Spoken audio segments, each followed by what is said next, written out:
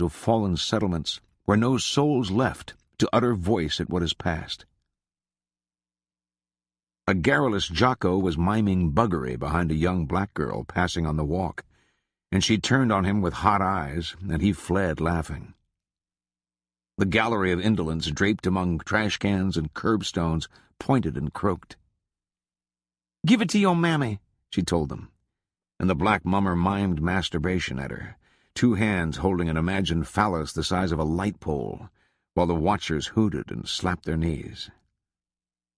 To Suttree they appeared more sinister, and their acts a Withershin's allegory of anger and despair. Clutches of the iniquitous and unshriven, howling curses at the gates, and calling aloud for redress of their right damnation to a God who need be interceded with bass-ackwards or obliquely. Some knew him to nod to, and nodded, but the hand he raised to greet them with seemed held in a gesture of dread. He moved on in the accomplished dusk. Night found him in the B&J with Bucket and J-Bone, and he danced with a young girl who slewed against him shamelessly. Black-haired, her grime-streaked legs full-thighed under the thin dress, she moved with a kind of lyrical obscenity. She had a tooth out in the front, and when she smiled she'd poke the tip of her tongue in the gap. When the place closed, they rode through the streets in the back of a cab, and he cupped her breast in his palm, and she put her tongue in his mouth. He clove her damp and naked thighs with his hand, the moist, warm, pouched everything tucked under his finger in the silk-crotched crevice there. He took her to Ab Jones's first. An after-hours place, he told her. He'd had them leap from the cab at the sight of his own dark houseboat there on the deserted riverfront.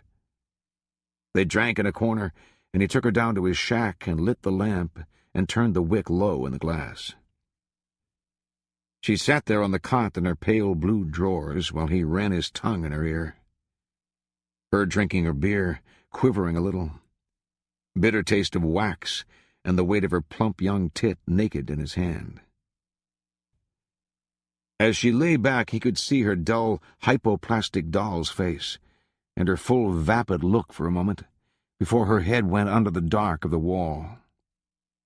He fell asleep, sprawled against her. He'd been sleeping he knew not how long when a light flared somewhere, and the joints in the shanty wall were lit like a bead curtain. He thought it was the sweep of a barge's shore light, but he heard a motor running just beyond his door. He thought police.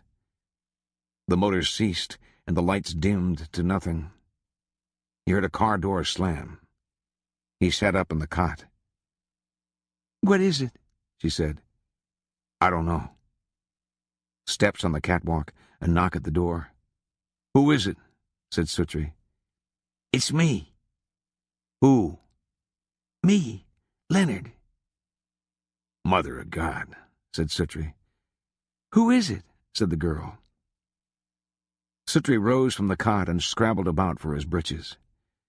He got them on and went to the table and turned up the wick in the lamp chimney. The girl sat up on the bed with her arms folded across her breasts. "Who is it?" she said. She was pulling the sheet over herself. Suttree opened the door. Leonard hadn't lied. It was himself, eyes huge and earnest. He spoke in an excited whisper.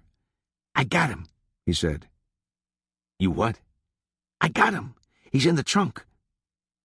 Suttree tried to shut the door. "You're breaking my goddamn foot, Soot." "Get it out of the fucking door, then." "Listen, Soot. I said no, goddammit. It's too late, Soot. I got him out here, I'm telling you." "You're crazy, Leonard. You hear me?" "I'll pay you, Soot." "Get away. Go get one of your faggot friends to do it." "You can't get them motherfuckers to do nothing." "Listen, the old lady told me to tell you. She never would forget you for it. Listen." "You tell him to watch his mouth," the girl called out. "There's ladies here if he don't know it." "Who the fuck is that?" said Leonard. Suttree sagged against the jamb. The lamp on the table behind him was smoking, and he stood away from the door and adjusted the wick. "You son of a bitch," he said. Leonard came in and shut the door behind him and leaned against it. He smelled peculiar. "Whew," he said. "I was afraid you might not be home." "Would to God I wasn't," said Suttree. He pushed back a chair and slumped wearily at the table. "Why didn't you tell me there was someone in here?" said Leonard. He nodded affably toward the girl on the bed. "Heidi," he said. "Why don't you just go away?" said Suttree. "Listen, come on outside where we can talk." "No." He glanced impatiently at the girl. "We can't talk in here," he whispered hoarsely. "I want to go home," the girl said. Suttree laid his head on the table. Leonard tugged at his elbow. "Sut," he said. "Hey, Sut." He got up and got his shoes and put them on. He pulled on his shirt. "Where are you going?" the girl wanted to know. "I'll be right back." "I want to go home. Just wait a minute, will you?" They walked down the plank and out through the weeds, and Suttree sat down. It was a warm night, and the city behind them, drawn upon the dark with its neon geometry, seemed somehow truer than the shape it wore by day. The lights on the far side of the river stood recast in the water like torches, shimmering inexplicably just beneath the surface. "Leonard." "Yes, sir." "Sit down." He sat. "We better get started," he said. "Leonard, do you really have your father in the trunk of that car there?"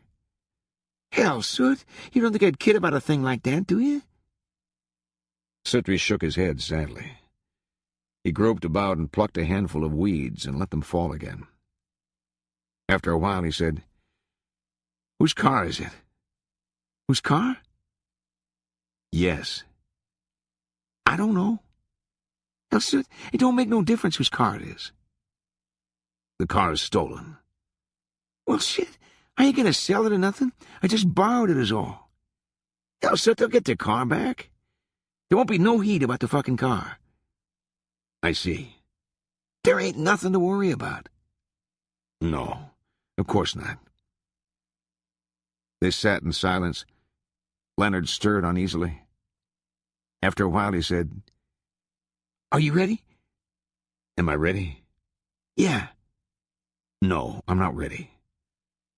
"Well, listen, Sut, I sure as fuck am not ready." "Well, it ain't getting no earlier." "I will never be ready." "We can't just leave him in a goddamn car. You know that, Sut." "I know that." "Well, what the hell?" "You crazy bastard. Why me?" "You got a boat, I know. Mother of God." "Hellfire, Sut, I've done the worst of it. Getting the car and the chains and all, it won't take no time." But Suttree had risen from the weeds. "Just don't say another word," he said. "Just be quiet." "What about her?"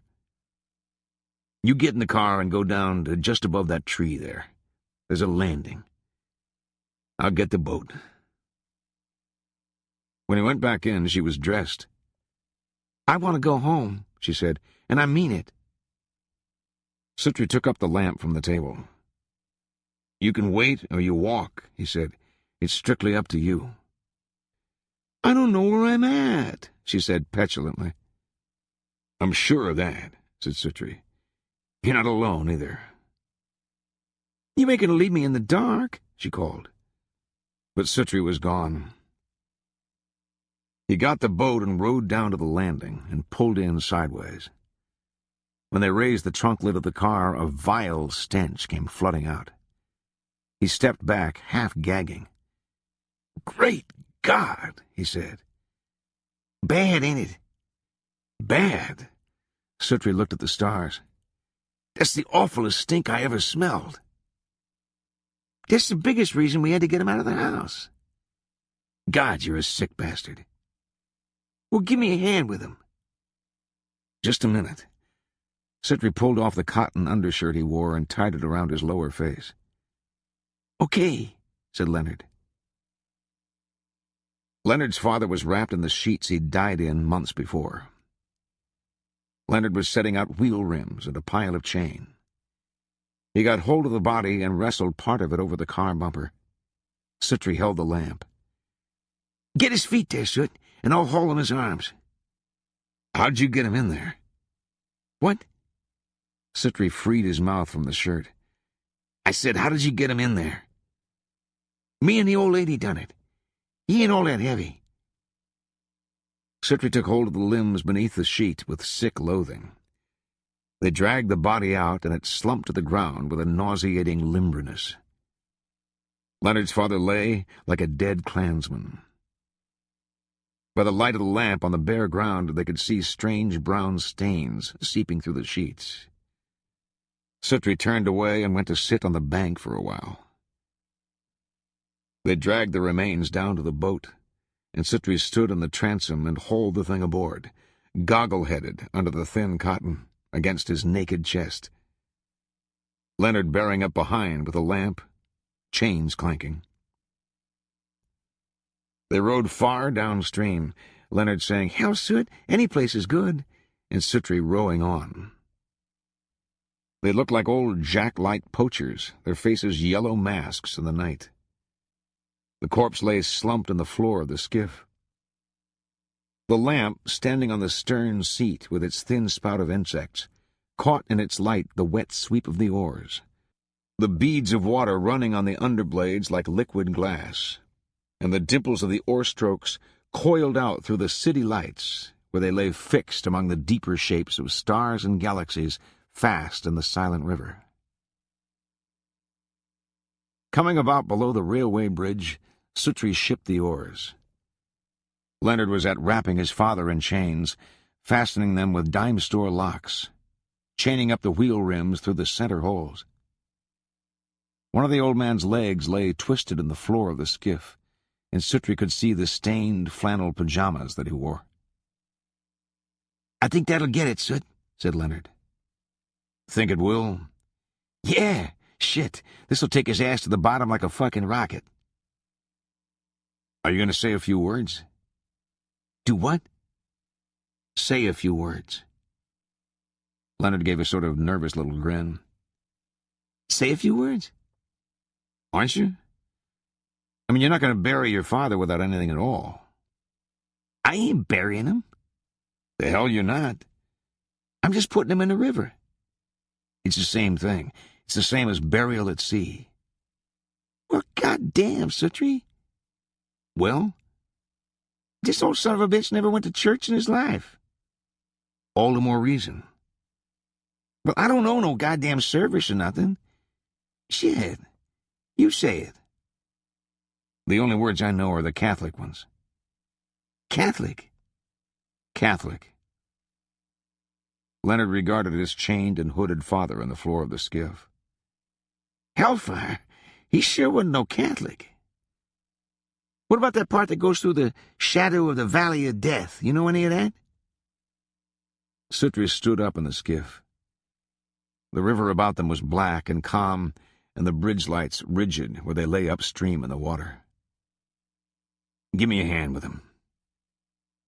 Leonard looked up, one side of him softly lit by the lamp at his elbow, his shadow in the night enormous. He leaned and took hold of the cadaver, and together they raised him. They laid him across the seat, one leg already reaching over the side into the river, as if the old man couldn't wait. Suttree put his foot against the thing and shoved it. It made a dull splash, and the white sheets flared in the lamplight, and it was gone. Leonard sat back down in the stern of the skiff. "Whew," he said. Suttree washed his hands on the river and dried them on his trousers and took up the oars again. Leonard tried him in conversation on several topics as they came back up the river, but Suttree, rowing, said no word.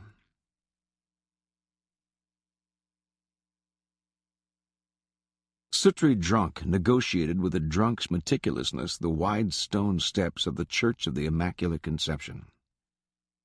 The virtues of a stainless birth were not lost on him. No, not on him. The moon's horn rode in the dark, hard by the steeple. An older sot wobbled in the street without, caroming along a wall like a mechanical duck in a carnival. Suttree entered the vestibule and paused by a concrete seashell filled with sacred waters. He stood in the open door. He entered. Down the long linoleum aisle he went, and with care tottered not once. A musty aftertaste of incense hung in the air. 1,000 hours or more he spent in this sad chapel, he, spurious acolyte, dreamer impenitent, before this tabernacle where the wise high God himself lies sleeping in his golden cup. He eased himself into the frontmost pew and sat.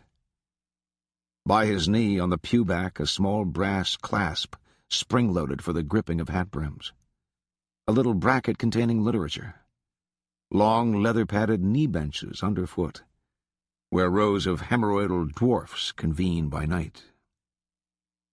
He looked about. Beyond the chancel gate 3 garish altars rose like Gothic wedding cakes in carven marble. Crocketed and gargoyled, the steeples iced with rows of marble frogs ascending. Here a sallow plaster Christ, agonized beneath his muricate crown. Spiked palms and riven belly, there beneath the stark ribs the clean-lipped spear wound. His caved haunches loosely girdled, feet crossed and fastened by a single nail. To the left his mother, Mater Alchimia in sky-blue robes. She treads a snake with her chipped and naked feet. Before her on the altar gutter 2 small licks of flame in burgundy lampions. In the sculptor's art there always remains something unsaid, something waiting. This statuary will pass, this kingdom of fear and ashes, like the child that sat on these self-same bones, so many Black Fridays in terror of his sins. Vice-ridden child, heart rotten with fear, listening to the slides shoot back in the confessional, waiting his turn. Light pierced, light fell from the pieced and leaded glass of the windows on the western wall. Light moteless and oblique, wine colors, rose magenta, leached cobalt, cinnabar, and delicate citrine. The stained-glass saints lay broken in their panes of light among the pews, and in the summer afternoon quietude a smell of old varnish and the distant cries of children in the playground. Memories of May processions. A priest in a black biretta rising from his carved oak faldstool to shuffle heavy-footed down the aisle, attended by churlish and acne-faced striplings. The censer swings in chains, clinks back and forth, at the apex of each arc coughing up a quick gout of smoke. The priest dips the aspergillum in a gold bucket. He casts left and right, holy water upon the congregation. They pass out the door where 2 scullery nuns stand bowed in fouled habits. There follows a troop of small Christians in little white-fitted frocks. They bear candles. They are singing. Cornelius has set Danny Yike's hair on fire. An acrid stench, a flailing about the boy's head by a dracular nun. Patch of blackened stubble at the base of his skull. The boy is laughing. The girls in white veils, white patent-leather shoes with little straps. Snickering into the roses they hold in their prayer-clasped hands, small specters of fraudulent piety. At the foot of the steps, a pale child collapses. Her rose lies dwindled on the stone. Some others, taking cue, drop about her.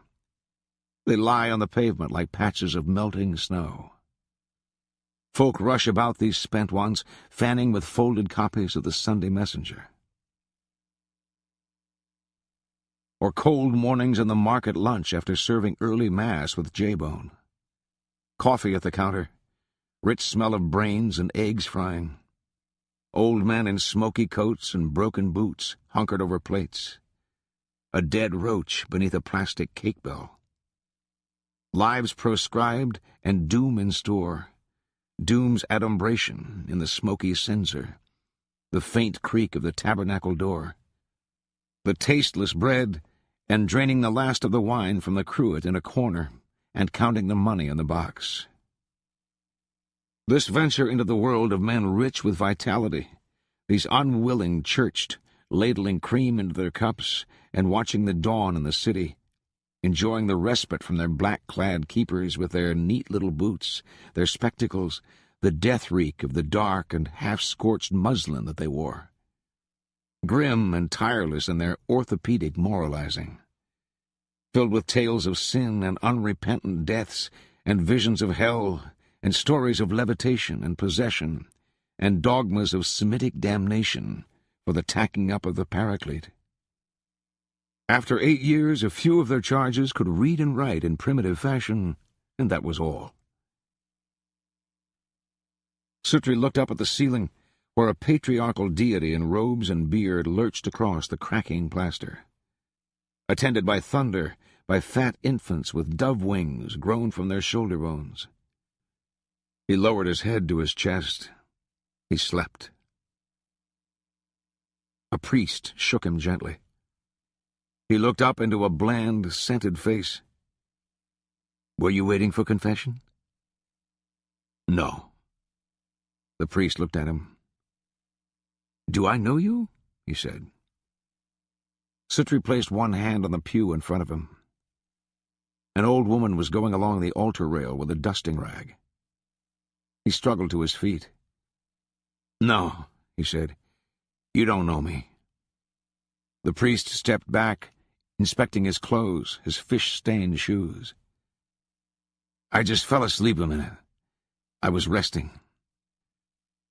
The priest gave a little smile, lightly touched with censure. Remonstrance gentled.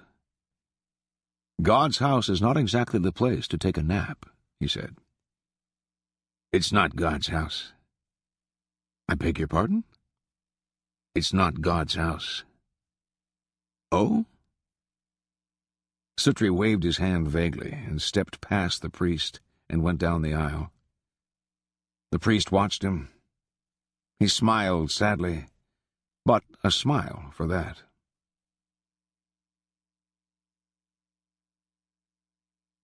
The ragman laboring up beneath the mound of ripe bedding in which he had entombed himself for sleep looked like a melted candle. He sat cowled and scowling out upon the new day. A draught of dank air went among his silken chin-whiskers, and a faint miasma rose off of him like heat from a summer road. Now he hobbled about in his ragged underwear with his withered and rickety shanks trembling, gathering his clothes in one hand and poking among the mounds of paper for dry ones with which to start his fire. The sound of morning traffic upon the bridge beat with the dull echo of a dream in his cavern, and the ragman would have wanted a sager soul than his to read in their endless advent auguries of things to come, the spectre of mechanical proliferation and universal blight. 2 fishermen passed along the river path, misty figures going silently, save for the fragile rattling of their canes, lifting hands toward him where he stood with his palms spread above a thin and heatless spire of smoke. The rank, earthy smell of the barren mud beneath the bridge, rife with the morning damp. The river passing smoky and silent, and overhead, in the arches of the bridge, the inane and sporadic clapping of pigeons, setting forth into the day. He mumbled and massaged his hands above the fire. He took his kettle to the river and dipped it full of water and came back. The mist was running off the river in little tongues and lapping eddy places, and there was hope of sunlight somewhere beyond the eastern murk. He went with his despair through the warrens of the city, towing his kindling wood cart, with a sound in those lightless corridors like guts rumbling. In the belly of an iron trash bin, big enough to hold a poker game, he sorted out mementos all morning long. Indemnified bottles cast off by the idle rich, redeemable at 2 cents per. Newsprint for bailing. Useless bones, a dead rat, a broken broom, part of an ink pen. A side of gangrenous bacon filled with skippers. The wreck of a fruit crate, which his eyes saw as kindling, salvageable, saleable. A passing truck muted out the footsteps of the kitchen boy from the sanitary lunch. The old man felt the door above him darken and looked up with eyes terrible to see the round mouth of a swill can tipping. He leaped back, flailing, and was upended by a turtling box. A lapful of lettuce and old bread, nothing worse. The can rattled and clanged. In the distance, a trolley answered. The old man appeared in the door of the bin like some queer revenant rising in smokeless Athanasia from the refuse to croak a slew of bitter curses out upon the world. But the kitchen boy didn't even look back.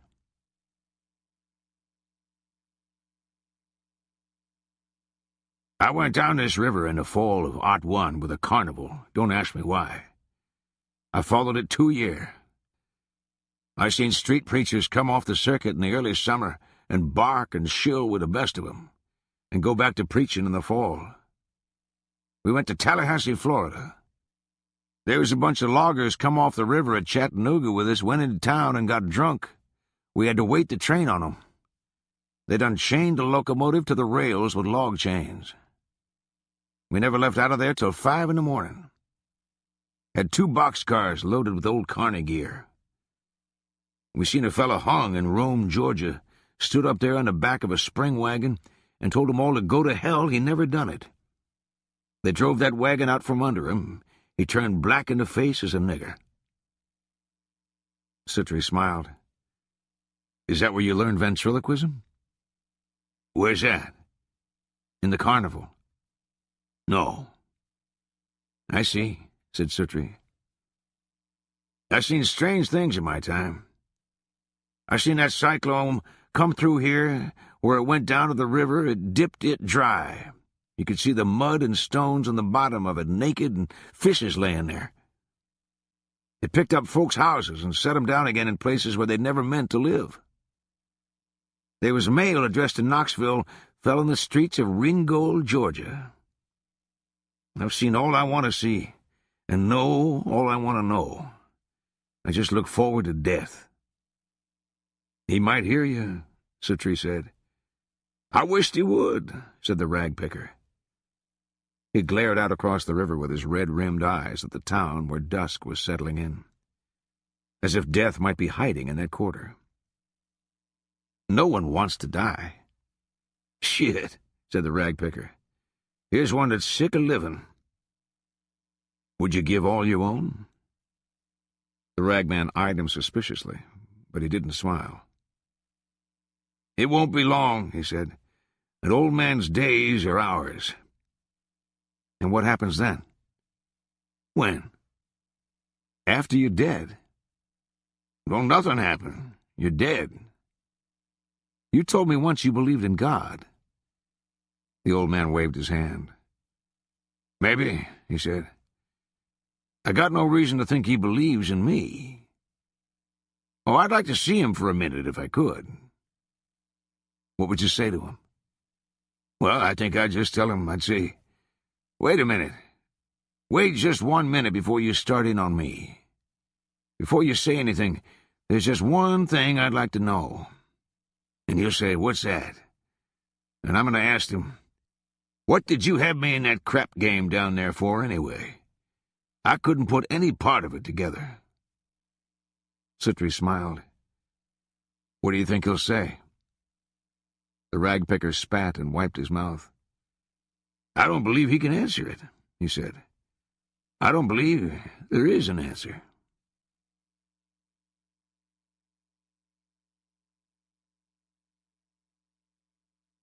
In the summer of his 2nd year in the city, Harrogate began to tunnel toward the vaults underground where the city's wealth was kept. By day, in the dark of dripping caverns, stone bowels, whereon was founded the city itself, holding his lantern before him, a blood-colored troglodyte stooped and muttering down foul corridors, assaying vectors by a stolen scout compass that spun inanely in this nether region so gravid with seam and load.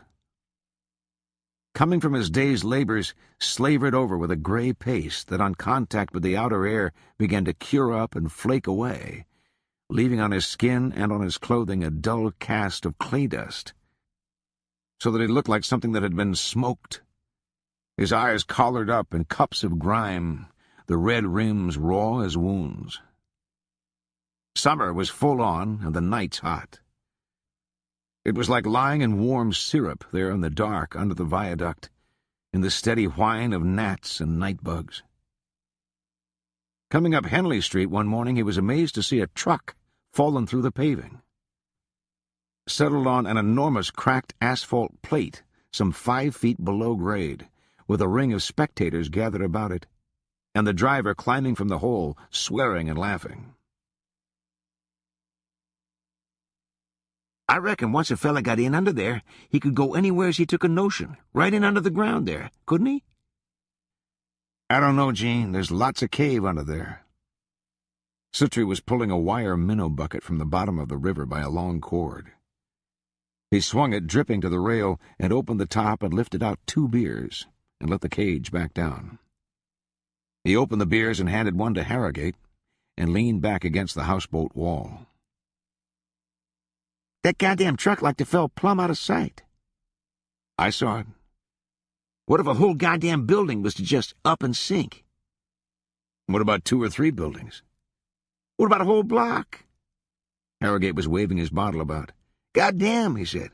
"What if the whole fucking city was to cave in?" "That's the spirit," said Suttree. He'd sit by night in the light of his red road lanterns while honeysuckle bloomed in the creek gut, poring over obsolete city maps, tracing out a course on paper scrawled with incomprehensible runes, strange symbols, squatting, a cherry-colored troll or demon cartographer, in the hellish light charting the progress of souls in the darkness below.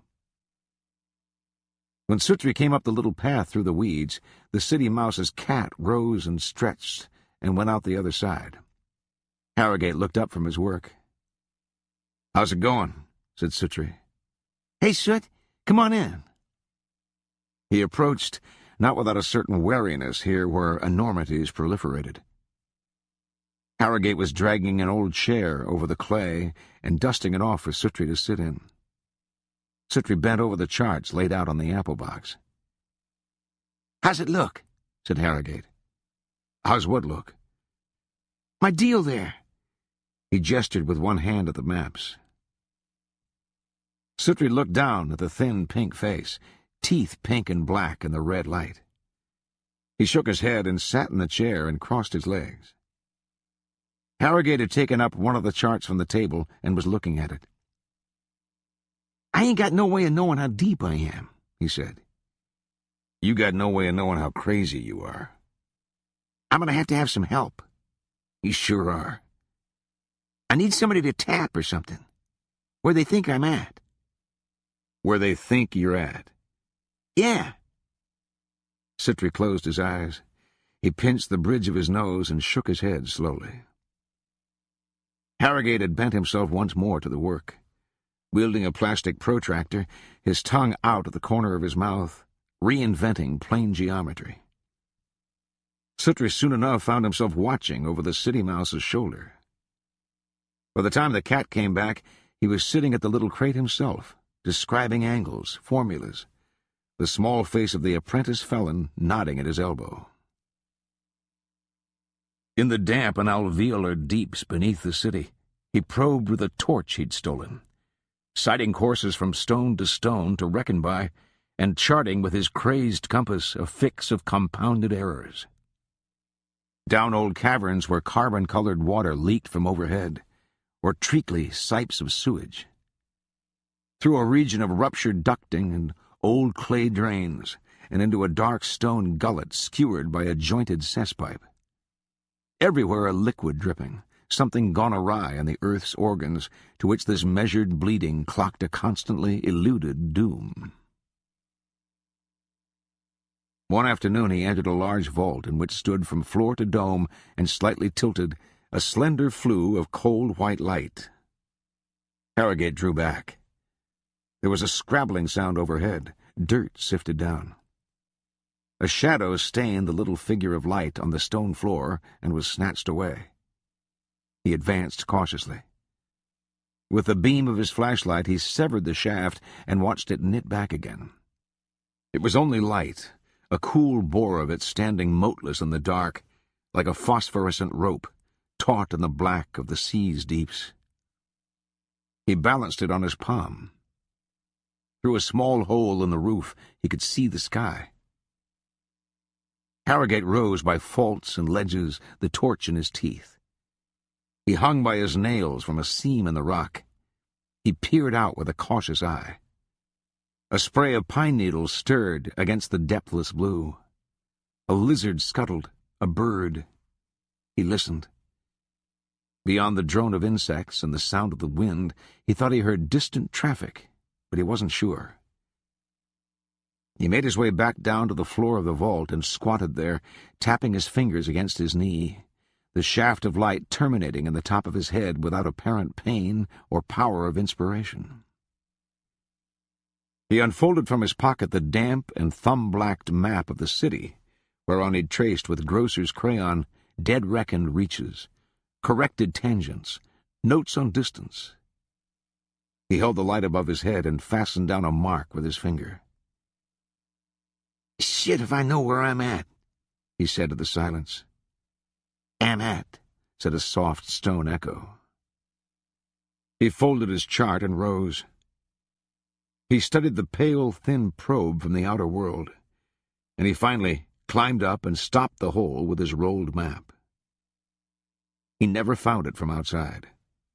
After wandering about for days, he came back and took the map down again. He'd brought some oily rags filched from a can at a gas station on Henley Street, and he lit these in the chamber and went out. All day he looked along the edge of the city and down by the river, and anywhere he could see or hope to see a pine tree. He began to suspect some dimensional displacement in these descents to the underworld, some disparity unaccountable between the above and the below. He destroyed his charts and began again. That year there were locusts. They howled in the green trees like panthers, struggled in their fallen hundreds on the river's face. He fell listless and enervated from histoplasmosis. He feared in the lightless depths great rats, bevel-toothed and bare of tail, spiders hairy or naked, or lightly downed, or partly bald, rope-shaped reptiles, their fangs, their tuning-forked tongues, their memberless economy of design. Bats hung in clusters like bunches of dark and furry fruit, and the incessant drip of water echoed everywhere through the Spelian dark like dull chimes. In the pools lay salamanders, cold and prone and motionless as terracotta figurines. The matches that he struck periodically to test the air burned with an acetylene blue, and he'd watch the flame draw down the match stem and wink out, and the darkness would hood him almost audibly.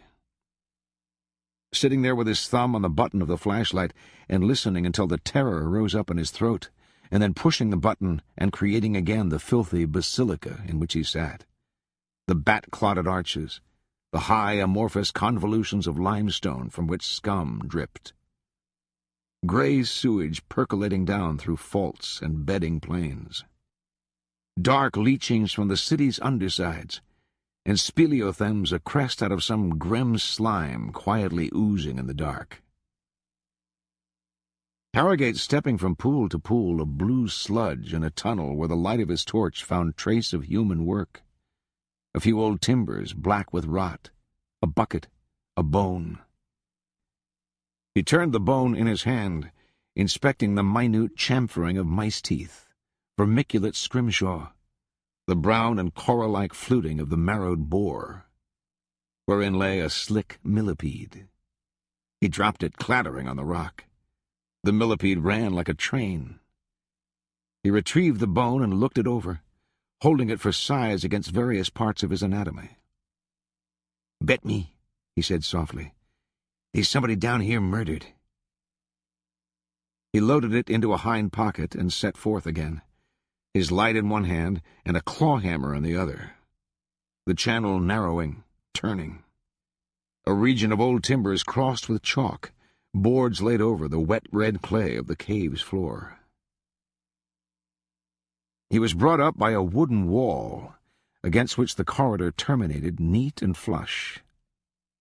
Harrogate studied this barricade with his flashlight, and he studied the wet stone ceiling and the walls. With the hammer he prized away a chunk of pulpy wood until he got the board levered up. He took it in both hands, dropping the hammer, the flashlight in his armpit illuminating odd points above his head. The board gave with a gradual springy feeling and fell at his feet. He trained the flashlight on the place. Behind the boards was a wall of solid concrete. Knotty grain and the marks of a circle saw in the masonry. He set the claws of the hammer under the next board and pried it up and ripped it away. With the hammer he went tapping across the face of the barricade, listening. The tapping went down the chamber and returned. He sat in a pile of slag and studied what to do. And were they walling in or walling out? He tapped at the empty rubber toe cap of his outsized sneaker with a hammer. After a while he raised his head. "Dynamite," he said. The times that Suttree called on him now, he found him deeper yet in his plottings, frowning over his charts, composing campaigns to entrap the phantoms with which he was beset. "How you doing?" he said. "Okay." "You breached the bank vaults yet?" "Nope. But come here and look." Harrogate rose from his table and went back toward the darker arches, to the little concrete bunker. He beckoned with one finger. "What is it?" "Come see." Suttree approached and looked in. "Looky here," said the city mouse. "What is it?" Suttree was kneeling. He reached into the dark and felt a wooden box where cold, waxed shapes like candles lay. He lifted one out and turned it to the light. "Gene, you're crazy." "That's the real shit there. Buddy boy, that'll get it when Brute and Snuff won't." "You can't blow it. You don't have a detonator." "I can blow it with a shotgun shell." "I doubt it." "You keep your old ear to the ground." "Gene, you'll blow yourself up with this shit." "I thought you said I couldn't blow it." Suttree shook his head sadly. Hot summer nights along the river, and drunkenness and tales of violence. Steps in the dead of night, hollow as the clop of hooves on the shanty porch boards, where Suttree lay silent within, breathing in the dark. He heard his name said. He lit the lamp and held it up to see the junkman at the window like a drunken burglar. He rose from the cot to let him in, steering him as he crossed the floor in his reeling step like a strange and midnight dance lesson there in the little shack. The junkman sat. He looked up. "Was you asleep?" "No." He nodded enormously, his head rising and falling a foot or more. "Didn't allow you was. I knowed you for a night owl. You got a smoke? I'm give out." "I don't have any." The junkman was patting his pockets. "You didn't walk all the way over here for a cigarette, did you?" "No." "Wasn't the Smoky Mountain open?" "I don't know. You ain't got a little drink laid back anywheres, have you?" "I may have a beer about half warm. You want that?" "Be better than a poke in the eye with a stick." Suttree rose and went out and took up the minnow bucket and got a beer out of it. He carried it back in the shanty and got the opener and uncapped the beer and handed it to the junkman. Harvey stocked the bottle with a veering hand and seized it and blinked and drank. "Where you getting the mud at?" He looked down.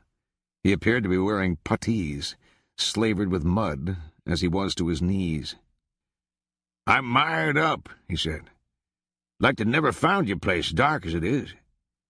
Like to have fell in the fucking—" He paused to belch. "Fucking river." "Do you want me to row you back over?" Harvey took a drink of the beer and eyed Suttree blearily. His face was very white, and the wrinkled pouches of skin beneath his eyes looked translucent. "Gonna see W.D., he said. "No good son of a bitch." "You don't need to see him at this hour of the night. Why don't you let me run you home?" The junkman shook his head testily. "See my no-good, shit-ass brother." "If you start across that bridge, the cops will get you." "They never got me coming over." "You better wait till tomorrow." Harvey was holding the bottle in his hands between his knees. "Get me a goddamn pistol," he said, nodding his head. "Pistol?" "Goddamn right." "You going to shoot your brother?" "Fuck no, shoot them goddamn thieves." "What, over at your lot?" "Goddamn right." "Hell, they're just kids." "They're fucking thieves. Steal anything they can get their hands on." "Why don't you just run them off?" "Might as well shoot them now, before they get any bigger." He took a drink of the beer and wiped his mouth with the palm of his hand. "Just like girls," he said. "They grow up and hit in along about 13 or 14, and there's a few of them start screwing everybody in town. That's she whores. It ain't that they're young. All whores is young sometime, just like all thieves is. You don't wait till you're old to start peddling your ass, or stealing either one. Nip 'em," he paused. "Nip 'em in the bud." "Why don't you get a watchdog?" "I done had one of them." "What happened to it?" "I don't know. I believe they stole it." "You better let me run you across the river." "You can run me up to Goose Creek if you want to." He was looking up and regarding Suttree in the dim lamplight with one eye squint. "You don't need to go up there." "Fuck, I don't." "You can see him tomorrow." "You know what he asked me?" "What?" "Asked me how come it was I was always sober enough to buy a wreck, but too drunk to sell one." "Well?" "Well, what?" "Well, what's the answer?" The junkman glared at Suttree for a moment, and then shook the empty bottle. "You ain't got another one of them, have you?" he said. "I'm afraid that's it." "You reckon old Jones would find a man a drink at this hour?" "I reckon old Jones would find a man a pump knot on his bony head if he banged on that door after the lights were out." "Somebody'll kill that nigger one of these days." "Yes, they will." "Wonder what about Jimmy Smith?" "Jimmy Smith will shoot you." The junkman shook his head sadly at the utter truth of this. He rose unsteadily. He smiled. "Well," he said, "maybe old W.D. will have a little drink." "You can stay here if you want." The junkman waved a hand about. "I thank you," he said, "but I'd best be hunting that drink. I believe a little drink do me more good right now than just about anything I can think of." Suttree watched him totter down the planks in the band of yellow light. He veered, he stood with one foot, he went on. When he reached the shore, he raised one hand. "Come back," called Suttree. The junkman raised the hand again and kept going. It was a full 2 miles out Blount Avenue to his brother's junk lot, and the junkman reeled along in the lamplight through a floating world of honeysuckle nectar and nightbird cries and distant dogs that yapped at their moorings. He made his way across a little wooden bridge and past the dim shapes of the cars and stood before the house trailer. "W.D." The waters of Goose Creek purled past the tire casings and body panels in the farther dark of the yard. "Come out, you old fart." He stumbled among the articles of their common trade, blood-black and crusted in these broken carriages. A shoe. "W.D., come out, goddammit!" He had ceased calling and was sat within a truck when a light came on in the trailer. The door opened and light fell across the yard among the cluttered shapes, and Clifford stood looking out. "What do you want?" he said. Want WD? Harvey spoke through the steering wheel spokes, in which his head lay cradled. What? Said Clifford. He raised his head.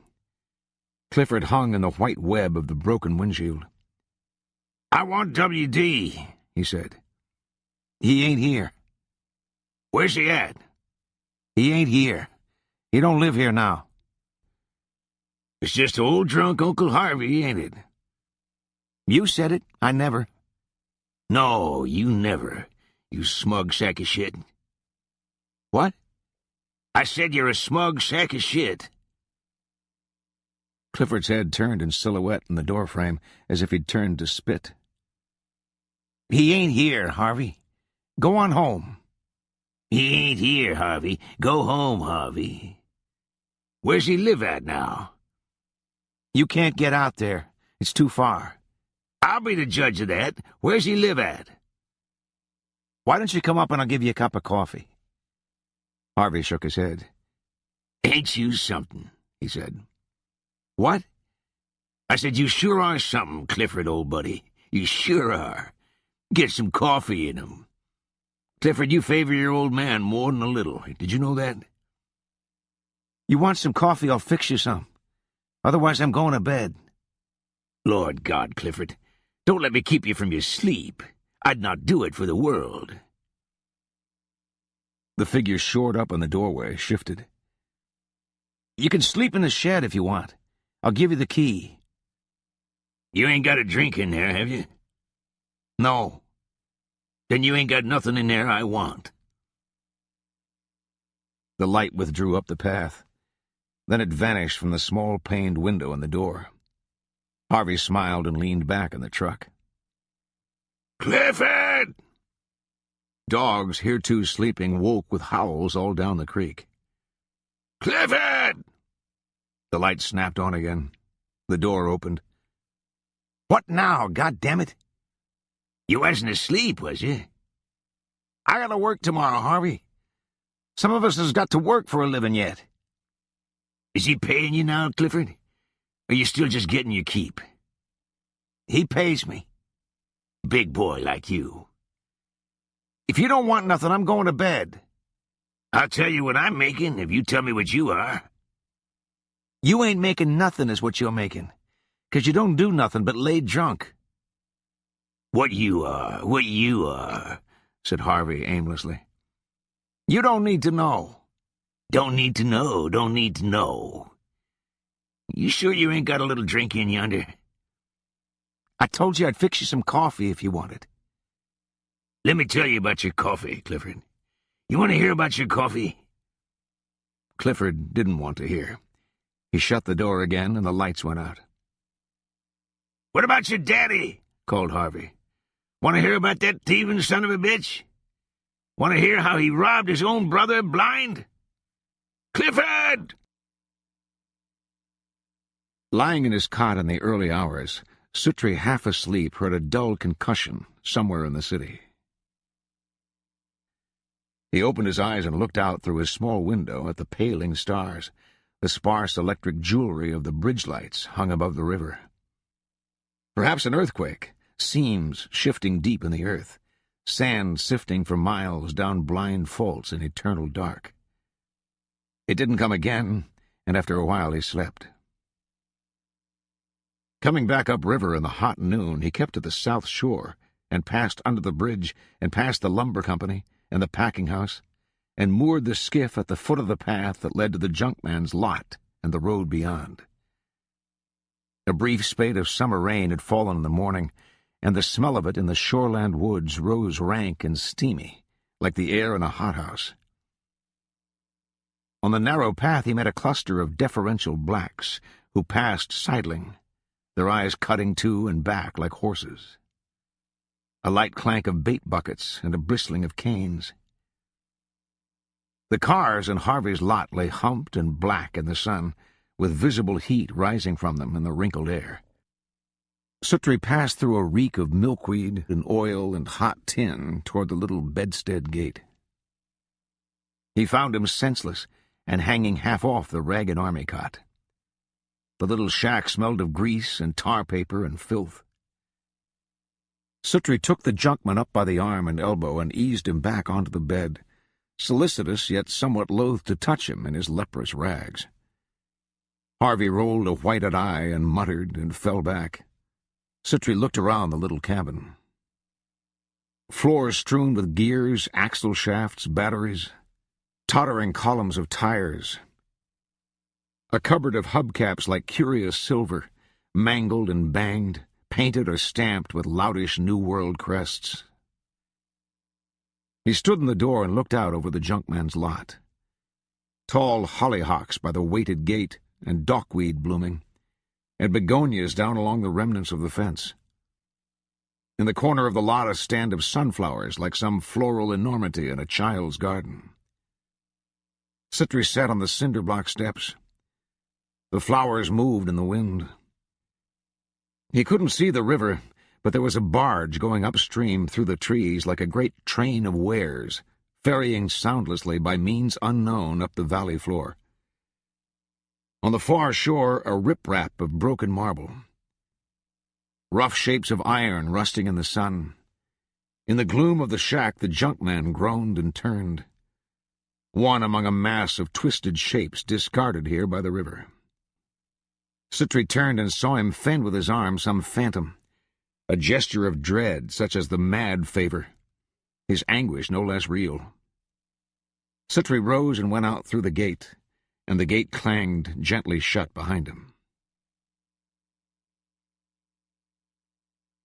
When Harrogate pulled the string on his homemade detonator, he had one finger in his ear.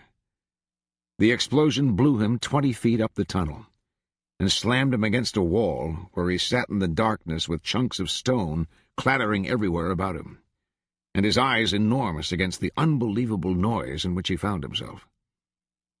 Then he was sucked back down the tunnel in a howling rush of air, his clothes scrubbing away and peelings of hide until he found himself lying on his face in a passage with a shrieking in his ears. Before he could rise, it returned and snatched him up again, and scuttled him back along the floor in a cloud of dust and ash and debris, and left him bleeding and half-naked and choked and groping for something to hold to. "Don't come no more!" he cried aloud on the ringing vault. "I done had enough!" Far back through the broken wall he could hear the echoes of the blast shunting row on row down the cavern to ultimate nothingness. He lay very quietly. He was bruised and bleeding and numb all over, and he began to cry. His head was ringing and he was half-deaf, yet he could hear in the horrid darkness shapes emerge from the reeks and crannies, features stained with bone-black, jaws adrip. He could hear the blood running in his body, and he could hear the organs working, the lungs filling and collapsing. Little girls in flowered frocks went tripping out through stiles of sunlight, and their destination was darkness, as is each soul's. Coming toward him was a soft, near-soundless mass, sucking over the stones, seeking him out. He pulled himself up and listened. Coming down the tunnel, something nearing in the night, a sluggish monster freed from what centuries of stony fastness under the city. Its breath washed over him in a putrid stench. He tried to crawl. He scrabbled blindly among the stones in the dark. He was engulfed, feet first, in a slowly moving wall of sewage. A lava neap of liquid shit and soap curd and toilet paper from a breached main.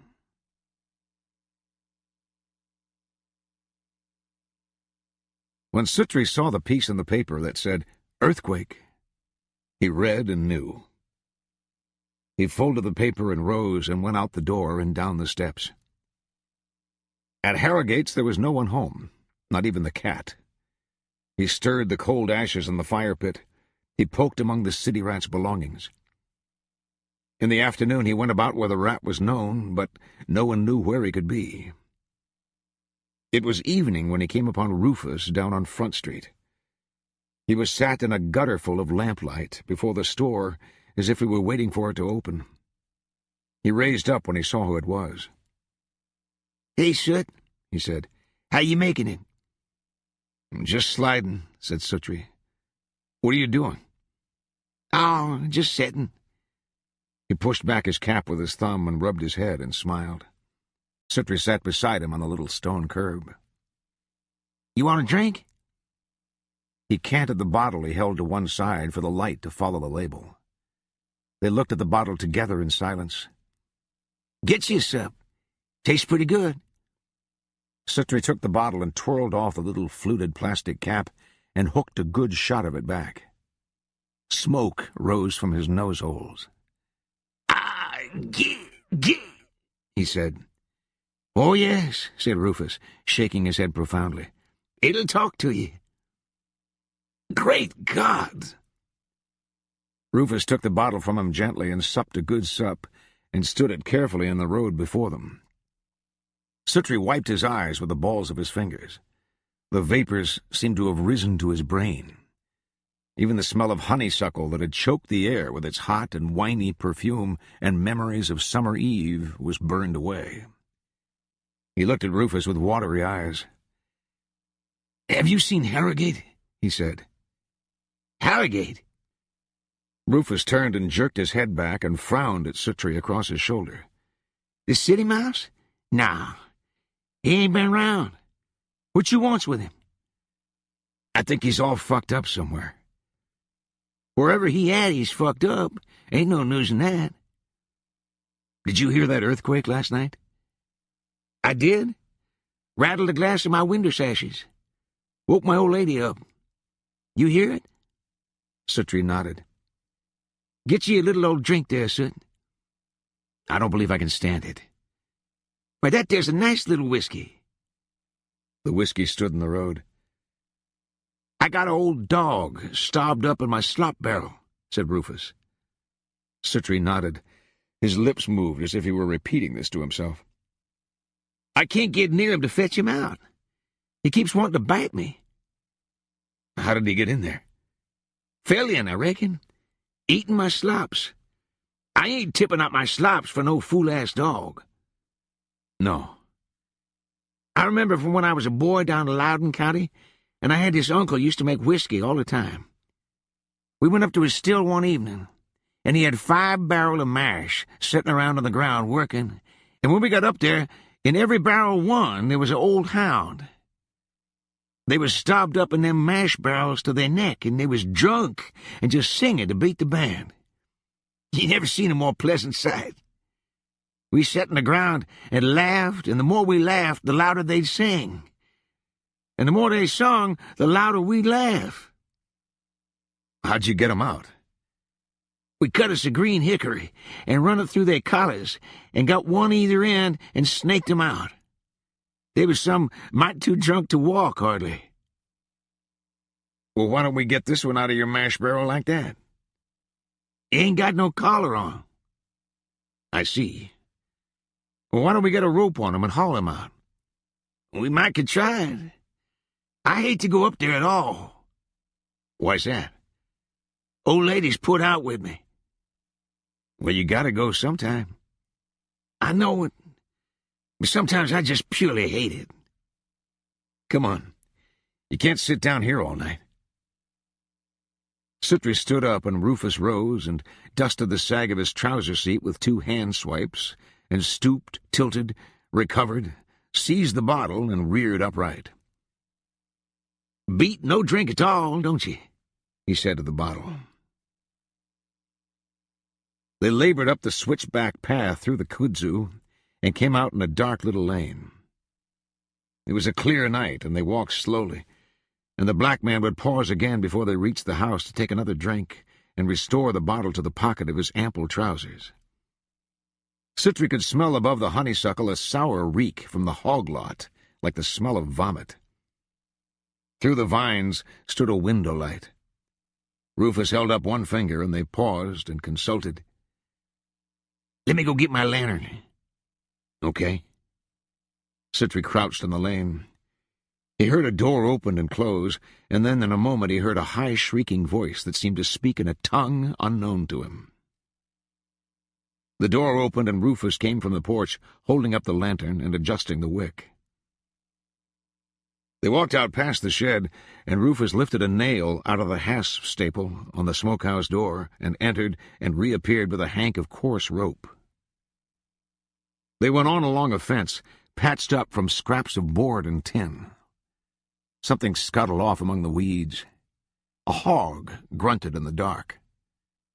Rufus held the lantern up, and in the light, Suttree saw the dog's eyes.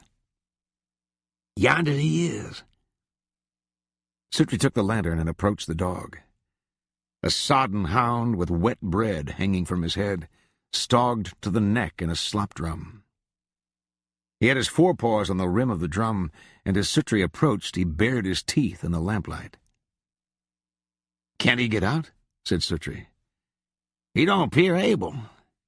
I've seen him rear up a time or two, but he can't get pulled loose enough from that slop to jump." "Well, hand me that rope." "Watch you don't get too close. He'll growl and make at you." "Hold the lantern." "You watch him now." Suttree fetched an empty drum and stood it bottom up alongside the dog and stood on it. The dog turned to face him. He made a noose in the rope and dropped it over the dog's head, and the dog's teeth closed on the air with a dull, wet chop. When he felt the rope tighten about his neck, he began to moan. Suttree doubled the rope in his fist and began to haul on the dog. The dog's eyes rolled wildly, and it began to scrabble at the drum. "Great God, this son of a bitch is heavy." It rose, strangled and dripping from the barrel, and slid over the side and collapsed in a foul, wet mess on the ground. They stood watching it, Suttree on the drum holding the lantern.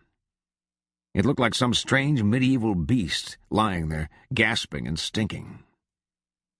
Suttree steered the rope off the hound's neck, and after a while it rose and shook itself and staggered off heavily through the honeysuckles. Suttree coiled the rope, save for the fouled noose of it, and dragging this behind him, they went back up the path and sat on the porch.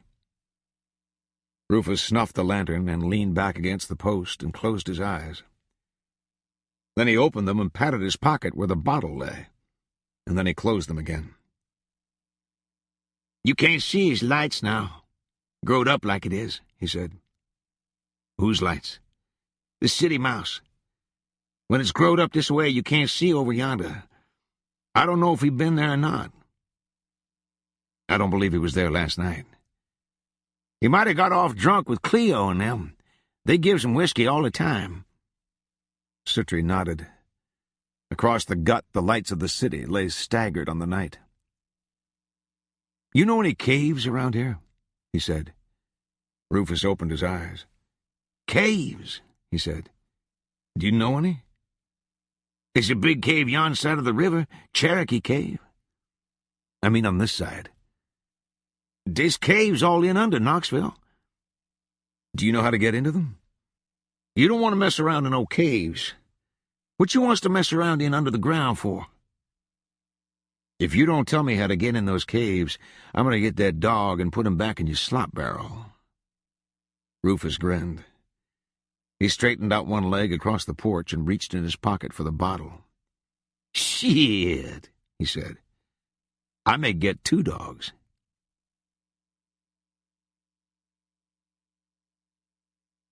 Harrogate, wounded and covered in shit, found in his pocket a penny box of matches and a candle stub, and made a light. The slender flame leaned and fluttered. He groped in the sewage for his flashlight, up and down the passage. When he found it, he fetched it up and shook it and worked the button back and forth, but it wouldn't light. He knelt there looking about at the stone walls surrounding. Hot wax ran on his hand, and he scratched at it absently. He began to clamber back up the tunnel toward higher ground. He bathed himself in a black pool while the candle grew squat, checked his injuries, dismantled and put back the flashlight and tried it, unscrewed the bezel that held the lens, took out the bulb and held it to the candlelight, but he could not see wires or no wires. He watched the candle. It wasn't dripping. It just looked as if it were being sucked down through the stone. He left it burning there and went as far as the edge of the light, his small shadow swallowed up finally in the greater dark beyond. He turned and came back. He squatted and watched the flame totter. The dank stone room grew smaller, drew in about him. He crouched in the smallest cup of light, with his hands joined at the back of the flame, as if he would gather it to him. Hot oil ran on the stones. The wick toppled and dropped with a thin hiss, and dark closed over him so absolute that he became without boundary to himself, as large as all the universe and small as anything that was.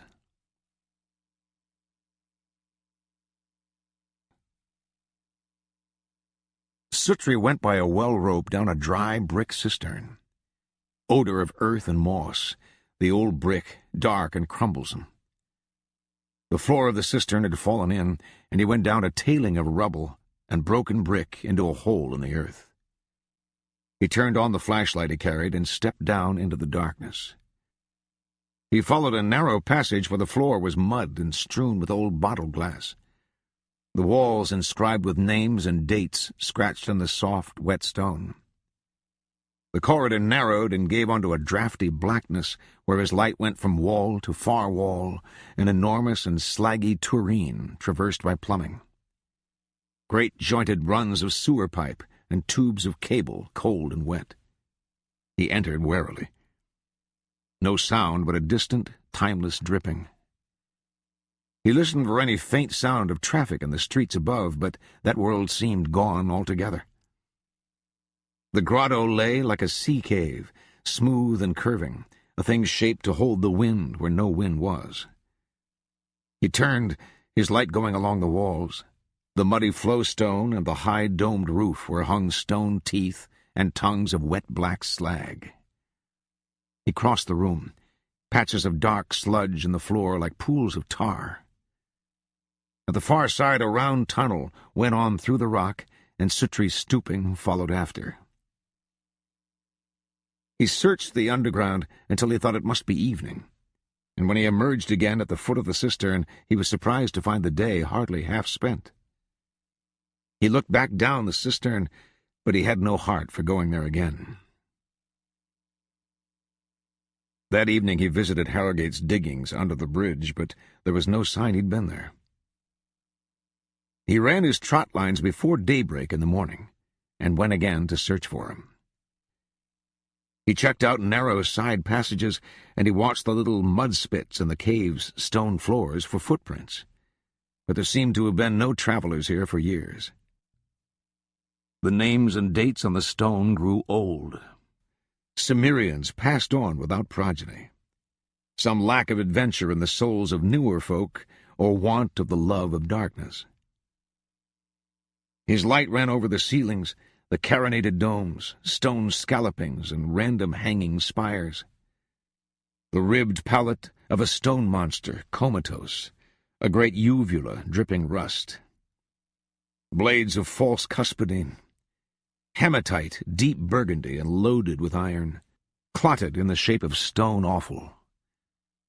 Or malachite in green, coprolitic stools like small stone turds, becrept a brassy green.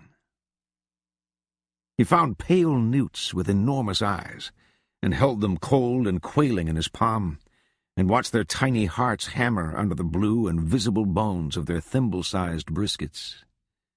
They gripped his finger childlike with their tiny spatulate palps.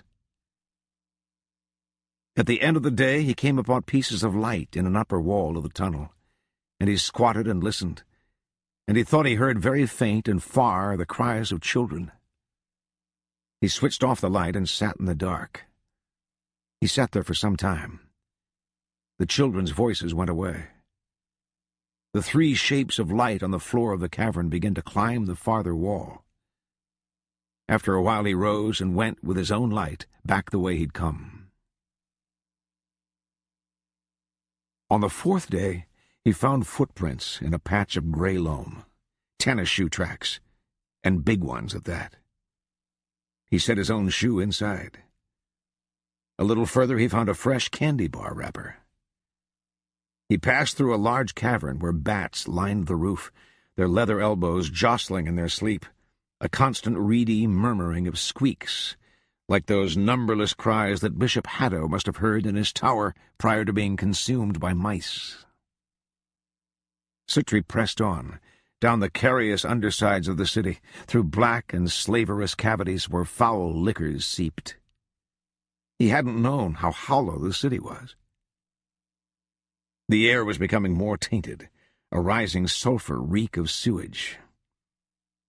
Where the smell thickened worst, he found the city mouse crouching. He was leaning against a wall and looking back down the tunnel toward the beam of light approaching. He looked like something that might leap up and scurry off down a hole. Suttree squatted in front of him and looked him over. "How about getting that light out of my eyes?" said Harrogate. Suttree lowered the light. Their faces were blackened like miners or minstrels, and the city mouse wore only shreds of clothing, and he was covered with dried sewage. True news of man here below. He was looking down at the pool of light.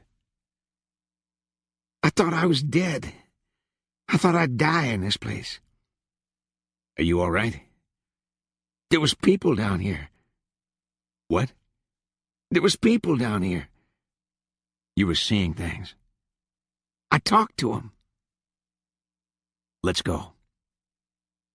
"I hate for anybody to see me like this." Suttree shook his head. "I'd give $10 for a glass of ice water," said the city mouse. "Cash money."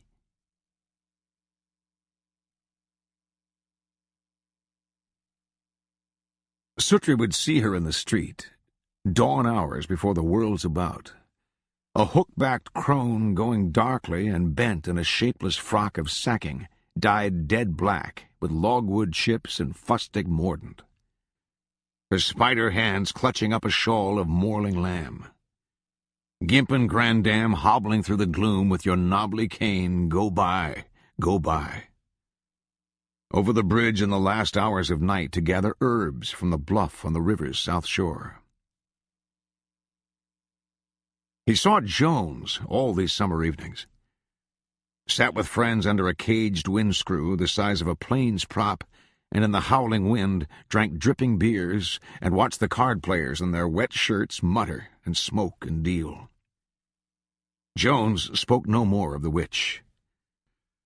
Then one evening he leaned towards Suttree where he sat at the small marble table. "Say she won't come down here," he said. "Who?" He snuffled.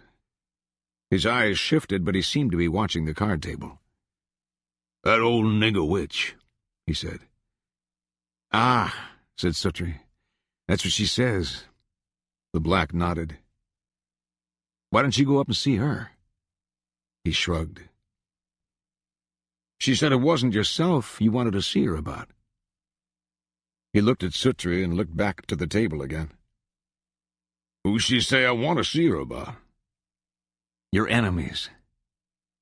"Ah," said Jones. They went in the evening through the locust wood, insects so named screaming in the greenery, beneath great blooms of newsprint, and into the steaming sink. She was tending her garden, stooped with a hoe, a figure the size of a child. The home-dyed black of her gown fugitive at back and shoulders from the sun. When she saw them, she raised up and went into the house.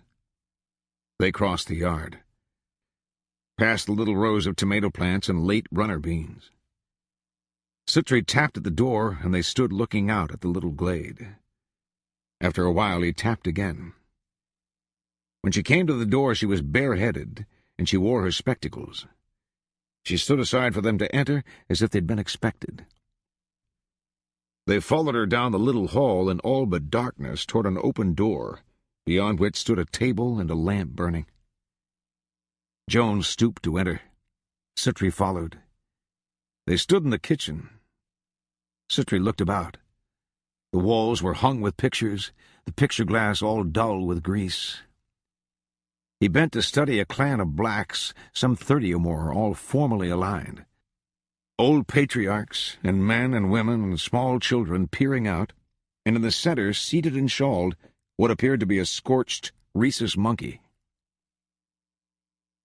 She was standing across the room, and the light was poor, and she could not have rightly known which photograph among the many he was looking at, and yet she said, "She was born in 1787. "Who is she?" My grandmama. She was 102 when she died. "She looks almost that old in the picture." She's dead in the picture." Suttree looked at her, the gold wire frames catching the light, the little round panes of glass. He leaned to see the picture again. Someone in the photograph behind the grandmother was holding her head up, and her eyes were glazed and sightless.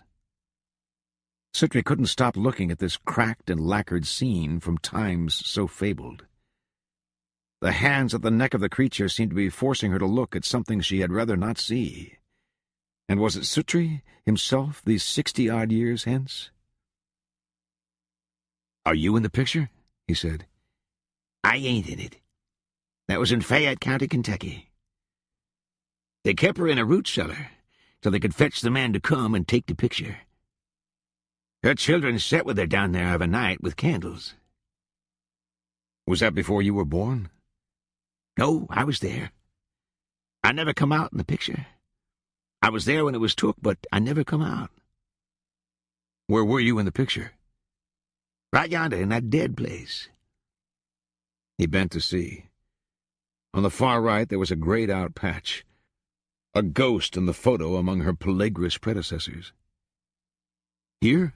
he said. She nodded, the little spectacles winking in the lamplight. "Sit down," she said. Suttree sat beneath the picture. Jones was still standing almost in the middle of the little room, and he seemed suddenly mindless, a great tottering zombie that she must take by one elbow and steer to the table, although he has been here before. She's sewn him up like a hound with carpet thread, and the blood beating very fine and bright from the pursings of black flesh, stanching lesser holes with cataplasms of cobweb, binding him in bed linen. With him drunk at the door 2 days later, demanding to be undone and sewn looser because he couldn't bend. Eyes rattled with blood, reeking of Splo whiskey. He sat. The crowned tooth of flame shifted and reshaped within the glass. Her neckwear winked, tin amulets, a toadstone, an ebon bail that hung from a necklace of braided hair. She spread her hands. Under the black and dusky skin you could see how the finger hinges were fashioned, the lean and jointed bone pipes. She said, "I don't know which of these two souls is the worst troubled. Let me see your hand." Jones laid his hand on the table. Fingers like old bananas, that fat, that brown. She sat slowly and took the hand palm up in her dark little claws and shut her eyes. Then she looked down at it. She bent closer. "What's that?" she said. Jones looked. "Ain't nothing. Just where I took a knife off of some fool." She pressed his seamy palm with her fingertips. She leaned back. Suttree was studying a photograph above the table to his right, a black boy in uniform, who has watched the camera with some suspicion of his own expendability. The old woman said, "You wants him here?" The young blood can stay." She bent forward, and her eyes opened, and her mouth made a little popping noise like a turtle's. "Give me $5, she said. Jones raised one hip and reached into his pocket. He brought out a large roll of bills fastened with a rubber band, and he dealt a 5 onto the tabletop. She took it and folded it, and it disappeared somewhere about her person, and she took his hand again. She began to recount for him aspects of his past, legends of violence, affrays with police, bleeding in concrete rooms, and anonymous coughing and groans and delirium in the dark. Jones looked up. "I ain't interested in all that," he said. "I just don't want to leave Quinn here and me gone. You can't buy that. I can't buy it with $5. A flickering look of impatience in her blue-black face. She told a tale of retribution. Silver seals, but cannot buy such powers. She has bored a keep in a tree bole, and hid therein the dung of her enemy, and plugged it shut with an oakwood bung. She leans to them in terrible confidence. His guts swole like a blowed dog. He couldn't get no relief. His stool riz up in his neck till he choking on it, and he turned black in the face, and his guts bust open, and he'd die a horrible death, a-screaming and flapping in his own mess. Jones nodded. He said that would suit him fine. Suttree smiled against the back of his hand, but the ogress waggled a finger before them both. She rose and went to a cupboard above the cook-stove, climbing with surprising agility from a chair to the top of the stove and reaching up and taking down a small and moldy leather poke. She brought it with her to the table, and she spread over the naked boards a cloth of black damask, smoothing the creases with hands as black, more deeply creased. She sat with her hands folded so, and she rolled her soapy old eyes at them. She took up the pouch and held it and closed her eyes. Her fingers undid the mouth of the little bag, and when the strings hung loose, she held it clenched by the neck, as if what crouched inside might otherwise out. She began to sway lightly back and forth, and she was holding her head up very stiffly, and something was moving in the black folds of her throat skin, as if she were swallowing repeatedly. Suddenly she opened her eyes and looked about, and with a motion almost violent raised the leather bag and upended it over the table. Out clattered toad and bird bones, yellow teeth, frail shapes of ivory, strange or nameless, a small black heart, dried hard as stone, a joint from a snake's spine, the ribs curved like claws, a bat skull with needle teeth a-grin, the little pterodactyl wing bones, tiny pestles of polished riverstone. These things lay, shapen, still, and final, upon the black damask, and the dark gospeler of their constellation, who would in moments now postulate the denial of the old lie that beholder and beheld are ever more than one. This dusky fugitive of the pyre with whom they trafficked studied the figures briefly and looked away. Looked away, let shut the seamy doors of her eyes. They sat in silence. Jones spoke. He said, "What do it say?" About you, it don't. About Quinn, then? It don't say. It ain't you nor Quinn, neither. It's him. Suttree felt the skin on his scalp pucker. "Why ain't it me?" said Jones. I can't make it be if it ain't. "Do it again." No. Jones blinked heavily. "Ye should have come alone," she said. She still had her eyes shut, and Suttree thought that she was talking to Jones, but when she opened them, she was looking at him. He didn't go back.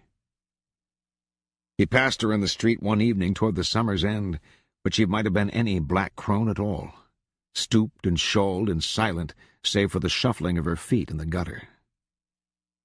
She didn't look up, nor did she speak, and he could smell her on the night wind, lank harridan, a stale, musty odor, dust-dry. She passed in a light creaking of bones, dried bulb ends grating in their cups. Stranger yet, he saw her a final time that year in the streets uptown in the full light of noon, and she did look at him. Suttree shunned those adder's eyes in which the sun lay split. She has borne her wares in a catskin bag through the brick alleyways and tar-paper lanes. Something moved her mouth very like a smile, the antique teeth like seed corn, an odor of violated graves. Her small shadow fell against him like a bird, and she passed on. He stood looking after. 5 fingers to 5 pressing, he constructed a tactile plate of glass between his fingertips. Then he turned and went on. "Give over, Grey Malkin. There are horsemen on the road with horns of fire, with withy roods." He ran among the crowds, dodging and veering. The jar of his heels on the pavement kept stopping the fans that spun above the shop doors.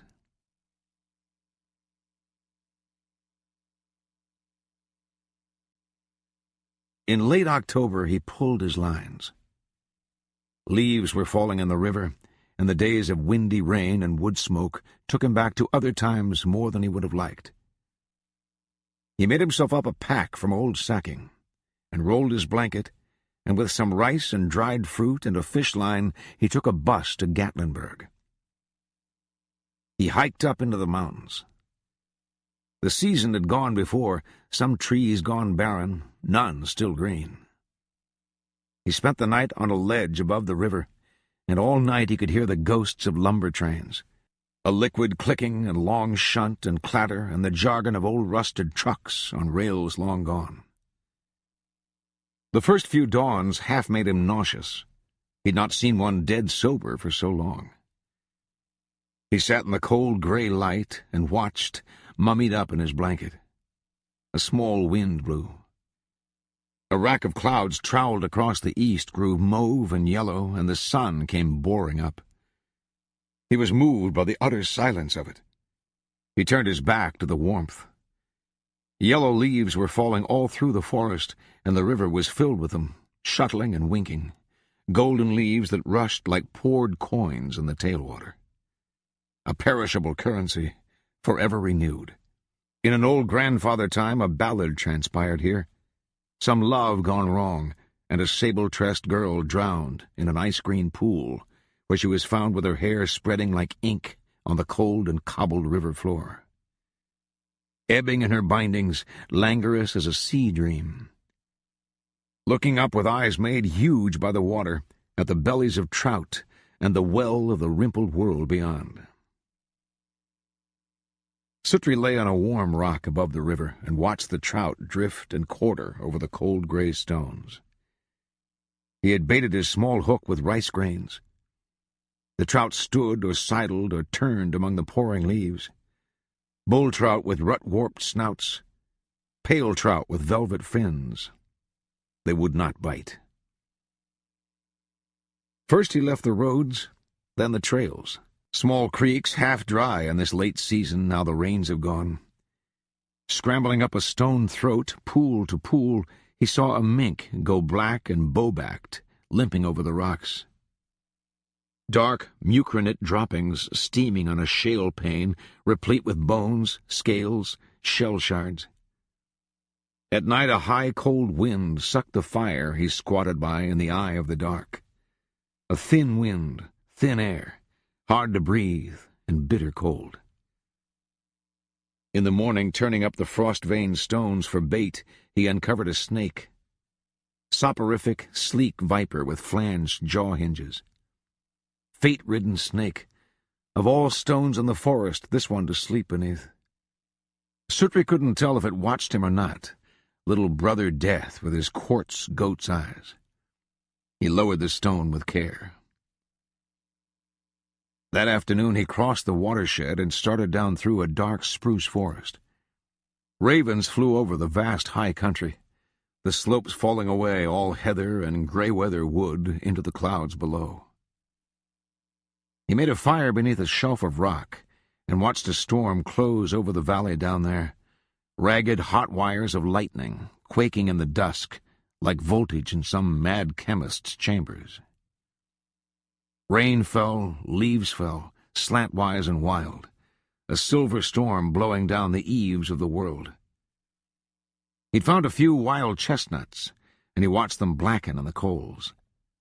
He cracked and cooled them. All things contained of tree therein, leaf and root. He ate. He'd no food other, and he thought his hunger would keep him awake, but it didn't. He could hear the long, wild sough of the wind in the high forest as he lay there in his blanket, staring up at the heavens.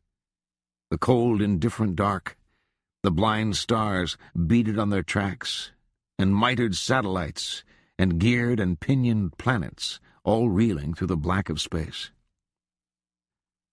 In the morning there was snow at the higher elevations, a fairyland dust on the peaks. He had bound up his feet with a croaker sack, and now he simply wrapped the blanket about his shoulders and went down along the ridge, a hermetic figure, already gaunted and sunken at the eyes, a week's beard. Going shrouded in his blanket through the forest beswirled about by cold gray mist, gray weather, cold day, moss the color of stone. The wind sharp in the dry bores of his nostrils. Down through the pale, bare bones of a birch forest, where the claw-shaped leaves he trod held little ferns of ice. Below him ravens rode up like things of wire and crepe, weightless on the updrafts. They rocked and wheeled and slid away over the high, vast emptiness with lost, wind-muted croaks. Suttree in the woods was surprised to find small flowers still. He fell into silent studies over the delicate loom work in the moss, annular forms of lichens, fiery green, that sprawled across the stones like tiny jade volcanoes. The scalloped fungus that ledged old rotted logs, flangous mammary growths with a visceral consistency, and pale Indian pipes in pulpy clusters, among the debris of humus and rich decay, and mushrooms with serrate and membranous soffits, whereunder toads are reckoned a siesta. Or elves, he said, in breeks of king's cord, shirts paned up, of silk tailings, no color like the rest. A curious light lay in the forest. He was squatting in the rich and murky earth, the blanket about his shoulders. He wondered, could you eat the mushrooms? Would you die? Do you care? He broke one in his hands, frangible, mauve-brown, and kidney-colored. He'd forgotten he was hungry. He came down an old logging road past the ruins of a CCC camp and swung through the woods toward a stone bridge beyond the sere or barren trees. The road crossed above.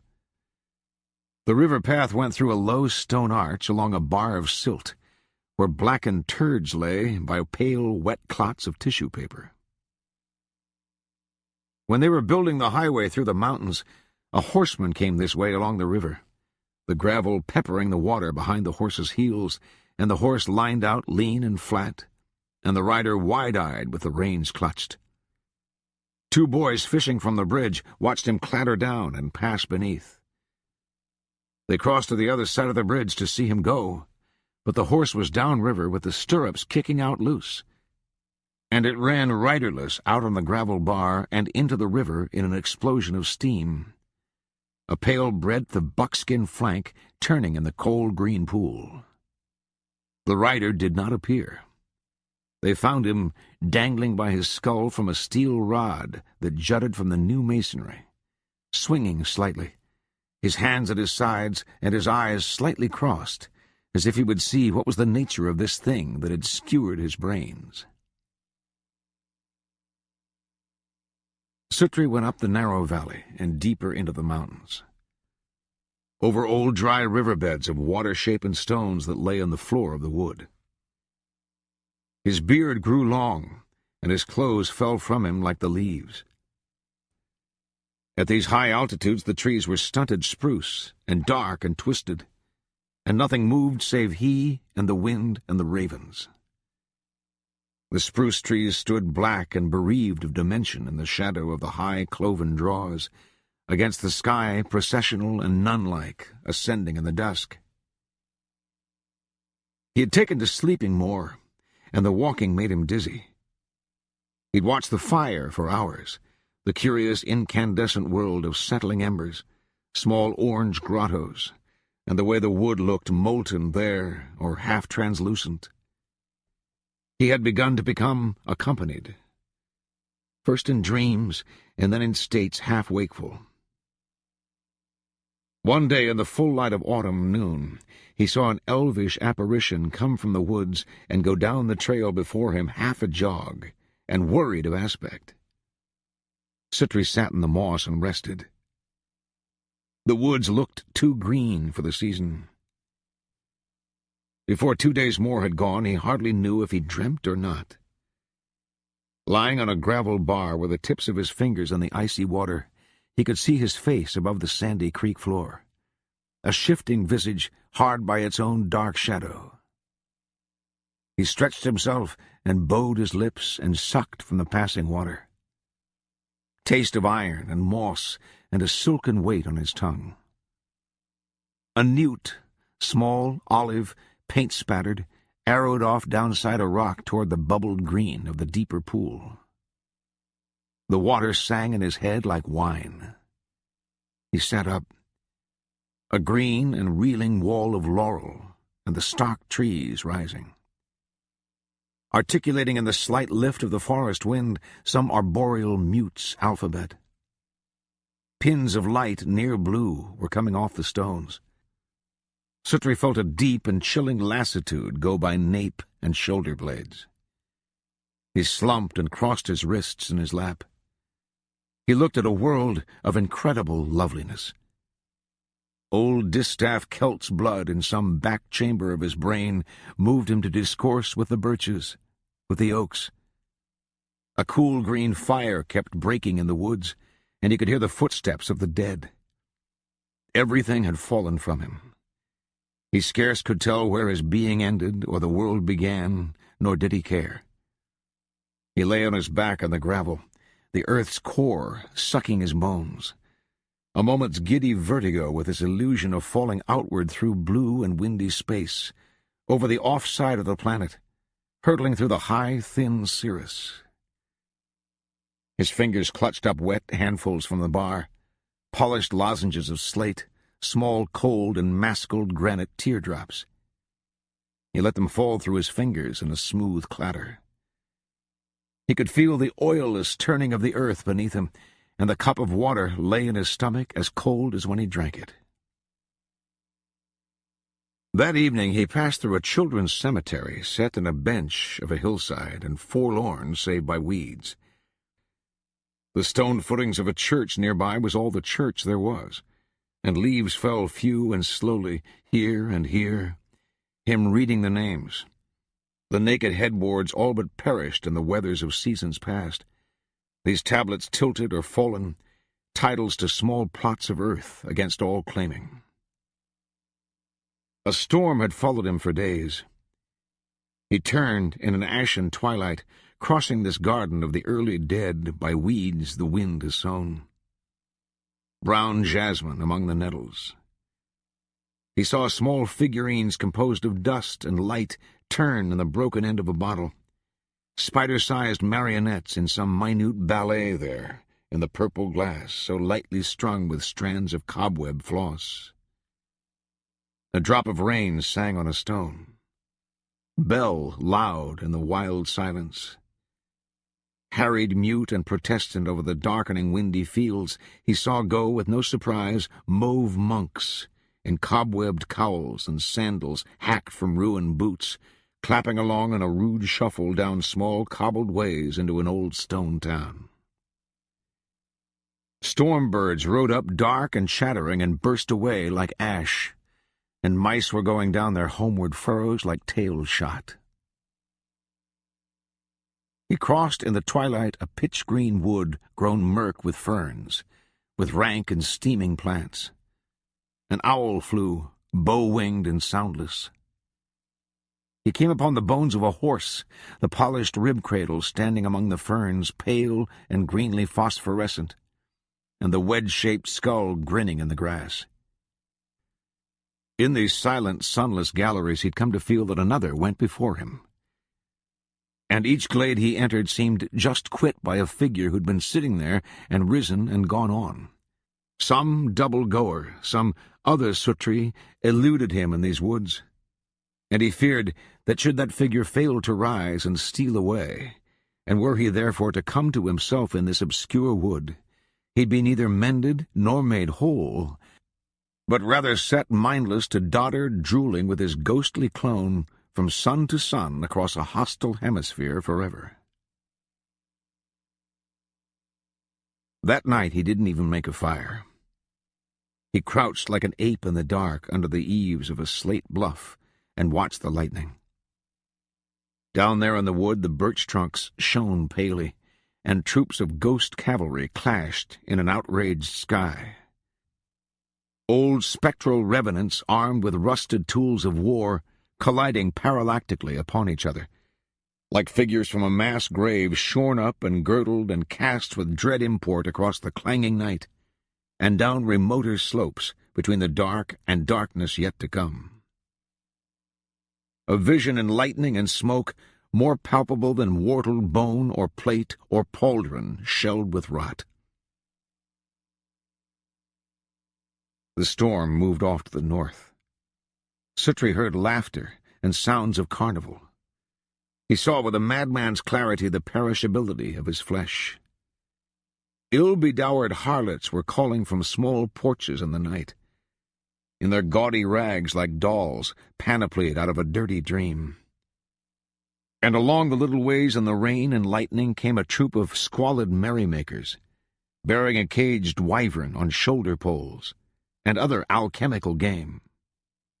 Chimeras and cacodemons skewered up on boar spears, and a pharmacopoeia of hellish condiments adorning a trestle, and toted by trolls with an elder gnome for guidon, who shouted foul oaths from his mouth-hole, and a piper who piped a pipe of plover bone, and wore on his hip a glass flasket of some smoking fuel that yawed within, viscid as quicksilver. A mesosaur followed above on a string like a four-legged garfish, helium-filled. A tattered gonfalon embroidered with stars now extinct. Nemeral half-world inhabitants, figures in buffoons' motley. A gross and blue-black fetus clopping along in brogues and toga. Attendants attend. Suttree watched these puckish revelers pass with a half-grin of wry doubt. Dark closed about him. The lightning lapsed away, and he could hear the grass kneeling in the wind. He raked leaves to him in his arms and struck a match with fingers stiff and fumblesome. They crackled along the edges, and small hot sparks went singing down the wind. He tried again and gave it up. He curled into his blanket there on the high, cold ground, and he knew he should be cold, but he had not been so for days. In this condition the next morning, he passed a deer stand where a small man in overalls crouched with a crossbow. Suttree paid him no more mind than any other apparition, and would go on, but that the man spoke to him. "Hey," he said. "Hey," said Suttree. The hunter had the crossbow pointed Suttree's way, and he cocked his head. "What are you?" he said. Suttree began to laugh. He let his blanket fall from his shoulders, and he bent from the waist, laughing. The hunter looked anxious at this. "Hush," he said. "Quit that." "Okay." The man spat. "It don't make no difference no way," he said. "You done run everything off." "Are you real?" said Suttree. "I didn't mean to throw down on you that way," said the crossbowman, veiling his peace. He looked the traveler over. "Not that I ain't proud to be healed, and such a crazy thing as you look run loose in these woods. How long you been scouting this way?" "I don't know." "Are you lost?" "I think I know what state I'm in. I doubt you can direct me out of it." "You're lost or crazy, or both." "Quite so." "You wouldn't tell on a fella for poaching him a little deer meat, would you?" "I don't dine at the king's table," said Suttree. The hunter spat to one side and shook his head at Suttree. "You're loony as a die-dapper," he said. "At least I exist," said the wanderer. He wafted up the hem of his blanket and gestured at the hunter with it. "Begone," he said. The hunter recoiled and brought his crossbow up again. "Begone, I say," said Suttree, shucking the tattered blanket at him. "Why, you dipshit idiot, If anybody be gone anywheres, it'll be you with an arrow bolt up your skinny ass. Suttree batted his eyes. "Are you real?" he said.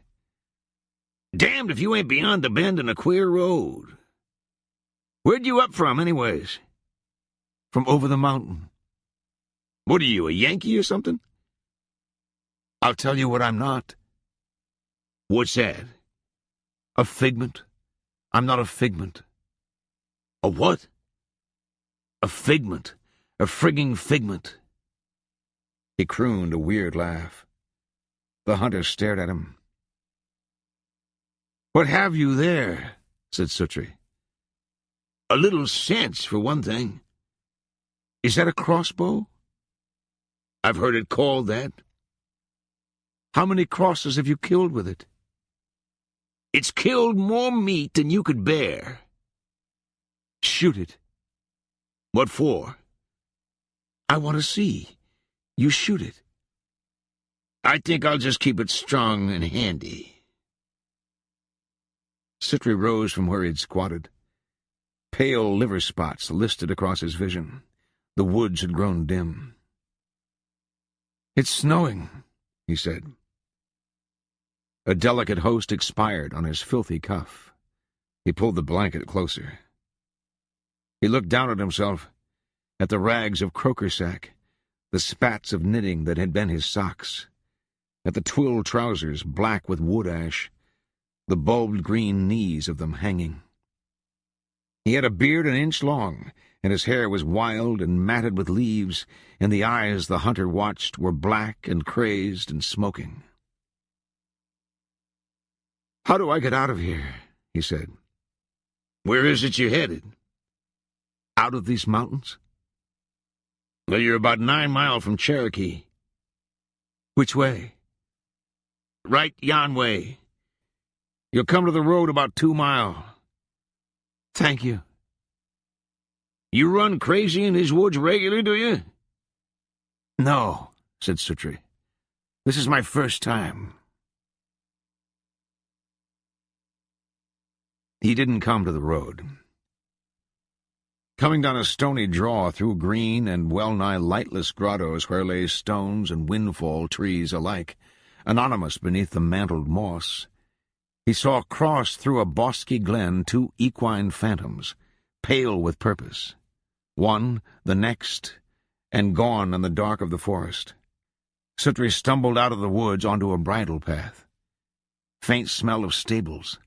Broken green horse turds steamed in the cold of the humus earth.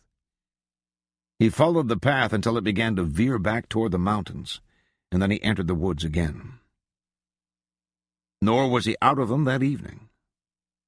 The snow hadn't stopped falling, and he sat in the feathered darkness and heard it sifting through the woods with just the faintest whisper.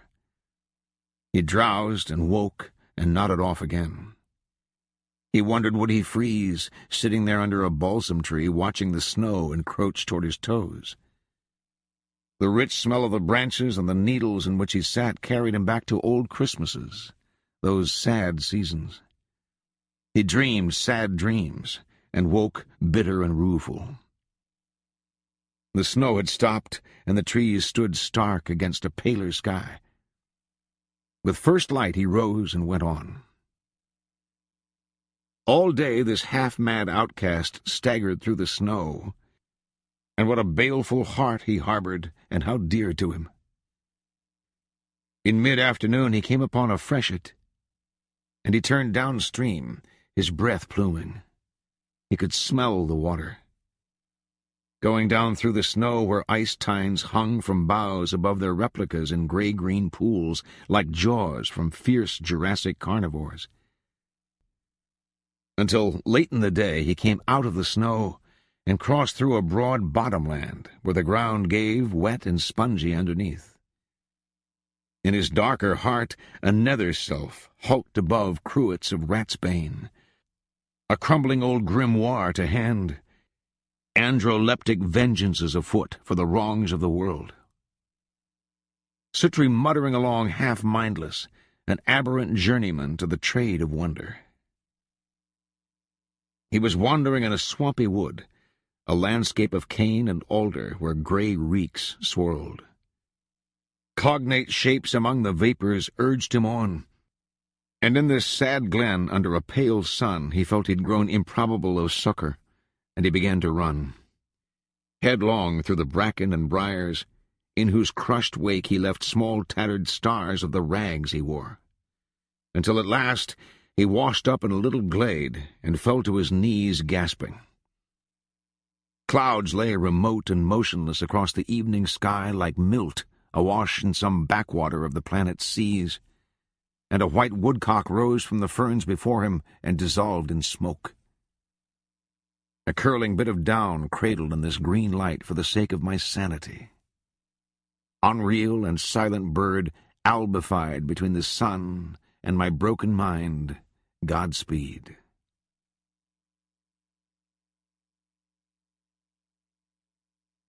He woke in full daylight by the side of the road. A truck had passed. Leaves stirred about him. He struggled up. His blanket lay in the ditch.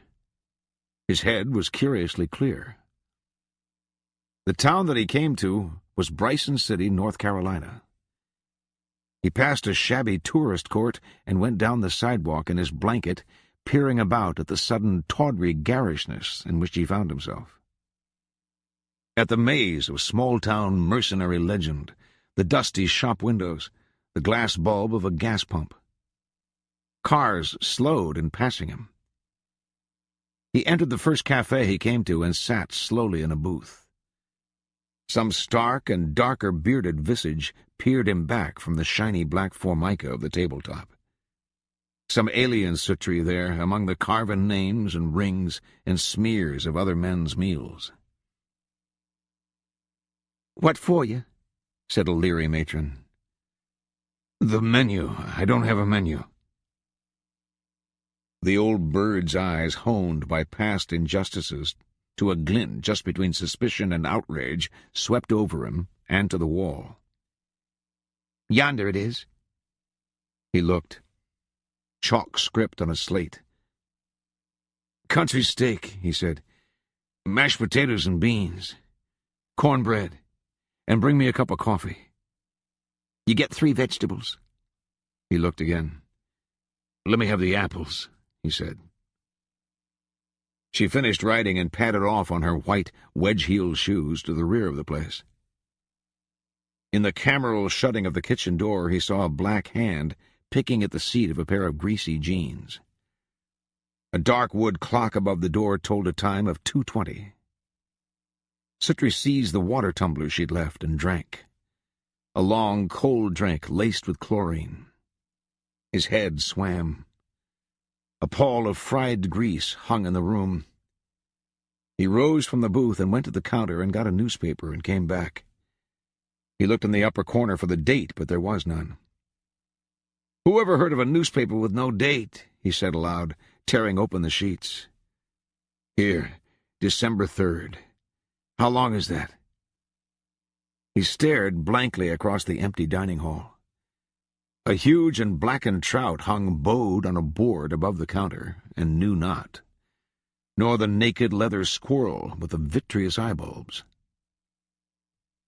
A dull wooden clicking, he thought some long-coiled component of his forelobe, together with the fading colored pictures and the receding attendance of horribles, segued into a shrunken Indian passing across the glass of the cafe front, and the dull talking of applewood clockworks from above the door.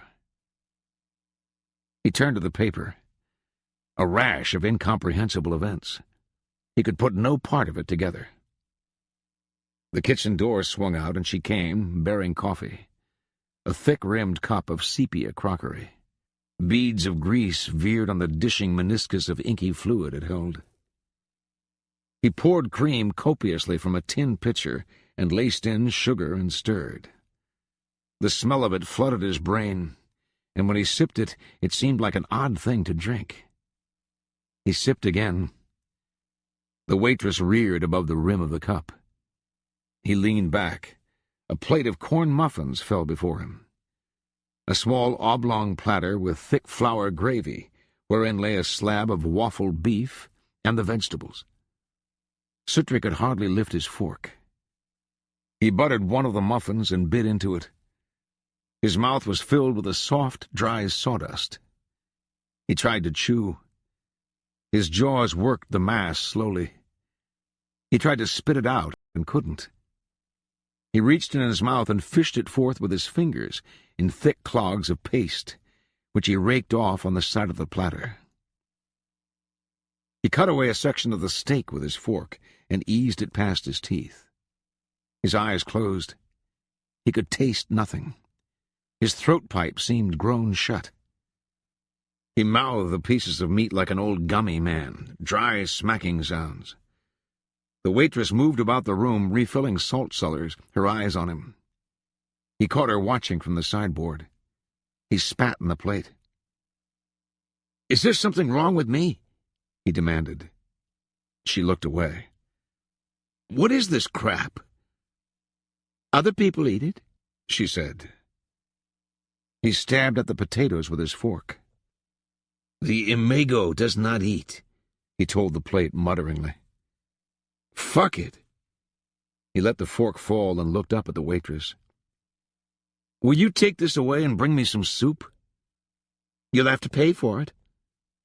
Suttree watched her with his fevery eyes. "If you didn't want it, you ought not to have ordered it," she said. "Will you please bring me some goddamn soup like I asked?" She turned and stalked off to the kitchen. He pushed the plate from him and laid his head on the table. A hand jostled his elbow. Suttree jerked upright. "What's the matter here?" said a man in cook's whites. The waitress hovered behind. "What do you mean, what's the matter? Did you cuss her?" "No." "He's a damn liar. He did too do it." "I asked her to bring me some soup." "He cussed me and his dinner and everything else." "We don't allow no cussing in here, and we don't allow no trouble. Now, let's go." He had stood back for Suttree to rise, to pass. He did. He and his blanket. He was shaking with rage and frustration. "He ain't paid," said the waitress. Suttree glared at her. "Just get on out," the man said. "I don't need your money." He stood in the street. He could hear doors closing all back through his head like enormous dominoes toppling in a corridor.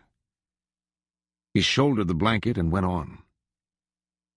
A black man he passed looked him over and called back to him. Suttree turned. "Delvague you here," said the black. Suttree didn't answer. "I'm just telling you, you do what you want." He was gone. Somewhat jaunty, coatless in the cold, Suttree eyed the sun, cold-worn and bone-colored above the chill overcast. He shuffled on. His knees kept grasshoppering out sideways and this way. He passed a store window and backed up. The glass was printed with the first 3 letters of the alphabet, and in the hall beyond was a long counter, and behind that were shelves ranked with bottles. He wheeled in through the door, adjusting the blanket as he went. 2 men at the counter watched him come. One turned and found something to do, and the other rose up from his elbows and stood in charge. "I can't serve you," he said. Suttree still had his mouth open. He closed it and opened it again. He looked at the bottles. He looked at the counterman. "You better go on," said the counterman. "Where's the bus station?" said Suttree. "Where you left it, I reckon." Suttree suddenly began to cry. He didn't know that he was going to, and he was ashamed. The counterman looked away. Suttree turned and went out. In the street, the cold wind on his wet face brought back such old winter griefs that he began to cry still harder. Walking along the mean little streets in his rags, convulsed with sobs, half-blind with a sorrow for which there was neither name nor help. At the bus station he bought his ticket, smoothing out the crumpled bill on the counter, the grave face of the emancipator looking back from the currency. With the change he bought a candy bar. And he sat alone on a bench in the empty waiting room in his blanket, eating the candy in mice-sized bites, and reading from a black leatherette copy of the Book of Mormon he found in a pamphlet rack.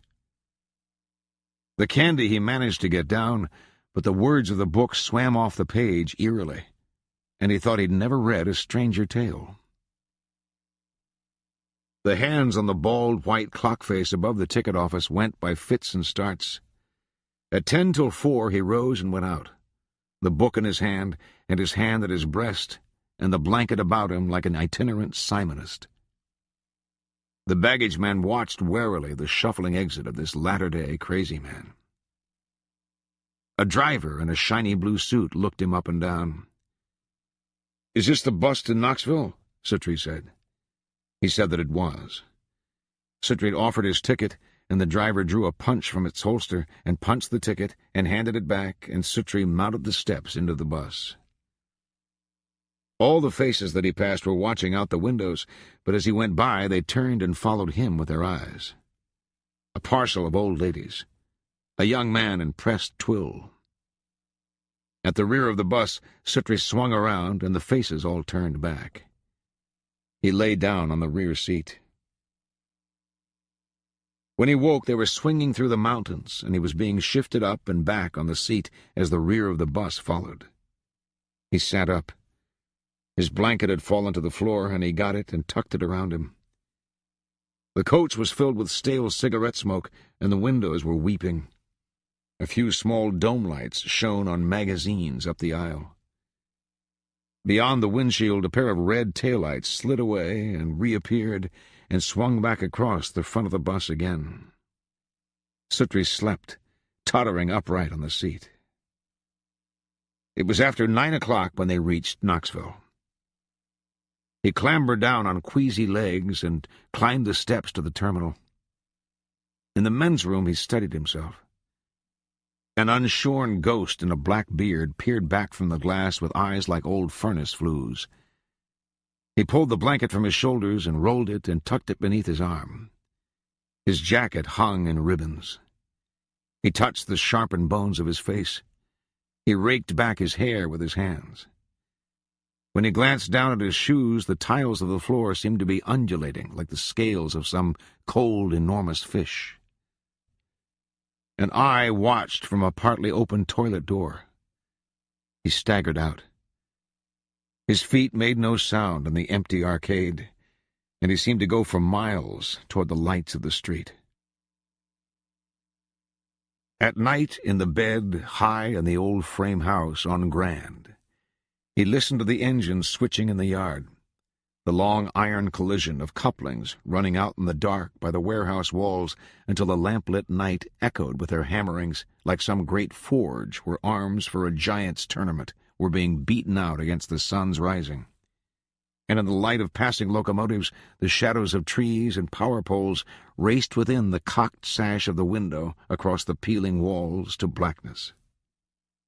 He slept and slept. All day the house was empty. She'd come at noon and fix him soup and a sandwich until he felt like a child in some winter illness.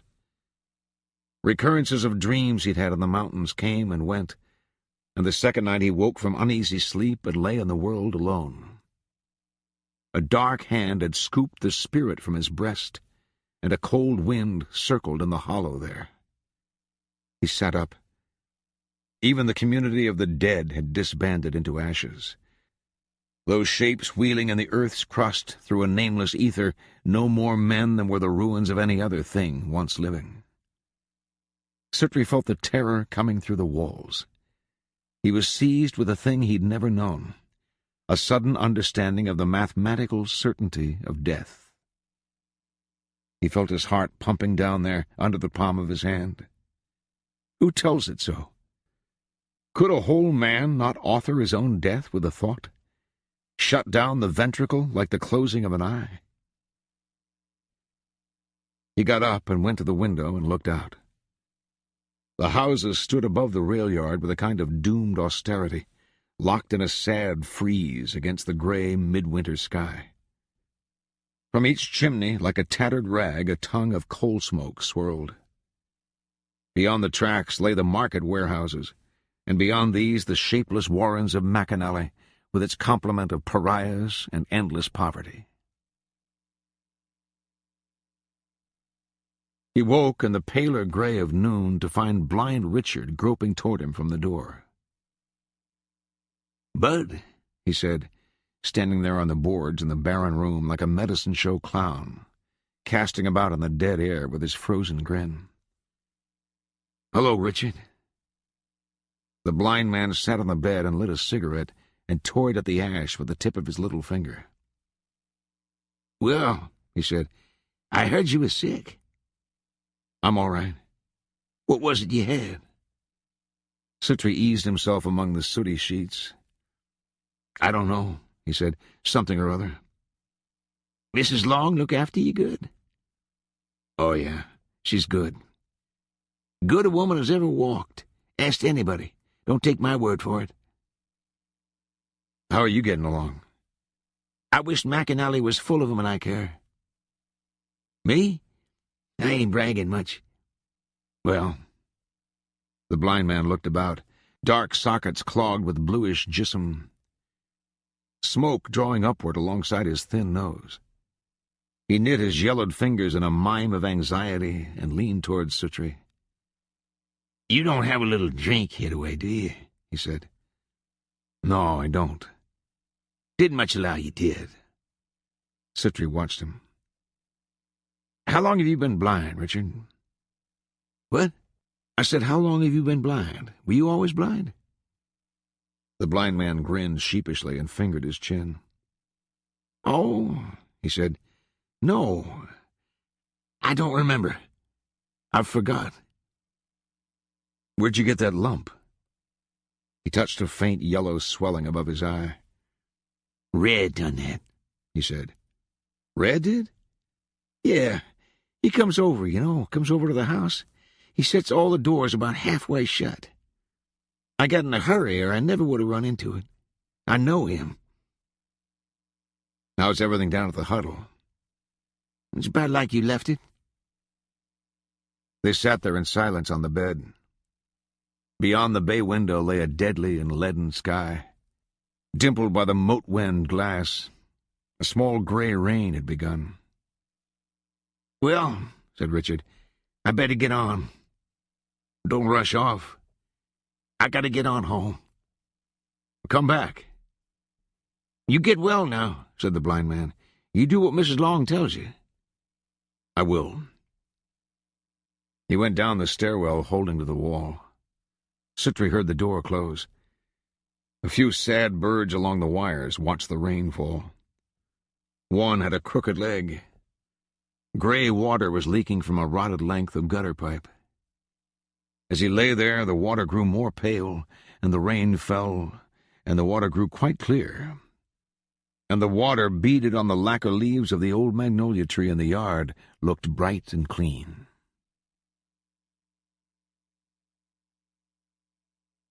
Late Saturday and all day Sunday, drunks would come and sit on the bed and talk and sneak him whiskey. None asked if what he had were catching. Mrs. Long, on her duck-shaped shoes, came to the top of the landing to complain in her shrill voice, and groggy sots clung halfway up the spindle-shorn balustrade while ribald laughter rocked in the barren upper rooms of the rotting house. He came down to dinner. Good plain food served in the shambles of patched and tacked furniture destroyed in drunken rages over the years. Another week, and he was on the streets again. His first day uptown, he weighed himself on the free scales in front of Woodruff's. He looked at the face in the glass. He went to Miller's Annex and called on J-Bone. "Up and about, eh? Did they run you off at the house?" "No. I slipped off after your mama went back to work." "How do you feel?" "I feel okay. I feel pretty good." "Where'll you be later on?" "I don't know. I'm going up to Comer's." "You think you feel well enough to drink a beer?" "I might get well." J-Bone grinned. "Old Suttree," he said. "He's hell when he's well." "What time you get off, 5:30? "Yeah." "I'll see you then." Okay, bud. When he came through the door at Comer's, Dick winked at him and raised his hand. Hey, buddy, he said. Got a letter for you. Suttree leaned on the counter. You've lost a little weight, haven't you? Some. Where you been? I was over in North Carolina for a while. Dick turned the letter in his hand and looked at it and handed it over. It's been here about 2 weeks, he said. Suttree tapped the letter on the counter. Thanks, Dick, he said. He sat among the watchers by the wall and crossed his legs the way the old men do and opened the envelope. It was postmarked Knoxville, and there was a letter from his mother and a check from his Uncle Ben, newly dead. He looked at the check. It was for $300. He tapped it in his hand and got up and went to the water cooler for a drink and came back. He wadded the letter and dropped it into the spittoon. "Where you been, buddy boy?" called Harry the horse. "Hey, Harry," said Suttree. Harry stood shapeless in his shirt and change apron by the cash register. Bill Tilson made a few solo judo feints and laid the edge of his hand athwart Harry's ear. "Ah," said Harry, "that was on the bone." "On the bone," called Tilson dementedly, passing on along the tables. Suttree looked up from the check to the racked cues along the wall, the old photos of ball players.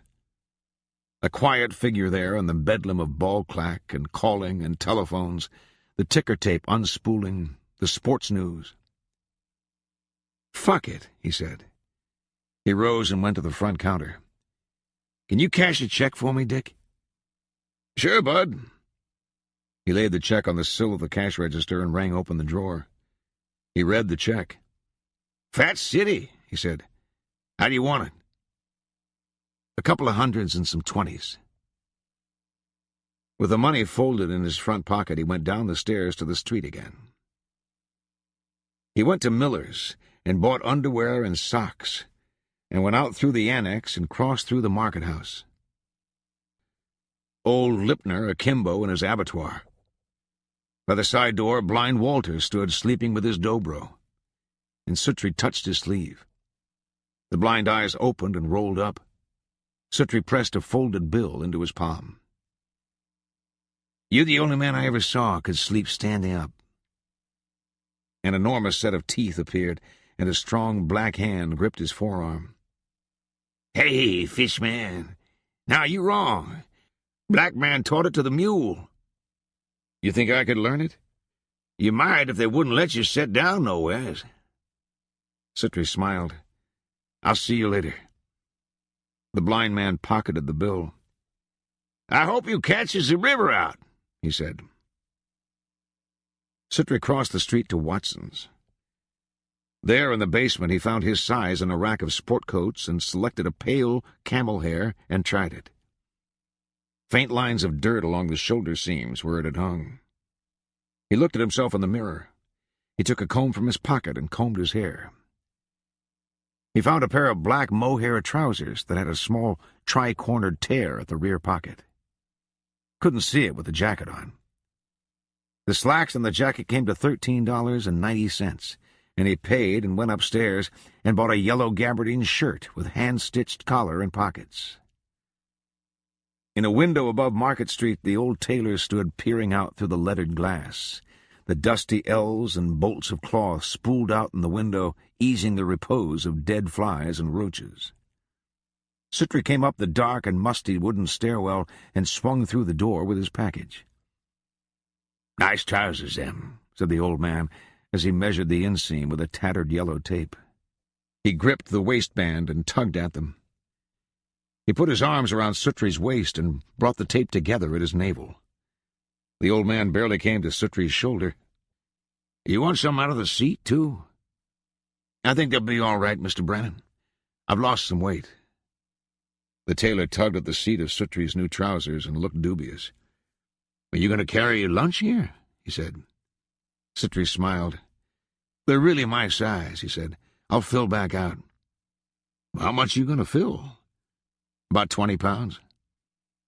The tailor pulled again at Suttree's waist and shook his head. "They're okay. Let's just do the cuffs. When you don't get fat, you bring 'em back, okay?" "Okay. There's a little tear there in the back, too." "I see 'em," said the tailor, marking with his chalk. Suttree waited in a wooden folding chair while the trousers were cuffed, and he paid the old man and thanked him and went down the stairs again. He bought a pair of shoes at Tom McCann's that had zippers up the side and were the color of blood. With his packages he climbed the stairs to Comer's, and at the rear of the premises he stripped and washed and put on his new clothes. His old ones he wrapped in the paper, and he left them with Stud at the lunch counter. Stud took the package and looked back again and whistled, and Jake took hold of him by the shoulder and turned him around and looked him over and sniffed at his cheek and tried to kiss him. "Get away, you ass," Suttree said. Ulysses came over to view him with his quiet, cynic smile. "Well," he said, "looking rather affluent there, bud." He kneaded Suttree's sleeve between his thumb and forefinger. "Oi," he said, "is quality." Suttree crossed Gay Street to the Farragut and went downstairs to the barber shop. He passed Tarzan Quinn coming up, freshly powdered, swinging his billy club by its thong to and fro, into and out of his enormous hand. An aged black took his new coat, and he climbed into a chair. "Yes," said the barber, flinging the apron ticking over him. "Shave, haircut, shine. You do manicures?" "No," said the barber. "We don't have a manicurist." "Okay, shave, haircut, shine. And don't spare the smell good." The barber brought a steaming towel and wrapped his face and tilted him back in the chair. Suttree lay in deep euphoria, his legs crossed at the ankles, his new shoes easy on the nickel-plated grating of the footrest. He listened dreamily to the pop of the razor on the strap. He half-dozed in the chair while the barber pulled his face about, the razor slicing off the hot lavender foam. Peace seeped through to Suttree's bones. The barber raised him up and began to trim his hair with scissors. The black had settled at his feet with his wooden box of polishes and begun to work over the shoes. The second barber read the newspaper. No one spoke. Suttree's dark locks dropped soundlessly to the tiles. Gentle barber. He drifted. The barber talked the back of his neck and whipped away the apron and stood back. Suttree opened his eyes. He raised the shoes up one and then the other and looked at them. He climbed down from the chair and looked at himself in the mirror. The old black held his coat while he paid, and then helped him on with it and dusted his shoulders with a little broom. Suttree dropped a $50 into his palm, and the old man made a sort of bow and said, "Thank you, sir." And the barber said, "Come back." In the streets a colder wind on his shaven nape.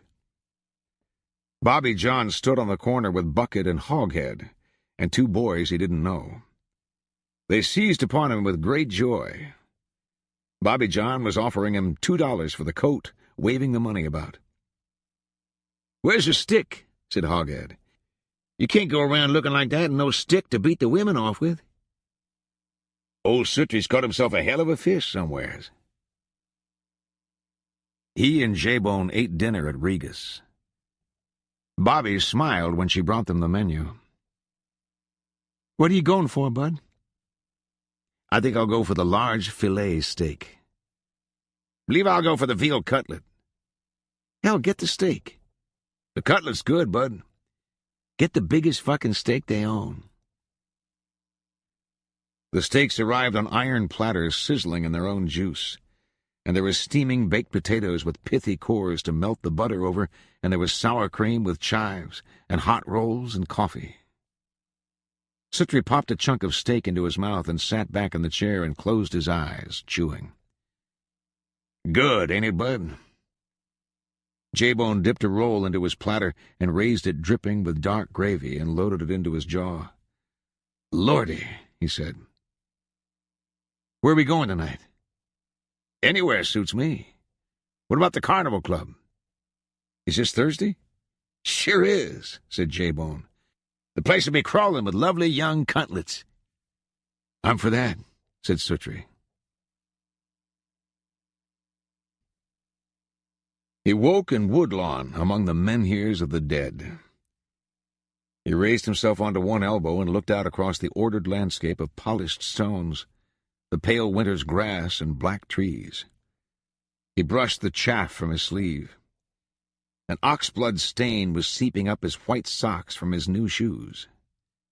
He staggered to his feet, brushing at himself. His trousers were caked with great patches of mud at the knees, and he was damp and cold. Suddenly he crammed both fists in his pocket. His eyes wandered in his head as he grappled with the murky history of the prior night. Dim memories. A maudlin madman stumbling among the stones in search of a friend long dead who lies here. He pulled from his watch pocket a small, wet, folded paper.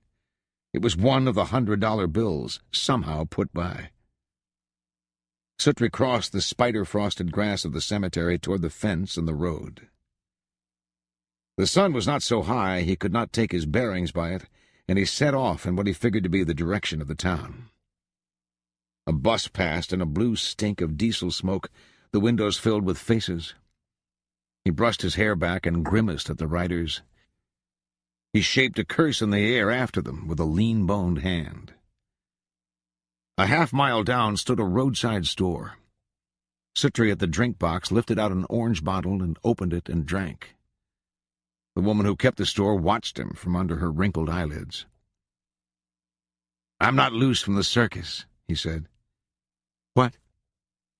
"I said, do you have any aspirins?" She turned and reached a small tin box of them from a shelf behind the counter. Suttree opened the box and emptied the contents into his hand and dropped them into his mouth like peanuts and washed them down with a swig of the drink. "What do I owe you?" 15 cents, she said, old nervous eyes. Grave grass clung to his trousers. He pulled the $100 bill from his pocket and spread it out on the counter. She looked at it, and she looked at him. She said, "I can't change that." "That's all I have." "Well, I don't have change for nothing like that." "Well, I'll have to owe you then." He took the bill up and put it back in his pocket. "You'll have to pay," she said. "I don't know ye." "I'll write you a check." She just stood there. "Do you have a counter check?" "I don't have no checks." "Do you have a paper bag?" "Have what?" "A poke." "How big of a one did you want?" She was rummaging under the counter. "Any size," said Suttree. She raised up with a bag. "This and here's the biggest I got." "That's fine. Do you have a pen?" She had a pen. Suttree wrote out an enormous IOU across the face of the bag and signed his name and turned the bag around so she could read it. She took small rimless eyeglasses from her apron and bent over the bag. Suttree laid the pen down and left. He kept off the high roads, going by dog paths through the hobo jungles down along the railroad tracks. A yardman watched him from the bay window of a caboose, a bitten sandwich upheld in one hand, his jaws moving slowly. He came out by the L&N depot and went up a brick-paved street, past the House Hassan warehouse, and over a little concrete bridge with plumbing pipe handrails cold and gritty in his palms. Small waters coiling far below, about the feet of the viaduct's diamond-shaped stanchions. Along a wall of concrete grown with bright green fir, Suttree climbing toward a watered sun. He crossed under the Western Avenue viaduct and went up Grand Avenue. A dog went before him at its cambered, winking trot. He took off his coat and shook it out and put it on again. Ionic order much in evidence in these old streets. Weather-cracked columns, plaster capitals clogged, shapeless with paint. A dead lot strewn with brickbats and blackened timbers. Walkways of weathered marble, of herringbone brick. The walkway at 1504, where each brick read Knoxville Brick Company, long defunct. Suttree passed under the gray magnolia tree and up the steps to the porch of the tall gray house and in. At night he leaned in the octagonal window bay and looked out over the switching yards and the warehouses like a child in a pulpit in the dark of an empty church. He could hear singing from the Grand Avenue Mission down the street, where revelers caroled perhaps perverse and secret deities behind their plywood window panes. Next evening he took the bus out Magnolia Avenue and stood before the old brick house where he'd gone to school. The untrue glass with black stars stoned through the panes, and the wind cutting along on a razory whistle intermittent with the gnashing of weeds in the dark of the lot. He went in by the back door where the cafeteria once had been. The floorboards creaked underfoot. Small life scrabbled away. He placed his hand on the newel post and went up the stairs. Through old classrooms, the dusty clutter of desks. On the blackboard scrawled obscenities. A derelict school for lectures. Suttree had been sitting at his old desk for some time before he noticed the figure standing in the door. This old bedroom in this old house where he'd been taught a sort of Christian witchcraft had 2 doors, and Suttree rose and went out the other one. He descended the front steps and went to the fireplace where he lifted back the iron mask, and on one knee reached up the chimney throat and took down a small billiken carved from some soft wood and detailed with a child's crayon. When he came past the stairway, the priest was mounted on the first landing, like a piece of statuary. A catatonic shaman who spoke no word at all. Suttree went out the way he'd come in, crossing the grass toward the lights of the street. When he looked back, he could see the shape of the priest in the bay window, watching like a paper priest in a pulpit, or a prophet sealed in glass. In the spring of his 3rd year on the river, there were heavy rains. It rained all through the latter part of March and into April, and he had set but one line in the rising river and followed it each day with a cold loathing, while the rain fell small and gray for miles upon him. It was cold and damp in the shanty, and he kept a fire in the little stove through the bleak afternoons and sat at the table by the window with the lamp lit, gazing out at the swollen river coming down from the gutted up-country and sliding past with a slaverous mutter and seethe. Bearing along garbage and rafted trash, bottles of sun-cured glass, wherein corollas of mauve and gold lie exploded, orange peels ambered with age, a dead sow, pink and bloated, and jars and crates, and shapes of wood washed into rigid homologues of viscera, and empty oil cans locked in eyes of dishing slime where the spectra wink guiltily. One day a dead baby, bloated, pulpy, rotted eyes and a bulbous skull and little rags of flesh trailing in the water like tissue paper. Oaring his way lightly through the rain among these curiosa, he felt little more than yet another artifact, leached out of the earth and washed along, draining down out of the city, that cold and grainy shape beyond the rain that no rain could make clean again. Suttree among the leavings like a mote in the floor of a beaker. Come summer, a bit of matter stunned and drying in the curing mud, the terra damnata of the city's dead alchemy. The fish he raised up from the flood in this season themselves looked stunned. He stood hard into the oars to come back against the current.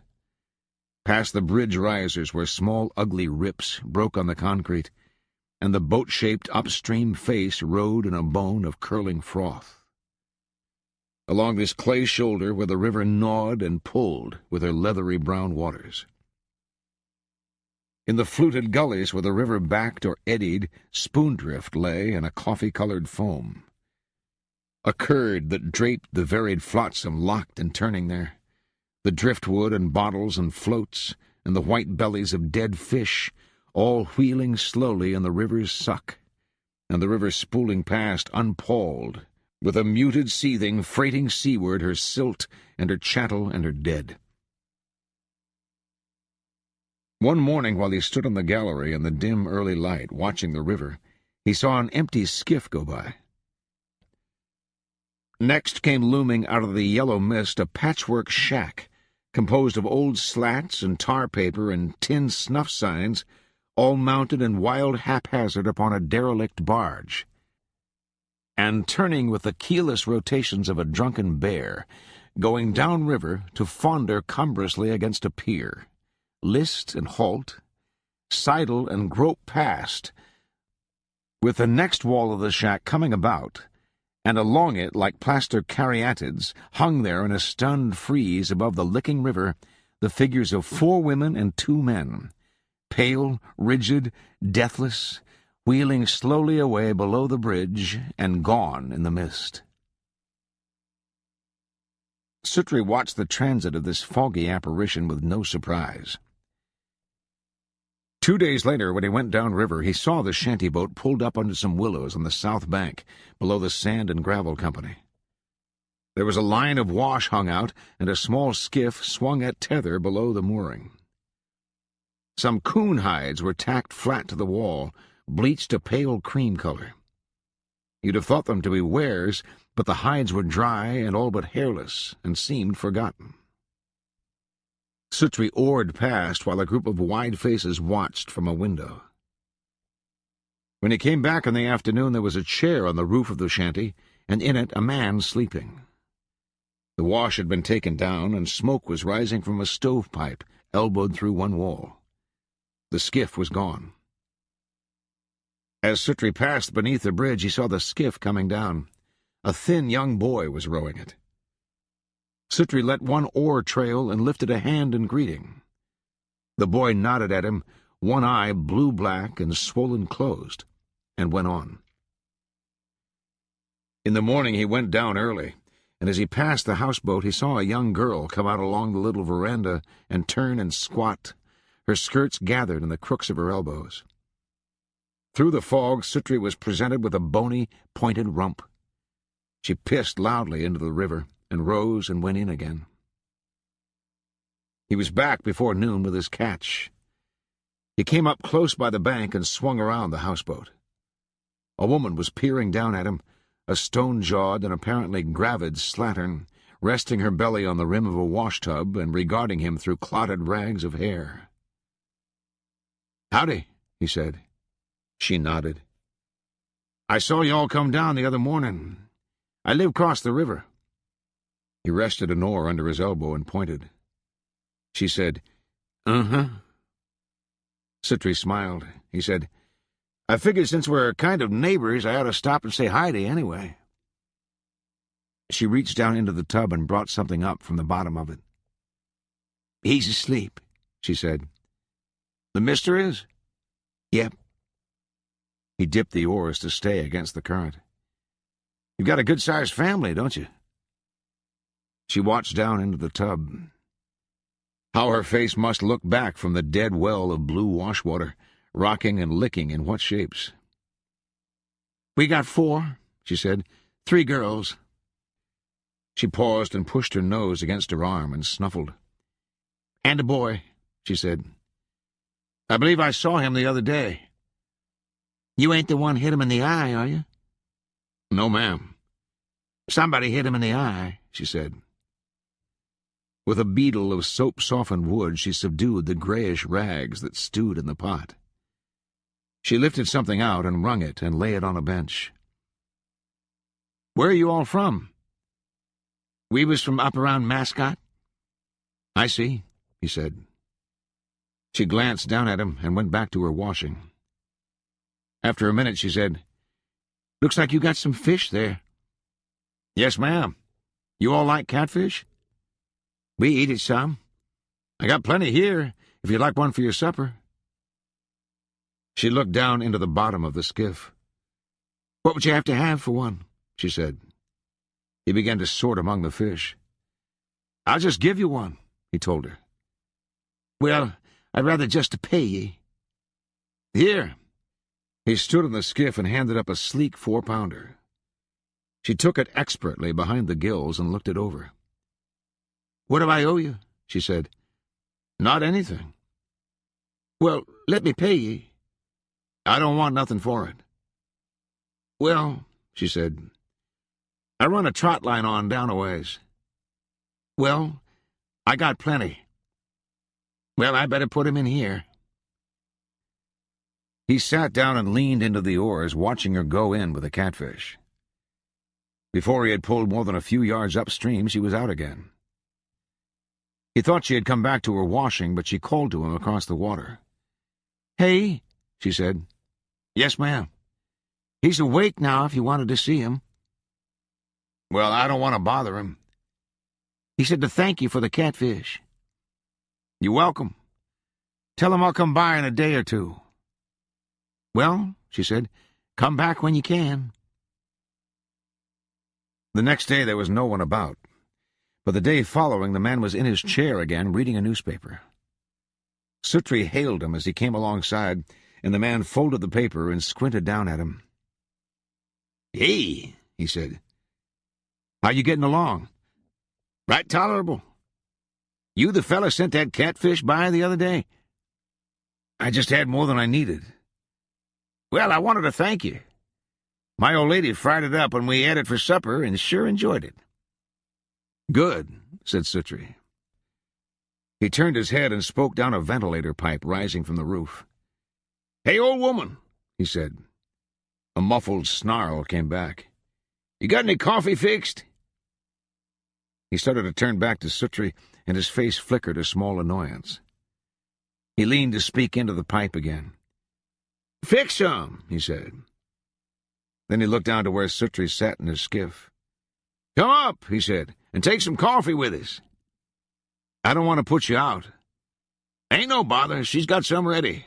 Just tie up there. Watch them lines. I got me some throw lines out. Just pull in down there on the lower end. Here, throw a rope. He had climbed down off the roof and was going along the walkway, talking and waving the folded paper about. Suttree pulled the skiff in and tossed his rope. Come on in, said the man, as Suttree climbed aboard. He pushed aside a curtain of knotted twine and ushered him in with a grand expansiveness. As Suttree entered, 3 girls flew to the far wall of the room, whinnying like goats, and subsided in a simpering heap together on a bed there. Suttree nodded to the woman, and she said him a quiet howdy and pointed out a chair. He looked around. There were beds all along the wall and a table in the center of the room with a faded piece of oilcloth and miscellaneous white crockery draped with breakfast remnants. Sit down, the man said. Get you a chair. Boy, wait till you hear what all happened to us. Suttree could imagine. He glanced again toward the bed and glimpsed a flash of young thighs and dingy drawers. The 3 of them together were looking at a magazine and stealing crazed looks at him past the edges of it. He sat in one of the low cane chairs and tilted it backward against the bunk behind him and smiled at the man. Do you know Doran Lockhart? No. Well, he's the one I beat out of $40 in this here Tong game Sunday afternoon. He's supposed to be a big gambler up there. I knowed he was mad. I busted him plumb out. He tried to get up some money to get back in the game, but time he done that, me and Gene Edmonds had all the money and was gone. Old Gene was with us. Where's that coffee at, woman? I can't perk it no faster than what it's perking. Anyway, we drunk some whiskey and everything, and I went to bed. What time was it when I went to bed? He waited a minute and then went on. About 10 o'clock. 'Cause I always was a sound sleeper. A flurry of girls' laughter rose and died. And time I woke up, it was getting on towards daylight, and we was coming past Island Home. I looked out the window and seen trees going by, and I said, Lord God, we're plumb adrift. Neighbor, we was. I come up from there and went on out, and about that time there was an airplane took off over on the island, and I looked down river and seen Knoxville coming up and knowed where we was at. That son of a bitch had crept up in the night and sawed us loose. He leaned forward with his hands on his knees and looked at Suttree with a hard-eyed squint, as if to see which way lay his sympathies. What about that? He said. Well, said Suttree, The woman set a cup of coffee in front of him. You use milk and sugar? No, ma'am, that's fine like it is. Bring him some of them cakes. Have you got any way to get back up there? Suttree asked. Well, hell no.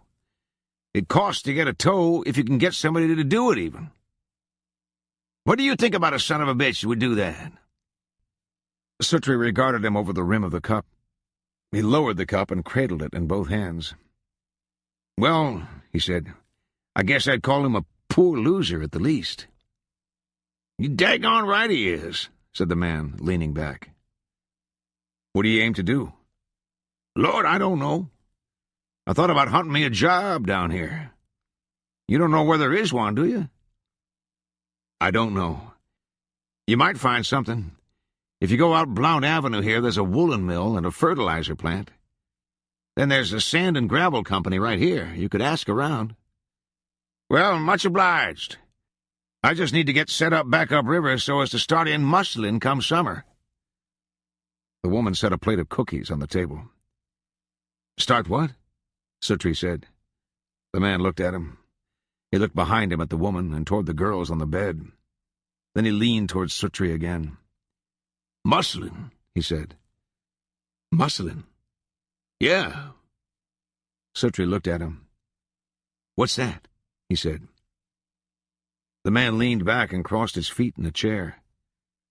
Mussel brailin', he said. When the river gets down low towards the middle and late summer, we go up on the shoals of the French Broad and set us up a mussel camp. I got everything. I got a boat for it and everything. What do you do with them? Sell his shells. The women folk clean 'em, and me and the boy drags for 'em. What do they do with them? The shells? Yes. Different things. Make buttons out of 'em, the biggest part. Some, I reckon, they grind for chicken grit. What are they worth? They fetch round in about $40 a ton. $40 a ton? That's right. That doesn't seem like a whole lot. The man smiled. Them little fellas is heavier than what you might think. Besides, there's more money in it than just that. The woman poured his cup full. The man didn't seem to notice, sitting there waiting for her elbow to move on out of the way. When she had done, he leaned forward. There's more to it than just the shells, good buddy.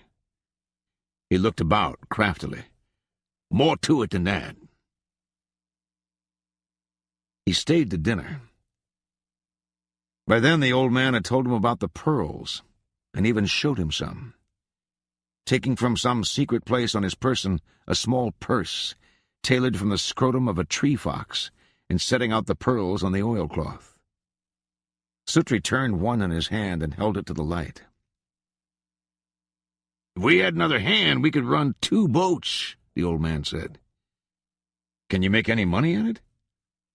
The old man turned away in mirthful derision.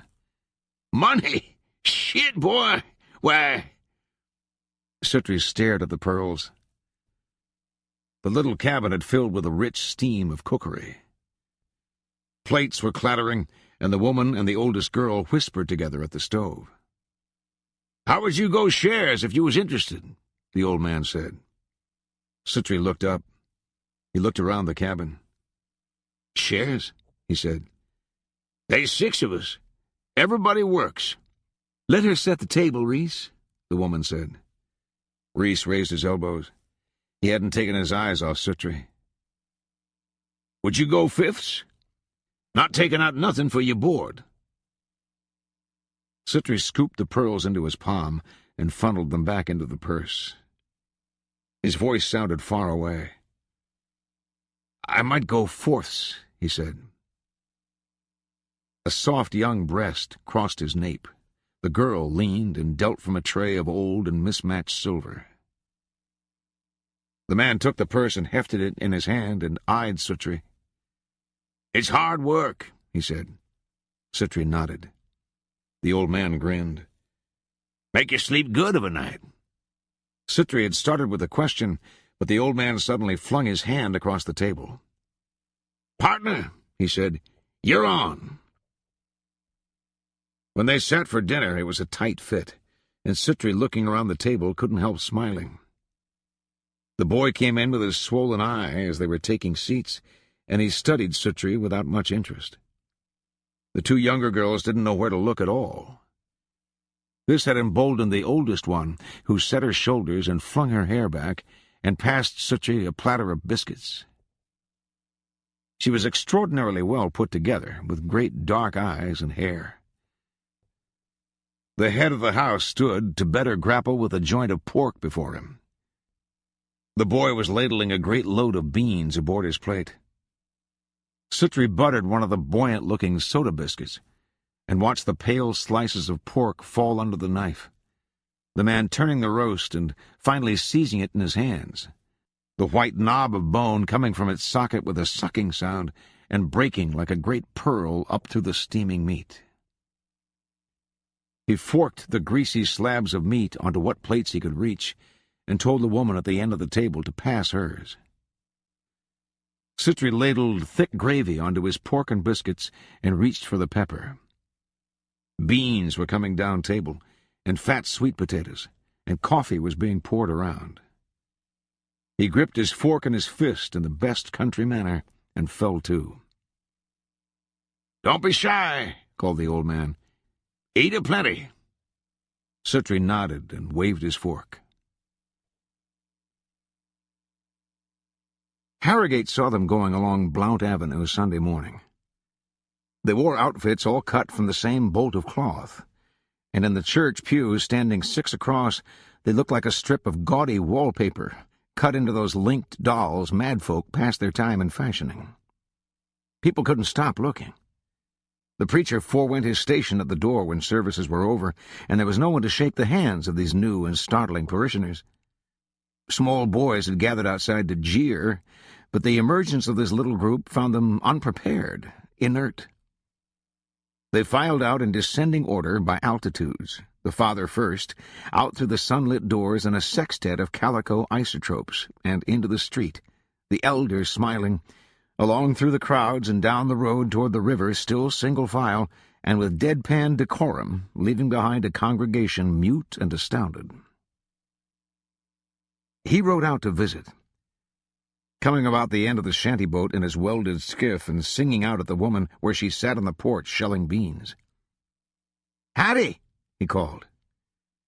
She sprang like a wounded moose and came up against the rail at the far corner of the catwalk with her eyes walled and her fallen bosom heaving beneath the rag of a shirt she wore.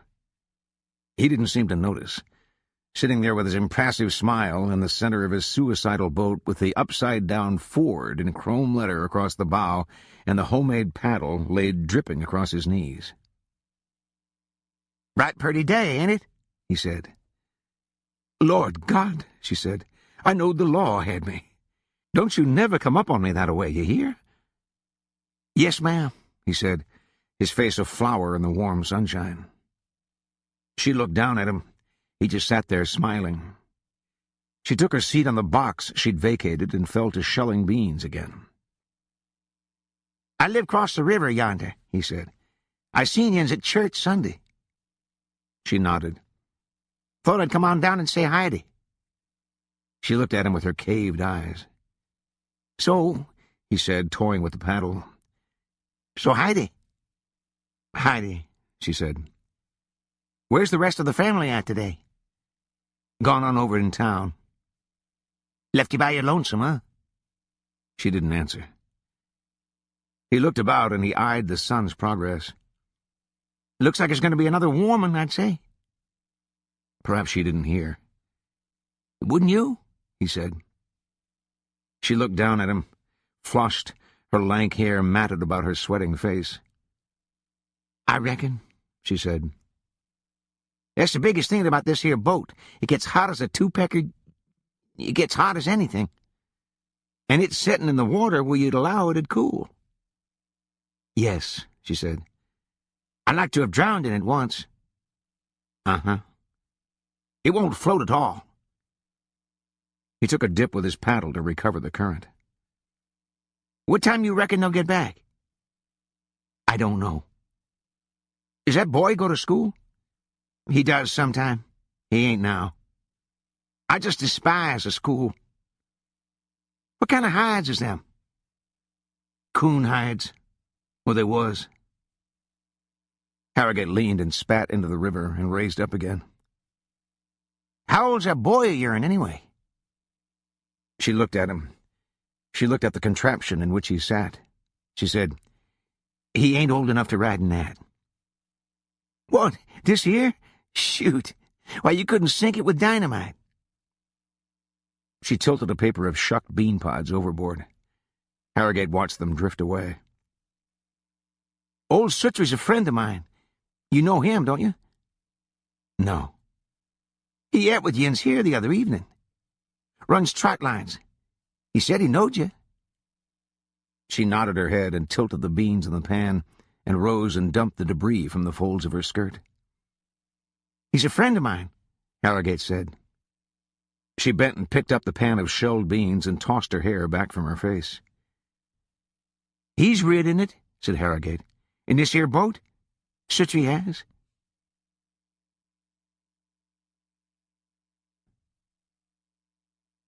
They were walking along the tracks, with the city rat at Suttree's off elbow, taking leg-stretcher steps over every other tie, his hands crammed in his hip pockets, gripping each a skinny buttock.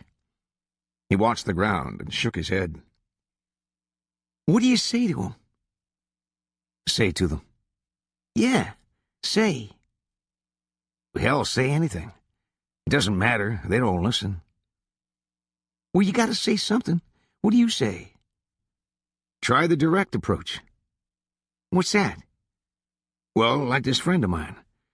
Went up to this girl and said, I sure would like to have a little pussy. No shit. What did she say? She said I would too. Mine's as big as your hat. Oh, shit, son. Come on, what do you say to him? Boy, she's got a big old set of ninnies on her. Yes, she has. You don't think she's too old for you? She's the same age I am. Well.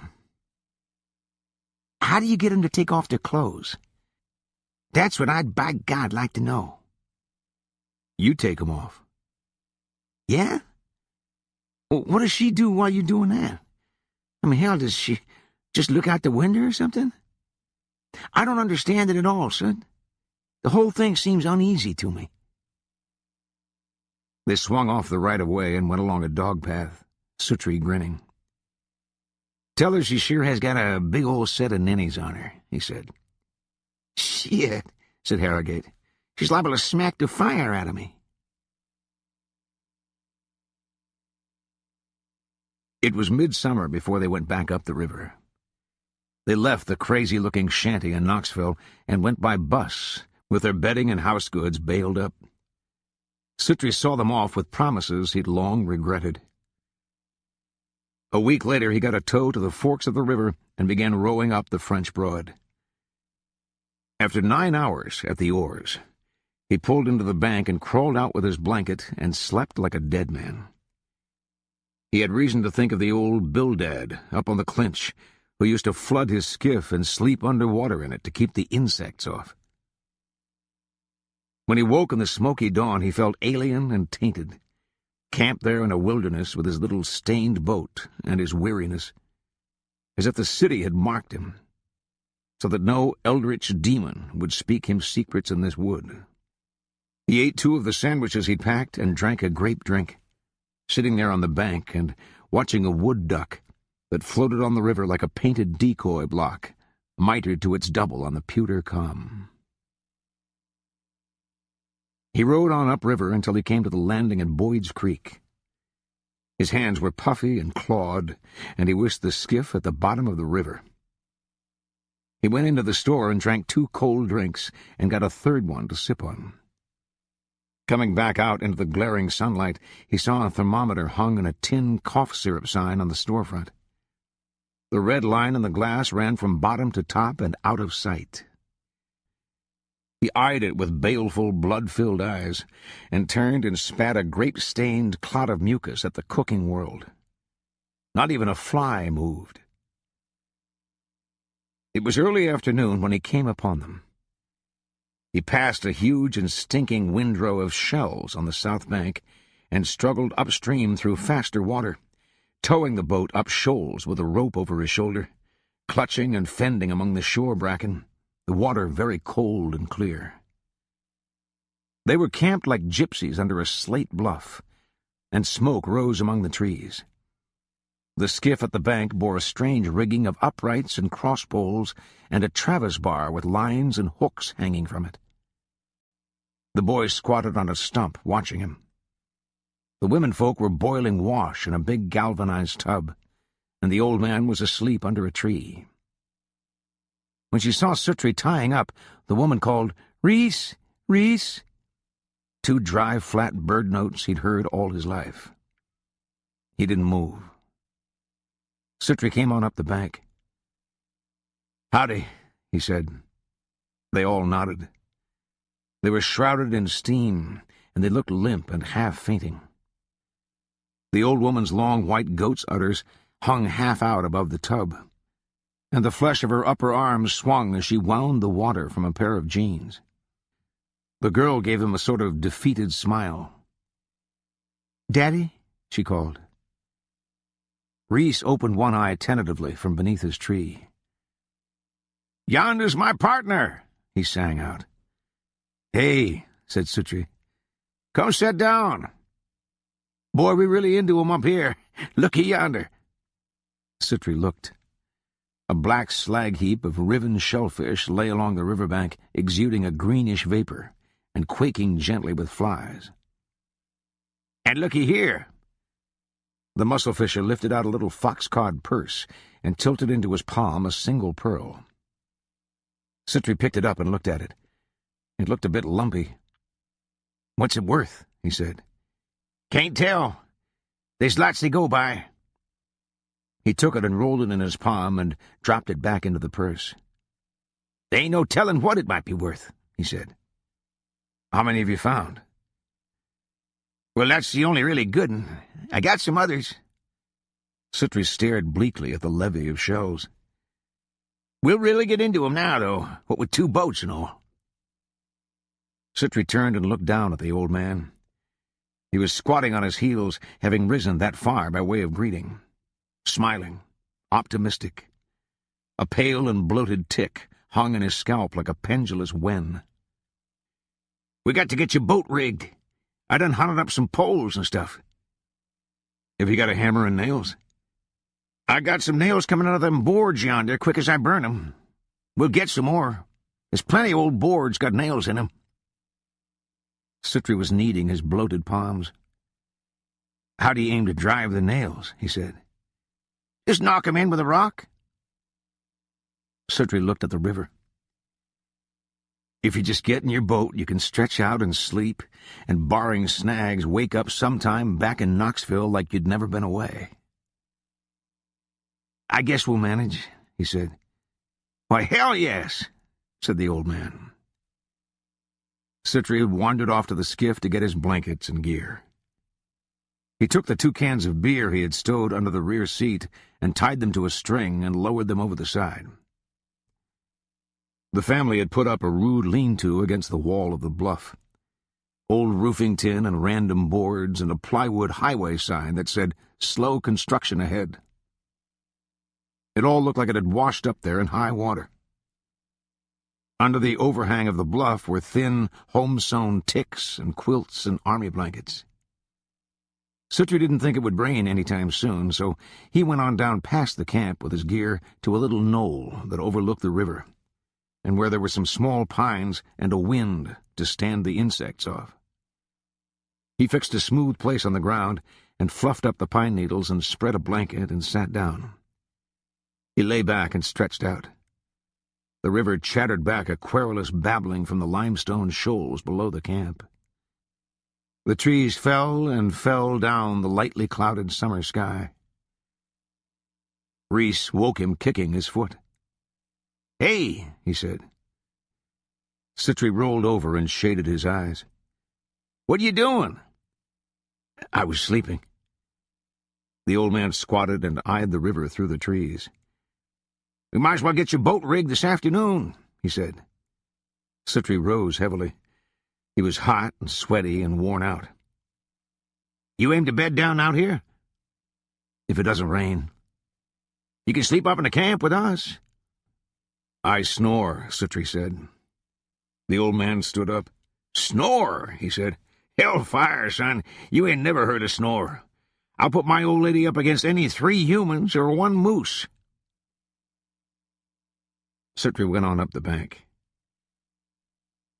He studied the braille rig in the old man's skiff and went into the woods to cast about for suitable saplings to make the uprights. He set the boy to straightening nails, beating them out with a rock. The old man had wandered off somewhere. He sat in the stern of his skiff and trimmed the poles he'd cut, dressing the forks, shaving the lower ends flat to be nailed to the sides of the skiff. The white, waxy wood peelings coiled up cleanly under his knife, and he watched them spin and drift on the river. With the point of the knife he bored holes partway through the flats on the butt end so that the wood wouldn't split when it was nailed. The old man had come down the bank and was sitting on his heels nodding at Suttree's work and making encouraging talk. He always expected everyone to be out of heart. By evening they had the skiff rigged with a ramshackle and barbarous facsimile of a braille boat's gear. Suttree carried the brails aboard and stowed them in the trees of the uprights, and Reese eyed the sun. You want to make a run this evening? I don't think so. You and the boy might make just a short run and see how she does. Suttree stood up in the skiff and stepped ashore. And we might not, he said. Well, we can get an early start of the morning. Suttree didn't answer. He went on toward the camp where smoke was rising from the supper fire. Heidi, said the girl with studied boldness. Hey, said Suttree. She was white with flour to her elbows, bent above a breadboard kneading biscuit dough. The 2 smaller girls were standing behind her, and the old woman was at the fire. One of the girls poked her head around and said something, and the older girl slapped at her, and they fled shrieking with giggles. Oh, you all. Mama, make her quit. Y'all quit, said the woman. She was stoking the fire and fixing the sheet of tin laid over the rocks. Flames licked from under the edges. There was a kettle and an iron pot on the tin, and it sagged badly under the weight. Is there any coffee? Suttree said. Is there any coffee, Mama? You know there ain't no coffee. I don't guess there is none, said the girl. What time do we eat? In about an hour. It won't be long. Suttree scratched his jaw and looked about. There was an old mattress in the lean-to, and a packing crate with an oil lamp on it, and a miscellany of junk stored along the dark stone wall at the rear. He went down to the river again and stretched out on a cool rock in the shade and looked down into the water. On the rippled silt floor of the eddy, a small turtle shifted with uncertain bow legs. Small bits of wood, twigs, lay furred with silt, and a mud dog lay inert with its obscene gills branching like bright fungus. Suttree's face shifted and dished. A water spire crossed on jointed horsehair legs, and the river gave off a cool, metallic smell. He spat at his trembling visage, and sat up, and took off his shoes and socks and lowered his feet into the water. They ate on what looked like an outhouse door. A weathered wooden trestle propped on poles.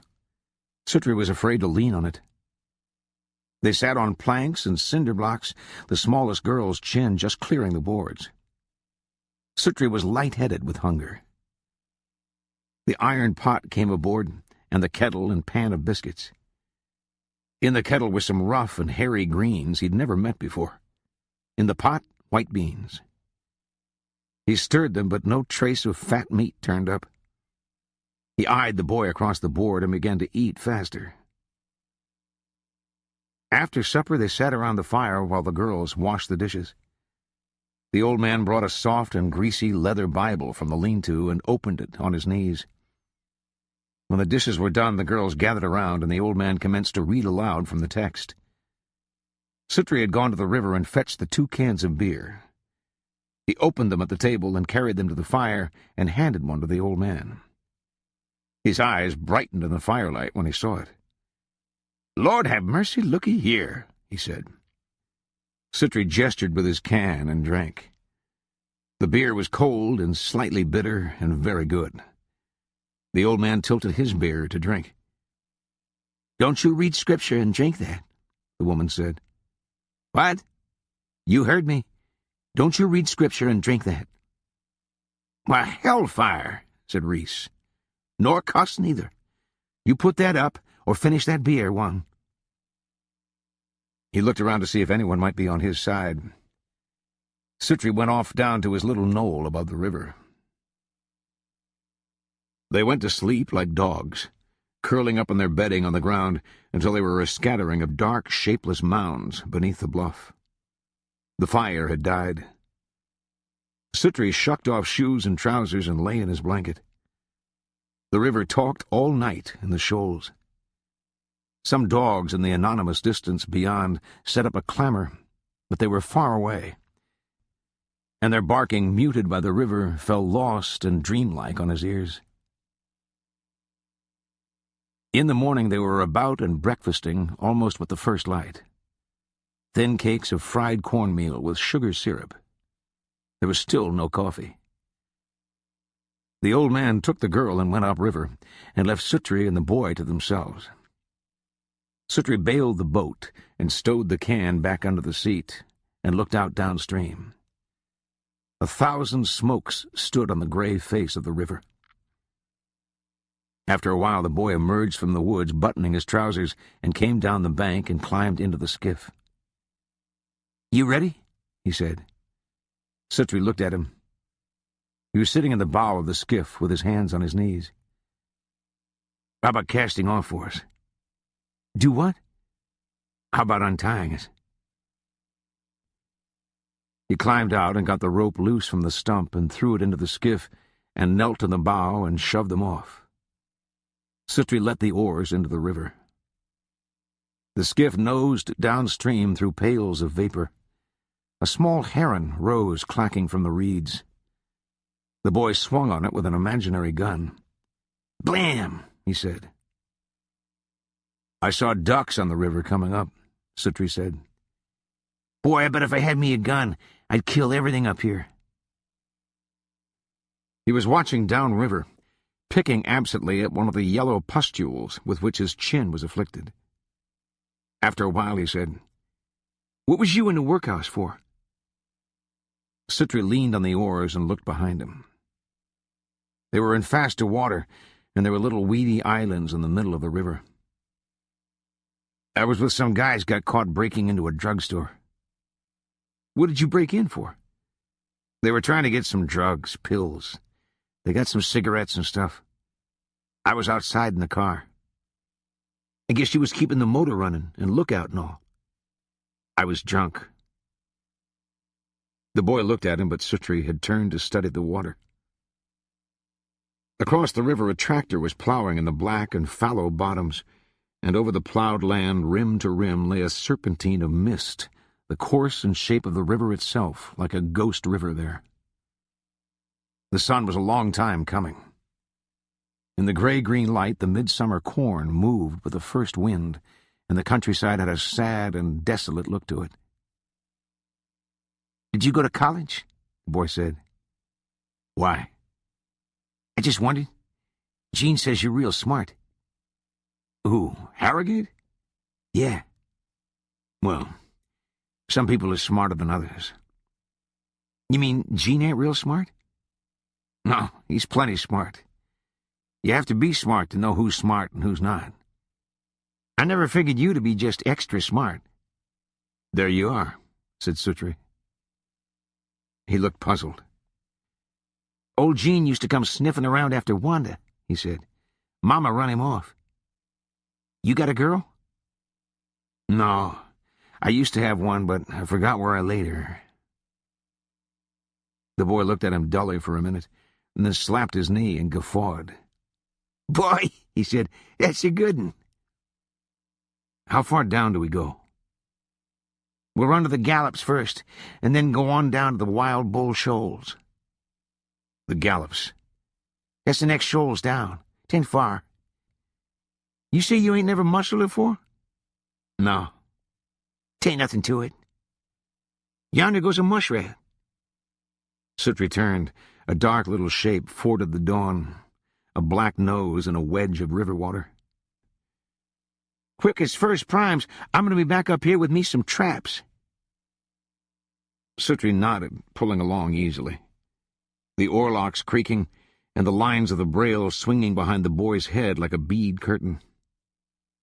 The sun came up. It bored up out of the trees in a green-gold light, and Suttree's silhouette lay long and narrow down the river among the brail-lined shadows like a rowing marionette. He swung the skiff more shoreward. The boy was bent, peering down into the water. In the clear shallows, suckers trailed by their white-rimmed mouths from the rocks like soft pennants fluttering. The boy took an empty rubber flashlight from his hip pocket and, dipping the lens in the river, looked down through the gutted barrel at the Piscean world below. "Do you see any mussels?" Suttree said. "We ain't into 'em yet," the boy said. "They God Almighty, what a catfish." "How deep is it?" "Yonder goes a old mud turtle." Suttree leaned on the oars. "How about letting me look?" he said. The boy lifted his head. "I said, how about letting me look?" "Well, sure." Suttree shipped the oars and took the tube from the boy and bent over the side with it. A high, sheer rock veered past, wrapped in bubbles.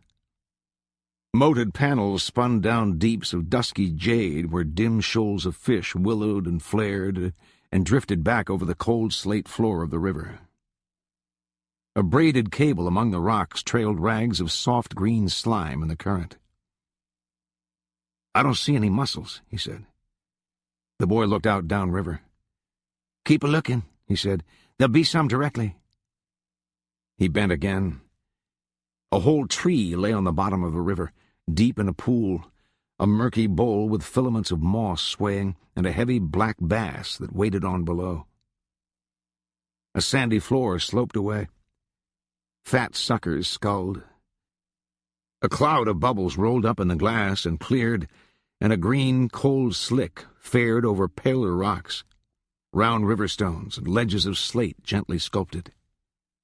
A seam of black shellfish lay beneath. "Here comes some." He heard the splash of the brail going overboard. The boat rocked and recovered with the boys standing, and Suttree's face dipped in the water. He raised his head and shook the water from the glass and bent to look again. Long green-brown weeds swung in the current, and dimly through the moving water he could see the mussel beds, a slender colony of them dark and quaking among the rocks, with their pale clefts breathing, closing, folding slowly fanwise, valved clots of flesh in their keeps of cotyloid nacre. The shadow of the skiff, like a nightshade passing, swept them shut. "Is they lots?" "A few." The bottom fell away into an opaque green murk. The boat spun slowly. Suttree raised up and took the oars and straightened the skiff out. "It deeps off here," the boy said. "Yeah." "We'll just go on down." "Okay." "How about letting me have my looker?" "Okay." They ran downstream a quarter-mile, the boy watching the bottom, Suttree at the oars. They swung into a long, ropey glide and went rocking down a chute into fast water. The boy raised his head, his forelock dripping. "We'll get 'em now," he called. Suttree steadied the boat with the oars. When they drifted out into the slow water at the foot of their run, amid flotsam and tranquil spume, the boy stood at the transom and hauled the brail aboard and hung it dripping in the uprights, with a couple dozen black mussels clamped to the lines. They swung and turned and clacked, and the boy took out an enormous brass cook spoon and began to pry them loose. Within minutes they lay like stones on the floor of the skiff, and the boy had cast the brail overboard again. He turned to Suttree, who was back-oaring to stand in the current. His face was flushed and his breath short. "That's how we do it," he wheezed. "Is that a pretty good batch for a run?" "It ain't no more than average. I've seen him come up solid with 'em. Me and Daddy has dredged messes we couldn't lift." "What's the other braille for?" "You swap off. You hang up the full braille and throw out the other." "Well, why didn't you throw out the other one?" The boy was watching the river bottom again. He waved one hand in the air to dismiss the subject. "I just wanted to show you how to strip the lines," he said. Suttree edged the boat away from a dimpled suck in the river, and they went rocking down the shoals, the sun well up now, the day warming. His hands were like claws on the oars. They washed out in a slack water where a gravel bar ran almost to mid-river, and the boy raised up the braille again and hung it dripping and clicking with mussels in the trees. He and Suttree looked at each other. "This is some Jim Dandians," the boy said. Suttree nodded. "There were some big as your hand." "Let's swing up and run that bed one more time." Suttree looked upriver dubiously. "You won't find 'em much better than these here." He swung the skiff and braced his feet and dug into the river. They went up alongside the inside shore. When they had gained the head of the glide, he stood the boat in the current and swung back obliquely across the run while the boy cast over the empty braille. "I throwed one time, a hook got me behind the ear and like it took me with it." "How far down do we go?" said Suttree. "You mean this evening?" "Yes." "We're going down to the Wild Bull. What Daddy said." "Who in the hell is going to row back?"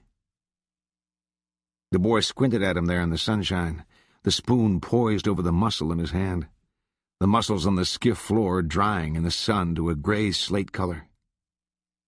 "You ain't give out, are you?" he said. "I've been rowing this damn thing for 2 days. What do you think?" "Well, shit, I'll swap off with you coming back. It ain't all that far." They reached the shoals in the early afternoon. The boy boated the last rackful of mussels and shucked them from the hooks, wet and clattering, onto the pile in the boat. And Suttree stood on one oar to turn them toward the bank. The boat would hardly move, it lay so deep in the river with its cargo. There was but one shovel, and it had an old handmade tang about a foot long, but no handle other at all. Suttree set the boy to shoveling the mussels out of the boat onto the bank, and he himself went up through the woods until he found a good shade tree, and he lay flat on his back beneath it and was soon asleep. He was awakened by cries down toward the river. It occurred to Suttree that he and the boy didn't even know each other's names. He got up and went down through the woods. "Hey!" called the boy. All right. "Hellfire, where'd you get to? I ain't shoveling all these here by myself." Suttree took the shovel from him and stepped into the boat. "I thought you'd run plumb off," the boy said. "My name's Suttree." "Yeah, I know it." "What's yours?" "Willard." "Willard. Okay, Willard." "Okay, what?" Suttree heaved his shovelful of mussels up and looked at the boy. It was hot in the sun. The boy standing there in his rancid overalls looked pale and pitiful and slightly malevolent. "Just okay, Willard," he said. They rowed into camp at dusk, sitting side by side on the seat of the skiff, each with a sweep in 2 hands. Suttree staggered up the bank with the rope and tied up and went to the fire and sat and stared into it. Reese emerged from the lean-to in his underwear. "Is that you all?" he said. "Yeah." "Where you been?" Suttree didn't answer. The boy had come up and was looking around. "Where you all been?" the man asked him. "Where's everybody at?" the boy said. "They done gone to a social. Where you all been?" "Is there anything to eat?" Suttree said. "There's some white beans and cornbread in a pan." "Is there any onions?" the boy said. No, they ain't, said Reese. He came over to where Suttree was sitting on a board with his feet stretched out before him. Did you all do any good? He said. Ask him, said Suttree. How'd you all do? We done all right. Ain't there no milk? No, they ain't. Shit, said the boy. What? I said shoot. You better have. Did you get a pretty good mess? We got about all the boat would hold. How did you all do? We done all right. Suttree had taken up a plate and was spooning beans from the pot. Is there any coffee? He said. No, they ain't. He stared sullenly into the fire. No, they ain't, he said. He was lying in his blankets out on the knoll when they came back. They came down through the woods by the river, swinging a lantern and singing hymns. He lay there listening to this advancing minstrelsy and watching the moon ride up out of the trees. He was hungry, and his shoulders ached. His eyelids felt like they were on springs. He couldn't get them to stay shut. After a while, he got up. One of the girls was going toward the river, and he called to her. "Hey," he said, "is there anything to eat up there?" It was quiet for a minute. The fire had been built back, and the flames looked hopeful up there under the rocks. No, they ain't, she said. In the morning they were up at some misty hour, and were at donning the crazy calico church clothes. They didn't wake him. He raised the edge of his blanket and peered out. Among the slats of the lamp-lit shed he could see thin flashes of white flesh, bird-like flurryings. The girls emerged in their carbon-copy dresses, and the boy came out of the woods stiffly and looking churlish and sullen and strange, like a child pervert. They set off upriver through the woods, and Suttree sat up in his blanket to better view the spectacle. They were gone all day. He stirred out and searched through the kitchen things and through the jumble of stuff in the lean-to, but he could find nothing to eat other than the cornmeal and a handful of white beans that had been left to soak. He made a fire and put the beans on, and went off down to the river to look at the skiffs. He squatted on his heels and threw small stones at water spiders skating on the dimpled river. In the afternoon he sat in the cool under the bluff. Summer thunderheads were advancing from the south. He leaned back against the rock escarpment. Jagged blades of slate and rachel stood like stone tools in the loam. Tracks of mice or ground squirrels, a few dry and meatless nuthulls, a dark stone disk. He reached and picked it up. In his hand, a carven gorget. He spooned the clay from the face of it with his thumb and read two rampant gods, adorsed with painted eyes and helmets plumed, their spangled anklets raised in dance.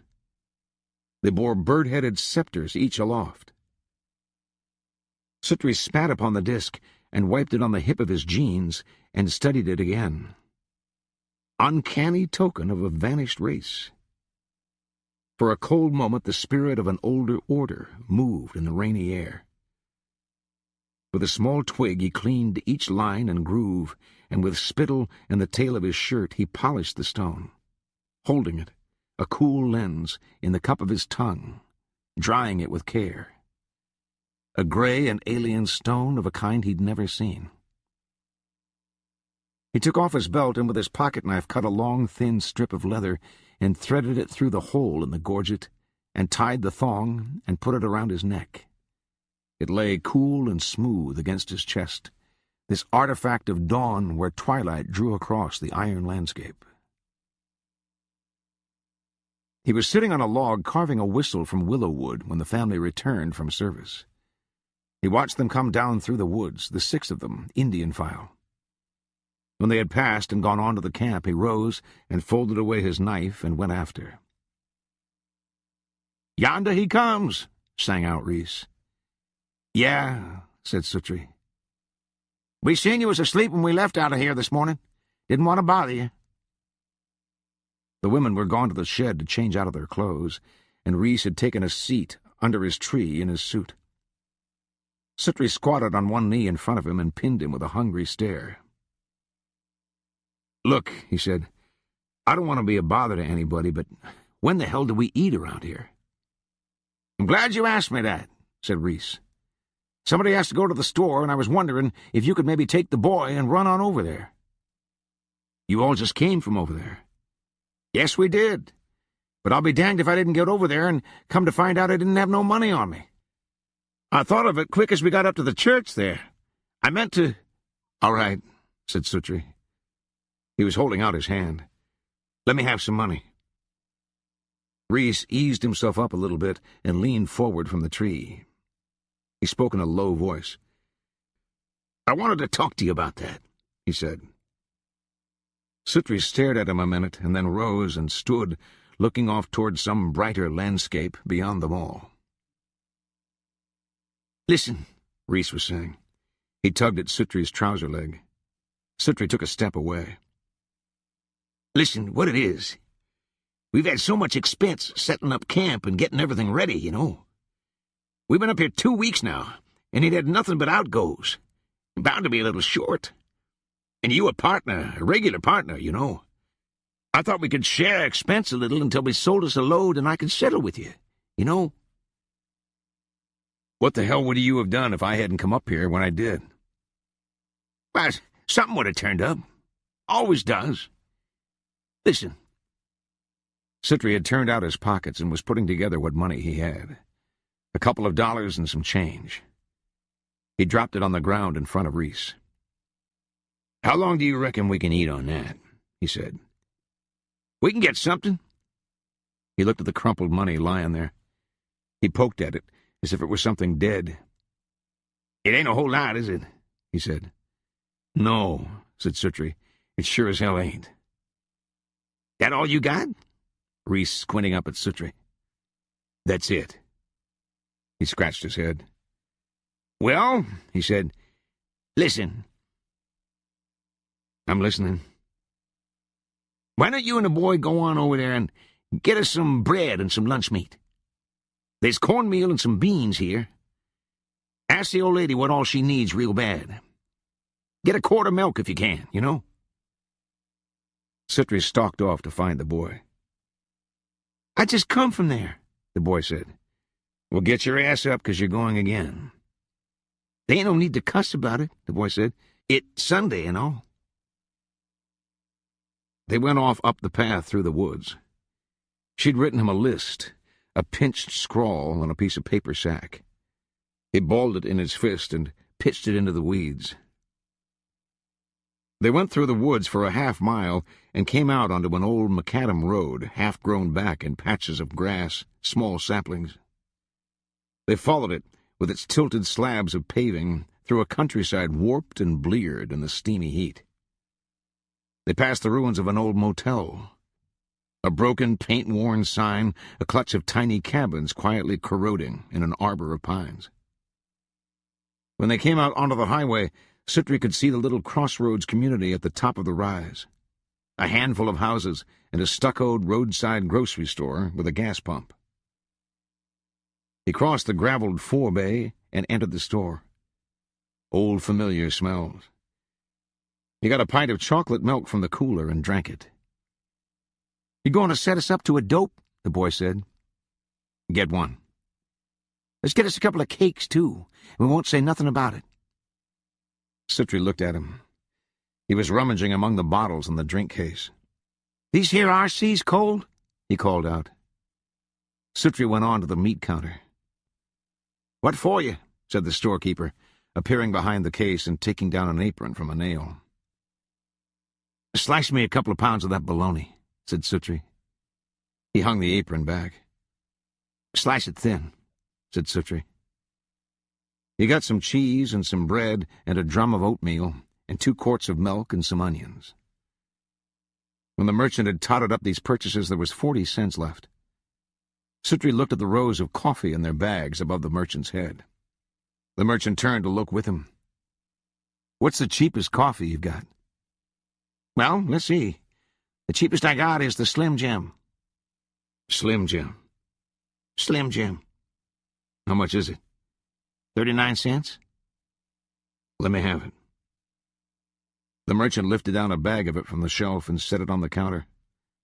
It was dusty, and he blew on it, and he gave it a little swat before he lifted it into the grocery bag. "Right," said Suttree.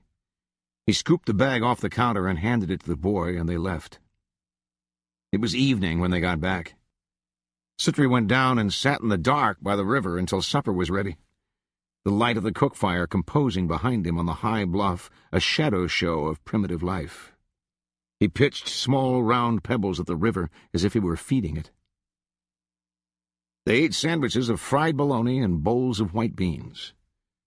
Suttree came to the fire with his cup and held it out. The old woman lifted the pot lid and sniffed. Suttree watched her, the plaited hawsers of hair that bound her thin gray skull. She took up her apron in one hand to grip the pot and tilt the hot black coffee out. Suttree went back to the box where he'd been sitting and stirred the coffee and put the spoon in his cuff for safekeeping and lifted the cup and sipped. He sat very still. Then he turned and spat the coffee on the ground. "Good God," he said. "What is it?" said Reese. "What's happened to this coffee? I ain't drunk none of it." Suttree swung his nose across the rim of the cup and then pitched the coffee out on the ground and went on eating. Reese wiped his mouth on his knee and rose. He came back with a cup of coffee and stood over Suttree, blowing at it, and then he took a sip. "What is this shit?" he said. "Damned if I know. Slim Jim, that's the name of it." Reese took another sip and then tipped it out on the ground. "I don't know what it is," he said, "but it ain't coffee." The girl was sitting on the far side of the fire. She flung her black hair. "What did you do to the coffee, Mama?" she called. Reese had gone back to the fire. They had the package up, trying to read it. Reese poured the coffee out on the ground. A squabble ensued. "Suttree, what is this shit?" "I don't know. I bought it for coffee. It don't even smell like coffee." "They done emptied the coffee out and filled the sack back with old leaves or something," said the woman, nodding her head and looking about. "Bring me a cup of it, will it?" the girl called. Reese cut his eyes about. "It might be poison," he said. "Put eggshells in it, Mama," the girl called. "That'll rectify it." "Where's she gonna get eggshells at, dumbass? They ain't no eggs." The woman reached and swatted the boy in the top of the head with her hand. "Ow!" he said. "You mind how you talk to your sister."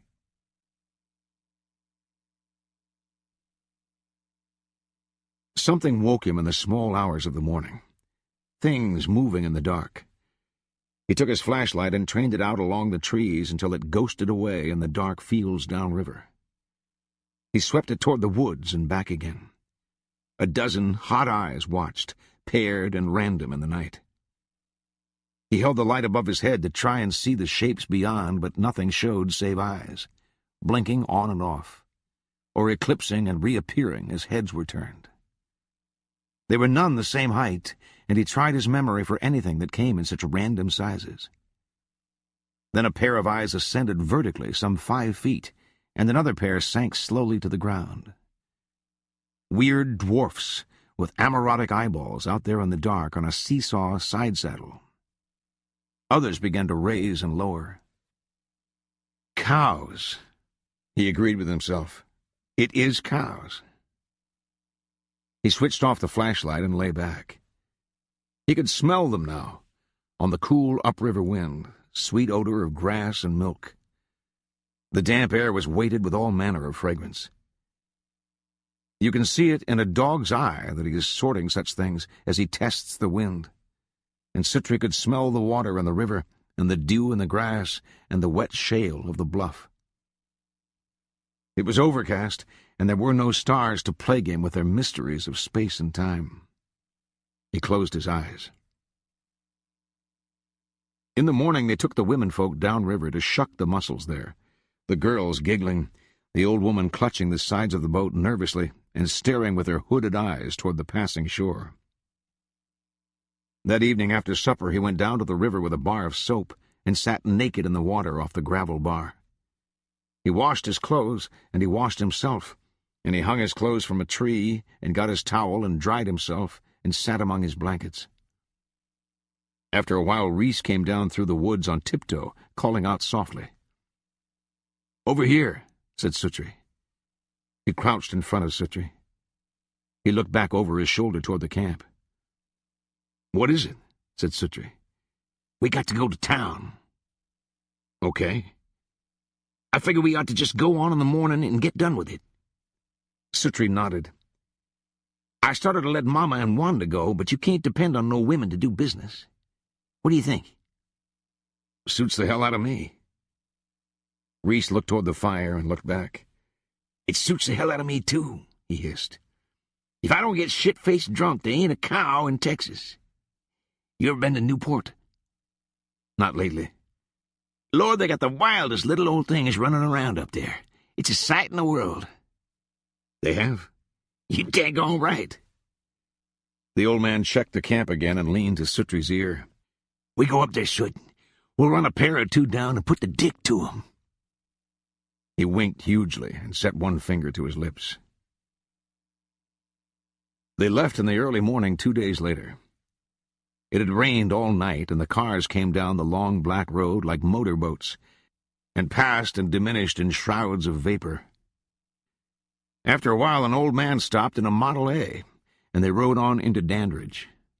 The old man didn't speak. The three of them, hunched up like puppets on the front seat, watched the summer morning break over the rolling countryside. They got a ride from Dandridge to Newport on a truck. There was a tractor on the truck bed, and it kept shifting in its chains, so that the travelers stood back against the stake sides with their hair blowing in the wind, lest the thing break loose.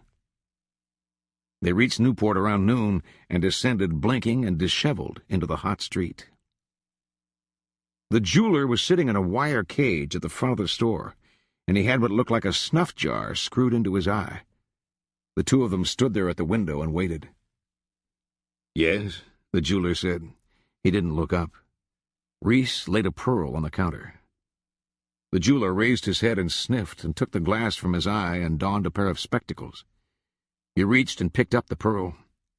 He rolled it between his thumb and forefinger and looked at it and put it back. He took off his spectacles and put the glass back in his eyes and bent to his work again. "I can't use it," he said. Reese gave Suttree an uneasy wink. He delved up another jewel from his little change purse and laid it by the first, larger and more round. "Hey," he said. The jeweler set aside a small pick with which he was sorting something in a box lid. He looked at the two pearls before him, and he looked at Reese. "I can't use it." Reese had fished out meantime his best pearl, and this he brought forth and held out in one grimy hand. "I guess you can't use this one either," he said in triumph. The jeweler removed the glass and fitted the spectacles again. He didn't reach for the pearl. He seemed to simply want a better look at these two. "Go ahead," said Reese, grinning and gesturing with the pearl. "Fellas," said the jeweler, "those things are not worth anything." "They're pearls," Suttree said. "Tennessee pearls." "Hell, they gotta be worth something." "Well, I hate to say it, but they're not worth a nickel." "Oh, you might find somebody that wanted them, keepsake or something. I've known people to pay $3 or $4 for a really nice one that they wanted to make into a pin or something. But you might have a shoebox full, and I wouldn't give a dime for them." Reese was still holding out the pearl. He turned to Suttree. "He thinks we ain't never traded afore, I reckon." The jeweler had taken off his spectacles and was preparing to look through his glass again. "We may look country, but we ain't ignorant," Reese told him. "Let's go, Reese." "You ain't ever seen no nicer one than that there." The jeweler bent with his monocle to his work again. Suttree took the old man's arm and steered him out the door. Reese was looking over the prize pearl for some undetected flaw. In the street, Suttree turned him around and got him by the shoulder. "What the hell is going on?" "I thought you said that big pearl was worth $10. "Shit, Soot. Don't pay no attention to him. You don't know the first thing about it. Suttree pointed toward the window glass. He's a goddamn jeweler. Can't you see the sign? What the hell do you mean he doesn't know?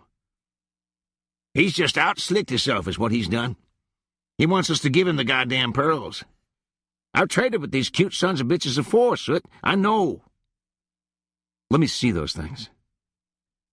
Reese handed him the pearls. Suttree looked them over in the hard light of midday. They looked like pearls, somewhat gray, somewhat misshapen. Hell, they must be worth something, he said. Reese took the pearls from him. Of course they are, he said. Goddamn, you think I don't know nothing? How many have you ever sold? That's all right how many I sold. I sold some. How many? Well, I sold one last year for $4. Who to? Just to somebody. Suttree was standing looking at the ground and shaking his head. After a while he looked up. Well, let's try somewhere else, he said. They canvassed the 3 jewelers and 2 pawnshops and were again on the street. Shadows were tilting on the walk. The day'd grown cooler. What now? Said Suttree. Let me think a minute, said Reese. That's all we need. We ain't tried the pool hole. The pool hole? Yeah. Suttree turned and walked away down the street. Reese caught him up and was at his elbow with plans and explanations. Suttree turned. How much money do you have on you? He stopped. Come on, how much? You know I ain't got no money. Not a dime? I know. Well, I've got 15 cents, and I'm going over here and have coffee and donuts. You can sit and watch if you like. Then we better get on the goddamn road before it gets dark and try and get a ride out of here. Hell, Soot. We can't go back empty-handed. But Suttree had already stepped into the street. Reese watched him cross and enter the cafe on the other side. Suttree borrowed a paper from a stack by the till as he went in, and he sat at the counter.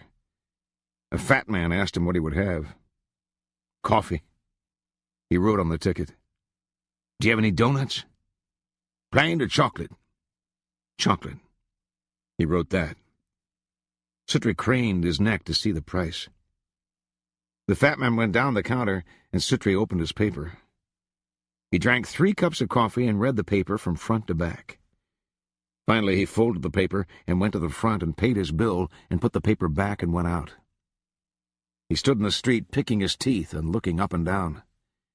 He waited around for the better part of an hour. The stores were closing. He eyed the failing sun. That son of a bitch, he said. He was passing a small cafe when something about a figure within stopped him. He stepped back and peered through the glass. At a booth in the lunchroom was Reese. He was buttering up large chunks of cornbread.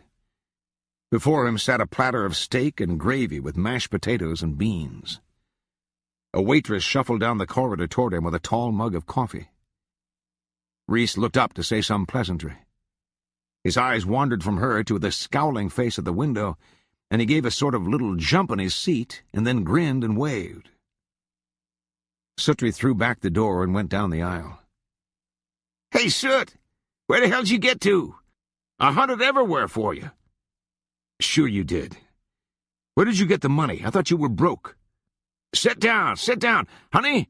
He raised a hand. He pointed at Suttree's head. Bring him what he wants. Boy, I'm glad I found you. Here, tell her what you want. I don't want a goddamn thing. Listen. There ain't no need to cuss about it, the waitress said. Suttree ignored her. He leaned to Reese, who was loading his jaw with a forkful of steak.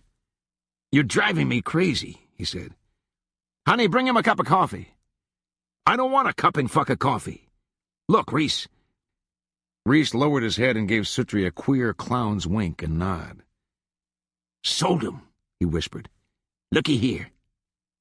Look at what? Down here, looky here. Suttree had to lean back and look under the table, where this grinning fool was holding pinched in his hand, so just the corner showed, a $20 bill. What the hell are you hiding it for? Is it counterfeit? Shh!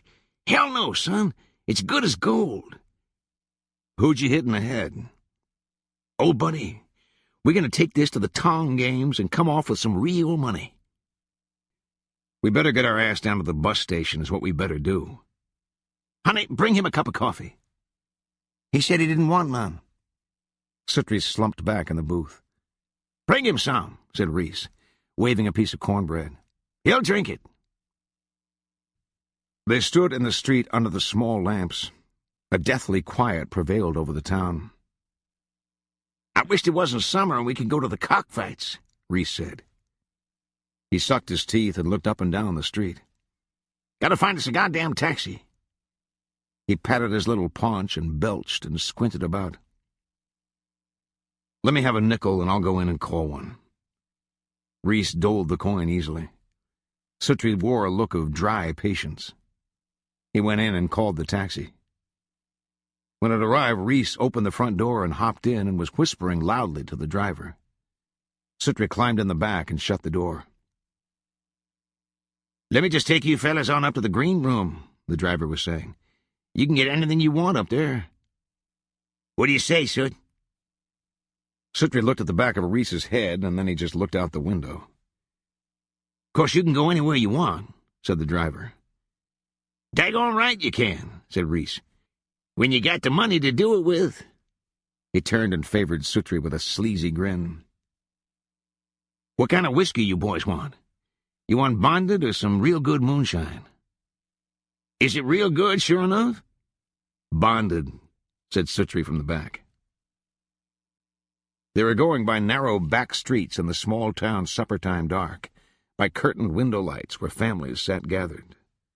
Suttree rolled down the window and breathed the air, all full of blossoms. The driver took them up a gravel drive to the back of an old house. A yellow bulb hung burning from the naked night above them. The driver got out, and a man came from the door, and the two of them went across the yard and behind a garage. When they came back, the driver was holding a pint of whiskey down by the side of his leg. He got in and palmed the whiskey to Reese. Reese held it to the light and studied the label professionally as he unscrewed the cap. They went back down the driveway with Reese's head thrown back and the bottom of the bottle standing straight up. Get you a drink, he wheezed, poking the bottle over the seat at Suttree. Suttree drank and handed it back. Reese held the bottle up and eyed it, and held it under the driver's chin. Get you a drink, old buddy, he said. The driver said he didn't drink on duty. They drove out through the small streets and struck the highway. Reese and Suttree passing the bottle back and forth, and Reese giving the driver a history of himself, no part of which was even vaguely true. Say, you all never been to the green room? Said the driver. We ain't been up here in a long time, said Reese. They got some little old gals up there will do anything. They'd as soon suck a Peter as look at you. Reese was elbowing the dark of the cab behind him vigorously. You hear that, Sid? He said. They went out the highway several miles and turned onto a side road that had one time been the highway. At the top of the hill stood a squat cinder-block building with neon piping along the roof. The windows were painted black, and one of them was broken and fixed back with blocks of wood stove-bolted through the holes. There was an iron pole in the drive with a beer sign hung from the crosstrees and perhaps 100 cars parked in the gravel. The cab driver switched on the dome light and looked at Reese. What we owe you, old buddy? Let me have 5. That'll get the whiskey and everything. Reese paid, and they stepped out into the gravel. The taxi slewed about in a cloud of dust and flying stones and went back out to the highway. Reese tucked in his shirt and hitched up his trousers and seized the door handle to make his entrance, but the door was locked. Ring the buzzer, said Suttree. He pushed the button, and almost immediately the door opened, and a man looked at them and stepped back, and they entered. A concrete floor, a horseshoe-shaped bar upholstered in quilted black plastic, a gaudy jukebox that played country music. A few slow-eyed young whores in stage makeup and incredible costumes, ballroom gowns, bathing suits, satin pajamas. They lounged at the bar. They sat in booths by the wall. They danced with clowns dressed up like farmers, wooden clown dances and the shifting jukebox lights. Through a door to the rear, Suttree could see thicker smoke yet and the green bays of gaming tables. "God almighty damn," said Reese reverently. "Looky here." Suttree was looking. He'd been in places like this, but not quite. A whole new style seemed to be seeking expression here. They crossed to the bar and were immediately set upon by whores. A black-haired girl in a chiffon dress with a train that followed her about the floor sweeping up the cigarette butts had Suttree by the elbow. "Howdy, cutie," she said. "Why don't you buy me a drink?" Suttree looked down into a pair of enormous painted eyes dripping a black goo. A pair of perfectly round white tits pushed up in the front of her gown. "You'll have to see this man here," he said. "He's the last of the big spenders."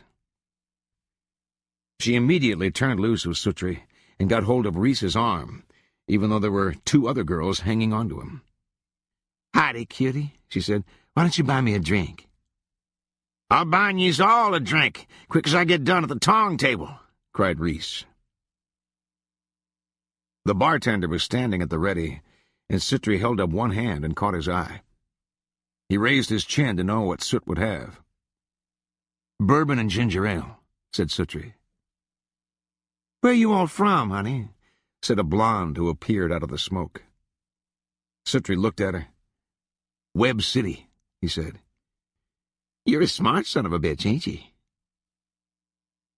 He watched Reese at the card table until he became bored and went back out to the bar. But the whores had thickened, and he got another drink and went back into the gambling room again. Reese seemed to have won some money, and Suttree tapped him on the shoulder to get some quarters and dimes for the slot machines. The dealer raised up and eyed him narrowly and told him to back off from the table if he wasn't playing. Reese handed him $2 over his shoulder, and Suttree took the money and went into another room and got change from a lady at a card table by the door. There were 8 or 10 slot machines along the walls, and several young men in dark gabardine shirts and their heads almost shaven were feeding money to the whores, and the whores were operating the machines. Suttree won about $7, and he went back out to the bar and got another drink. He was beginning to feel a little drunk. He bought the black-haired girl a drink, and she took him by the arm, and they sat in a booth at the far wall, and she immediately ordered 2 more drinks from a waitress dressed in a swimsuit and black net stockings. The black-haired girl put her hand on Suttree's leg and got him by the neck and ran her tongue down his throat. Then she stuck her tongue in his ear and asked him if he wanted to go out in the back. Reese came reeling through the smoke and the din with a painted child whore on his arm. She had an eye tooth out and smiled with her cigarette in her mouth to hide the gap. "Looky here, Soot." "Heidi." "Ain't that a pretty little old thing?" Suttree smiled. Reese had her by the hand. He leaned towards Suttree. "Listen," he said, "you wouldn't tell on a fellow, would you?" "Maybe not. Where's the whiskey?" "Here. Hellfire, get you a drink." He brought the bottle forth from his overalls and handed it over. "You raise tobacco, too?" the girl said. "Sure," said Suttree. Reese was making peculiar faces and jerking his shoulder at Suttree. Suttree spun the cap back on the bottle and slid from the booth. "I got to talk to my partner here for a minute," he told the girl. They conferred a few feet from the table. "Let's hear the bad news," said Suttree. "Bad news is ass. Looky here." He was cupping his hand at the mouth of his pocket, a roll of bills crouched there like a pet mouse. "Old buddy, I strictly slipped it to him in yonder," he said. The whore on his arm leaned across to whisper in Suttree's ear. "You ought to get with Doreen yonder," she said, nodding toward a puffy blonde at the bar. "She's real sweet." "We gotta get us another bottle of whiskey," said Reese. Both she and Reese had taken to hoarse stage whispers, and Suttree had to bend his head forward to hear them at all, what with the howl of electric guitars from the jukebox. As he did so, the old man seized him by the head and pulled him close and rasped in his ear. "Go on and get her, Sud. We'll strictly put the dick to him." When he woke, a light had come on in the cabin, and a man and a girl were standing in the door. "That goddamn Doreen leaves her goddamn dates in the cabins all the time," the girl said. Suttree groaned and tried to put his head beneath the pillow. "Hey," said the girl, "you can't stay here." His head was at the edge of the thin mattress. He looked down at the floor. The floor was pink linoleum with green and yellow flowers. There was a glass there and a half-pint bottle with a drink in the bottom. He reached down and got the bottle and held it against his naked chest. "Hey," said the girl. "Okay," said Suttree. "Let me get my clothes." He wandered off through the weeds in the dark. Out on the highway, the sound of truck tires whined and died in the distance. He fell into a gully and climbed out and went on again. When he woke, it was daylight, and he was lying in a field. He rose up and looked out across the sedge. 2 little girls and a dog were going along a dirt lane. Beyond them, the sun-hammered landscape veered away in a quaking, shapeless hell. A low gray barn, a fence, a field wagon standing in milkweed. Yonder, the town. He rose to his feet and stood swaying, a great pain in his eyeballs and upon his skull like the pressure of marine deeps. He tottered off across the fields toward the roadhouse. He found Reese asleep in a wrecked car behind the cabins. Suttree shook him gently awake into a world he wanted no part of. The old man fought it. He pushed away and buried his head in one arm there on the dusty, ruptured seat. Suttree couldn't help but grin for all that his head hurt so. "Come on," he said. "Let's go." The old man moaned. "What?" Suttree said. "You go on. I'll come later, tell him." "Okay. You comfortable?" "I'm all right." "You want a sip of this cold lemonade before I go?" An eye opened. The musty, gutted hulk of the car stank of mold and sweat and cheap whiskey. Wasps kept coming in the naked rear window and vanishing through a crack in the dome light overhead. "What?" said Reese. "I said, would you like a sip of this cold lemonade?" The old man tried to see without moving his head, but he gave it up. "Shit," he said. "You ain't got no lemonade." Suttree pulled him around by one arm. "Come on," he said. "Get your ass up from there and let's go." A bloated face turned up. "Ah, God. Just leave me here to die." "Let's go, Reese." "Where are we at?" "Let's go." He struggled up, looking around. "How you feeling, old partner?" said Suttree. Reese looked up into Suttree's grinning face. He put his hands over his eyes. "Where you been?" he said. "Come on." Reese shook his head. "Boy, we a couple of good ones, ain't we?"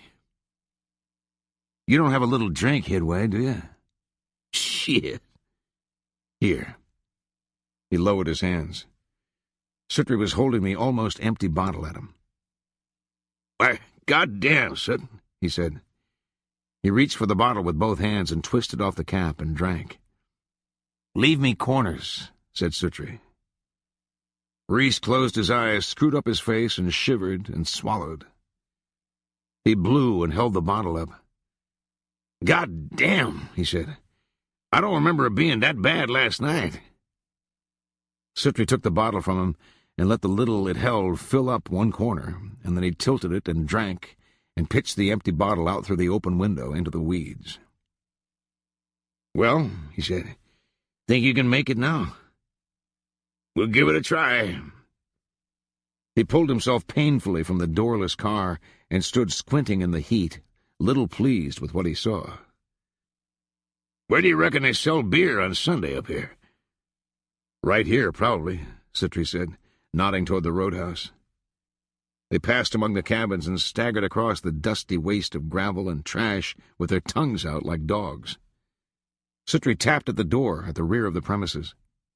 They waited. "Knock again, Sut." He did. A slide shot back in the side of the building, and a man peered out. "What do you have, boys?" he said. "You got any cold beer?" "It's all cold. What kind?" "What kind?" said Suttree. "Any goddamn kind," said Reese. "You got Miller's?" "What you want, a six-pack?" Suttree looked at Reese. Reese was looking at him blandly. Suttree said, "Have you got any money?" "No. Ain't you?" He felt himself all over. "Not a fucking dime," he said. The bootlegger looked from one to the other of them. "Where's that pearl?" said Suttree. The old man raised his foot and put it down again. He leaned against the side of the building and raised his foot and reached down in his sock. He held up his purse. "How come you to still have that?" said Suttree. "Did you not get any poontang last night?" "You dang on right I got me some. But I never took off my shoes." He undid the mouth of the thing and rolled out the pearl and held it up. "Looky here," he said. "What's that supposed to be?" said the bootlegger. "A pearl. Go on, take a look at it." "You sons of bitches get on away from here," said the bootlegger, and slammed the little window shut. They looked at each other for a minute, and then Suttree squatted in the dust among the flattened cans. "Shit," said Reese. Suttree palmed his knees and shook his head. "We're hellacious traitors," he said. "Boy, I hate a dumb son of a bitch like that don't know the value of nothing." "Let's get the hell out of here. It's a long way home." Coming over the Pigeon River Bridge into Newport, a county police cruiser passed them. The old man saw them coming. "Wave like they know you," he said. "Fuck that," said Suttree. The cruiser went by and Reese waved real big. The cruiser turned at the edge of the bridge and came back and pulled up alongside. A fat deputy looked them over. "Who you think you waving at, buddy?" Suttree groaned. Reese smiled. "I thought she was somebody I knowed," he said. "Is that right? Maybe you'd like to come uptown and get a little better acquainted." "He didn't mean anything by it, officer." The deputy eyed Suttree up and down, little joy in the beholding. "I'll be the judge of that," he said. "Where you two going?" Both reckoned one more wrong answer would be all that the law allowed. They looked at each other. Suttree could hear the river beneath them. He saw himself in a swan dive, heedless, lost, under gray, swirling waters. He could hear the cruiser's motor idling roughly with its high camshaft. "Home," he said. The driver had said something to the deputy. The deputy looked them over again. "Well," he said, "you better be getting on there." "Yes, sir," Suttree said. "Much obliged, your officer," said the old man. They pulled away and turned at the end of the bridge and came back. The driver glanced at them in passing, but they were both looking at the ground. "Bastards," Suttree said. "I thought for a minute there we were gone." "I knowed how to handle it," Reese said. "I told you not to wave, goddammit. And what the hell is your officer supposed to mean?" "I don't know. Shit, my head hurts." He was stumbling along, holding the top of his head with both hands. Suttree looked at him in disgust. "We'd better get the hell out of here," he said. "We'd better not go through town." "Don't worry," said Suttree. "We're not." They turned down along the river, and Suttree took bearings by the sun and plotted a course cross-country that should bring them out on the highway on the other side of town. They went wandering mournfully down little dirt tracks and across fields. They went through a shanty town strung out along the edge of a branch, all grass and growing things about the creek and the encampment gone, a land of raw clay strewn with trash, with chickens and scabrous dogs. A cadaverous and dark-eyed people watched mutely, furtive and dimly defined in their doorways. Such squalid folk as not even a weed grew among. Reese nodded and howdied to them, but they just stared. They crossed a pasture where grackles, blue and metallic in the sun, were turning up dried cowpats for the worms beneath. And they went on past the backside of a junk lot, with the sun wearing hard upon them and upon the tar-paper roof of the part shack and upon the endless fenders and lids of wrecked cars that lay curing paint-lorn in the hot and weedy reeks. They ended up lost in a big alfalfa field. On 3 sides were woods, and on the 4th was where they'd come from. "Which way?" Reese said. Suttree squatted and held his head. "Will some son of a bitch please tell me what I'm doing here?" "I gotta get out of this sun before my old head pops," said Reese. He looked down. Suttree had tilted forward onto his knees. They looked like castaways. "Don't lay down," said Reese, "or you never will get up." Suttree looked up at him.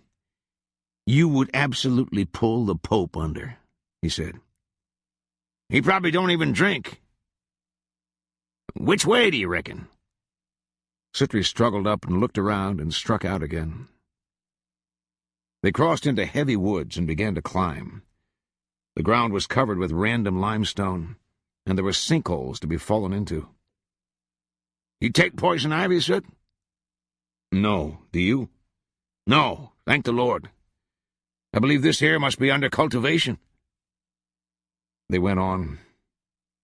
They rested more and more going up the ridge, just sitting in the undergrowth like apes, eyeing one another with little expectation of anything, and breathing hard. When they got to the top, they looked out, and they could see below them through the trees a piece of black highway about 2 miles away. "I don't think I can make it without a drink of water," Suttree said. "Don't drink no water, Soot. It'll make you drunk all over again." Suttree glared at him. When they reached the highway, they were stagger-footed and crazy-looking. As far as you could see in either direction, there was not so much as a billboard. Suttree sat down by the edge of the road with his feet spread and began to pick at gravels and little straws and things. "Here comes a car, Soot." "Thumb it." "Well, get up. He won't stop if somebody's setting down." They watched the driver's eyes. He looked like a skittish horse the way he rolled them, and the car swerved out as if he'd keep from being leapt upon by these roadside predators who possibly fared on the flesh of motorists in lonely places. An hour later, they were still standing there. 3 cars and 1 truck had passed. They looked at each other and at themselves. The old man fell to combing his hair with his hands. "We better start walking," Suttree said. "How far from home you reckon we are?" "I don't know. 20 miles, 30 maybe." Suttree's eyes looked burnt, and a crusty paste had formed over his lips. "What time do you reckon it is?" Suttree looked at the sky, gently quaking like a vat of molten cobalt. "Past noon, maybe 2 o'clock. Let's walk on down around this next curve. Maybe there's a store or something." The old man shaded his eyes and looked down the hot and smoking road to where it dissolved in a distant haze. The landscape subsequent seemed to shift and veer, so that he batted his eyes and made little gestures with his hands, as if to shape things right again. "I reckon we can try for it," he said. They set off, stumbling along the roadway with their eyes down. If you keep from looking up for a long time, you can surprise yourself with how far you've come. Suttree fell to counting the bottle caps on the dusty roadside gravel. Then he began to divide them into the right-side-ups and the upside-downs. Before they reached the curve, he called for them to stop. Reese, when he looked at him, seemed almost in tears. "We're nearly to the curve, Soot," he said. "I know. I just want to get rested a minute, so that when we look down that next stretch of road and there's nothing there, I won't faint." "How long you reckon a fella can sweat like this and nothing to drink without drying up?" Suttree didn't answer. He was looking back up the road, the accrued flat of the surface making mirages of standing water on the heat-bleared black macadam. A truck was coming down. A phantom truck that augmented itself out of the boiling heat by segments and planes. An old black truck that rode down out of a funhouse mirror, coalesced slowly in the middle distance, and pulled to a stop alongside them. "Shithouse mouse!" cried Reese, staggering toward the truck. Suttree thought that if he reached for the vehicle, it would resolve itself back into the cooking lobes of his skull from whence it came. But the old man was climbing up, jabbering mindlessly to the driver. Suttree followed. He pulled the door shut after them, and it bounced open again. "Raise up on it," said the driver. He raised up on it, and it shut, and they pulled away. As bad as they looked, bad as they smelled, the saint seemed not to notice. "How far are you going?" Suttree asked. "Sevierville. How far are you all?" He was a young boy, hair almost white, a light down at his chin and side jaws. "We'll ride on in with you if you don't mind," Suttree said. "You're more than welcome." "Whew," said Reese. "We're just about to give out." Around the bend of the road was a store. An orange gas pump standing atilt. Suttree almost croaked out for a brief halt, and Reese watched the building go past with sadder eyes yet. "Where y'all from?" the boy said. "Down around Knoxville. You from up here?" "Nah," the boy said. "I'm from down around Sevierville." He looked them over. "I just come up here to mess around some last night," he said. They watched the road in silence. Reese looked at the boy. He was wearing clean overall pants, and he was leaning up over the wheel, and he was chewing tobacco. "You ever been to that there green room?" said Reese. The boy looked at him sidelong, slyly. "Shit," he said. "Ain't that the dangest place?" "You wasn't in there last night, was you?" "We come in there about 3 o'clock this morning." Reese looked at him again. He shook his head. "Well," he said, "be proud you wasn't there no earlier. That first shift is pure hell. Ain't it, Sut?" When they stumbled back into the camp on the river, the 4 women and the boy were waiting for them with grim, set mouths. "Boy, if you ain't a couple of good uns," she said. "Where's them groceries you was going to bring?" "I can explain everything," Reese said. "Where they at, eh? Boy, if you ain't a couple of good uns." Reese turned to Suttree. "I told you she'd say that. What did I tell you?"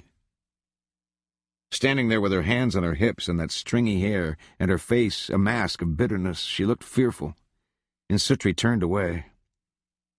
Reese tried to detain him to verify various lies, but he went on toward the lean-to and got his bedding and slouched off toward the river with it.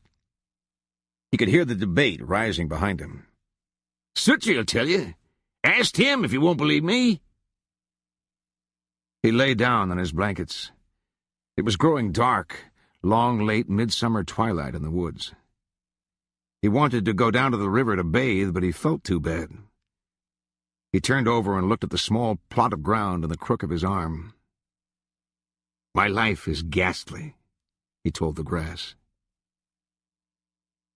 The girl woke him, shaking him by the shoulder. He'd heard his name called, and he rose up, wondering. The boy was coming up out of the darkness downriver with a load of pale and misshapen driftwood like scoured bones from a saint's barrow.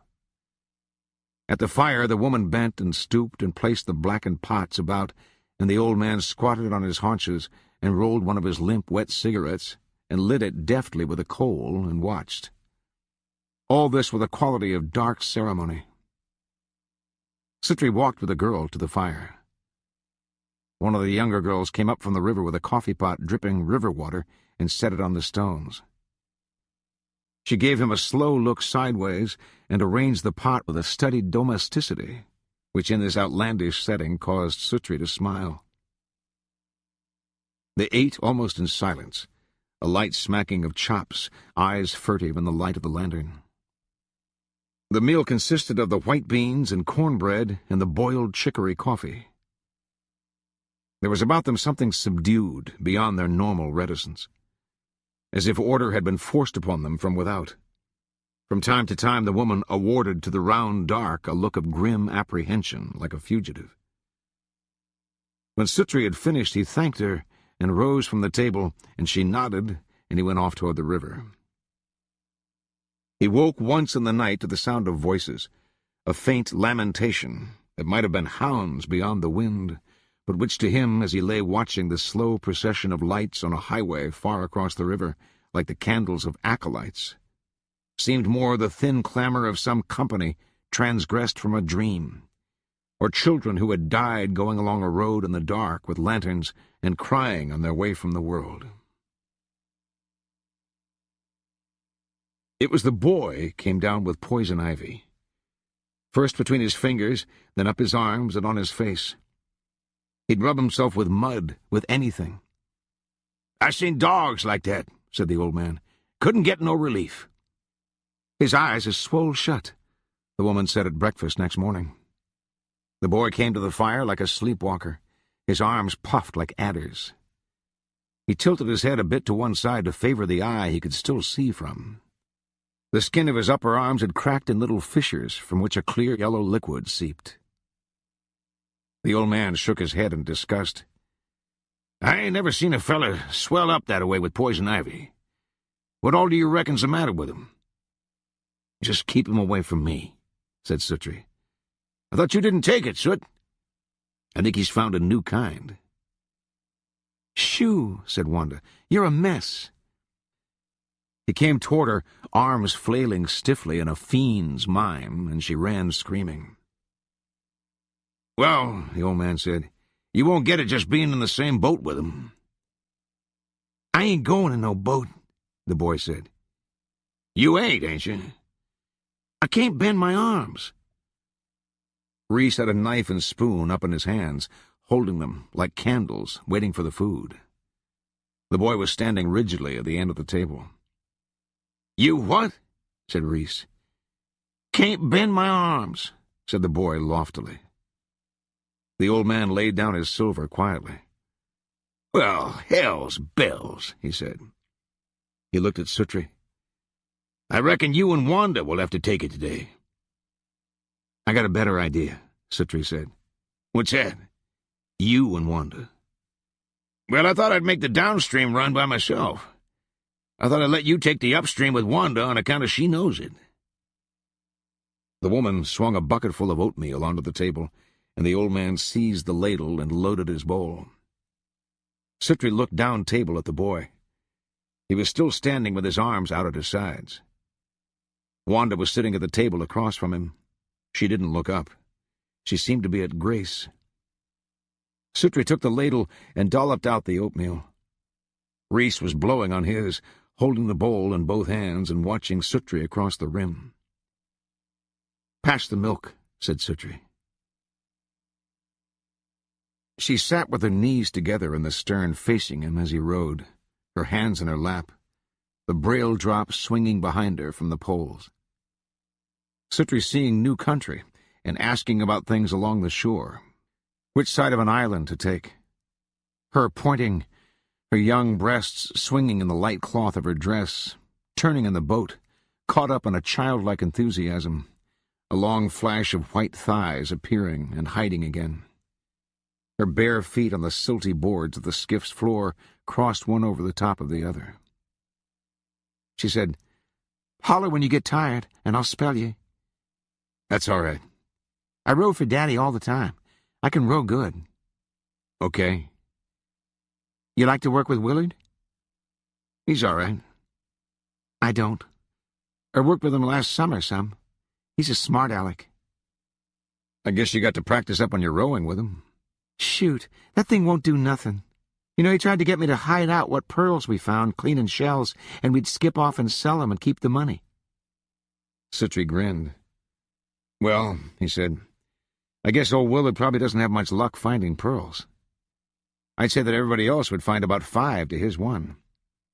"Shoot, I bet he keeps what good ones he does find and hides them somewheres. Looky yonder at that old snake." A water snake was weaving his way upriver by the shore reeds, his sleek chin flat on the water. I just despise them things, she said. They won't hurt you. Shoot. What if one was to bite you? They won't bite. They're not poison anyway. She watched the snake, the tip of her thumb between her teeth. Let's just row over there, and I'll get him, and I'll show you, said Suttree, taking a hard turn on the larboard oar. She squealed and jumped, grabbing at the oars. Suttree could see down the front of her dress all the way to her belly, the skin so smooth, the nipples so round and swollen. "Buddy," she said, high and breathless and laughing. She was almost in his lap. "You stay away from that thing." The boat rocked. She steadied herself with a hand on his shoulder. She touched the gunwale and sat down, a shy smile. They looked toward the shore for the snake, but the snake was gone. The sun was warm on Suttree's back. He let one oar trail and wet his hand in the river and put it against the back of his neck. "You scared the snake off," he said. "You scared me." "Maybe we'll see another one." "You stay away from them things. What if one was to climb in the boat?" "I guess you'd be climbing out." Suttree suddenly looked down over the side. "Why, here he is," he said, "right alongside the boat." She squealed and stood up, holding her wrists together in front of her, her hands at her mouth. Suttree shook and jostled the oar. "He's coming up the oar," he said. "Buddy!" she wailed, climbing onto the seat in the transom. She peered down into the water. "Where?" she said. Suttree had let go the oar and was laughing like a simpleton. "You quit that," she said. "You hear, buddy?" "Yes," he said. "You promise me? You hear? Don't do that no more." "Okay," he said. "You better sit down before you fall in." She stepped down and sat, holding the gunwales at either side as if to be ready for rough water. He stood his feet against the struts on the skiff's side and pulled into the current.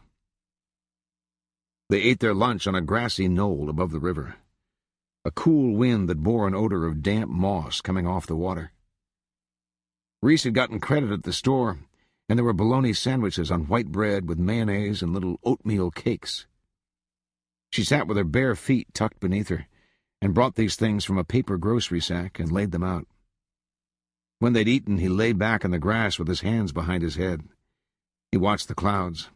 He closed his eyes. She took the oars as they went back down, and Suttree handled the braille bars. She would help him haul the filled brails in, smelling of soap and sweat, her body soft and naked under the dress touching him, the muscles dripping and swinging from the lines and clacking like castanets. They coaxed the loaded boat through the shallows, walking alongside it on the gravel floor of the river.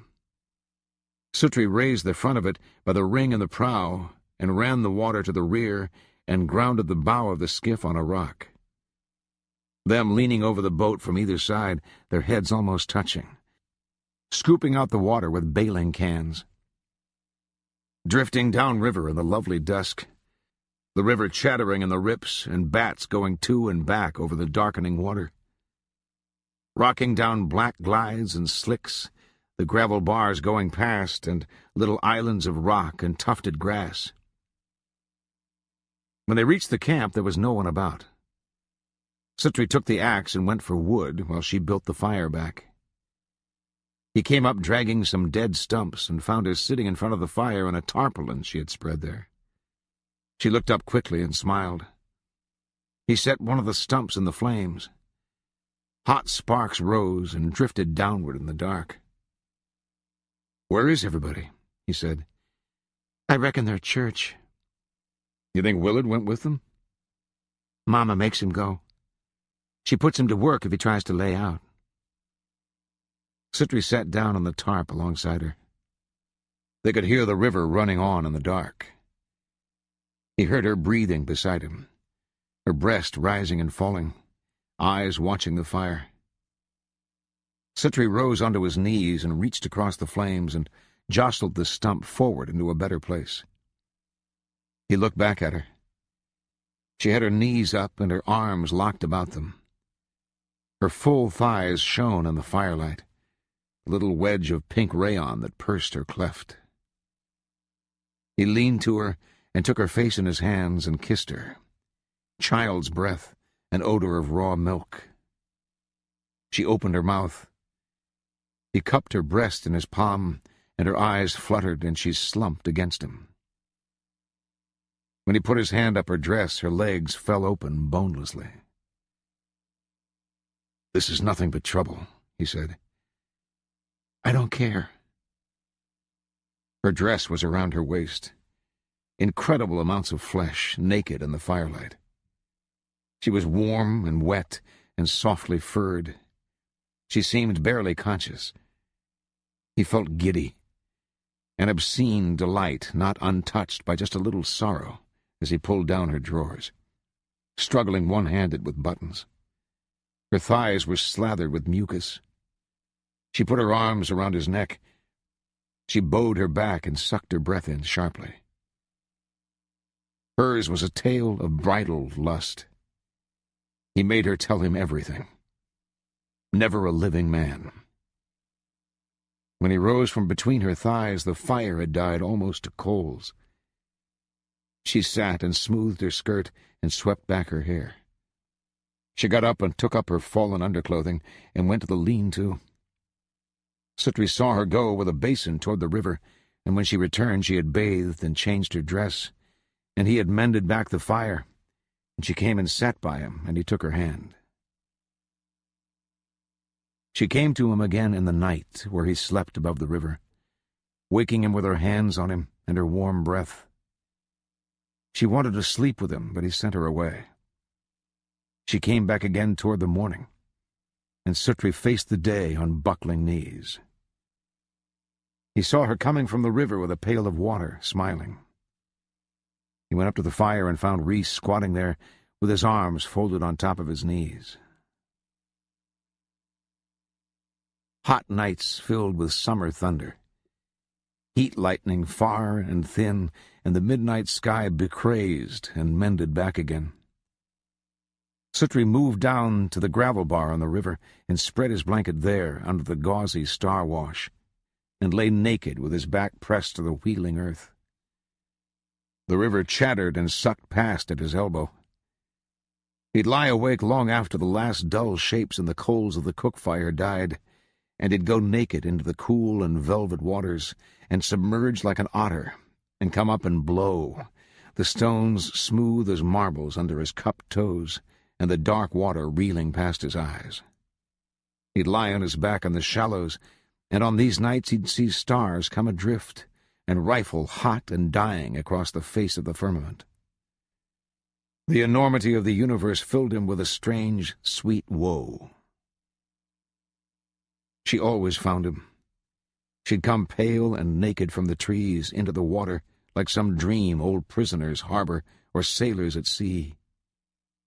Or touch his cheek where he lay sleeping and say his name, holding her arms aloft like a child for him to raise up over them the nightshirt that she wore, and her to lie cool and naked against his side. She sat on the bow of the boat going upriver. She traced her cool fingertips along his nape, and he turned and squinted at her. Sunlight swarmed on the water. "That's going to get you screwed," he said. She knelt forward and ran her velvet tongue between his lips. She smelled of soap and wood smoke, tasted of salt. He turned the skiff toward shore, and he spread her naked in the grass. Her grave and slightly smiling face pooled in black hair, her perfect teeth, her skin completely flawless, not so much as a mole. The nipples tulip-shaped and full, and her navel just a slit in her flat little belly. Her smooth thighs, her childlike shamelessness, her little hands dug into his buttocks, her whimpering like a puppy's. They swam in the river and slept in the sun. They woke in the hot forenoon and laughed at the hurry with which they worked. Reese came down in the dark to help them moor the loaded skiff and ran his flashbeam over the piles of shellfish, and the three of them went up through the trees to the fire.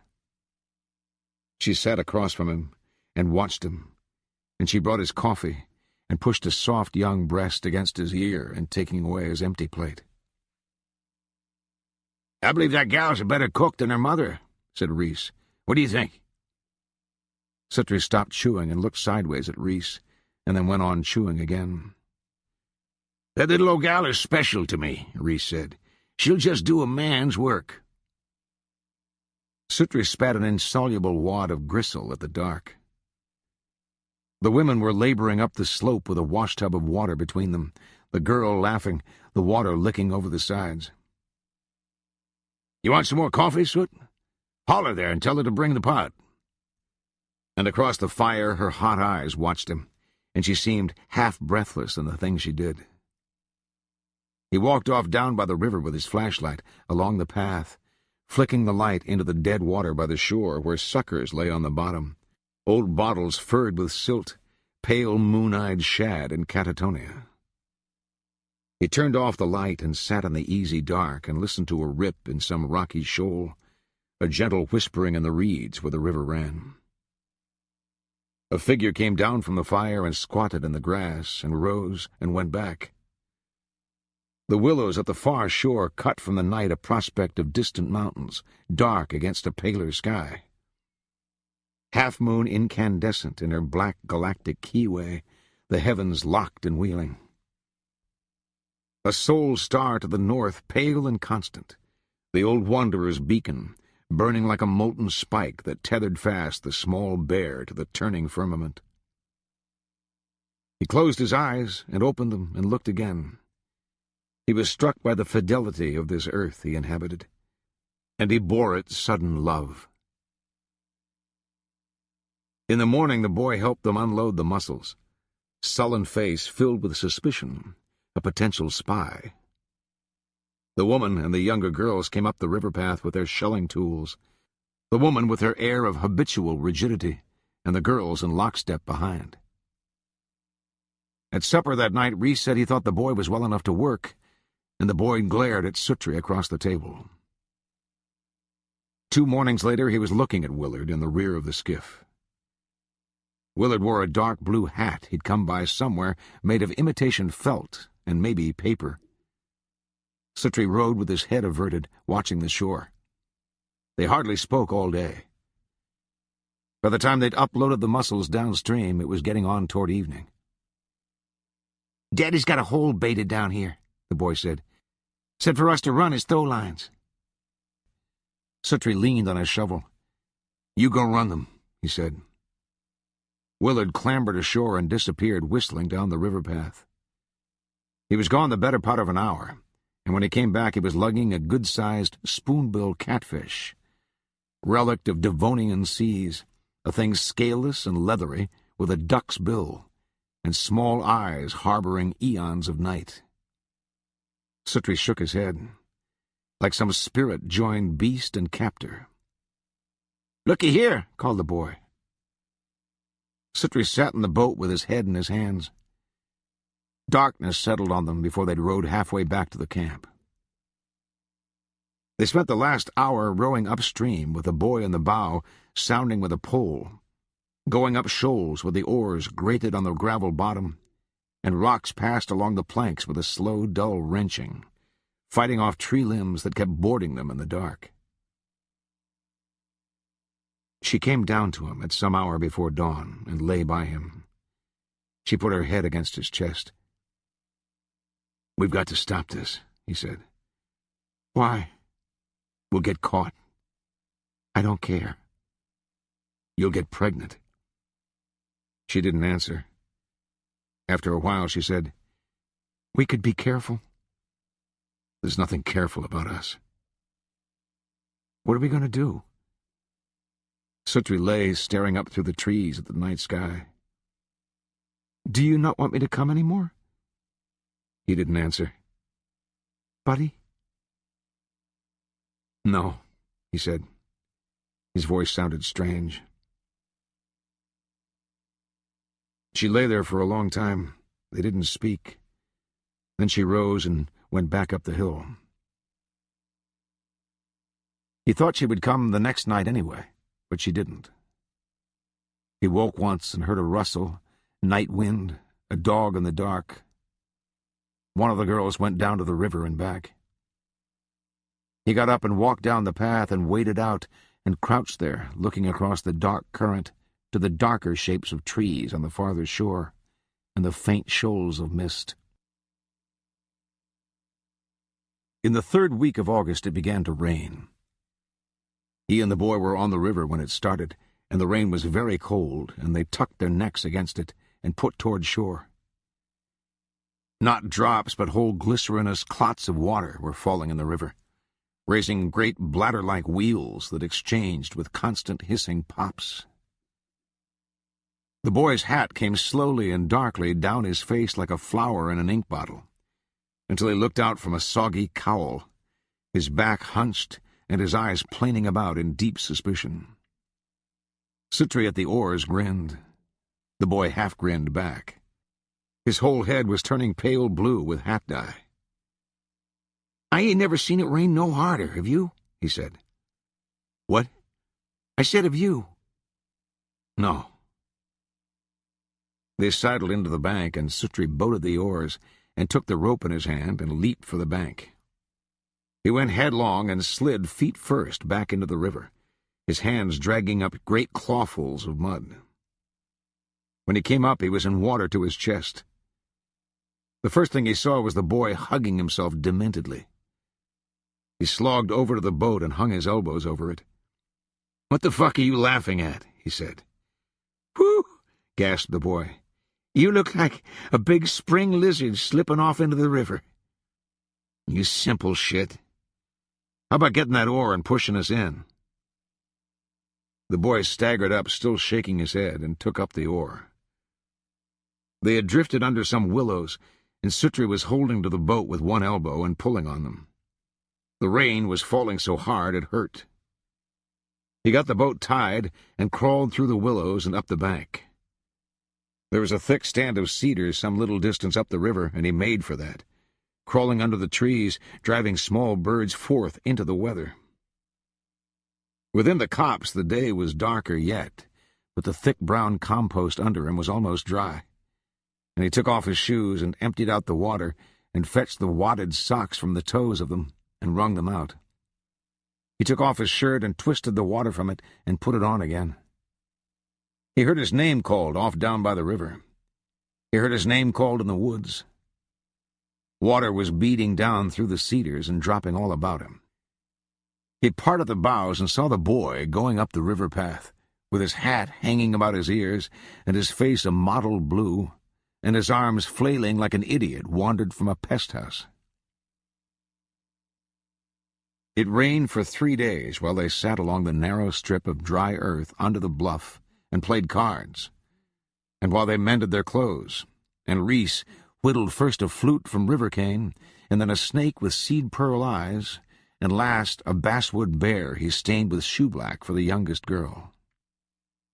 It cleared a little on the 4th day, and they tried to run their boats in the snarling yellow flood, but were glad to give it up. That evening it began to rain again, and it never did stop. They laid up in the camp for 2 weeks and watched the river bloat and swell until it was screaming through the trees below the bluff, and the fields cross-river were flooded far as you could see. The first of these days, Reese had kept a watcher posted in the skiff to set forth should anything of value come down. But soon the waters grew too treacherous for this commerce. They accumulated a strange collection of goods which he sorted and divided among them, guided by inscrutable rules of equity. He'd squat for hours and watch the river pass, pointing sadly at valuables hurtling past with the speed of a train. He'd come back dripping and sit by the fire and shake his head. They spent 3 days shoveling at the mussels upstream where the river was sucking away at the edge of the pile and taking back the shells. When they hiked downriver to see about things there, they found part of the bank washed out and a great crescent-shaped bite gone from their stacks. At night she watched him with eyes full of questions. All were brought into such close and constant communion by the rain that the configuration of the families seemed to alter. A frailly structured matriarchy showed itself in these latter days, and Suttree reckoned it had always been so. Crouched there under the ledge in the wind's lee while the flames of the small fire lapped back the dark, and all around and ceaseless fell the rain in the forest, they could have been some band of Stone Age folk, washed up out of an atavistic dream. In the office of the old motel on the pike, Suttree had found a stack of moldering books, and he read through them one by one without regard. Lying with his blanket for a lap-robe, propped against the rocks, he read Tom Swift and his motorcycle, and he read The Black Brotherhood, and he read Mildred at Home. There were about a dozen titles, and when he had finished them all, he started over again.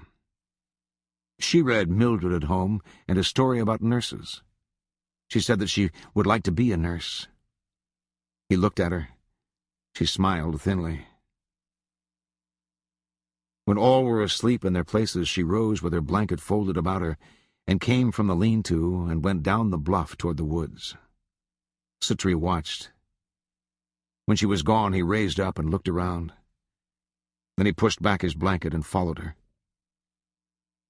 He caught her up just beyond the edge of the trees. She was all over him. It was raining lightly, and they were both wet. She was naked under her blanket. It fell in a dark pool around her feet, in which he knelt, rain dripping from her nipples, runneling thinly on her pale belly. With his ear to the womb of this child, he could hear the hiss of meteorites through the blind stellar depths. She moaned and stood tiptoe, her hands holding his head to her. These lovers lay crumpled in the dripping wood and listened to the fall of the rain, heart on heart. Her wet hair lay across his face like black seaweed. She said his name. He moved as if to rise, but she held him. "You'll catch cold," he said. "I don't care." In their last week on the river, 2 possum hunters came upon their camp. They'd heard hounds coursing on the ridge behind them, and the hunters hallooed from the dark before they came up. 2 figures shambling in from the night like bad news, bearing a lighted lantern by its long bail, a shotgun held together with tape. They squatted on their haunches side by side like buzzards and smiled around. Suttree looked at them. He looked at one, and then he looked at the other. They were alike to the crooks in their stained brown teeth, the creases about their eyes, the quilting of their dry bird necks. They squatted there and bobbed their heads and smiled and spat at the fire and said, "Howdy, howdy." "Settin' warm," said Reese. "Hey, old woman, need some coffee cups over here." "Howdy, howdy," said the possum hunters. "We heard ye and's dogs a while back. Did they not tree?" "Nah. Vernon here's got this young bitch, keeps a treeing, flying squirrels. He's kicked it till she's flat on one side, but she don't want to give it up. Quick as I can see one to shoot, I'm going to tie it around her neck and let her wear it till it rots off. That'll break 'em every time. You all got dogs out?" "No. We just camped up here getting mussels." "Danged if you fellas don't favor one another about as much as anybody I ever saw." The possum hunters looked at each other and guffawed. Their chins jerked forward as if tied together to a wire, and they spat into the fire. "We're twins," one of them said. "I allowed maybe you was." "Most folks can't tell us apart.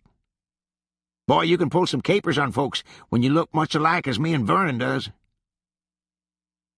Reese took cups from the woman and set them on a flat rock by the fire and took up the old blue enamel coffee pot. He gazed at the possum hunters from one to the other. "You all ain't got the same name, have you?" he said. The possum hunters guffawed, and the one with the shotgun elbowed the other one in the ribs. "Nah," he said.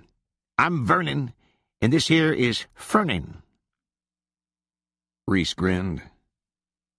Suttree was leaning back against the slate of the bluff, watching them. They were thin and long-boned, and squatting there, their knees came almost to their ears, and their hands lay palm up on the ground before them in the manner of apes. Lots of folks thinks we got the same name, said the one with the lantern. They're being so much alike. Don't that coffee smell good? Just drink all you want, said Reese, pouring carefully. They hung their lean faces in their cups and peered over the rims. Reese was full of admiration and kept looking from one to the other of them and shaking his head and looking about at various members of his family to see what they thought. We don't rightly know which one of us is which, no way, said the one with the shotgun. Mama never could tell us apart. They'd just kindly guess. Up till we was longing about 4 or 5 years old and could tell our own names. For that, there ain't no telling how many times we might have swapped. We had little old bracelets that had our names on 'em, but we kicked 'em off first thing. I can't stand to wear nothing like that, nor Vernon either. I just despise a wristwatch. One time, we was 8 years old, I fell out of a tree and broke my arm. Vernon was at Granddaddy's. They wouldn't let me go for something I'd done. I fell out of a black walnut tree in the backyard and laid there hollering till Mama come and got me. Well, she run out in the road and stopped a car, and they put me in it and took me into Dr. Harrison. And we went up the steps to where his office was at, and there sat Vernon, with his own arm broke. The one with the shotgun grinned and nodded. We'd both fell out of black walnut trees at the identical same minute, 8 miles apart. I broke my right arm, and Vernon his left one, and he's left-handed, and me right. Pshaw, said Reese. You don't need to ask us. It was in the papers. You can go look it up your own self. We had that piece from the paper a long time. We can tell what one another is thinking, said the one with the shotgun. He nodded toward his brother. Me and him can. Reese looked at him, and then he looked at the one with the lantern. He can think a word, and I can tell you what it is. Or him, me, either one. Can't do it, Reese said. The possum hunters looked at each other and grinned. What'll you bet on it? Well, I don't want to bet nothing, but I'd like to see it done. They looked at each other again. They had a curious way of turning their heads toward each other, like mechanical dolls. Go on over there, Vernon, and I'll turn my back. The one with the shotgun turned around with a lithe, swiveling motion. He saw Suttree leaning against the rocks there and winked at him, and put his hands over his ears and bent his head. The other one rose and went toward Reese and squatted by him and bent to his ear. Tell me a word, he said. What kind of word? Just a word, whatever. Hush, whisper it in my ear. Reese leaned and cupped his hand to the possum hunter's ear and then sat back again. The possum hunter mouthed the word to himself, his eyes aloft. Downriver came the thin cry of hounds, and across the flooded fields a yard dog yapped in the distance. The man with the shotgun raised his head and took his hands from his ears. The boy had come to the fire and was squatting near Reese, and the old lady and the girls were watching the hunter with the gun. You got it, Vernon? He cried out. Yep, said Vernon. The hunter opened his eyes. He squatted there motionless. His folded shadow, skewered by the shotgun, leaned across the slates. He looked at Suttree. Brother, he said. Suttree stood up. The hunter spun about and faced his unarmed image across the fire, his sinister isomer in bone and flesh. They hooted like mandrills and pointed with opposing hands at Reese. Reese drew back, his hand to his throat. Suttree took up his bedding and went down the face of the bluff beyond the firelight and through the woods to the river. In the morning he walked out through the rain to the highway and looked down the long black straight. There had been a high wind in the night, and the wet macadam lay enameled up with leaves. He could have just walked off down the road. The old woman and the girls came in about 4 o'clock with some eggs and things from the farm upriver where they traded, and the old woman cast about with her sullen eyes as she did her work, kneading out biscuits and placing them in the iron Dutch oven and piling coals with care onto the lid. It was past dark when Reese and the boy came in. They ate supper in silence. The rain that had fallen so small and fine all morning had ceased, and Suttree took his bedding off down to the river and lay there with his hands composed upon his chest, watching up at the starless dark, the shapes of the trees rearing dimly in the lightning, a distant toll of thunder, the sound of the river. Each drift of wind brought rainwater from the trees, and it spattered lightly in the leaves and on his face. He'd had enough of rain. The fire had died. He eased toward sleep. The next moment, all this was changed forever. Suttree leaped to his feet. The wall of slate above the camp had toppled in the darkness. Whole jagged ledges crashing down. Great plates of stone separating along the seams with dry shrieks, and collapsing with a roar upon the ground below. The dull boom of it echoing across the river and back again. And then just the sifting down of small rocks, thin slates of shale clattering down in the dark. Suttree pulled himself into his trousers and started up through the trees at a run. He heard the mother calling out. "Oh, God!" she cried. Suttree heard it with sickness at heart, this calling on. She meant for God to answer. "Reese!" he called. There was no light. He stumbled on a clutch of figures on the ground, a sobbing in the dark. The rain was falling on them. He hadn't known that it was raining. In a raw pool of lightning, an image of Baroque Pietà. The woman gibbering and kneeling in the rain, clutching at sheared limbs and rags of meat among the slabs of rock. One of the younger girls was pulling at her. The boy had come with a flashlight. "Don't," said Suttree. "God Almighty," said the boy. He snatched at the boy's hand. "Get that damned light off of her." "Mama! Mama!" "Oh, God," said Reese. Suttree turned to see him hobbling toward them, holding one knee. He knelt by the woman. "Where's that light?" he said. "I know I seen a light." Suttree was kneeling by Reese. The cryptic lightning developed a rain-veiled face, stark and blue upon the ground. He took hold of a pale arm to feel for pulse. The arm was limp and turned the wrong way in his hand, and there was no pulse to it. Reese was clawing at the rocks, and the woman was moaning and pounding at them with her hand, as if there were something dumb that might be driven off.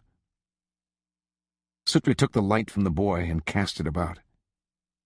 A havoc of old crushed signs and lumber, a pot, a mangled lantern. At the far edge of the slide, the youngest girl sat dumb and bloody in the rain, watching them. He reached and took hold of the topmost slate and raised it and slid it back. They worked without speaking, and when the stones were all shifted, the old man got the girl's broken body up some way in his arms and began to stumble off with her. The flashlight lay cocked on the ground, and the beam of it angled up toward ultimate night, and the rain fell, small and slant. He seemed to be making for the river with her, but in the loose sand he lost his footing and they fell, and he knelt there in the rain over her, and held his two fists at his breast, and cried to the darkness over them all. "Oh, God, I can't take no more. Please lift this burden from me, for I can't bear it."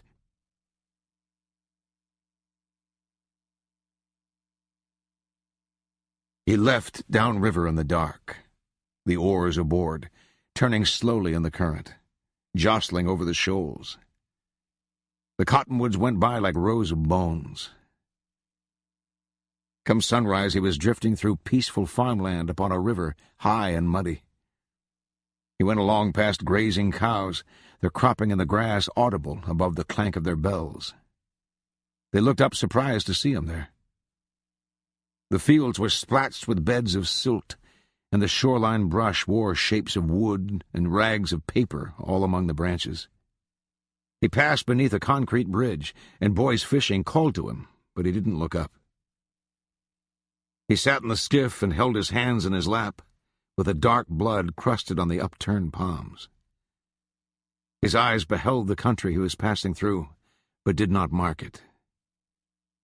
He was a man with no plans for going back the way he'd come, nor telling any soul at all what he had seen. He lay for days in his cot. No one came. The drums under one corner were banjaxed, and the shanty lay tilted in the water so that he had to shore up the legs of his cot on one side with bricks. He didn't put out his lines again. The windows in the shanty were mostly broken, but he didn't turn out to mend them.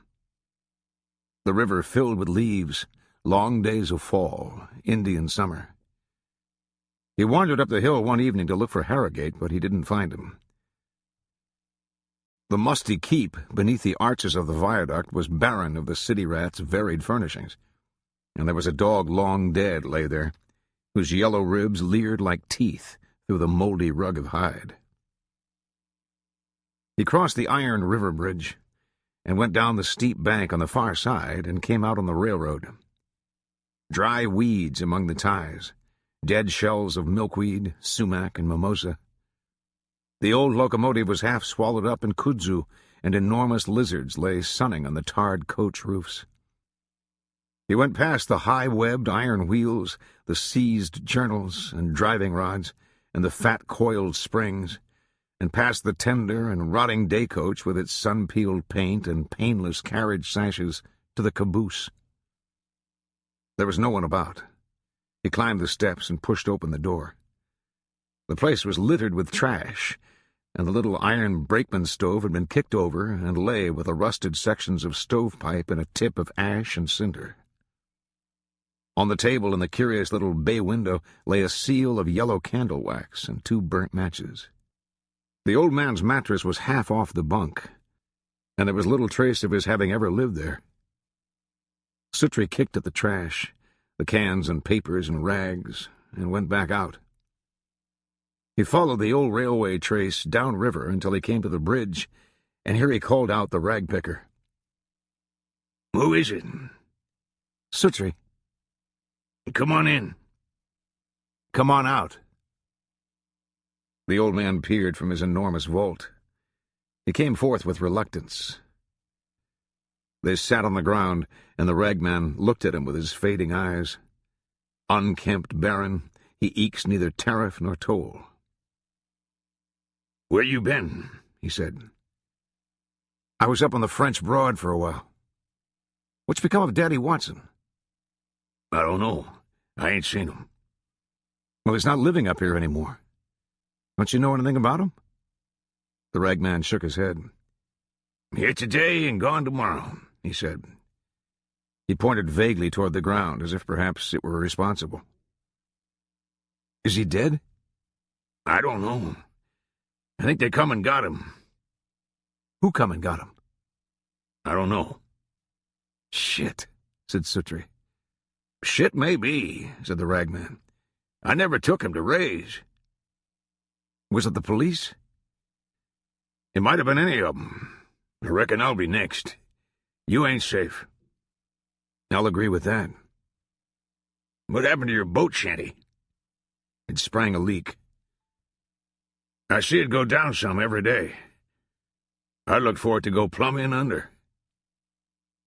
"Did he have any kin?" "Did who have any kin?" "Daddy." "I don't know. Who'd claim it if they was? I might have some myself, but you won't see 'em running up and down hollering it out." "No." "Nor your'n neither, maybe." Suttree smiled. "Ain't that right?" "That's right." The ragman nodded. "You're always right." "I've been wrong." "What about Harvey? Is he still alive?" "You couldn't kill him with a stick." "Harvey's right, too." "Drunk son of a bitch." "You're not the only one that's right." The ragman looked up warily. "We're all right," said Suttree. "We're all fucked," said the ragman. On a wild night he went through the dark of the apple orchards, downriver, while a storm swept in and lightning marked him out with his empty sack. The trees reared like horses all about him in the wind, and the fruit fell hard to the ground like the disordered clop of hooves. Suttree stood among the screaming leaves and called the lightning down. It cracked and boomed about, and he pointed out the darkened heart within him and cried for light. If there be any art in the weathers of this earth, or char these bones to coal, if you can, a blackened rag in the rain. He sat with his back to a tree and watched the storm move on over the city. Am I a monster? Are there monsters in me? He took to wandering aimlessly in the city. He ate at Comer's hot plates of roast beef or pork with vegetables and gravy and rounds of fried cornbread. Stud jotting down each day the new account and never asking for a dime. On the streets one day, he accosted a ragged gentleman going by in an air of preoccupation. Streets filled with early winter sunshine. Suttree had smiled to see him, and he tipped an imaginary cap. "Morning, Dr. Neal," he said. The old tattered barrister halted in his tracks and peered at Suttree from under his arched brows. Who'd been chief counsel for Scopes, a friend of Darrow and Mencken, and a lifelong friend of doomed defendants, causes lost, alone and friendless in 100 courts. He pulled at his shapeless nose and waggled one finger. "Suttree," he said. "Cornelius, you know my father." "For many years, quite honorably. And his father before him. How is he?" "He's well. I see him seldom." "Of course. And what line of work are you yourself in now?" "I'm a fisherman." "Into it commercially, is that it?" "Yes, sir." "Now that is interesting. Yes, indeed. I'd say a lad with your head on his shoulders should be able to put a wrinkle into it that would make it pay." "It does all right," said Suttree. He was swinging subtly about to recover the wind of the reeking figure he confronted, studying the patterns of gravy and food on the old lawyer's shirt and tie, his belt of baling twine, which had broken one day on the line at the S&W cafeteria, leaving him standing there with his tray in his hands, his feet hobbled in his old trousers, his thin old man's shanks the same dirty white as his shirt and as wrinkled. "Always had a warm heart for the outdoor life myself," he said. "All sedentaries, I suppose. Often wish I'd gone to sea. Have a brother in the Navy, lives in the Philippines." He scratched at his unshaven cheek and looked up at Suttree. "You stick to your guns," he said. "Follow the trade that you favor, and you'll have no regrets in your old age." Suttree wondered what regrets the old lawyer had, but he didn't ask. He took a turn down through the train yard. He'd a mind to see the station with the fireplaces and the inscriptions from Burns on the mantels, remembering his grandfather stepping down to the platform among the wheel trucks and the steam and the smiling black porter with the red cap. The old man's cheeks new-shaven and the fine red veins like the lines in banknote paper. His hat, his stogie. But when Suttree reached the station, it was closed. Had long been so. In the fine waiting rooms, boxes and cartons piled, great crates in storage. A few abandoned coaches and one Pullman stood on a siding, and old handbills hung bleached and all but wordless on the notice board. The yard beyond was rafted up with reefers and flat cars, tared hoppers, the romantic stencils broken over the slanted sides of cattle cars. Lackawanna, Lehigh Valley, Baltimore and Ohio, the route of the chiefs. He turned on down the tracks toward McAnally, where he spoke one day with an old man in a rocking chair. Old man watching out over Grand Avenue from his collapsing porch, taking the sun, a small dog in his lap. Save that he was thin and the dog fat, they looked a lot alike. The dog was a drab brown, the color of shit, and it seemed to have been inflated with a tire pump. Its eyes bulged and it bared its teeth. The old man held the dog and rocked. He claimed that it had saved him from terminal asthma. Suttree regarded the bloated dog doubtfully. "I wouldn't take a war pension for this dog," said the old man. The dog looked sideways across its shoulder and snarled at Suttree. "When I die, he's going to come to sleep with me. We're to be buried together. It's done arranged." "It is." "I want him just like this." The old man held the dog up in his arms. "What if the dog dies first?" "What?" I said, "What if the dog dies first?" The old man regarded him warily. "I mean, if the dog dies first, are they going to put you to sleep?" "Well, hell no, that's crazy." "I guess maybe you could just have him frozen. Keep him till the time came." The old man hugged the crazy-looking thing to him. "Of course I could," he said.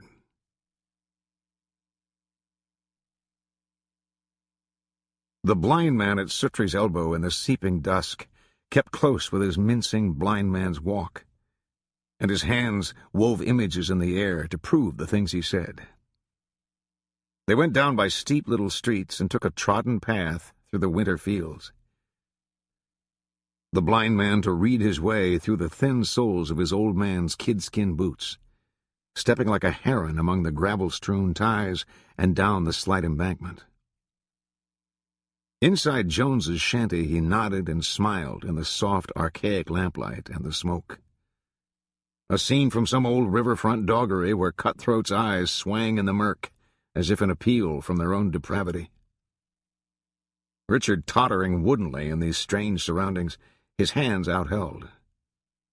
Dahl closed the door behind them and looked at the blind man and shuffled away. Suttree showed him to a chair and went to the cooler and raised the lid and dredged up 2 bottles from the water and opened them and went back to the table. The players' eyes flicked, some nodded gravely. Ocean Frog dealt the last card and tightened the deck in his hand and laid it on the table and looked his way and winked. In the yellow pool of light from the lamp overhead, the crumpled bills fell like leaves. When the bottles clicked on the stained stone, Richard looked up and smiled, and reached and seized his beer with great accuracy. Suttree eased himself into the folding wooden chair. The varnish peened up in little black blisters along the back, where it had been salvaged from a riverside revival tent, burned years ago. The sun lay on the water behind them, and thin blades of light played through onto the far wall, dicing the smoke, casting the poker table behind frail and luminous bars. Richard felt the shack tilt on the river and said so. He tested the air with his nose like a rabbit. Smokehouse spoke his name, passing to the rear with empty bottles clutched in his hands, and Richard smiled and raised his bottle and drank. "See if you can cipher the names under the table, Richard." Richard looked at Suttree, or almost at him. "Names?" he said. "Under the table." He tapped with his knuckle. Richard ran a yellow hand beneath the marble slab, up among the 2x4s in which it sat. "It's a gravestone," he said. "What does it say?" Richard smiled nervously, the pale blue clams in his eye sockets shifting under the useless lids, his ears tuned like a fox's to the world as he hears it. He slid his palm beneath the table and fished a cigarette from his shirt pocket with the other hand. 18 and 48, he said. 1907. 2 of the card players raised their hooded eyes to regard the blind man, but he minded them not. "Williams," he said. "Doesn't say who, Williams?" "No, sir, they don't." "Is that all it says?" Richard felt along the underside of the table. "That's all," he said. He lit his cigarette and plumed 2 soundless streams of smoke from his nostrils. "Let's move to another table." They rose and fumbled their way to the next table and sat again, Suttree steering him by the elbow through the chairs. "Who are they?" said Richard. "They're just stones. They came off an island down the river before it was flooded." Richard shook his head. "Listen, don't say who." "They must say something." He read the stone again. He shook his head. "It's war," he said. "Near naked."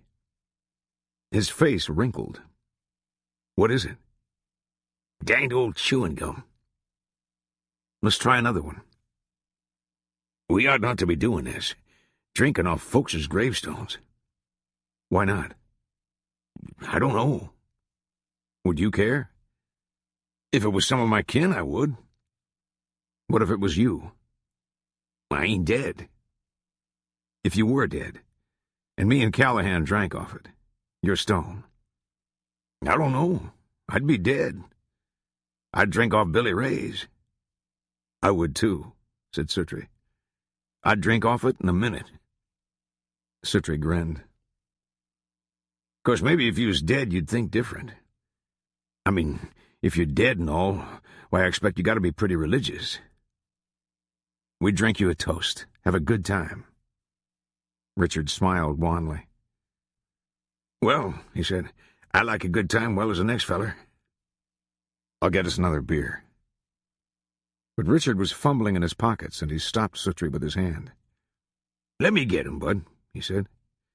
"What do they get for a beer down here?" 35.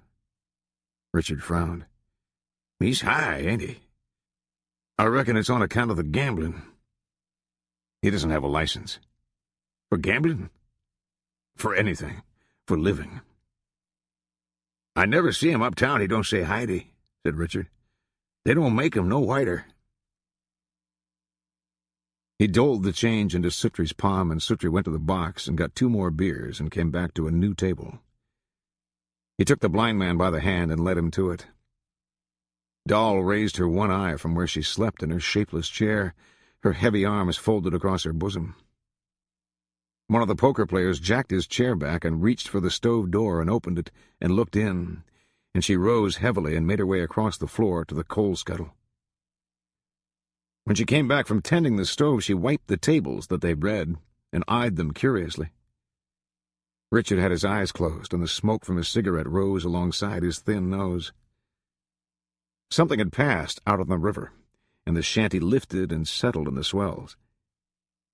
Richard suddenly placed his hands flat on the table. Then he lifted them off again, as if it were hot. He took up his beer in both hands and held it like that. "I ain't reading no more," he said. "What is it?" said Suttree. The blind man sucked on his cigarette and shook his head. The thin gray webs of flesh in his neck trembled. "What is it?" said Suttree. There was an oil lamp sconced in the wall above the table, and the blind man beneath it sat clearly lit. Suttree looked at his dead eyes, but there was no way of seeing in.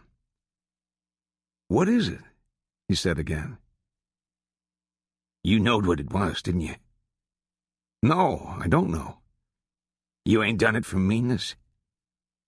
"I swear I don't know what it says." He was running his own hand under the table, but he couldn't read the stone. "Will you keep it to yourself?" said Richard. "Yes? What does it say?" "'Tween you and me." "Yes?" "It says William Callahan."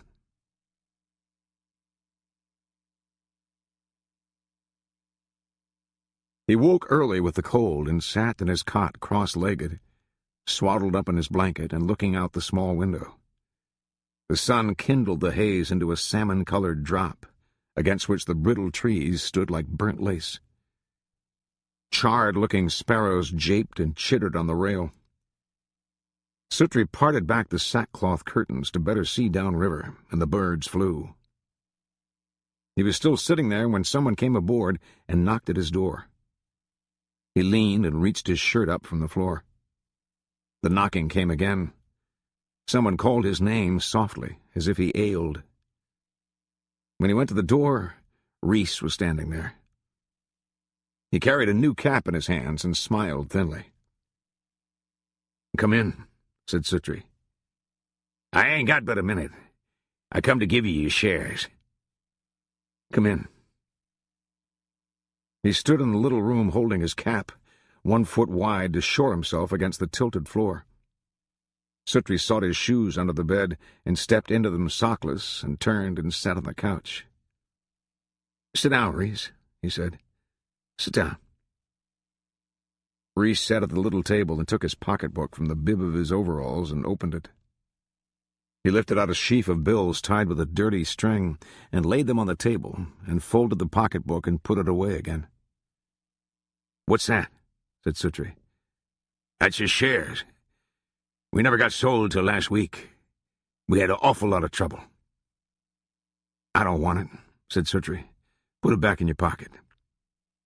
Reese set his lips and shook his head. "It's your'n," he said. "Well, let me give it to you." "No." Suttree looked at the money and shook his head. "Where are you living now?" he said.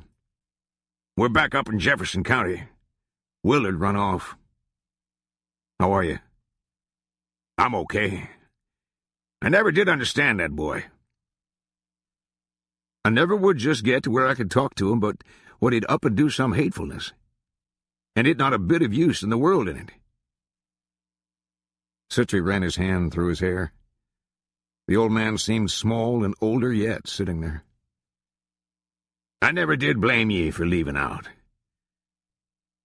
Poor luck as we had, I reckon you'd have done better never to have took up with us to start. Did you ever know anybody to be so bad about luck?" Suttree said he had. He said the things would get better. The old man shook his head doubtfully, paying the band of his cap through his fingers. "I'm satisfied they can't get no worse," he said. But there are no absolutes in human misery, and things can always get worse. Only Suttree didn't say so. In the afternoon, he went uptown. He bought a thick army sweater at Bowers, and he paid Stud $20 on his lunch tab, and he went to Regas and ate a steak dinner. When he got home, he still had $40 left.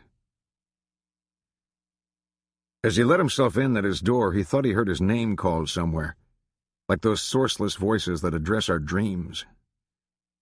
He went in and shut the door and lit the lamp and sat on the cot. As he was taking off his shoes, he heard it again, thin and far, somewhere in the night. He sat with a shoe in one hand, listening. He put his shoe back on and went out. Blind Richard was hailing him from the bridge. "What is it?" the fisherman called.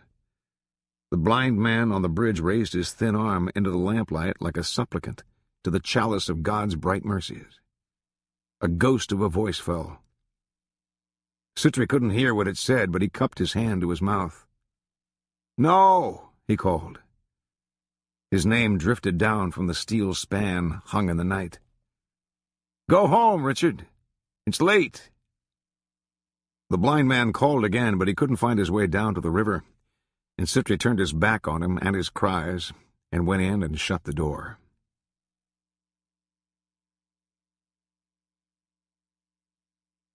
Billy Ray Callahan labored for a while as a tile setter, but was fired for drinking. The crew chief stopped him coming from his lunch break and confronted him. "You can't drink on a job and put in a day's work. You want to drink, you can get your time now." The crew chief's name was Hicks. Callahan grinned at him. "Why, Hicks," he said, "if I was you, I wouldn't be caught without a drink of whiskey on my breath." Hicks looked suspicious. "What do you mean?" he said. "Why, so people would think I was drunk instead of just so damned ignorant." He went to Atlanta looking for work, but he didn't find any. He fought two boys from Steubenville, Ohio, in the alley behind the bus station and left one senseless in the well of a cellar window, and went into the men's room and washed his swollen fist with cold water and crossed the station to the gate and boarded the bus back to Knoxville. Where he worked what jobs he could find, tracking by night his isobar of violence through the streets and taverns. Suttree saw him whip a boy from Vestal named George Holmes, a tall boy who used to like to shoot people. All along the wall by the B&J, folks from McAnally and Vestal stood dangerously together, and Suttree saw pistols gripped in pockets and out. Callahan hit Holmes twice, and Holmes went down. He'd have let it go at that, but the crowd called out for more. "Stomp him, Red! Stomp his ass!" He gave Holmes a few kicks, but Holmes only doubled himself up on the sidewalk. When the police cruiser rounded the corner and came up the hill, Callahan took off up Commerce and lay in the parking lot under Junior Long's car. The cruiser went back down the hill with Holmes in the back of it, crying and cursing, and the crowd had already begun to move away. Holmes had shot a dentist in Vestal not long before this, and not long after he shot and killed a man across a card table at Ab Franklin's and was sent to the penitentiary. Years later he got out and went back to Franklin's and was shot dead himself over the same table.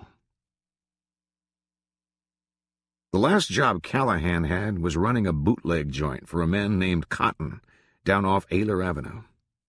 Suttree saw him in Comer's, and he looked subdued. "I seen you the other day, and you didn't know me," he said. "Bullshit," said Suttree. "I never saw you. Where at?" Callahan put his arm around Suttree's shoulder and patted him on the belly.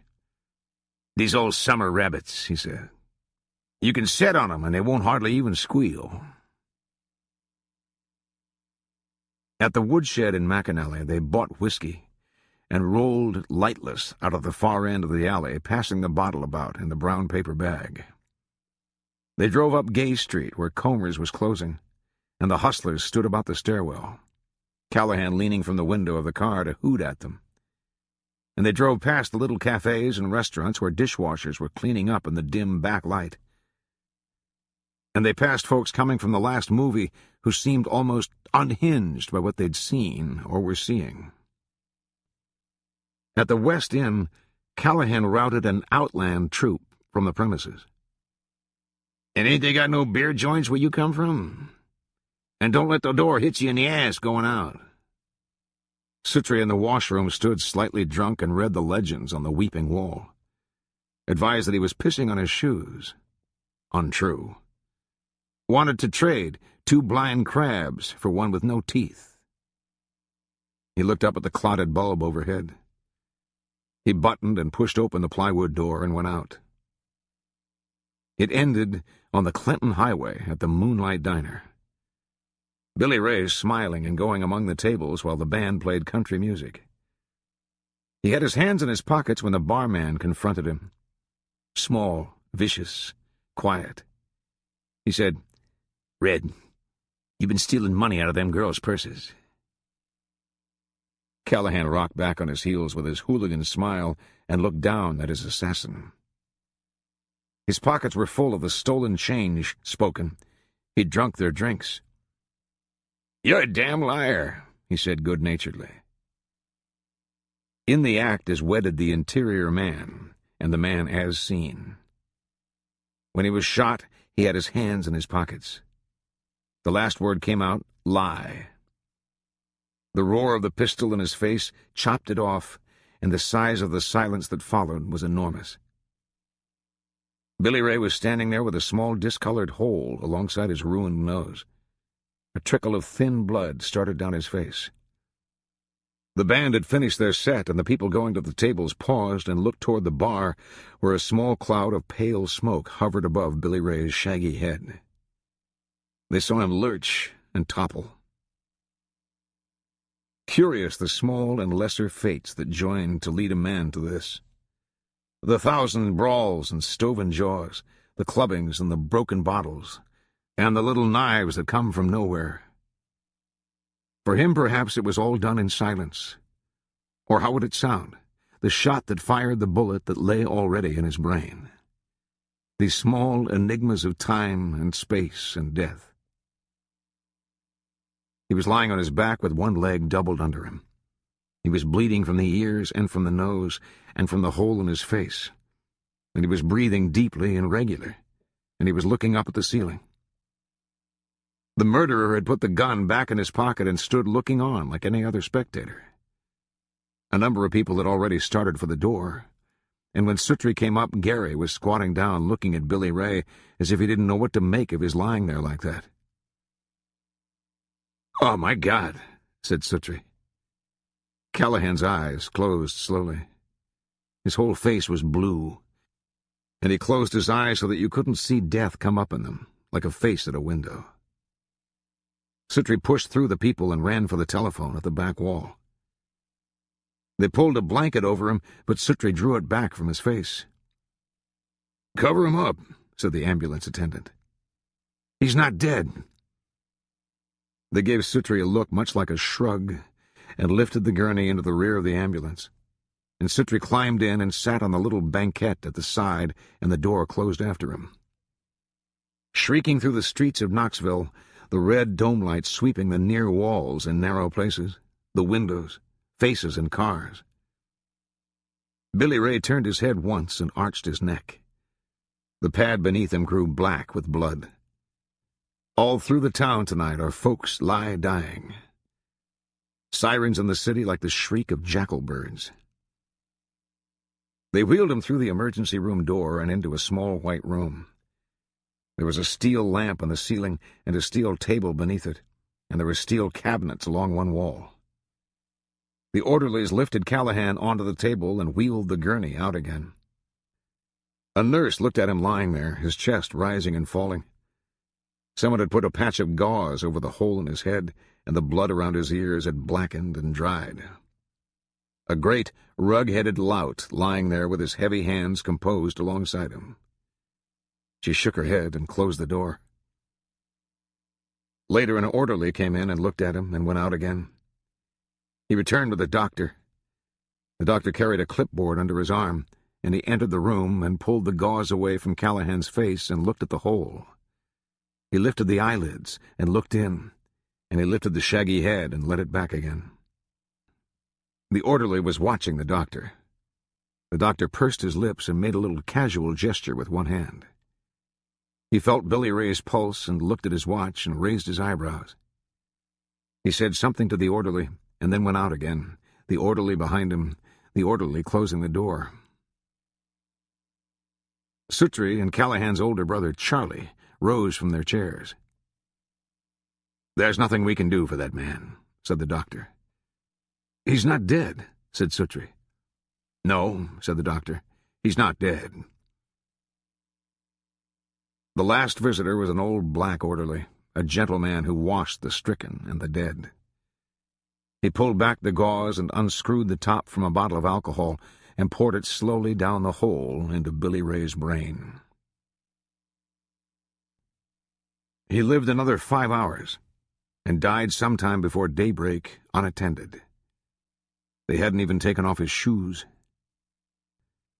Charlie had gone home, and Suttree and the mother sat in the little waiting room. When the doctor came out and told them he was dead, Billy Ray's mother began to cry very quietly. She sat there with her chin quivering, and she shook her head slowly from side to side over her dead warrior.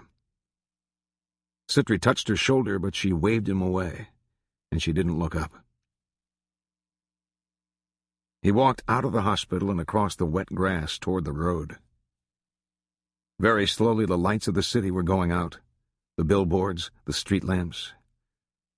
He crossed the river by the high iron bridge, past the orchards in the dark, lights in the water upstream, and the sky paling, and the night and its disciplines draining away, leaving the barren trees as black as iron, and a paper city rising in the dawn. A great stillness had fallen. He walked through the dead gray streets. A news peddler was opening his bale of papers at the corner. The street sweepers had passed, and in the black gutter water the lights from the pole lamps lay like pie tins among the darker neon bleedings. He leaned against the viaduct rail, spat numbly at the tracks down there, at the dreams implicit in their endless steel reachings. Section hands were slouching toward work in the switching yard. The Watkins man pushed his little trundle cart of nostrums across the bridge, humped between the cart tongues and the wan daybreak. Suttree went down the narrow back path at the end of the bridge. He passed beneath the house of the madman, but he was not about at such an hour. Suttree stooped and scrabbled up half a brickbat and slammed it off the curling clapboards high under the eaves. A crazed, putty face slobbered up against the glass, a wild eye cocked there. Suttree turned and went on down the path toward the river.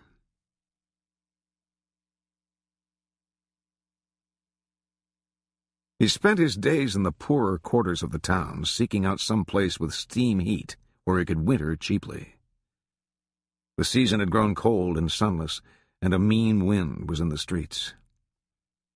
He found at last a room in the deeps of McAnally.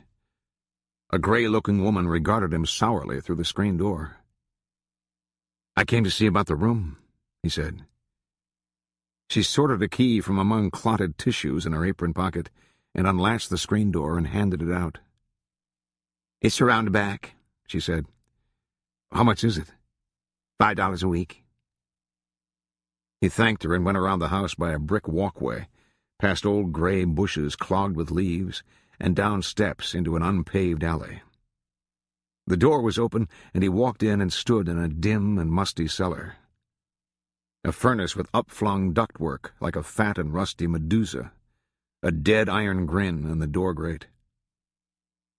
He crossed to a painted blue door and peered in. A small cubicle with a concrete floor, an iron cot. He looked back into the furnace room.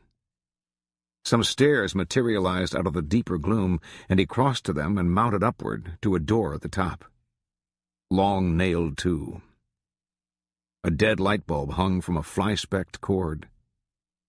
He turned in the dark of the landing and came back. The frayed and rotting stair carpet wore blooms of pale blue mold. In the corner of the cellar was a zinc laundry tub. He tried the taps. A brown liquid spat into the sink and lay there. He went back into the room. There were 2 small windows let into wells high along one wall, the glass covered with rain-spattered sand and hung with spiderwebs.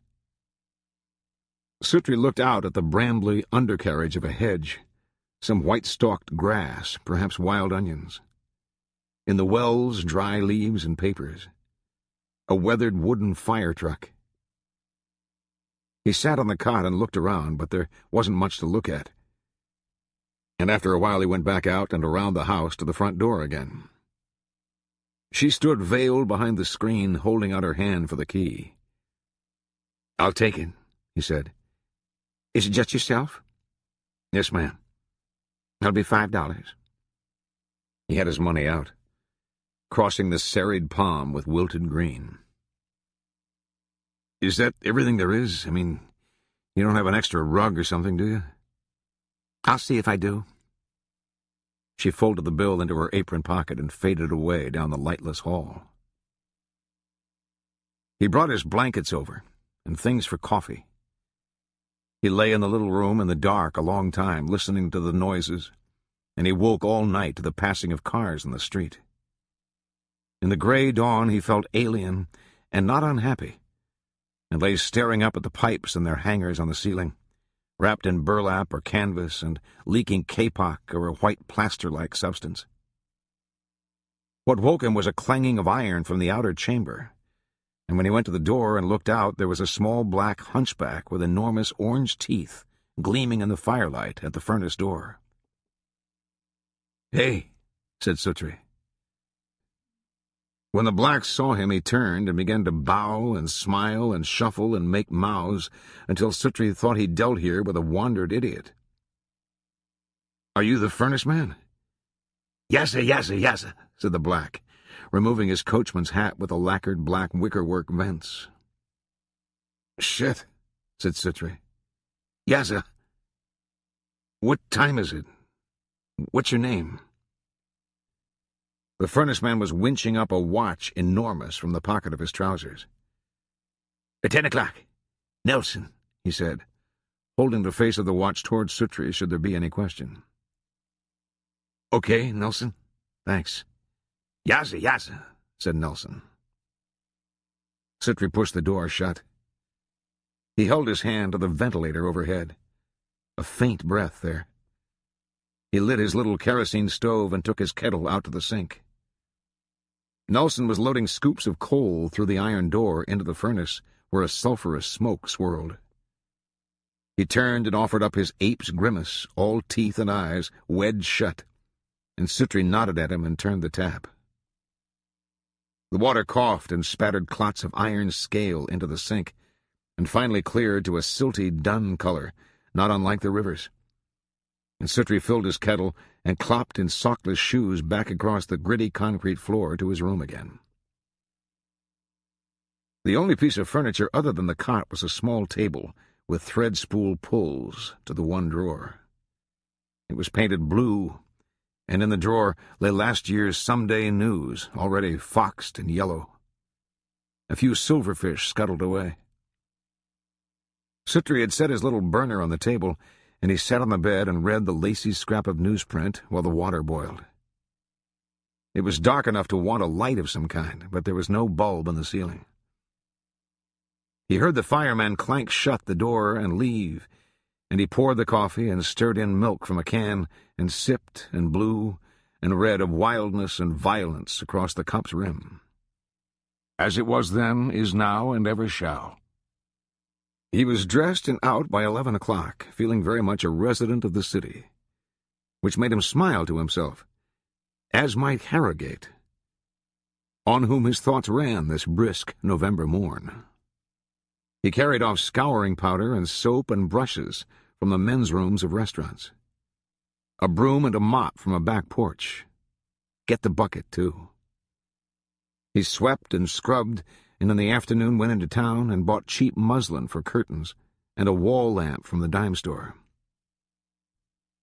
That evening he carried up everything from the shanty, toting his boxes aboard the Euclid Avenue bus and kicking them into the empty space behind the driver's seat while he rummaged his pockets for a dime.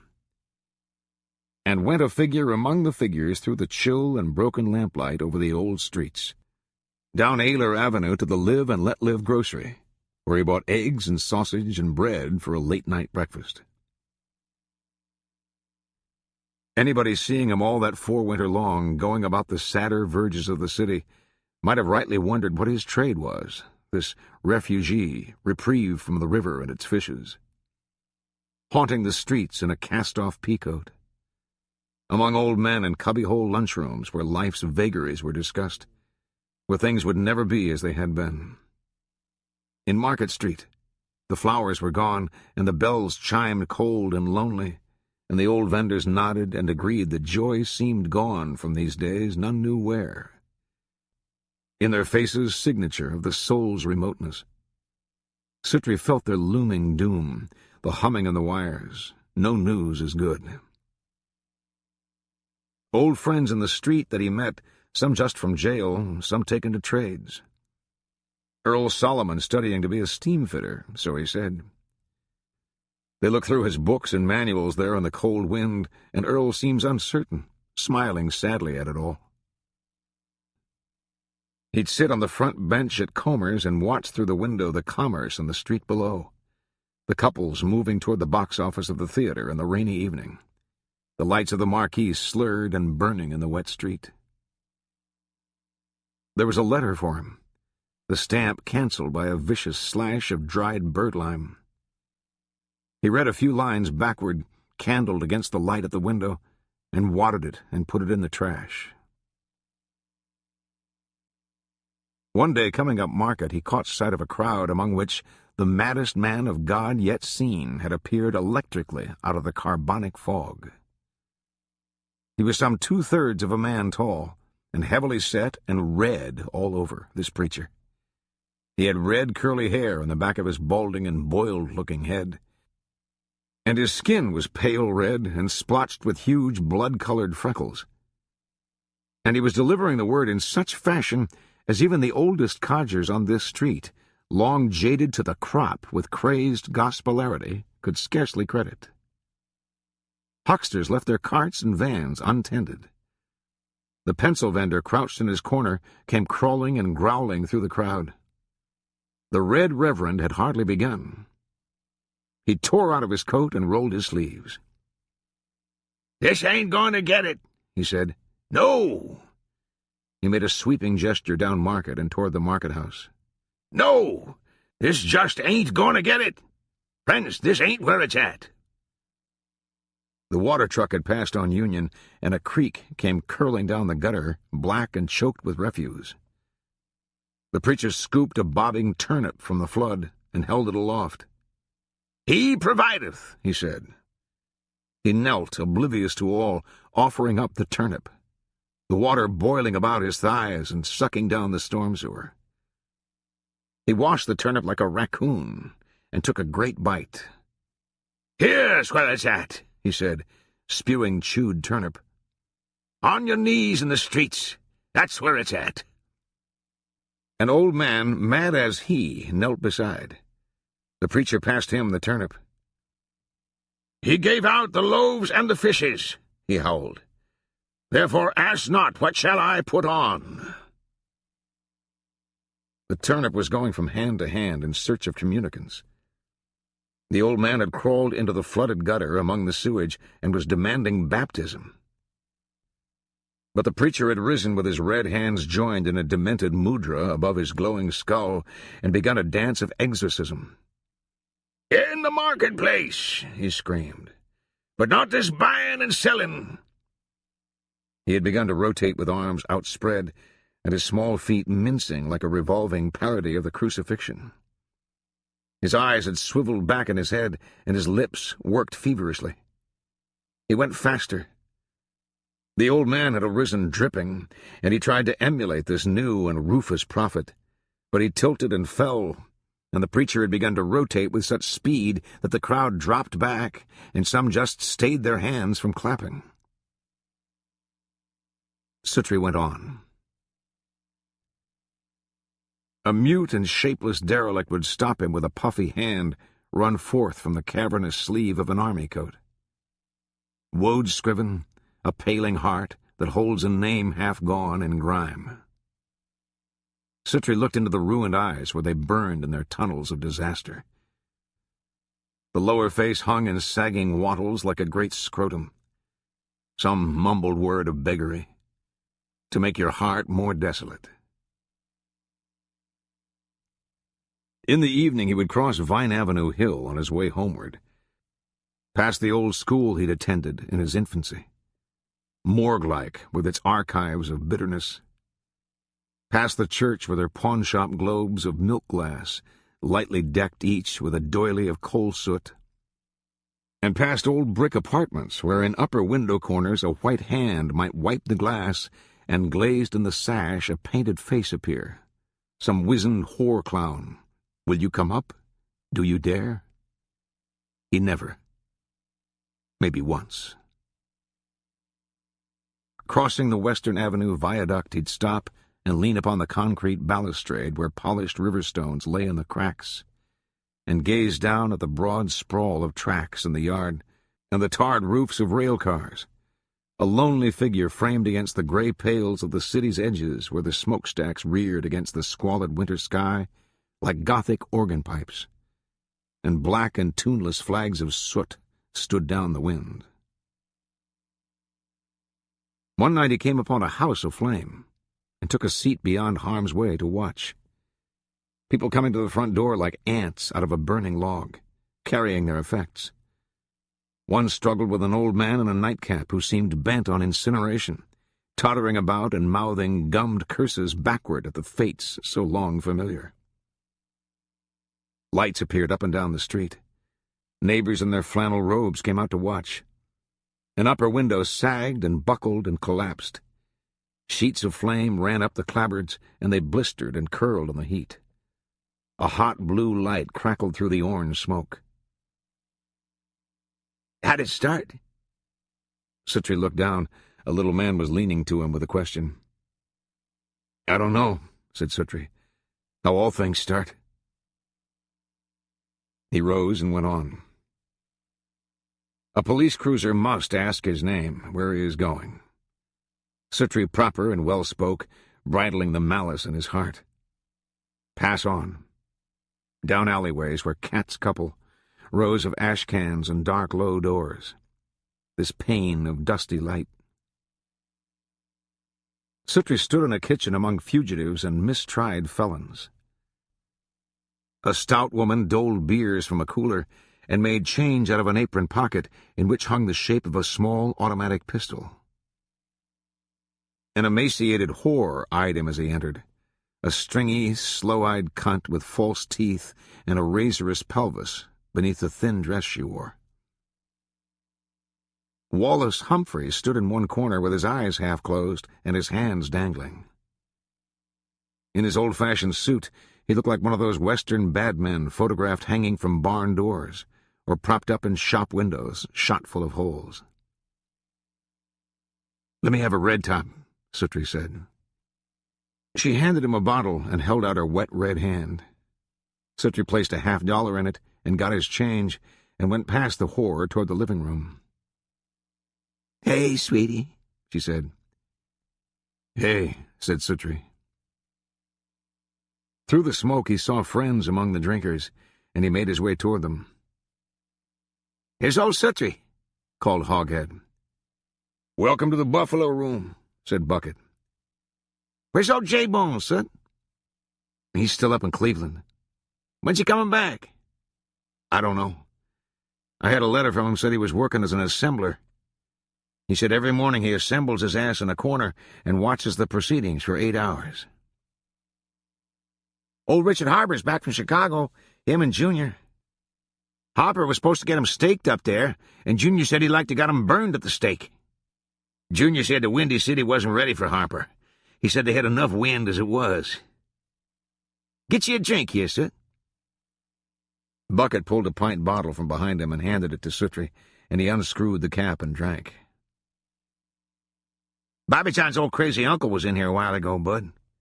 He was going on about Holland whiskey back into Prohibition. Said they come into Knoxville early one morning with a load, wasn't daylight yet. Old Tip said he was asleep in the front seat, and there was a car backfired, and he raised up and shot a woman waiting on a bus. Said he seen her feet sticking out of a hedge." Suttree grinned and drank from his beer. Figures slouched through the smoke like ghosts, and there was about the room that eerie reverence felt in places where great crimes have been done. He stayed till the last cup was drained. Leaning in a doorway in the small hours, watching a fat whore humping on a bed that bore the black shoe tracks of many a traveler. Drifting with the last customers down the alley toward the street. Giggles and catcalls. The plastic purses of the whores cutting garish curves in the milk-blue light of the street lamps. Plates of white ice broken in the chuck holes. A small coal-colored owl trilled from a light pole, and Suttree looked and saw him fluff against the sky. He called again, called softly. Suttree sat on an old stone curb with his back to the pole, a silent dweller in a singing wood. Newsboys were putting forth with wagons through the murk, old feral fathers wading in the surf of older dawns to launch their tarred boots on some dark and ropey shoal. An empty beer can rolled in a light tin clank down the street before the dawn wind. Wind cold in his nostrils. He watched the graying in the east, a soiled aurora. The city's fabled salients rising through the mist.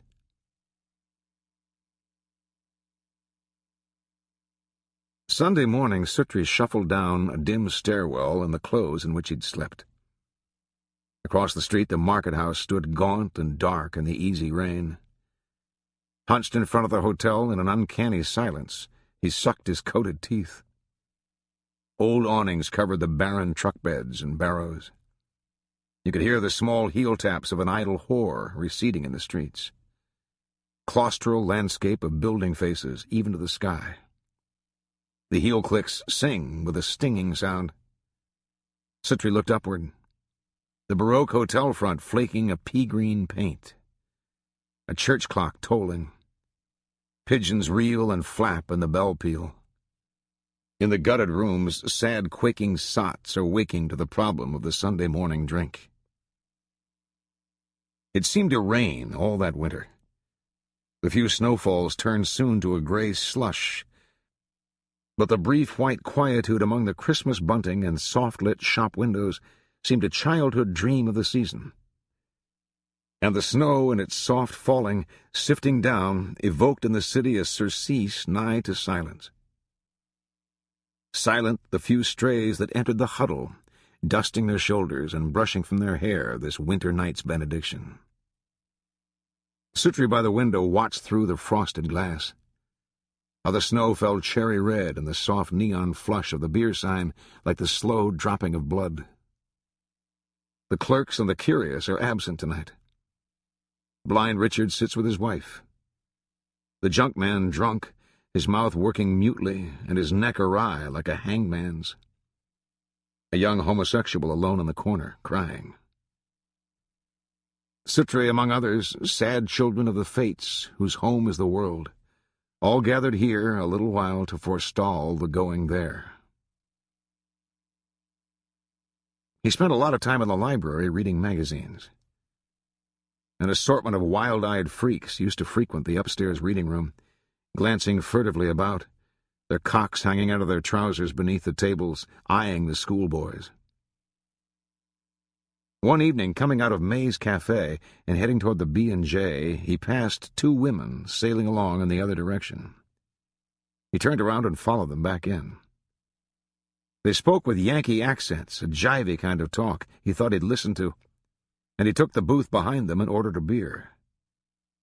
Before he'd taken a sip of it, one of them turned and fixed him with an up-and-down look of brazen appraisal.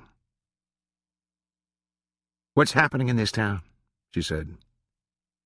Suttree hung his arm over the back of the booth and looked at them. "Not much," he said. "Where are you all from?" "Chicago." "How long you been here?" "Off and on for a couple of months." "Off and on is right, sweetie," said the older one. The other one smiled at Suttree. "We're hustlers," she said, "but we won't hustle you." Suttree liked her. "Well," he said, "there's usually something going on at the Indian Rock." "You want to go out there with us?" He rubbed his jaw. The clock hanging from the ceiling turned on its gilt chain. 11:20. "I'm Joyce, and this is Margie," the nice one said.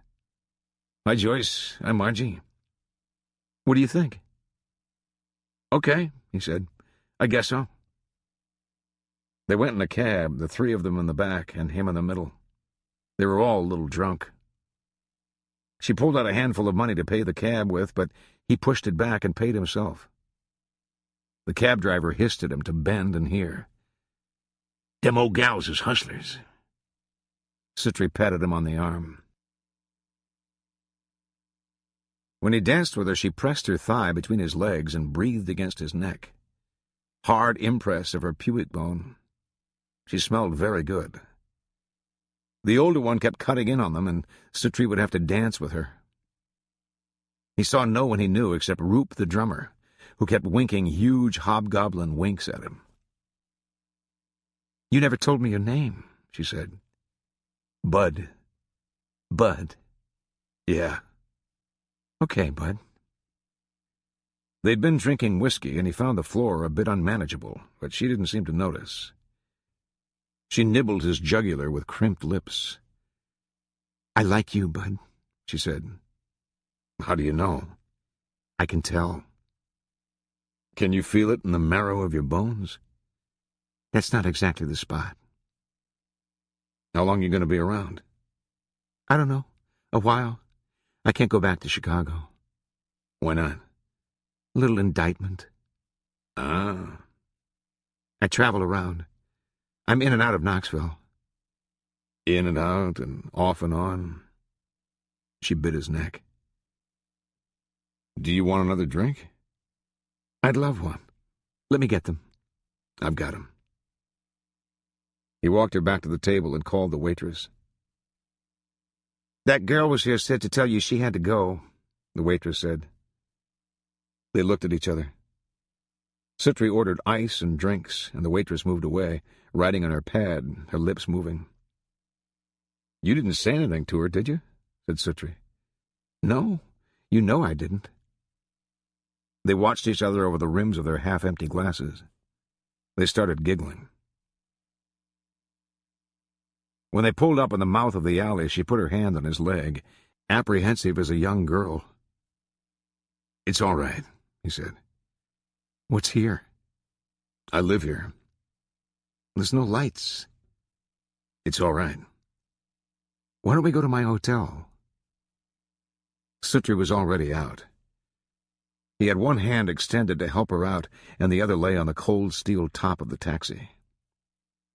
He looked up at the dim and midnight shadow world of shapes above Macanelli, dark nightscape of light wires and chimney pots. He reached down and took her hand. "Look," he said, "I'm not Jack the Ripper. I live just down here. It's not much, but it's clean, and I've got something to drink. A couple of beers, I know, and a little in the bottom of a bottle of whiskey, I think. Come on." She emerged cautiously from the cab, and Suttree held her hand while he paid the driver. He slammed the door shut, and the cab pulled away, and he took her down the little cinder path alleyway, taking his key from his pocket, showing her the way. He opened the door and turned on the light. She stood in the cellar. Fire showed in the slotted mouth of the furnace, and a wild melee of piping reeled away over the ceiling, their own shadows dipping in the slight swing of the light bulb from its cord. A deep, musty smell. She turned and looked at him. "I must be crazy," she said. "Will someone tell me what I'm doing here?" He crossed to the door of his room. "What's that, the coal bin?" He turned the light on in his cubicle and ushered her in. She leaned in the doorway with one hand on his shoulder.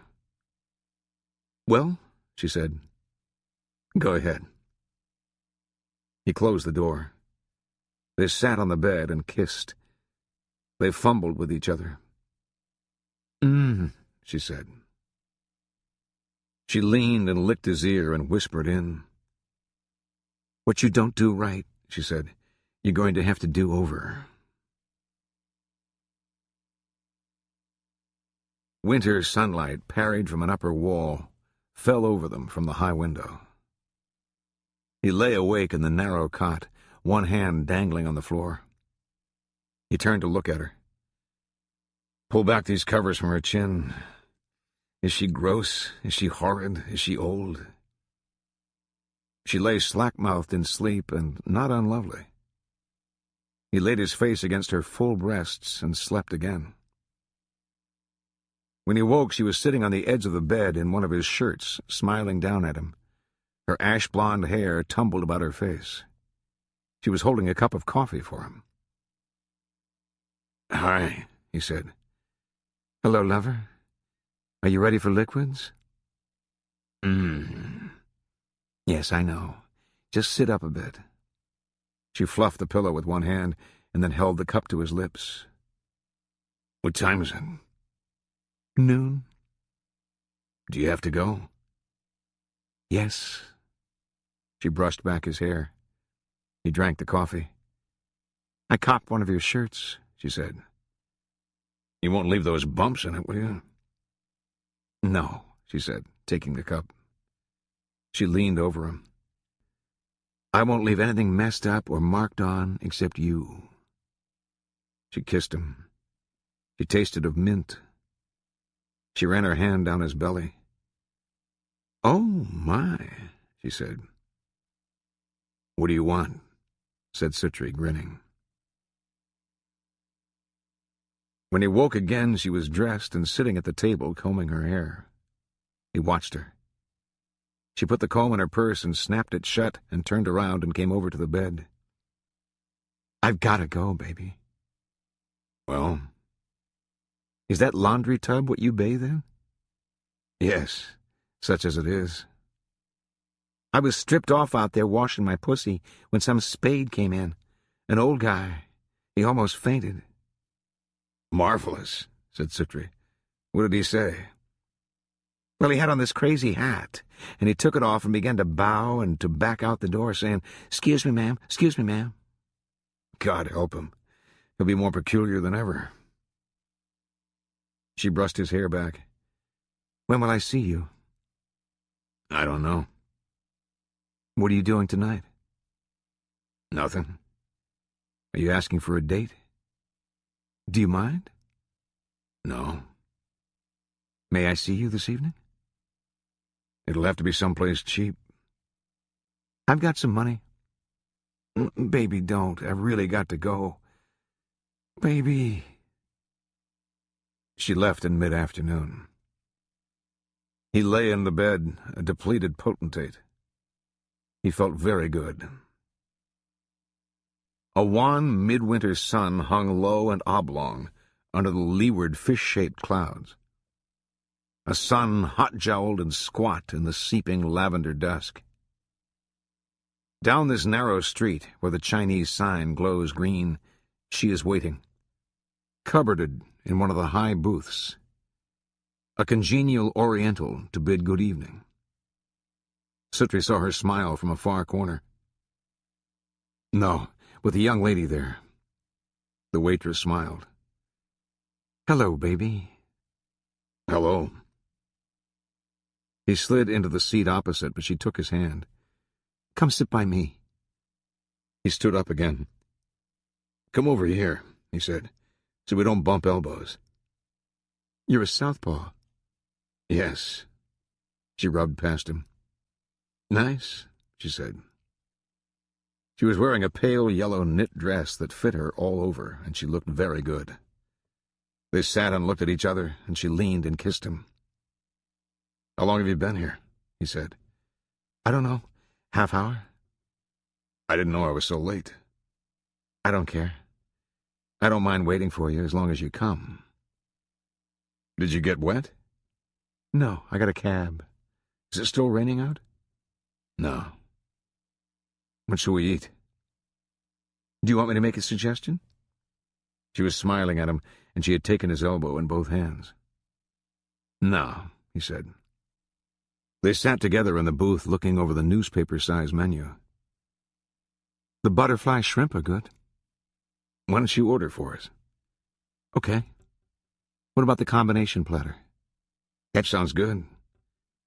Does it have the sweet and sour pork?"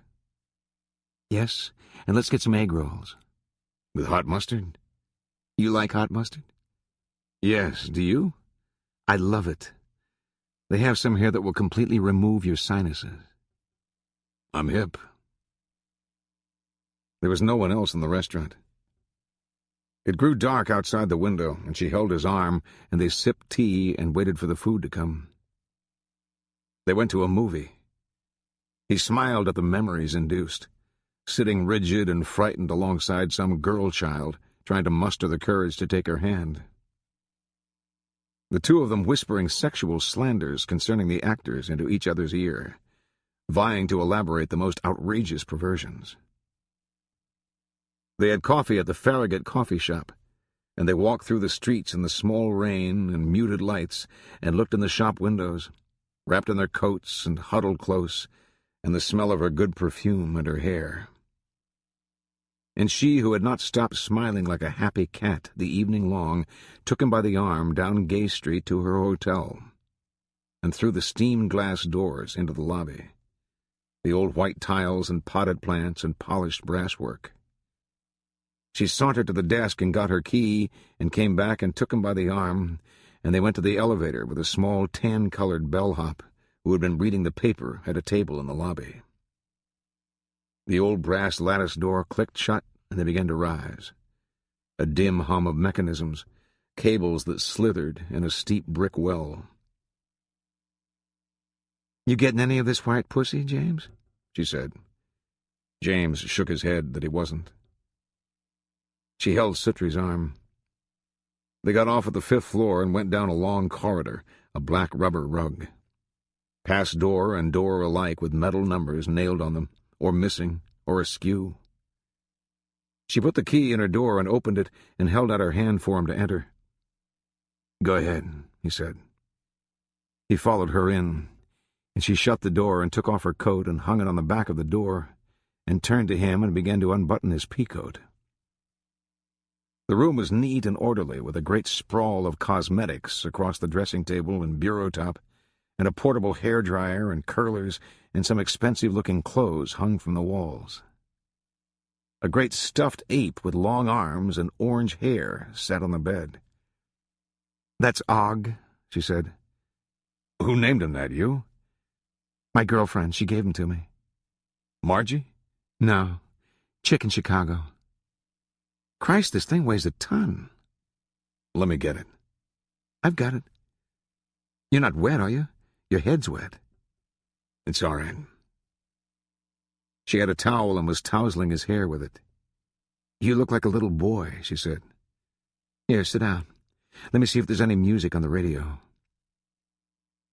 Suttree unzipped his shoes and kicked them off and scooted back on the bed and crossed his feet and lifted one of the ape's arms and let it fall again. You like hillbilly? Anything. I used to hate it. Find something else. There was a knock on the door and she went to answer it. The elevator man stood with a tin bucket of ice and a pint of whiskey in a paper bag. Baby, she said, do you want a Coke or something? I didn't think to ask you. I don't need anything.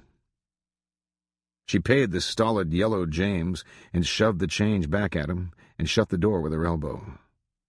She set the bucket and the package of whiskey on the bedside table and took a pair of glass tumblers from the shelf above the sink and brought them over and filled them with ice. She sat on the edge of the bed and started peeling at the seal on the bottle until Suttree took it from her and twisted the cap loose with his teeth. He poured the drinks, and they sat on the bed opposite each other and sipped and looked at each other and smiled. I wonder if I'm already hungry again, or if it's something else, she said. They say that's the trouble with Chinese girls. What? An hour later and you're horny again.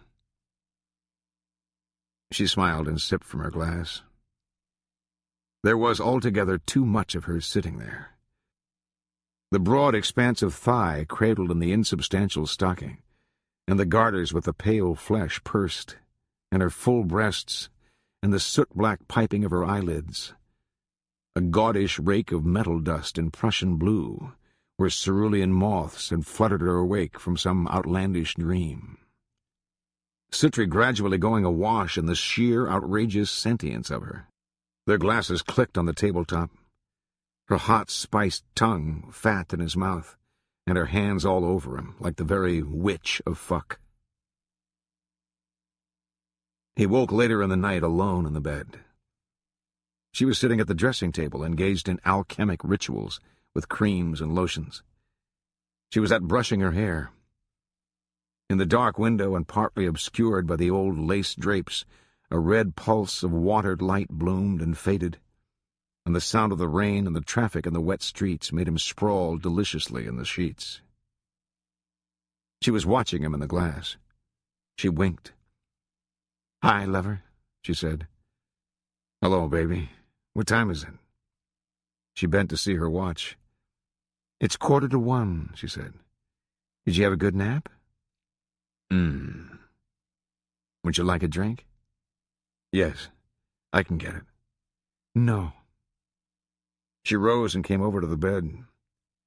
She was wearing a pale blue negligee that flowed lightly behind her.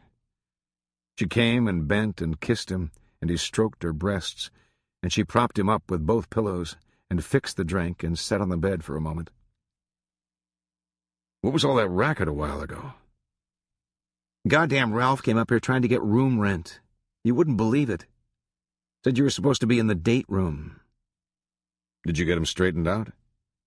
She smiled. I told him you were no goddamn date. I think I called him a nigger cocksucker. How did he go for that? He didn't say. That fucking James has got a big mouth, too. Was that Margie in here? Yeah. She's jealous. What, of you or me? Silly. Her old man put her down, I think. She's jealous of me, sure, but the chick is almost 50 years old, for Christ's sake. I don't see how she makes it. She's $100 a night girl. Her? Sure. All she has to do is turn 50 tricks. That's mean, isn't it? What brought you down here?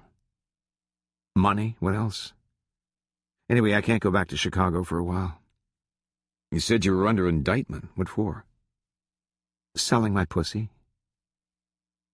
Her impish grin, watching him. He sipped the whiskey. Where's Og? He said. Oh, he's over here on the floor. I guess his nose is out of joint, too. She tucked the covers about Suttree's naked chest and went back to her things at the dresser. He had finished the drink and almost drifted into sleep, half sitting there in the sagging bed, when she turned off the light and climbed in beside him. Her warm, soft, scented body length to length against his own, and her breath in his ear whispering obscene endearments. The hammering of steam pipes woke him in the small hours of the night, and he lay in the strange room with the red neon flicker of the hotel sign silent at the window. Silence in the streets. She sprawled like a child, one hand loosely clutched by the side of her sleeping face. In the morning it was still raining, or raining again. Alone in the room, brailed in the soft and spring-shot bed, he listened to the traffic below the window, the muted slicing of tires on the wet. Looking up at the ceiling, the petals of wallpaper hanging, the old and ornate gas fixture with brass cherubs. He eased himself up. Gray rain leaned past the window. There was some sort of horrendous foundry work going on about the hot water pipes, and a little poppet valve on the radiator was hissing like a kettle. He crossed the cold, buckled linoleum with puckered feet and stood naked by the window and watched the Monday morning traffic in the streets below. A different slant on life here. Old whiskey bottles with their bleached labels lying on the wet tar of the rooftops. A glass skylight covered with chicken wire. The cold winter rain falling everywhere over the city. He put on his clothes and went down the hall to the bathroom. A door with men stenciled across it. A tall, narrow hall of a room in domino tiles. A yellow tub on claw feet, a sink and a toilet. Suttree pissed long and loud, peering out through the patterned glass of the window at the winter day. When he got back to the room, it was still empty. He took a towel and a bar of soap and went back down the corridor and had a hot bath. When he returned to the room, he tried shaving himself with her electric razor. He looked through her things, careful to leave each as it had been. An eclectic tale of gewgaws, the fine with the shoddy. He borrowed a toothpaste and brushed his teeth with his fingers. She came in smiling and bearing packages and smelling of perfume and rain. She took off the plastic babushka she wore and shook out her hair and came to him unbuttoning the belted raincoat and looking like a movie whore.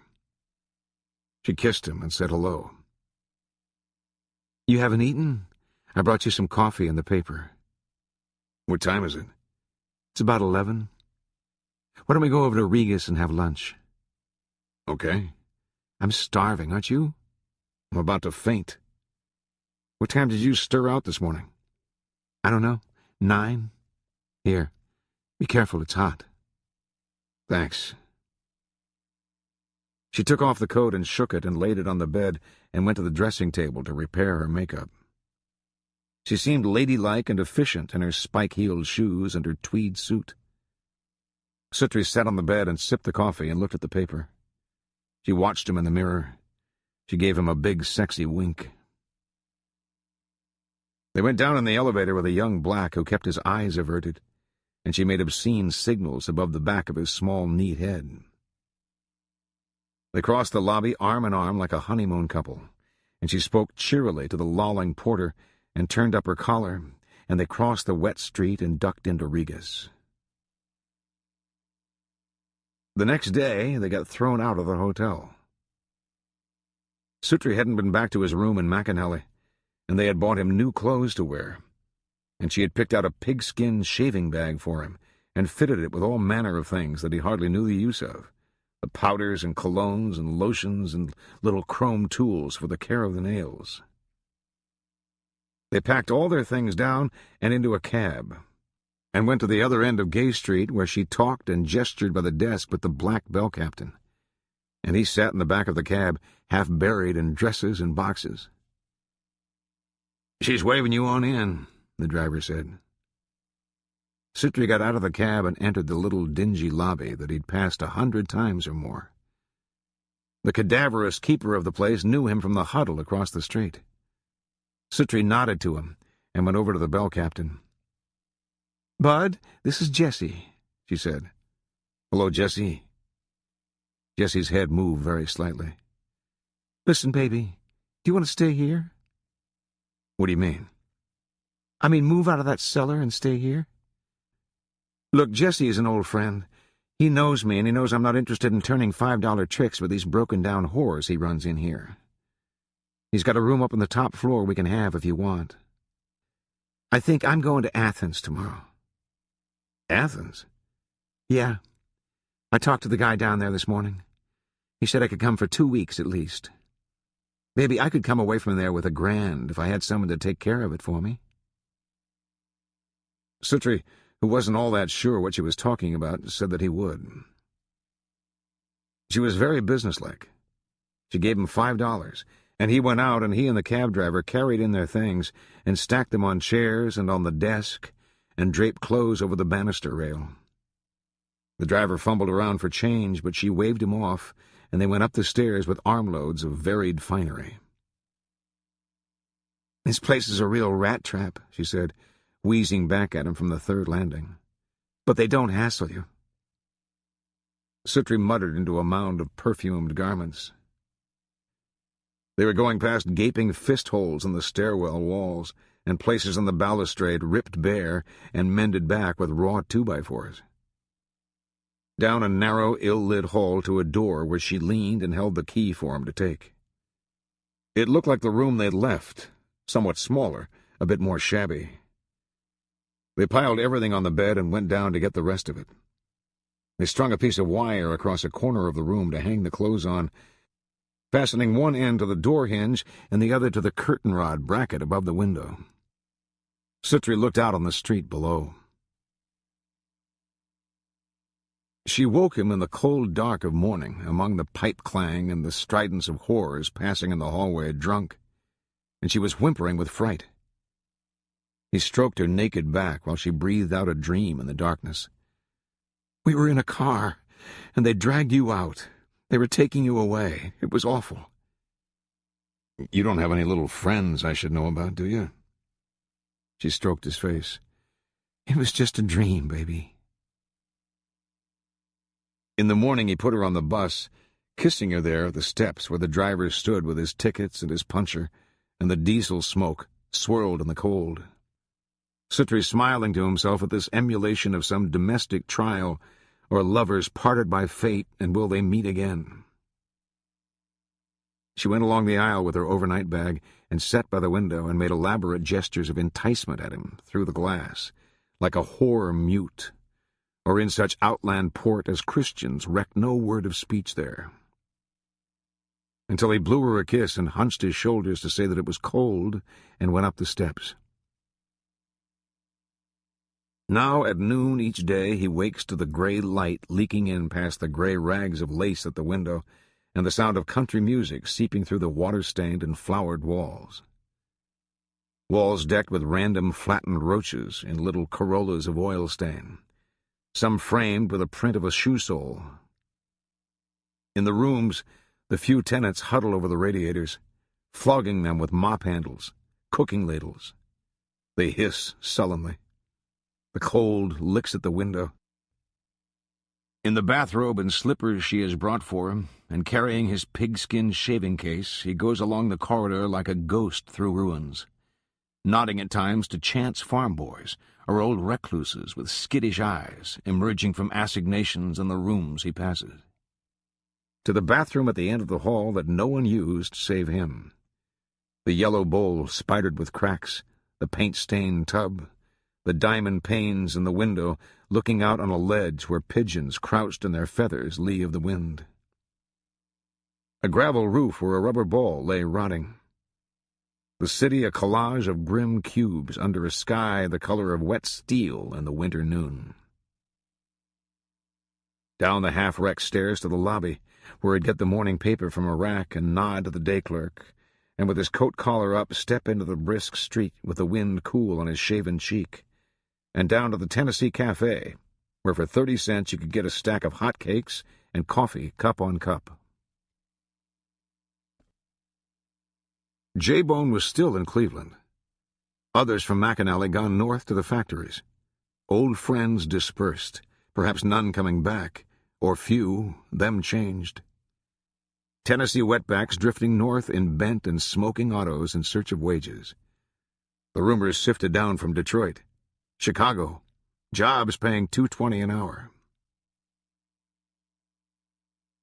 The neon rigging went up early, wan ornaments adorning the bleak afternoon. From the hotel window he watched the traffic, and he could see through the shelled brickwork of the Cumberland Hotel half raised across the street, the rain falling on the dim, jungled shacks of the black settlement along First Creek. The sound of the factory whistles in the long dead afternoon seemed sad beyond all telling. Suttree a sitter at windows, a face untrue behind the cataracted glass, specked with the shadow of motes or soot flecks, eyes vacuous. Watching this obscure and prismatic city eaten by dark to a pale electric superstructure. The ways and viaducts and bridges remarked from gloom by sudden lamps their length, and the headlights of traffic going through the plumb, uncloven rain and the night. To come in half-drunk at a late hour from the huddle, or what worse place, and lie suspended in the bed in this house of derelict pleasures. For half the night all through the cardboard chambers doors exchanged, and brief ruts spent themselves in the joyless dark, and the only sounds ever of desire, the sometime cries of buckled tribids in the hours toward dawn when trade was done. In the middle of the week, Dick gave him an envelope postmarked Athens, with a love letter from her, and 2 naked $100 bills inside. He took from behind the cash register the section of broom handle the key was tied to, and went to the toilet and took out the money and looked at it. Such exotic tender, with the values printed bold and green.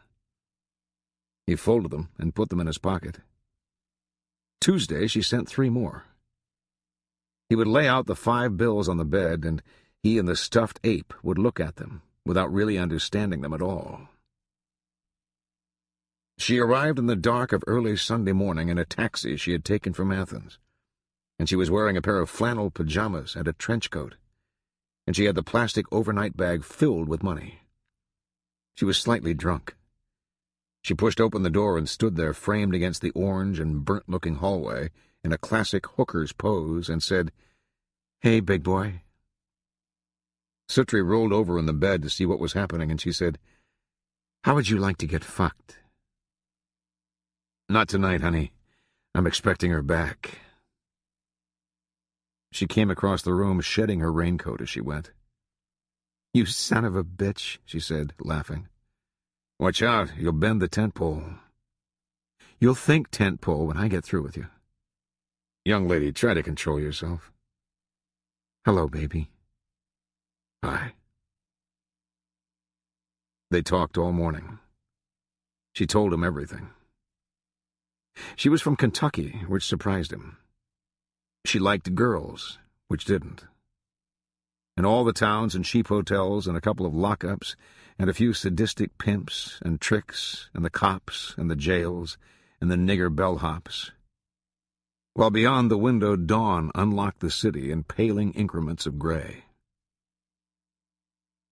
They went out to breakfast before the day had even well begun, going up to the corner through the fog and the coal smoke and the smell of roast coffee to hail a cab. Suttree scrubbed and aromatic and pleasantly tired and hungry, and her holding his arm. "What am I supposed to do with all this money?" he said. "Well, you can buy my breakfast." "Seriously, I feel like every heist artist in town is watching me." "How much do you have?" "The 5 bills you sent." "I didn't mean for you not to spend any of it."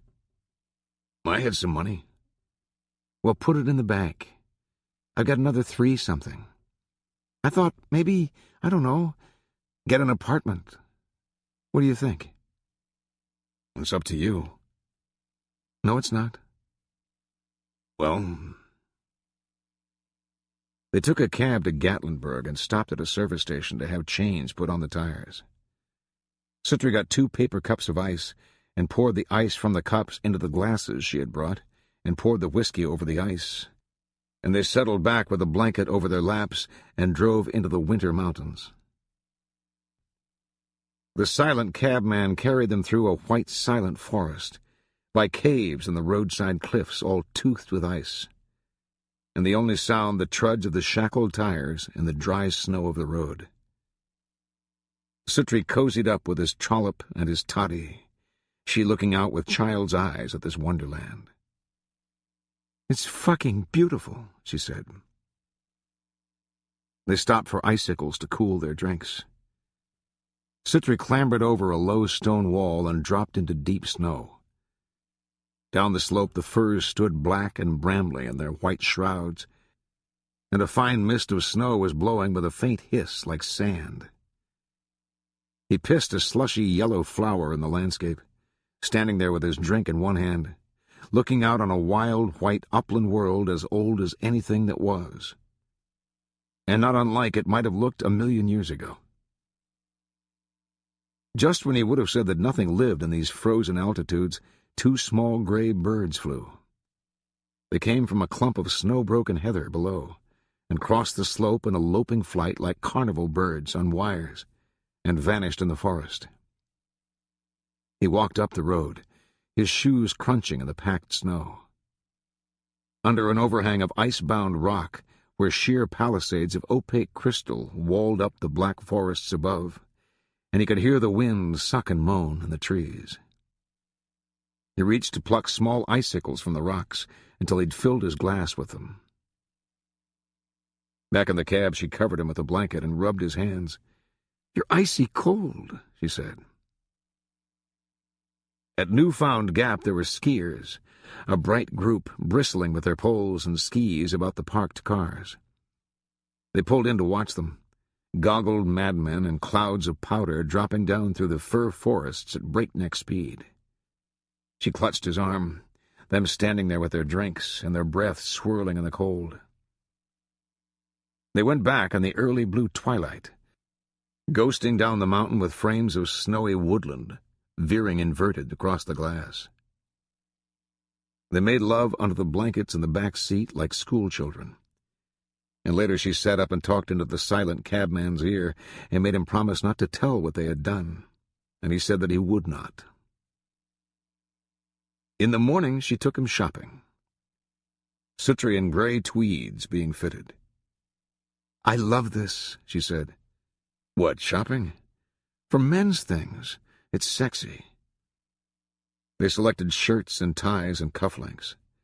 They studied shoes in a glass case. A sleek attendant hovered. Wednesday noon he appeared at Comer's in a pair of alligator shoes and wearing a camel hair overcoat, a pair of beltless gabardine slacks with little zippers at the sides, and a wine-colored shirt with a crafty placket requiring no buttons. "Fucking Suttree's robbed Squiz Greens," said Jake. Stud grinned and wiped the countertop before him. "What'll you have, Sut?" "I think I'll go for the steak and gravy." Ulysses leaned on the counter and studied him. He took Suttree's label between his thumb and forefinger and eased the coat open to read the label, nodding sagely, a toothpick in his mouth. "Fishing business has picked up a bit, hasn't it?" he said. "Fishy business, more likely," said Sexton, posed beneath his picture on the wall in flight gear, tapping his thigh with a wooden triangle and watching down the hall. "Let me have a chocolate milk," said Suttree.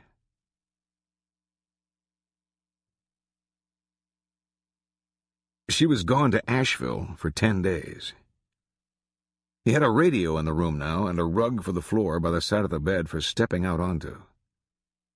In the afternoons he'd run down ads in the paper for apartments to let, stalking around in cold and barren corridors with half a heart, and listening to the chatter of a graying landlord in house shoes with his massive ring of keys like some latter-day jailer saying blah, blah, blah, blah, blah.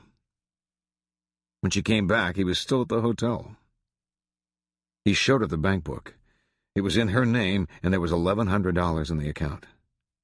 She gave it back to him and smiled and pushed his nose.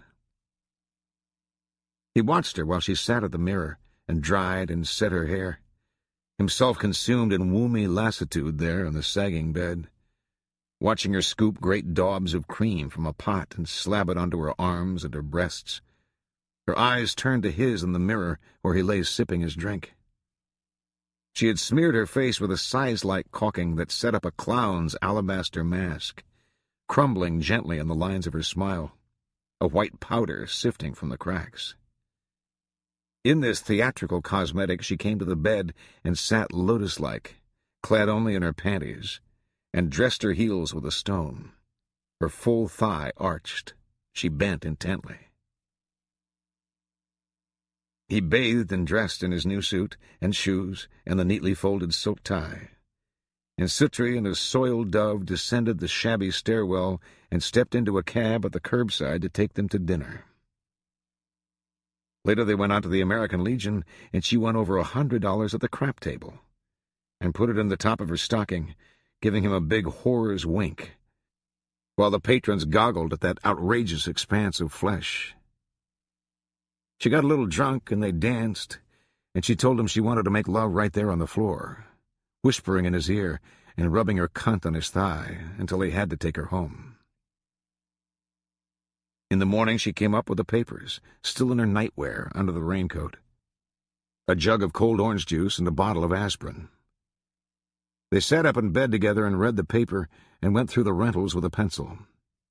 They moved that afternoon. Lugging stuff out of the taxi and up the cold, high stairwell to the apartment on the second floor, Suttree poking around in the kitchen, looking in the empty refrigerator, the cupboards. Sitting in the airy front room above Laurel Avenue and staring into space, detached. A displaced soul musing on the hiatus between himself and the Suttree moving through these strange quarters. The cabman stood fingering the brass snap on the leather change pouch at his belt. Suttree looked up. "That's it, ain't it?" "I hope so." "Well, what do I owe you?" $2.40. Suttree gave him $3 and sent him down the stairs. She was hanging stuff in the closet. He stood in the doorway and watched her. "Imagine a closet," she said. "Imagine." He got ice from the refrigerator and fixed them drinks, and came into the bedroom with them. "Is it 5 o'clock yet?" she said. "Of course," said Suttree, clicking the glasses. She went into the bathroom, and he stood at the window, looking out, the drink in his hand. He could see an old man washing at a sink, pale arms and a small paunch hung in his undershirt.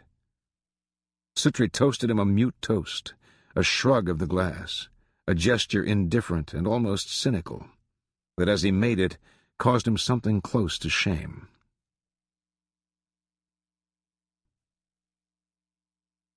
Toward the middle of February, it grew bitter cold. She went to Chicago, and he didn't hear from her for 10 days. He thought she'd gone back to her girlfriend. The plumbing froze. He spent long hours in bed, his head hanging over the edge of the covers, watching how the purfling of scorpions on the raw and nap-worn carpet went head and tail. Blue and dusky rose, dirt-dulled, a center pattern esoteric and obscure. After a chemical dream, or the dried hand of some Eastern adept. One morning at Ellis and Ernest, sadly miscast among the scrubbed college children, sitting at the long pink marble counter, he ordered coffee and flipped open the paper. There was Hoghead's picture. He was dead. Hoghead was dead in the paper.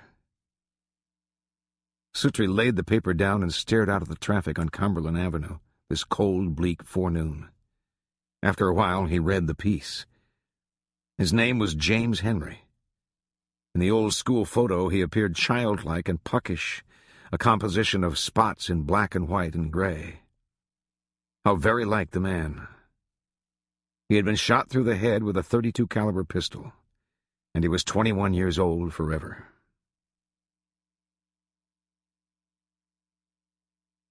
It snowed that night. Flakes softly blown in the cold blue lamplight.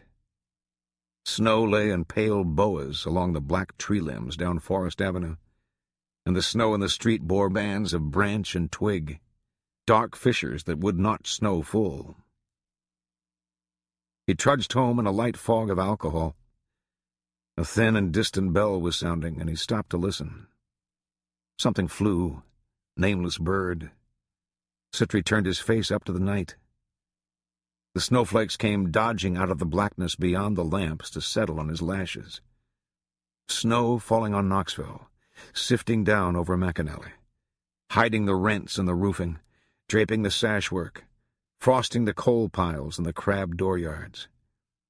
It has covered up the blood and dirt and claggy sleech in gutterways, and laid white lattice on the sewer grates. And snow has made cool bowers in the blackened honeysuckle, and it has hid the packing crates in the hobo jungles, and wrought enormous pastry rings of truck tires there, where the creek addles along, gorged with offal, upon whose surface the flakes impinge softly and are gone. Suttree turning up his collar. In the yards a switch engine is working, and the white light of the headlamp bores down the rows of iron-gray warehouses in a livid phosphorus tunnel through which the snow falls innocently and unburnt.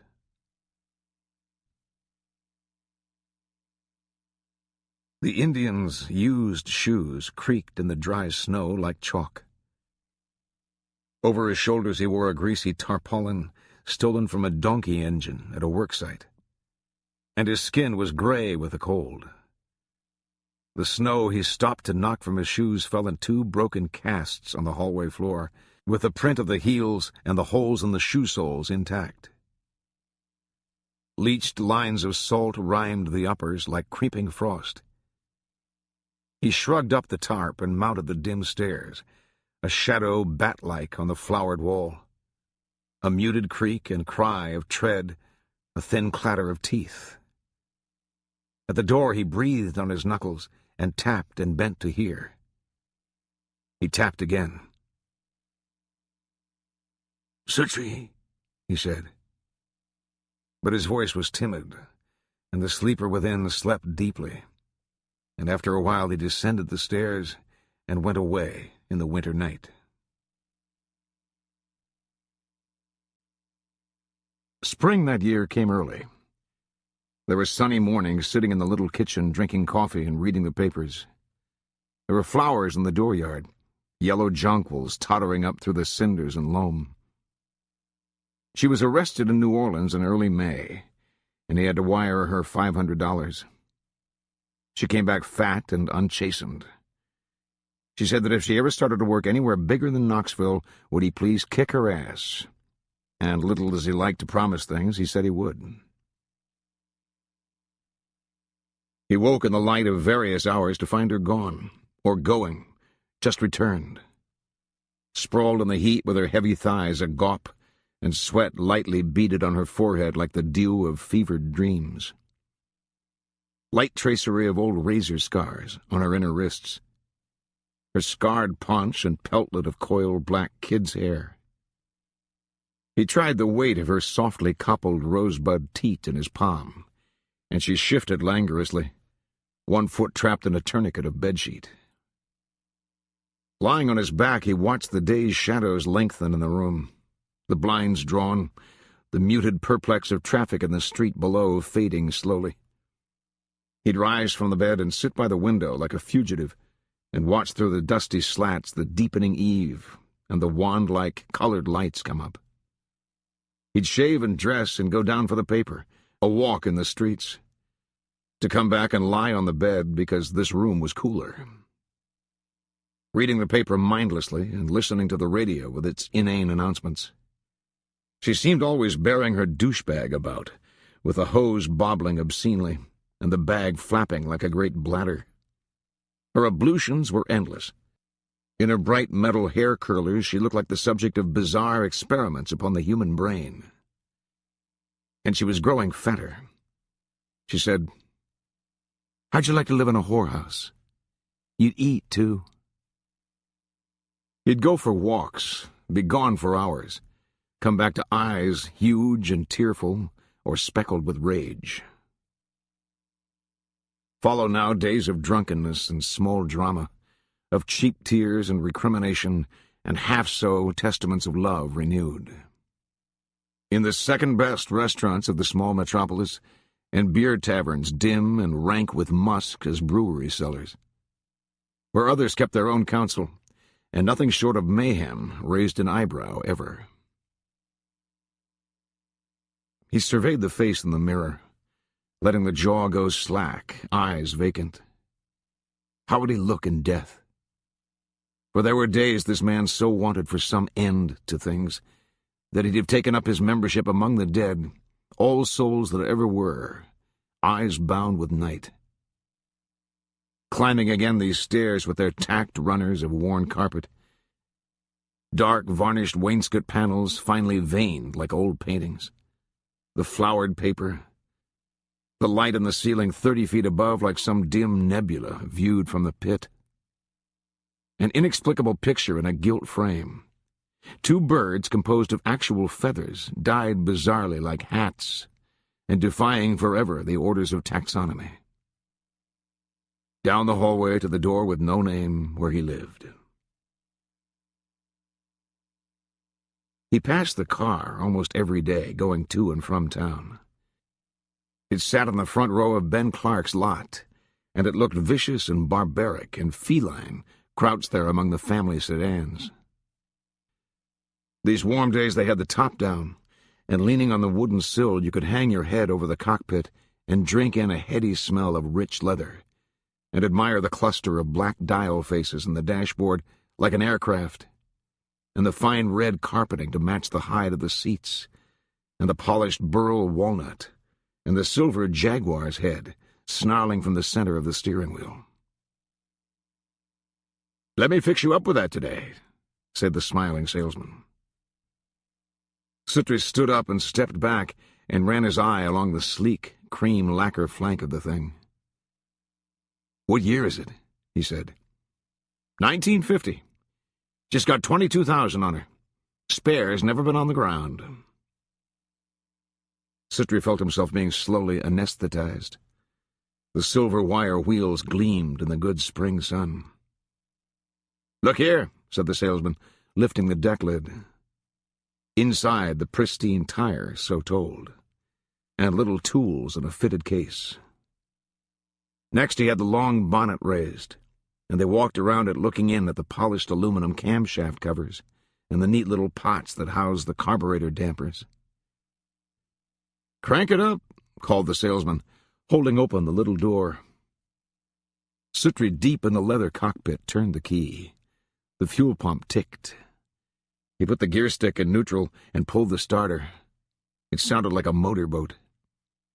He looked up. "What do you want for it?" "The little car will go for $2 bills," said the salesman, leaning confidentially on the door. Suttree blipped the throttle a couple of times and shut it down. The salesman stood up. "Take it for a ride if you like," he said. But Suttree was climbing out. He shut the door and turned and looked down into the car again. "The top's perfect," the salesman was saying, unbuttoning the canvas boot that covered it. "It's all right. Don't bother. I'm going to bring my old lady down to look at it." "I won't be here long, my friend." "You may be right," said Suttree. When she came back from Huntsville, she had $600. He put her in a cab and they went downtown. "I've got something I want to show you," he said. She walked around it and looked at it, and she looked up at Suttree. "Well," she said, "it's beautiful. We've got enough money to buy it." "Bullshit." "I'm serious." She looked at him and at the car and at him again. "Well," she said, "let's buy the fucking thing then." He sought out the salesman while she looked it over.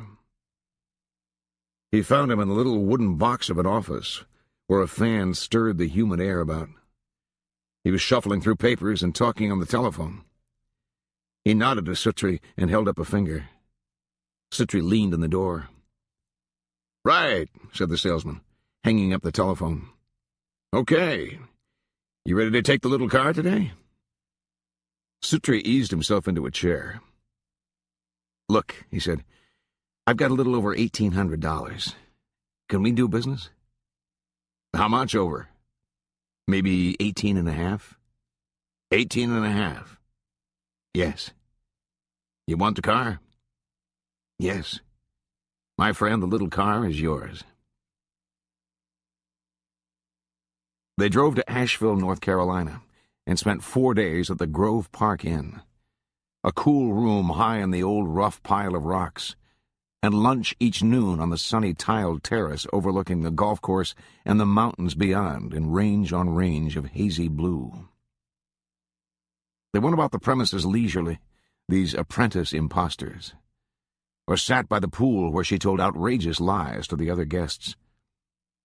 In the cool evenings they cruised through the mountains in the roadster and came back to have drinks in the lounge, where a small orchestra played music from another era, and older couples two-stepped quietly over the dim-lit dance floor.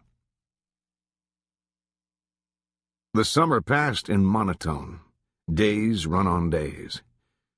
The apartment was hot and unventilated. Lying in the damp sheets with sweat trickling coldly in the folds of his sated skin, he fell victim to a vast inertia. She came naked through the room, bearing glasses of iced tea, and they sat in the barred and tepid gloom behind drawn blinds and sipped and held the cold glass to their faces.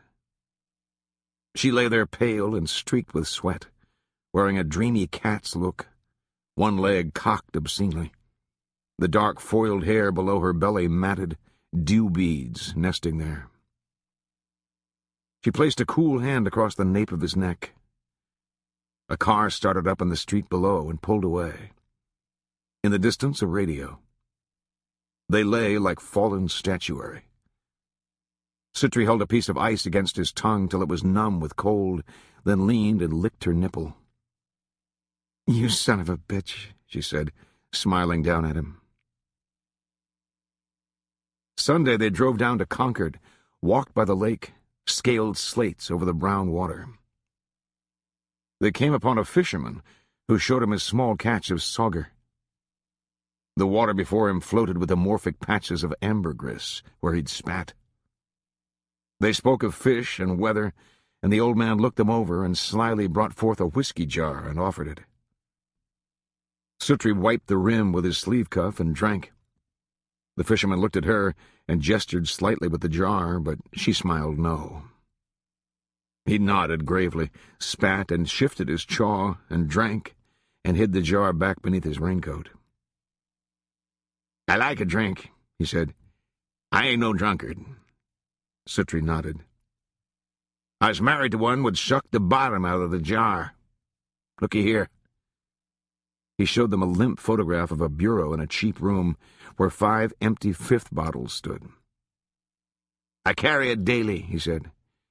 "Whenever I get to wishing her back, I take it out and look at it. You'd be amazed at what you can learn to yearn for." He turned to his lines and spoke no more. The floats rode serenely in their half-shadows. An osprey was going down the lake. They wished the old man luck. He showed her cores of flint jutting from the mud, and he found an arrowhead napped from the same black stone and gave it to her. Out there on a mud spit, white gulls, mute little tree stumps on twisted legs where the shore had washed from their roots, darkly fluted, water-hewn, bulbed with gross knots. Their grotesque shadows fell long upon the silty water of the bay, and down the beach each rock and pebble lay in its own dark lick of shadow, so that the strand looked spattered with thrown ink. "I've never seen one before," she said, turning the arrowhead in her hand. "They're everywhere. In the winter when the water's down, you can find them." In the last of the day they walked out on the sandspit, their shoes sinking in the dry loam. He fetched up from among bone-white driftwood and beach wrack a huge blue mussel shell, wasted paper thin. She carried it carefully, cradling inside the arrowhead and a strangely veined pebble she'd found that looked back like an eye. The gulls rose by ones, by pairs, all flew, bursting upward and wheeling overhead with the sun white on their cupped underwings and their feathers riffling in the breeze they rode. They went down the lake, balanced on dipping wings, necks craned. Suttree knelt in the sand and skipped a stone. A curving track of ring shapes. The far shore lay deeply shadowed. The silt bars delicately sutured with the tracks of wharf rats. She had knelt beside him and nibbled at his ear, her soft breast against his arm. Why then this loneliness? On Sims Hill they stood looking down at the lights of the city, while the stars scudded and the sedge writhed all about them in the dark. A niggard beacon winked above the black and sleeping hills. In the distance, the lights of the fairground and the Ferris wheel turning like a tiny clock gear. Suttree wondered if she were ever a child at a fair, dazed by the constellations of light and the hurdy-gurdy music of the merry-go-round and the raucous calls of the barkers. Who saw, in all that shoddy world, a vision that child's grace knows, and never the sweat and the bad teeth and the nameless stains in the sawdust, the flies and the stale delirium, and the vacant look of solitaries who go among these garish holdings seeking a thing they could not name. At midnight the fireworks went up, glass flowers exploding. Slow trail of colors down the sky, like stains dispersing in the sea, candescent polyps extinguished in the depths. When it was over, he asked her if she was ready to leave. He could feel her breathing under the sweater she wore, and he thought she was cold. She turned and put her face against his chest, and he held her. She was crying. He didn't know why. Down there the city seemed frozen in a blue void. Senseless patterns like the tracks of animalcules on a slide. After a while she said yes and took his hand, and they started down into Knoxville again. Before cold weather came, this all was ended. She had not been out of town for 2 months, then 3.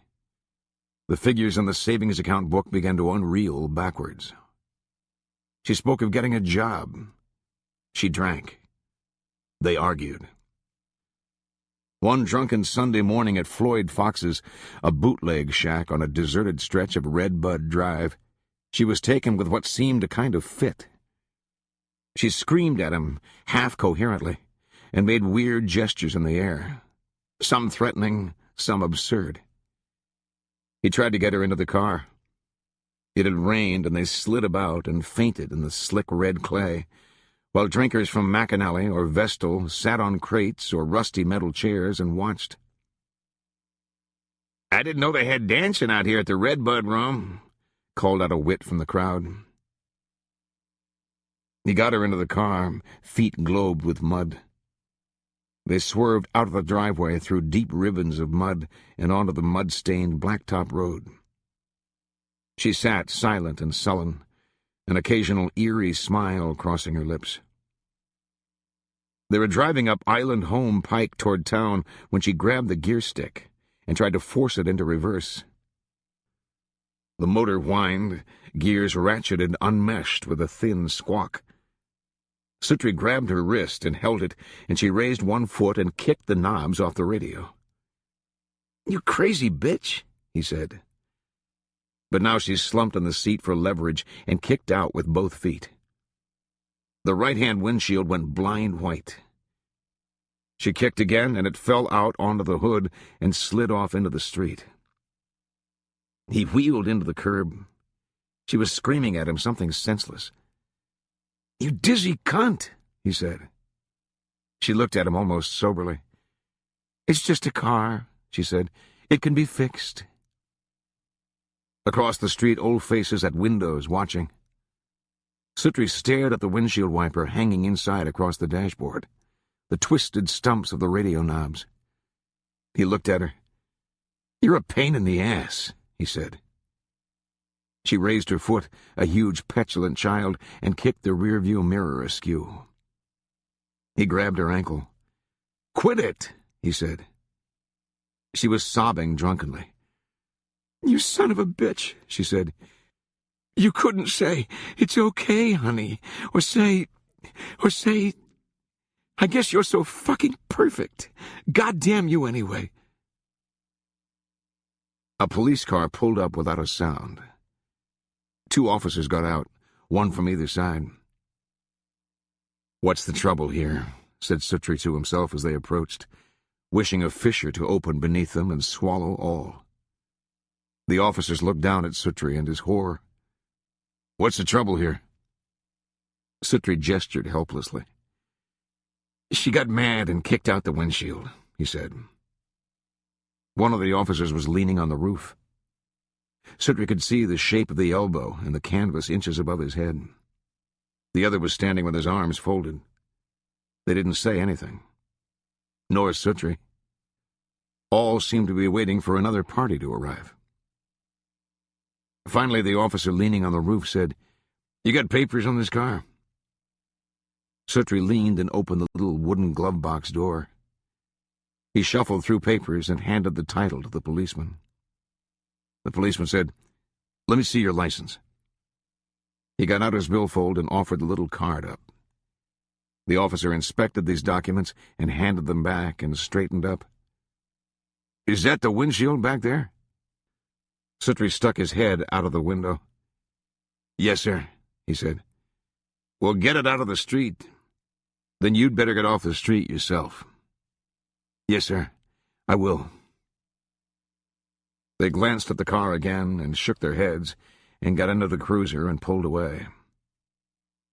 Suttree went up the street and fetched the glass from where it lay limp and shattered in the gutter and brought it back and put it in the trunk and got in and started the motor and pulled away. They were going out Cumberland when she began to tear up the money. He heard a handful of it rip and looked in time to see a green confetti swirl away in the slipstream.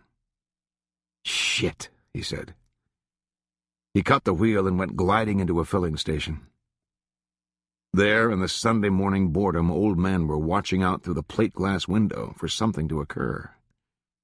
Here came an exotic automobile coasting in with tattered greenbacks blowing from the window and fluttering in the street.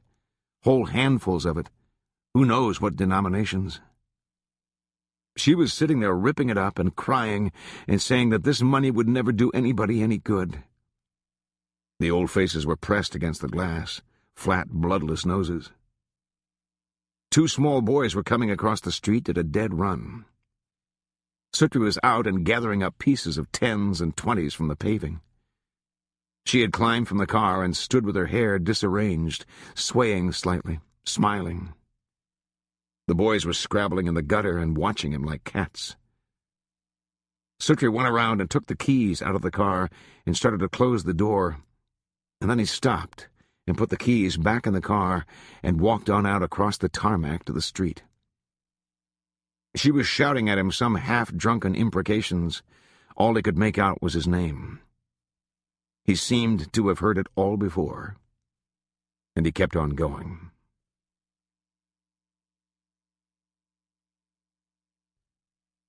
It was still early morning when he made his way down the steep path by the ruins of an old wall. Some ancient city overgrown here. In a sere field, worn clothes the wind has tattered, hung from a hatted cross.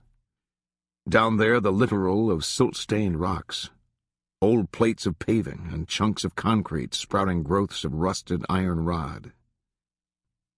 He'd even seen old slabs of masonry screed with mussel shells here in the weeds. Coming down the concrete steps with the mangled iron handrail, and past old brick cisterns filled with rubble. Past the stone abutment of an earlier bridge on the river, and the last ramshackle house, and the brown curbstones that had once lined the main street, and the old cobblestones and paving bricks and blackened beams with their axed flats and their mortises. All this detritus slid from the city on the hill. He had passed the madman's house without regard, and the old man must have slacked his vigil, for he'd almost reached the street before he heard him cry. "Ah, he's back! God spare his blackened soul! Another hero home from the whores! Come to cool his heels in the river with the rest of the sewage! Sunday means nothing to him! Infidel! Back for the fishing, are ye? God himself don't look too close at what lies on that river bottom. Fit enough for the likes of you, aye. He knows it's Sunday, for he's drunker than normal. It'll take more than helping old blind men cross the street to save you from the hell you'll soon inhabit. Suttree went on toward the street with his fingers in his ears. Howard Clevenger raised one eyebrow at his appearance in the store. "Thought you'd left town," he said. "I'm back." A thin and fragrant arm descended on Suttree's shoulder in a taffeta whisper, a cufflink coined from a bicycle reflector. An African mask in meretricious harlequinade, and ivory teeth beset with gold. "Hey, baby, where you been so long?" "Hello, John. Just around." "I've been out of town myself." "Where have you been?" "I was in Lexington. I seen James Herndon. Sweet evening breeze. She's just beautiful for her age." "Who's the oldest?" "Oldest what?" "You or her?" "Him. It." "Hush. That thing is 60. "How old are you, John?" Tripping through the dew ignored the question. He said, "You know what they're going to put in the paper when she die? Big headlines." "What's that?" "They done got it already. Sweet evening breeze blows no more." Suttree grinned. The invert was bent double, holding himself, his face squinched. He whinnied like a she-horse. "What are they going to say about you, John?" "Shit. I ain't gonna die." "Maybe not," said Suttree. The houseboat lay half-sunken by one corner, and the windows were stoned out, and the front door was gone altogether. He entered a scene of old memories and new desolations. Torn playing cards and half-pint whiskey bottles broken on the floor. The stove crammed tight to the maw with trash. He crossed the tilted floor and righted the footlocker from where it lay on its face among broken glass and rags. By afternoon he had the place swept out and the mattress on the roof for airing. He sat on the veranda in the sun with a glass cutter and shaped old panes, purloined from an empty warehouse, and with them glazed the naked sashes of his house. In the days that followed, he tarred the seams in the roof and carried on his back a door from a raising beyond First Creek and sawed it down to fit and hung it. Lastly, standing off in the skiff on a warm October morning, he fended off from the sheer wall of the dredger's hull and reached down the fire-axe handed him. The drums, when he stove them, filled and wheezed and sputtered and went slowly from sight in the river. He jostled the new ones into place and called up to the pilot-house. The winch creaked, and the houseboat corner settled. Suttree unhooked the cables as soon as there was play enough, and they went swinging up toward the deck. "What do I owe you?" he called, passing up the axe. The deckman jerked his thumb toward the pilot-house where the captain watched from his high window. "What do I owe you?" The captain spat. "I don't know," he said. "What's it worth?" "I don't know. I don't want to make you mad." "Would you say $5? "I'd say that was fair enough." He handed up the money to the deckhand. The dredger began to back.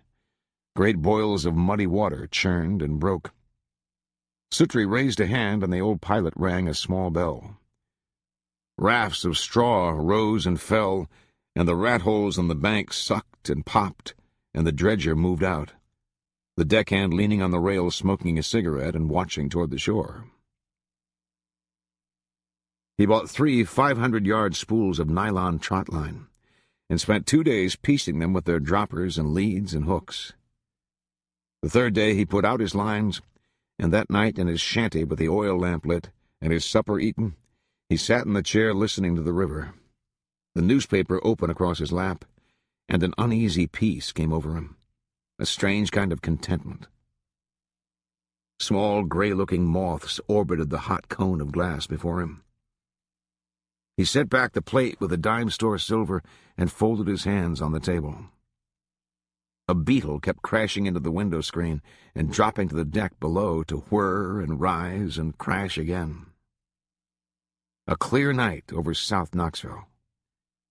The lights of the bridge bobbed in the river among the small and darkly cobbled isomers of distant constellations. Tilting back in his chair, he framed questions for the quaking ovoid of lamplight on the ceiling to pose to him. Supposing there be any soul to listen, and you died tonight. They'd listen to my death. No final word? Last words are only words. You can tell me, paradigm of your own sinister genesis construed by a flame and a glass bell? I'd say I was not unhappy. You have nothing. It may be the last shall be first. Do you believe that? No. What do you believe? I believe that the last and the first suffer equally. Pari passu. Equally? It is not alone in the dark of death that all souls are one soul. Of what would you repent? Nothing. Nothing? One thing.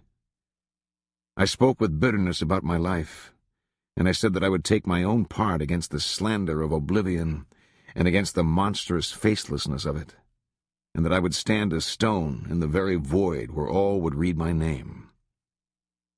Of that vanity I recant all. Suttree's cameo visage in the black glass watched him across his lamplit shoulder. He leaned and blew away the flame, his double, the image overhead. The river spooled past, dark and silent. A truck droned on the bridge. All that season on the river he had warrant to remember in the toils of his trade, old days of rain on the window, and warmth in the bed with her body, and how her eyes rolled back in her head like a Turkish baker's, with just the bluish whites shining under the slotted lids, and her tongue protruding while she seized her knees and cried out and fell back, lying there on the drenched sheets like a suicide, till she could flutter back to life and slur sweet lies into his ear, or tell the spine bones in his back with such cool fingers. In the toils of orgasm, she said, she'd be whelmed in a warm green sea through which, dulled by the murk of it, pass a series of small suns, like the footlights of a revolving stage, an electric carousel wheeling in a green ether. Envy's color is the color of her pleasuring. And what is the color of grief? Is it black, as they say, and anger always red? The color of that sad shade of ennui called blue is blue. But blue unlike the sky or sea, a bitter blue, rue-tinged, discolored at the edges. The color of a blind man's noon is white, and is his nighttime too.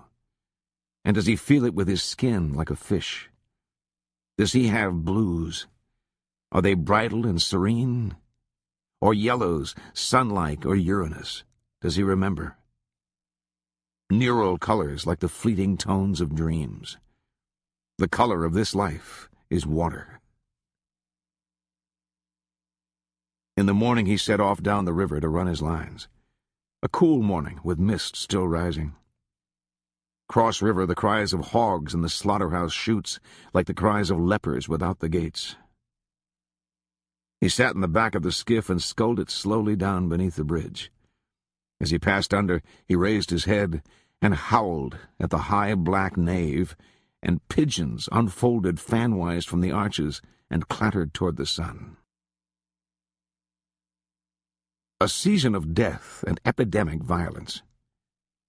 Clarence Raby was shot to death by police on the courthouse lawn, and Lonis Ray Coghorn lay 3 days and nights on the roof of the county jail among the gravels and tar and old nests of nighthawks until the search reckoned him escape from the city.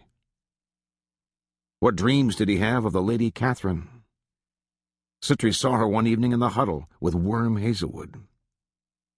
She had no need to travel about the country robbing people. And news in the papers. A young girl's body buried under trash down by First Creek. Sprout Young, the rattlesnake daddy, indicted for the murder. Suttree found people out of doors that would as soon stayed in. A family of aged black folk, sitting in the dark among their furnishings in total silence, their figures swaddled up in old quilts against the cold, and the old man's cigarette rising and falling in slow red arcs. When he passed there in the morning, they were all gone to seek help save an old woman who sat in a chair on the sidewalk among the piled and grimy household goods. She watched the passers on the street, but none watched back. A starling landed on the old yellow icebox, and she struggled up to shoo it away. The junk man lay among sleeping sots in the jungle, nor did he stir when the thief, who dropped from the dark of a boxcar door, went among them. A hominid composed of smoke, sucking out the pockets sock-like, and boarding loose change and half-empty packets of cigarettes. Through dark bower paths in the honeysuckle, where newsprint crouched like ghosts, and smokehounds lay so drunk the flies had shat eggs in their ear-holes. Pausing here to take some shoes, emerging from the jungle and disappearing into the dark of the car again, and the train shunting into motion again, as if it had been waiting him. A dog crossed the tracks and paused to sniff at the old man's feet and moved on. And in the dawn, a female simpleton is waking naked from a gang fuck in the back seat of an abandoned car by the river. She stirs. Sweet day has broken. Reeking of stale beer and dried sperm, eyes clogged, used rubbers dangling senselessly from the dashboard knobs. Her clothes lie trampled on the floor. They bear boot prints of mud and dog shit, and her cunt looks like a hair clot fished from a drain trap.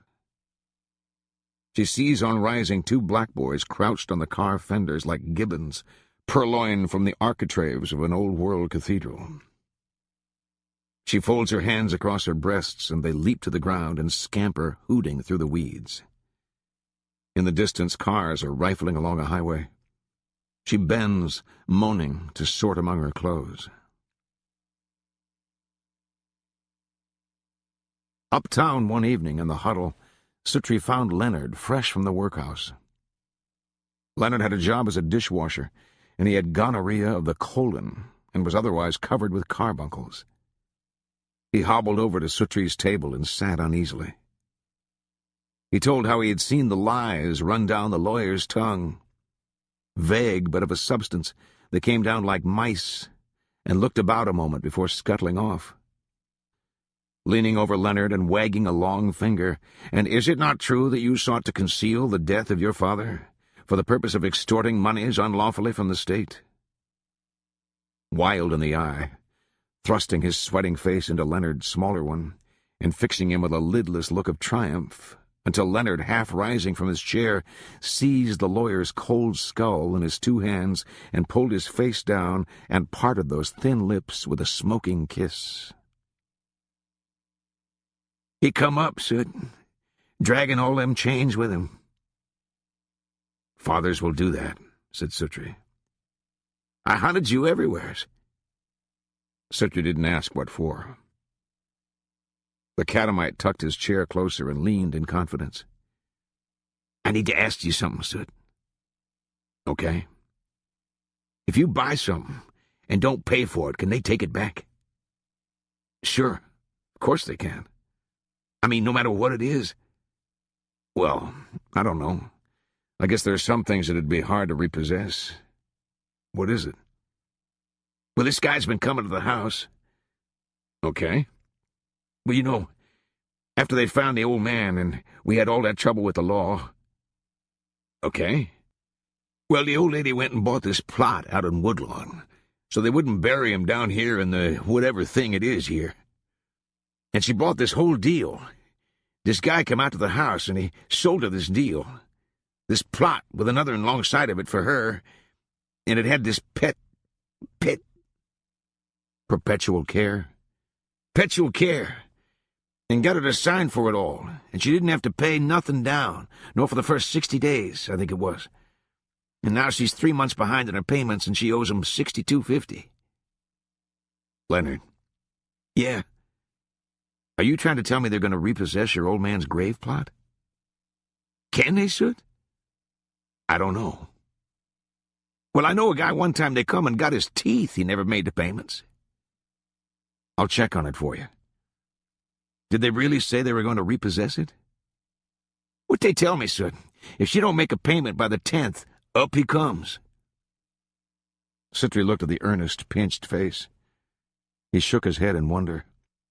Time's been rougher than an old cob, said Leonard. At our house they have. What's become of Harrogate? Said Suttree. Leonard grinned. I don't know. I seen him uptown about a month ago. He had some old country girl in his arm, was about a head taller than him. I hollered at him, was he getting any of that old long stuff, but he didn't know me. Maybe it was his sister. Maybe. She favored him some. Suttree closed his eyes as if he were trying to picture such a person. He opened them to see Leonard watching him. He looked about him as if he couldn't place how he came to be there. And this was Harrogate, standing in the door of Suttree's shack with a cigar between his teeth. He had painted the black one, and it was chalk white, and he had grown a wispy mustache. He wore a corduroy hat, a helping larger than his head size, and a black gabardine shirt with slacks to match. His shoes were black and sharply pointed. His socks were yellow. Suttree in his shorts leaned against the door and studied his visitor with what the city rat took for wordless admiration. What say, son? How in a big rat's ass are you? I was okay. Come on in. Harrogate pinched his hat up by the forecrown and swept it to his chest and entered, ducking slightly as he did so, though the lintel of the doorframe was 2 feet above his head. He laid the hat on the table and hitched his trousers and tucked in his shirt with his thin little hands and puffed on the cigar and grinned and looked about. Good God, said Suttree. I seen old Rufus. Said you was back down here. Suttree shut the door. Sit down, he said. I hunted you up at Comer's. They said you was into the tall cotton. Yeah, well, the market collapsed. Sit down, sit down. Harrogate pushed his hat to one side to make room for his elbow and sat. You fishing again? He said. Suttree leaned back on the cot. Fishing again, he said. I thought you'd give it up. I did too. I come by a time or two. Your old boathouse was about in under. What are you doing, Jane? I said, what are you doing? Harrogate grinned. I got me a few little roots, he said. He turned the cigar in his teeth and gave Suttree a look of fey cunning. Got me a few little roots. Suttree waited. The story must be elicited with care. It is that the city rat has a telephone route, with small dime-store sponges through which he's fastened wire loops. He runs his roots with a special hook taped to his forefinger, fetching down the blocks from inside the coin returns of the telephones, a few nickels clattering into the slot, the sponge poked back. I don't see how that would pay very much, said Suttree. Harrogate grinned slyly. How many phones do you have? He took the cigar from his teeth. 286, he said. What? I had a $26 day Saturday. I just barely could walk for the fucking nickels in my pockets. Good God, said Suttree. You got half the telephones in Knoxville plugged up. Harrogate grinned. It takes me all day to run 'em. I put on a few new ones every day. You get away from uptown, there's a lot of hard sidewalk between telephones. I done wore out 2 pair of brand-new Tom McCann shoes. Suttree shook his head. Harrogate tipped the ash from his cigar into his palm and looked up. Listen, he said, you ever lose any money in a telephone, will you just let me know?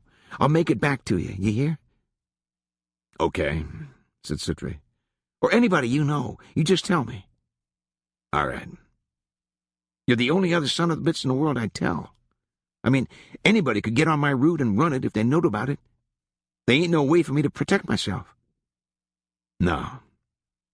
I got some other deals in mind, too. There'll be a deal for you if you want in, Soot. You ain't never been nothing but decent to me. I don't mind taking a buddy with me on the way up. Gene? Yeah? You're on your way up to the penitentiary is where you're on your way up to. Shit, said Harrogate. I have me another day like Saturday, I'll buy the goddamn penitentiary. It's not like the workhouse. They have these coal mines up there for you to work in. Harrogate smiled and shook his head. Suttree watched him, smiling a sadder smile. I saw Leonard the other day, and he said he saw you uptown with some girl on your arm. Shit, said Harrogate easily. Man has a little money about him, he can get more pussy than you can shake a stick at.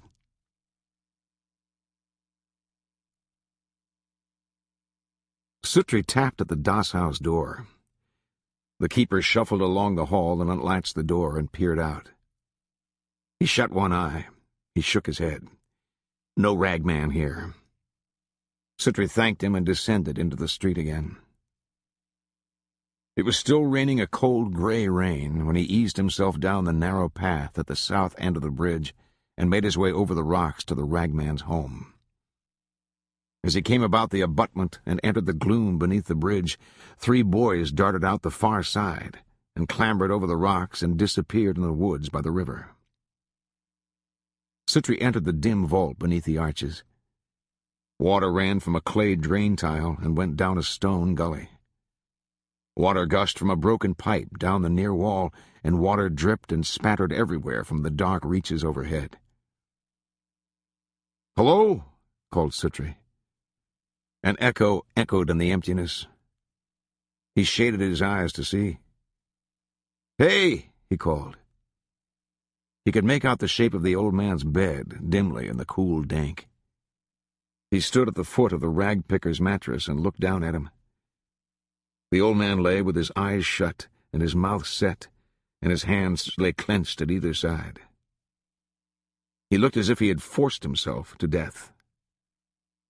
Suttree looked about at the mounds of moldy rags and the stacked kindling and the racks of bottles and jars and the troves of nameless litter, broken kitchen implements or lamps, 1,000 houses divided, the ragged chattel of lives abandoned like his own. He moved along the side of the bed. The old man had his shoes on. He saw their shape beneath the covers. Suttree pulled a chair up and sat and watched him. He passed his hand across his face and sat forward, holding his knuckles. "Well," he said, "what do you think now? God, you are pathetic. Did you know that? Pathetic." Suttree looked around. "These boys have been at your things. You forgot about the gasoline, I guess. Never got around to it. Did you really remember me? I couldn't remember my bear's name. He had corduroy feet. My mother used to sew him up. She gave you sandwiches and apples. Gypsies used to come to the door. We were afraid of them. My sister's bears were Misha and Bruin. I can't remember mine. I tried, but I can't." The old man lay dim and bleared in his brass bed. Suttree leaned back in the chair and pushed at his eyes with the back of his hand. The day had grown dusk. The rain eased. Pigeons flapped up overhead and preened and crooned. The keeper of this brief vigil said that he'd guessed something of the workings in the wings, the ropes and sandbags, and the house-light toggles. Heard dimly a shuffling and coughing beyond the painted drop of the world. "Did you ask? About the crap game? What are you doing in bed with your shoes on?" He passed his hand through his hair and leaned forward and looked at the old man. "You have no right to represent people this way," he said. "A man is all men. You have no right to your wretchedness." He wiped his eyes with the heel of his hand. "There's no one to ask, is there? There's no—" He was looking down at the ragman, and he raised his hand and let it fall again. And he rose and went out past the old man's painted rock into the rain.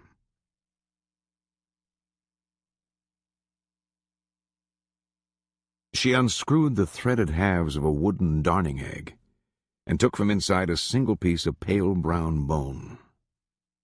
Her hand closed up about it like a burnt spider, and she turned slowly to Suttree where he sat at the table. The specter of things sings in its own ashes. Who has ears to hear it? She let shut her nutshell eyelids. A pair of fat black candles dripped and spat, the wax a gray grease congealing in the saucers where they stood. Her tiny hands with their yellow nails looked like the mummied hands he'd seen crossed on the breast of a dead slave in a worm-fluted barrow at the rear of a second-hand furniture store. She had before her an age-blackened box of board-hard leather, and now she opened it and began to set out her effects, much like a priest with his deathbed kit. The candle flames lurched in the shadow of her movements, and their own shapes reeled briefly on the wall. "Merceline Essery, that they said would not never walk on this earth again by men was doctors, came unto me, and I re-walked her in 3 days. She originally died in October of last year, and she walked to that day." "I can walk," said Suttree. "You can walk," she said, "but you can't see where you're going." "Can you?" "To know what will come is the same as to make it so." Suttree smiled. Somewhere in the house, clock gears clacked. She lifted from the hide box a cast-iron jar and set it on the table in a little stand. She took out a small alcohol burner and filled it from a bottle and lit it and set it beneath the pot. She unrolled and spread a black cloth and put things out upon it and seemed to puzzle over them. A blood agate bored with a small hole, a cracked and yellow tooth that may have been a boar's tusk, a tin box too small to hold anything of Christian use. She touched each of these in turn. She looked at Suttree. He sat loosely in his chair with his hands resting on the insides of his thighs. He felt an easy peace settle in his spine. Studying the apposition of these effects for hidden systems, waiting for her to fetch down her purse of bones to see what construction they might have for him, their Rorschach text, pattern in a carpet. A figure lifted from a cave floor wherein old fossils lay anachronistically conjoined, taxonic absurdities and enemies of order. But she had taken out an old bottle, hand-blown, that held an oily unguent, and seemed gone on to filters now, spooning some grim powder from the tin into the pot, where the oil began to smoke and sputter with a stench like frying dung. Suttree seemed unalarmed. She unfolded the hand that held the piece of bone, and she put the bone under her tongue, and she placed her tiny palm against Suttree's eyes, one the other. He felt a light tingling in his nape. His eyes lost focus. He leaned back in his lassitude and watched the shapes of the candle flames on the ceiling. She was at her triturations, spooning to death in a salver a speckled slug, marked like an ocelot, viscous and sticky, a whitish paste, crooning a low threnody to her pawky trade. She said, "Ain't no common fire can cruciate a ground puppy." Fetching the smoking mess from the burner, she stirred it with her spoon, and she blew out the small blue flame and set the pot within the rack again, her hands unmindful of the heat, her movements rapid and sure. She spat through a ring bone into a watch-glass and mixed with her finger a paste of something drear, and leaned with her thumb to anoint his eyelids. Then she took up the pot again, and she spooned out the mess within and swung it toward him. Open your mouth, she said. That's hot. Under his hand, the arm he stayed was like a piece of black meerschaum. Aneroid bones, bird hollow. To read the weathers in your heart. Look here at me, she said. Cold, blood-webbed globes. Wens clung along the dark and weighted lids. Open your mouth. He did. She thrust the spoon against the back of his throat and capsized its cargo down his gullet. A tasteless slime impacted with a harsh grit. He swallowed. She sat back to watch, nodding her head. Suttree felt himself go queasy. He watched her eyes and her mouth, but the words seemed detached. She spoke of a boar cat, black through. Find the bone that will not burn. Suttree had half forgotten the paste on his eyelids, and he reached to wonder what had clogged them, but she stopped his hand. He shuddered in the grip of grue. Scorpion dust, frog powder in sow's milk. You'll shit through the eye of a needle at 30 paces. Pieces of a dream unreeled down the back of his brain. He pulled himself up and looked at the old woman. She watched him as if he were a thing in a jar. "What?" he said. She did not say, nor was there any news at all in those faded eyes. "What do I do?" You don't do nothing. You will be told. Will you tell me? No. A wave of nausea swept through him. He was going to comment on it, but it was gone. And then came another, a shuddering sickness that brought his stomach up tight against his diaphragm. "I don't feel good," he said. Don't you puke? "I think I might." She took his wrist in her spider's hand and leveled her eyes at him. Don't you puke, she said. "I need to lie down." She pushed back her chair without speaking and rose and took his arm. He stood woozily. He wanted mightily to vomit. She took him across the room to a small cot. He looked like some medieval hero led by a small black gnome. He sat on the cot and lay back with his feet on the floor. She took down a lamp and lit it and put back the glass and turned to watch him. On the mantel, a small brass amphora held a dark crepe rose, and there was a mounted grackle with dull glass eyes. And there were small objects, a box, a pincushion.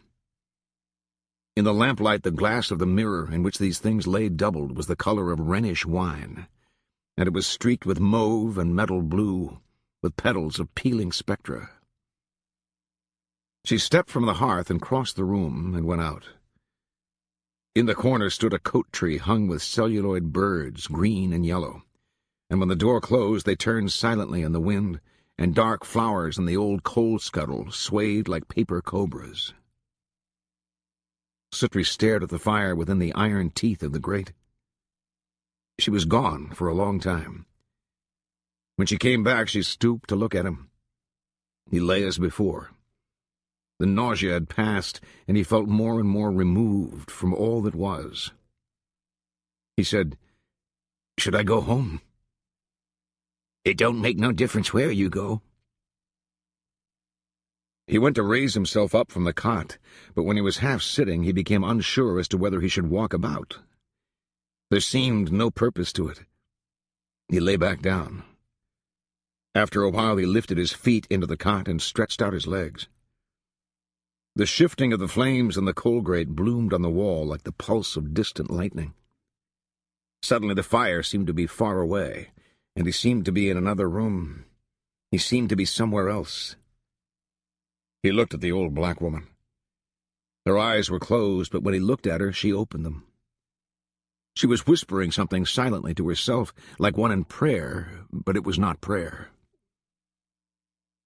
"What is that stuff?" She didn't answer. She turned her face in profile, a black androgynous silhouette. He felt hollow inside, and there seemed to be a cool wind moving through him like wind in a street. A door closed on all that he had been. "Look at me," he said. Hush, boy. I don't need to look at you.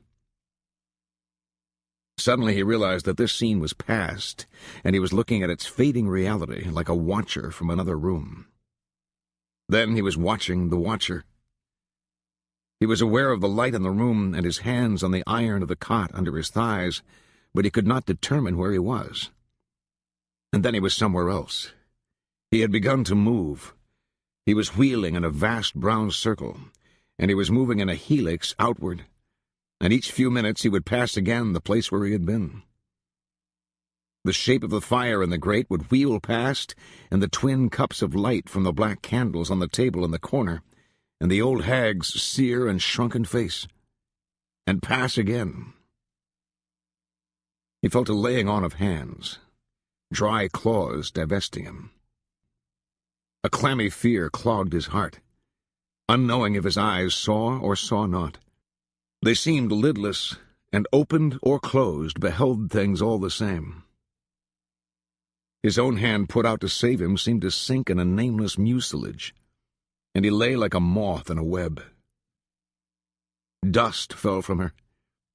Her eyes rolled wetly in the red glow from the fireplace. A dried, black, and hairless figure rose from her fallen rags, the black and shriveled leather teats like empty purses hanging, the thin and razorous palings of the ribs, wherein hung a heart yet darker, parchment cloven to the bones, spindle-shanked and bulbed of joint. Black Faltress, portress of Hellgate. None so ready as she. Her long, flat nipples swung above him. Black and crepey skin of her neck, the plaguey mouth upon him. A gray and hand-stitched scar flickered in the light, where she'd survived some murder. Tin figures, the toadstone, dragged on his chest where they hung from her neck by plaited horsehair strands. In the yard he heard a bird scream. They are not rooks in those obsidian winter trees, but stranger fowl, pale, lean, and salamandrine birds that move by night unburnt through the moon's blue crucible. Suttree craned his neck to breathe. Dead reek of aged female flesh, a stale aridity. Dry, wattled nether lips hung from out the side of her torn, stained drawers. Her thighs spread with the sound of rending ligaments, dry bones dragging in their sockets. Her shriveled cunt puckered open, like a mouth gawping. He flailed bonelessly in the grip of a gassed black succubus. He screamed a dry and soundless scream. In the pale reach of firelight on the ceiling, spiders were clambering toward the cracks in the high corners of the room, and his spine was sucked from his flesh and fell clattering to the floor like a jointed china snake.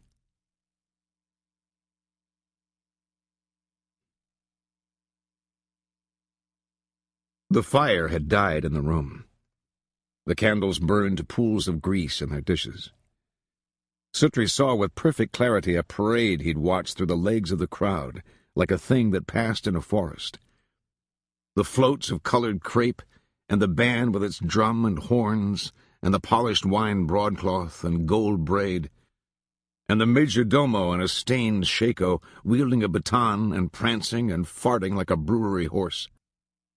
He saw what had been so, how a caravan of penitent cars wound through the rain on a dark day, and how Clayton in corduroy knickers and aviator's cap marched with his sisters in a high-ceilinged room, where the paneled doors were drawn, and a nurse in a white uniform called close-order drill, and tapped out the time with a cane. And he could remember the stamped brass grapes of an umbrella stand, cool and metallic under his tongue, and he knew that in that house some soul lay dying. He saw a pool of oil on a steel drumhead that lay shirred with the pounding of machinery. He saw the blood in his eyelids where he lay in a field on a summer noon, and saw young boys in a pond, pale nates and small bald cods shriveled with the cold. And he saw an idiot in a yard in a leather harness chained to a clothesline, and it leaned and swayed drooling, and looked out upon the alley with eyes that fed the most rudimentary brain, and yet seemed possessed of news and the universe denied right forms. Like perhaps the eyes of squid, whose simian depths seemed to harbor some horrible intelligence. All down past the hedges a gibbering and howling in a hoarse frog's voice, word perhaps of things known raw, unshaped by the constructions of a mind obsessed with form. He saw white swans flying over a house he'd known as a child, enormous shapes laboring above the chimney pots like farm stock flying in a dream, apparitions of such graceful levity quartering on the winter wind, with their long necks craned seaward, shouldering the thin and bitter air, and a mechanical Victrola, and the bitter taste of the cracked varnish, and the small dull tiles in a Victorian bathroom, and the footed cast-iron standards of the tub, and the smell of toothpaste and excrement, and the languid amber kelp that rose and fell in the swells of a cold gray sea. And he saw what had been so, how the lilies leaned in the hall glass, and a door closed, and the candle flames trembled and righted again, and he could smell the lilies and some other musty smell, and he could feel the wire-like plush pricking the undersides of his legs in their short trousers, where he sat in a chair with his elbows cocked high as his ears to rest on the dark oak chair-arms. He saw a small boy in a schoolyard with a broken arm screaming, and how the children watched like animals. He saw shellfish crusted on the spiles of a wooden bridge, and a salt river that ran two ways. Buoy bells on a reef where the bones of a schooner broke the shallow surf on the out tide, and the sound of the parlous and marbled sea, and the seethe of spume, and the long clatter of pebbles in the foam. He saw a jar in a garden with mouse bones and lint and old sash weights stacked like ingots under a woodshed, and the mortised shape of a wagon hub, spoke-stripped, weather-bleached, oaken, arcane. He saw a dead poodle in a street like a toy dog with its red collar and flannel tongue.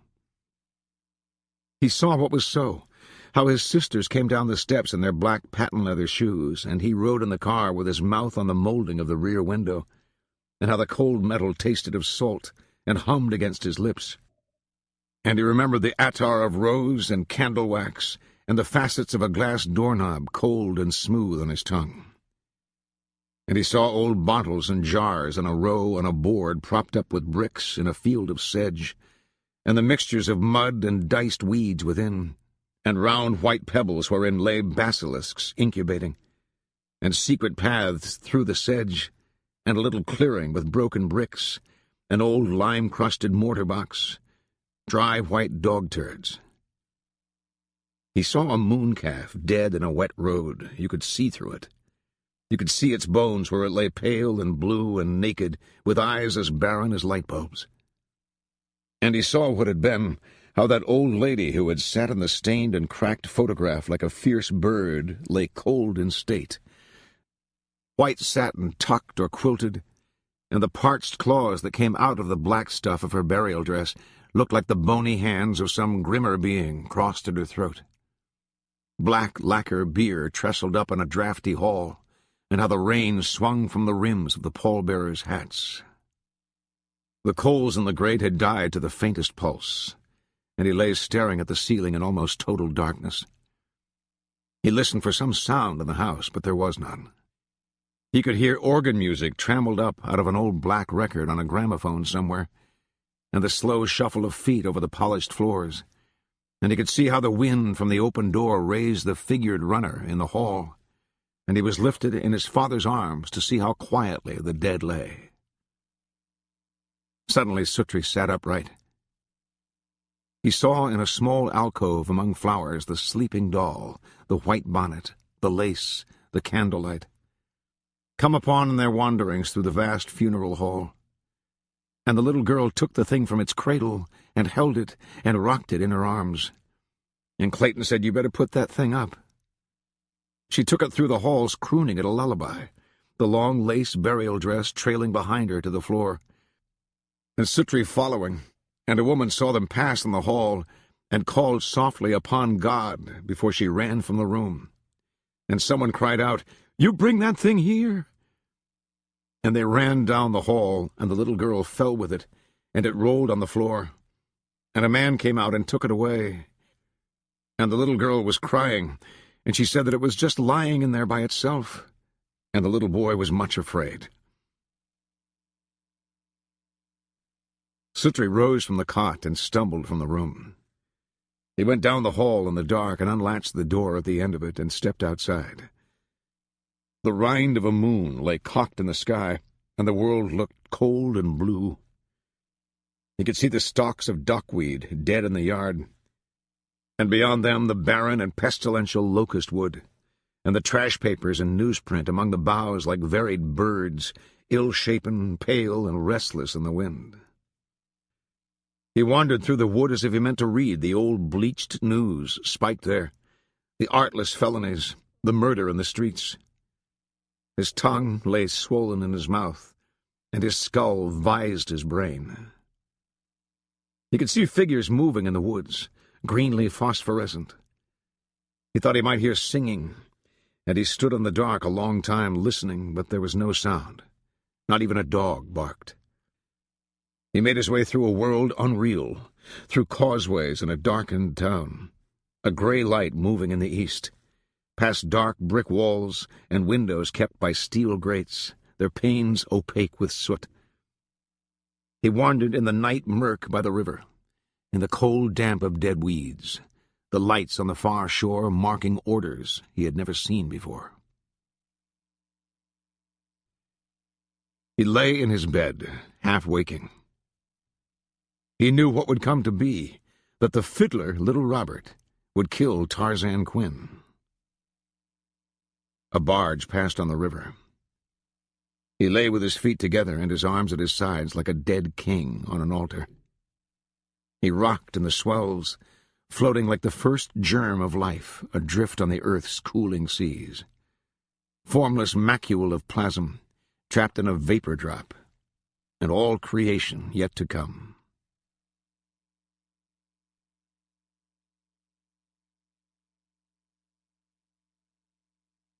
In the madhouse, the walls reek with the odors of filth and terminal ills they've soaked up these 100 years.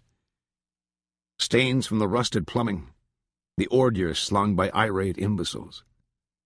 All this seeps back constantly above the smell of germicidal cleaning fluids. A cold and brittle day. The iron gate open and the trees like bare black fossils rising from the dead leaves on the lawn. Walking the long drive, the dark brick buildings on the hill looming dire against the winter sky. Old scarred marble floors and a cold white corridor. A room where the mad sat at their work. To Suttree they seemed like figures from a dream, something from the past, old drooling derelicts bent above their basketry, their finger paints or knitting. He'd never been among the certified, and he was surprised to find them invested with a strange authority. Like folk who'd had to do with death some way and had come back. Something about them of survivors in a realm that all must reckon with soon or late. In the center of the room sat a nurse at a desk. She read the morning paper where the news was madder yet. "McKellar?" Suttree said. She took off her glasses and rubbed her eyes and pushed the paper back. She opened a ledger and held a pencil above it. "Your name?" she said. "Suttree. Cornelius Suttree." "You are... what?" "I beg your pardon?" The nurse looked up at him. "What?" she said. "A nephew?" "Yes, nephew." "You've been here before, then?" "Not in some years." She put her glasses on again and laid down the pencil and turned in her chair. "That's her with the other ladies sitting by the far wall, the two by themselves." "Thank you." Eyes watched him cross the floor. A lone pacer in a strange knitted cap paused and raised a cautionary finger. Suttree nodded, agreeing as he did on the need for care. The old women sat like almstresses on the floor in their hodden cloaks. He knelt before them, and they regarded him mildly. He thought that he might know her in some way, but age and madness had outdone all the work of likeness there had ever been, and he couldn't guess. "Aunt Alice," he said. The older lady moved. She made a little motion of gathering the hem of her gown, and she looked at him with no change of expression. "Yes," she said. "I'm Buddy." "Oh, yes. How have you been?" "Do you know me?" "Are you Buddy?" "Yes." "Grace's son?" Suttree smiled. "Son of Grace." "I didn't think you'd know me." She reached out and took his wrist, her hand cool and firm. He covered it with his own. She had her eyes fixed on him and wouldn't look elsewhere. They were a pure, cold gray, and something feral in them, but there was no malice there. He looked down at their hands. Hers was trembling, just gently. The old woman sitting by her reached over and put her hand with theirs and nodded her head solemnly. The three of them squatting there on the floor like conspirators pledging themselves. "How have you been, Aunt Alice?" A hollow croak of a voice in the drafty day room. He cleared his throat. He turned to see had he attracted attention. An old man in a wheelchair cringing by the wall watched, chanting to himself some silent doxology. "I'm fine," the old woman said. "Do they treat you well?" "Oh, a body ought not to complain." "Does Mother come?" "Why, she died in 27. "Does Grace come to see you? Or Helen?" "Oh, well," she shook her head and smiled. "No, they don't come a whole lot." "Does Martha?" "No. John comes as much as anybody. He took me out. He took me out in his motor car." The old woman with them nodded her head. "He did," she said. "Her John did. Come in a car and fetched her."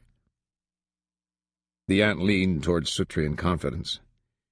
"He'd been a drinking some. But I'd rather for him to have come drunk as for nobody to come sober." Suttree smiled. They were speaking in hushed tones like people in church. The room was enormously silent. He could hear labored breathing, the rattle of osiers among the basket-makers, the clink of a bucket bale out in the hall somewhere. He looked around at the old room, the pale midwinter light that carried the windows tall and slant to the opposite wall, and the plaster banded with the bones of laughing. "I never thought to end my time in such a place as this is," she said. "If Alan had lived, he never would have let no such a thing happen. He was always so good to me. I was like his little girl, almost. I was just little when Daddy died." "What was his name? Your father? I never knew his name." "It was Jeffrey. My brother Jeffrey was Jeffrey Jr. Daddy was old when I was born. I know he'd been too old for service in the war between the states. He was wild, pretty wild. They always said about him anyways. He was shot in a fracas of some kind. Long 'fore he married, come near dying. So I always wondered about that. Had he died, none of us would never have been at all. And I never could. Well, that's a funny thing to think. Maybe we would have just been somebody else. But they said he was, that he had been in trouble. I don't know. I reckon it was so. And I reckon Jeffrey must have took after him. I never knew Jeffrey. I was just a baby when he died." He was hanged in Rockcastle County, Kentucky, on July 18th, 1884. She didn't answer. She said, "Alan always said that Robert favored him. But of course Robert never come back from the war. Lord, he wasn't but 18, poor baby. Alan never got over it. They say he died of cancer. And that may be, but he never had hardly a well day after they brought Robert home. I believe it killed him as much as anything did. They was 9 of us, you know. Me and Elizabeth outlived all the boys. And now she's gone, and I'm in the crazy house. Sometimes I don't know what people's lives are for." She looked at Suttree. Her eyes moved, and she smiled. "Daddy kept a store, you know, and we had this horse. His name was Captain, and he used to pull the wagon, deliver the groceries, and he was my pet. He'd follow me around, just follow me around like a dog would. We lived in Sweetwater then, and they was hard times then, and we had to sell the store, and Daddy had to sell Captain. And they took me up to Nanny's because the man was coming to take him, you see. I was just a little thing. Years later, when I was a young girl, I was in Knoxville one Saturday, and I seen this horse standing in front of a feed store hitched to a wagon, and it was Captain. I run over to him and throwed my arms around him and kissed him, and I reckon everybody thought I was crazy, me about full-growed standing there in the street hugging an old horse and just bawling to beat the band." She pushed the palm of her hand hard against one cheek. She looked up at Suttree and smiled, and she looked at the woman by her side, who now was weeping, and she gave her a great nudge with her elbow. "Lord of mercy," she said, "you're the silliest thing in here." The woman shook her head and snuffled, and Suttree's aunt smiled at him. "I want you to look at this old crazy thing," she said. "She don't even know what all she's bawling about." "Do too," said the woman. It wasn't the first word she'd said, but it was the first Suttree'd heard. She had her hand across her forehead and was rubbing it as if she'd have the skin off. She wore a faint mustache, and her gray hair stood about her head electrically. Aunt Alice looked down at her with soft amusement. She brushed her cheeks again and turned to Suttree. Her eye was bright and her expression full of sauce. "You're a good-looking something," she said. "I believe you favor E.C. You don't have a motor car, do you?" Suttree said he didn't. He felt himself being drawn into modes for which he had neither aptitude nor will. They were both watching him. The tears were gone. Their eyes seemed filled with expectation, and he'd nothing to give. He'd come to take. He pulled away from them, and they leaned toward him with their veined old hands groping at the emptiness. He rose, casting his eyes over this wreckage. What perverted instinct made folks group the mad together? So many. He was the only person in the room standing, and now they were watching him, eyes vacant or keen with suspicion or incipient hatred, or eyes betrayed of any earnestness at all. An air of possible insurrection in the room, wanting just the cue to set these wretches clawing at their keepers. He looked down at the old ladies at his feet. They had their hands to their mouth in identical attitudes. "I have to go," he said. "I can't stay." He tore his look from theirs and wheeled off through the room. An old man in a striped railroader's hat was holding a huge watch in his hand and following Suttree with his eyes as if he'd time him. Their eyes met across the day room, and Suttree's face drained to see the old man there. And he almost said his name, but he didn't, and he was soon out the door.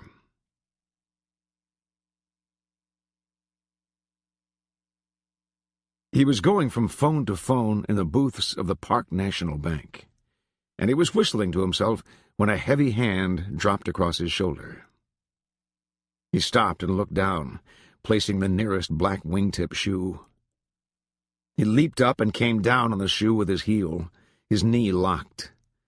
Small bones cracked under the leather. The hand went away. Harrogate never even saw the man.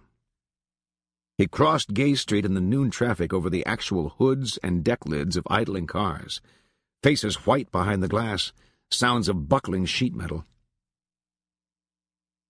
Suttree sought him out under the viaduct among the debris. "Gene," he called. There was no fire, no sign of having been one. Cars rumbled distantly overhead. "Hey, Gene." Harrogate crawled out of the concrete pillbox and squatted in the dirt. He was ragged-looking and shaking with the cold, and he had shaved his mustache off. Suttree squatted beside him. "Well," he said, "what are your plans?" The city rat hunched his shoulders. He looked frail and wasted with defeat. "You can't stay down here. You'll freeze." He shook his head slowly from side to side, staring at the raw ground. "I don't know," he said. "I've been in there all day. I figured the law would have done had me by now."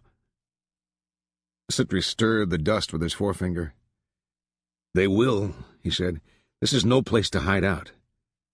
"I know it. How'd you find me?" "I didn't have any place else to look. Rufus told me you'd been up there." "Yeah, you can't depend on a nigger for nothing. I didn't know where else to go. All them sons of bitches, many a time as I drunk whiskey with them, they didn't hardly know me." Suttree smiled. "A fugitive's life is a hard one," he said. "What happened to your mustache?" Harrogate rubbed his lip. "Shaved it off," he said. "Maybe they won't recognize me without it. I don't know. Shit." "Well, what are you going to do?" "I don't know. I was ashamed to come to you." "Maybe you ought to get out of town for a while." "Where to?" "Anywhere. Out of town." Harrogate looked up at him vaguely. "Out of town?" he said. "If you stay around here, they'll nail your ass." "Hell, son, I ain't never been out of town. I wouldn't know where to go. I wouldn't know which way to start." "Just get on a bus and go. What difference does it make? You've scuffled in this town for 3 years. Hell, you could make it somewhere else." "I don't have no friends somewhere else." "You don't have any here." Harrogate shook his head. "Shit," he said. "Bus? I ain't never even been on a goddamn bus." "All you do is get a ticket and get on." Yeah, sure. I got on the wrong damn bus or something." "There's not any wrong bus. Not for you." "Well, how the hell would I know where to get off at? And where would I be when I did?" "They'd tell you." He looked at the ground. "Nah," he said. "I'd never make it. I'd get lost and never would get home again ever." He shook his head. "I don't know, Sit. Seems like everything I turn my hand to, don't make no difference what it is, just everything I touch turns to shit." "Have you got any money?" "Not a crying dime." "What did you do with all that money you were making?" "Spent it, naturally." "You could go on the train." "Do they not charge?" "You can sneak on. Get in an empty car over in the yards. I can let you have a few dollars." "Train," said Harrogate, staring off toward the creek. "You could go south for the winter, someplace where it's not so fucking cold." "Hell, Gene, you gotta do something. You can't just sit here." The city rat made a shivering motion and drew up his feet, but he didn't answer. "Who was it nailed you?" "Fuck if I know." "Was it a detective? Plainclothes?" "I don't know, son. I never seen nothing but his feet. I reckon it was the telephone heat. They tell me when them sons of bitches get on your trail, you're completely fucked. They won't rest till they get you." "Telephone heat?" Harrogate looked up warily. "You fucking A," he said. "Them bastards take it personal." He looked at the ground. "I knew that," he said. "I knew it, but I went and done it anyways." Dark was falling over the creek, and a cold wind was moving in the dry weeds. On the hill among the shacks, a dog had begun to bark. They sat quietly under the viaduct in the deepening chill. After a while, Harrogate said, "There wouldn't be a soul there that I knowed. I'd bet on it." "Where?" "In the workhouse." "There wasn't anybody there you knew the last time." "Yeah." "You're not there yet, anyway." "Me and old crazy Bodine used to have some good times racing scorpions in the kitchen. That was after you done left." "Scorpions?" "Lizards, I guess you call them." "Lizards?" "Yeah, We'd get the yard man to get 'em for us. We'd race 'em on the kitchen floor. Get a bed up. Shit. I had me one named Legs Diamond. That son of a bitch would stand straight up with them old legs just a-churning, and quick as he'd get traction, he was gone like a striped-assed ape. Never would touch down with his front feet. The city mouse shook his head, deep in the fondness of these recollections, like a strange little old man there in the blue winter twilight under the bridge. Remembering the sunlight on the buffed floor, and the broom handles laid out, and the chalk marks. Lying like the children they were on the cool floor with their fragile reptiles, the small hearts hammering on the palms of their hands, holding them by their tiny pumping waists and releasing them in a signal. The lizards rearing onto their hind legs as their feet slipped on the smooth waxed concrete. Strange little saurians. Harrogate has tacked the hinder toes of his with syrup, and it scampers through the barry light to soundless victory. Old crazy Lethal King worked in the kitchen after that. I believe he was the biggest fuck-up in the workhouse. Shit, I got tired taking stuff off of him. He was so dumb. I used to race lizards with him. I'd let him take his pick. We'd have upwards of half a dozen in a kettle. I'd have me some chili pepper in my hand, and when I got my lizard, I'd rub a little of that in his ass. He'd go like he was on fire. Old Lethal'd get him and wouldn't know how to hold her or nothing. Half the time he'd pull their tails off. He raced one time, that son of a bitch stood straight up and went right on over backwards, feet just a-churning. They sat in blackness. Lights were coming on across the cut, blooming among the barren vines like winter fireflies there. "Come on," said Suttree. "You can stay at my place till you get sorted out what you're going to do." "I don't want to put nobody out." "Hell with that. Let's go." He rose reluctantly. "What happened to your cat?" said Suttree. "Shit if I know. Seems like when the shit hits the fan, they all clear out. Even the goddamn cat." Suttree never locked his door, and the city mouse would come and go at hours convenient to his obscure purposes. He wandered through the wastes like a jackal in the dark, in the keep of old warehouse walls and the quiet of gutted buildings. He was enamored of the night and those quiet regions on the city's inward edges too dismal for dwelling. Down alleyways of flue-black brick, through a gate unhinged to a garden of gloom.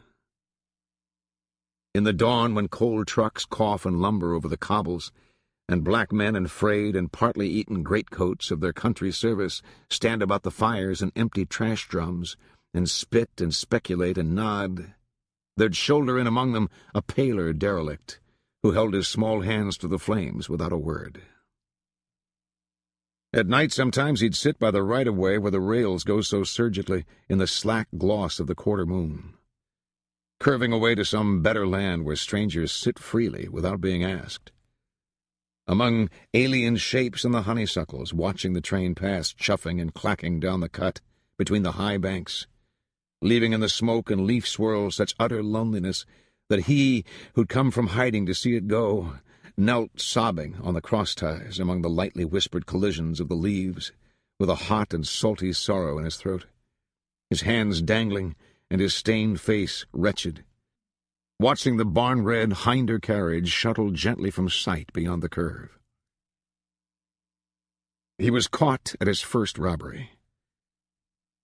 White lights crossed like warring swords the little grocery store and back, his small figure tortured there, cringing and blinking as if he were being burnt. He dove headlong through a plate-glass window and fetched up, stunned and bleeding, at the feet of a policeman, who stood with a cocked revolver at his head, saying, "I hope you run. I wish you would run." He rode handcuffed through the winter landscape to Nashville. It is true that the world is wide. Out there the open ends of cornfield rows wheel past like a turnstile. Dark earth between the dead stalks. The rails at a junction veering in liquid collision and flaring again silently in long V's. His forehead to the cold glass, watching. They went on through the long afternoon twilight with the old carriage rocking and clicking, and a rain that blew down from the north, cutting long tears in the dust on the windows. Barren fields falling away desolate, and small flocks of nameless birds flaring over the land, and against the darkening sky like sea fans stamped from black sheet iron, the shapes of winter trees against a winter sky. They passed a house, and a woman came from the door and tossed a dishpan of water into the yard and wiped her hand on her apron. He pressed his face to the window, watching her recede quietly in the dusk.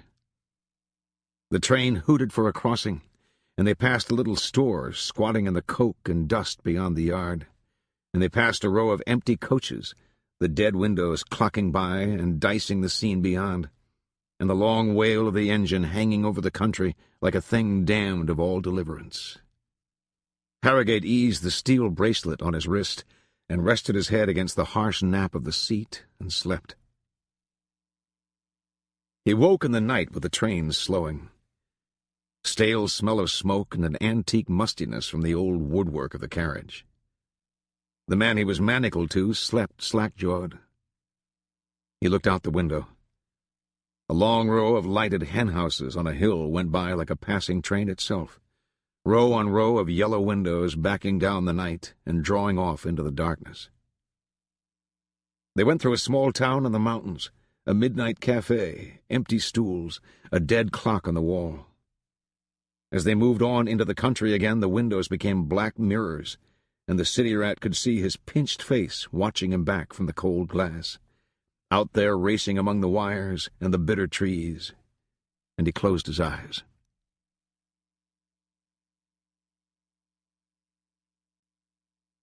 Somnolent city, cold and dolorous in the rain, the lights bleeding in the streets. Cutting through the alley off Commerce, he saw a man huddled among the trash, and he knelt to see about him.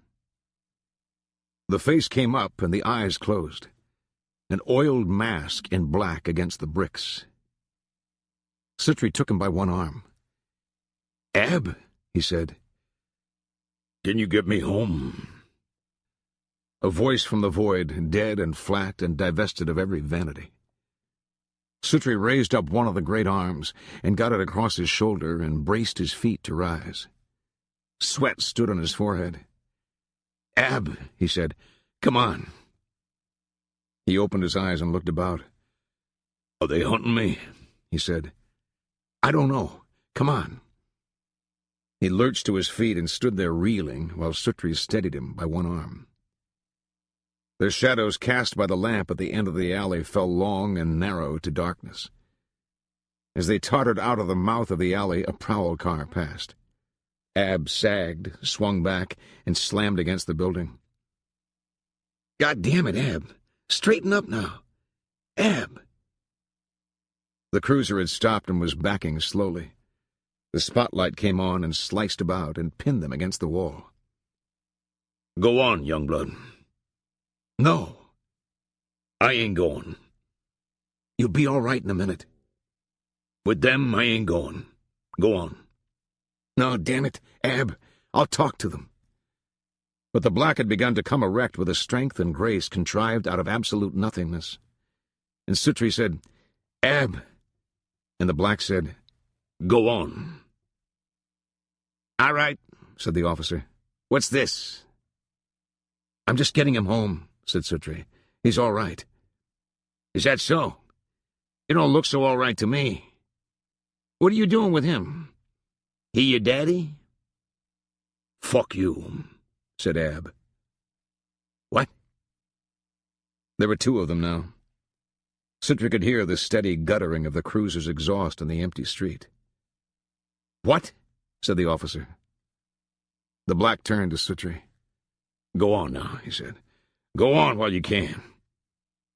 "Officer, this man's sick," said Suttree. "He's going to be sicker," said the cop. He gestured with his nightstick. "Get his ass in there." "Bullshit on that," said the other one. "Let me call the wagon. That's that big son of a bitch." Jones lurched free and swung round the corner of the alley at a dead run. The two cops tore past Suttree and disappeared after him. The flat slap of their shoes died down the alley in a series of diminishing reports, and then there was only the rough drone of the idling cruiser at the curb. Suttree stepped to the car, eased himself beneath the wheel, and shut the door. He sat there for a moment. Then he engaged the gearbox and pulled away. He drove to Gay Street and turned south and onto the bridge. The radio crackled and a voice said, "Car 7." He turned left at the end of the bridge, past the abandoned roller rink, a rotting wooden arena that leaned like an old silo. He went down Island Home Pike toward the river. The radio fizzled and crackled.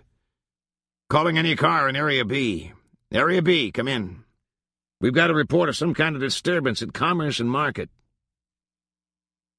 Suttree drove along the lamplit street. There was no traffic. The lights at Rose's came up along his left, and the lights from the packing company. The radio said, "Car 9, Car 9. Suttree turned off down an old ferry road, going slowly, the car rocking and bumping over the ground, out across a field, the headlights picking up a pair of rabbits that froze like plaster lawn figures. The dead and lightly coiling back of the river moving beyond the grass. The sparsely lit silhouette of the city above. The headlights failed somewhere out over the water in a gauzy smear. He brought the car to a stop and shifted it into neutral, and stepped out into the wet grass. He pulled the hood latch under the dash and walked to the front of the cruiser and raised the hood. He came back to the car and sat in the seat and removed his shoelace. He looked out at the river and the city. One of the rabbits began to lope slowly through the light ground mist toward the dark of the trees. The radio popped.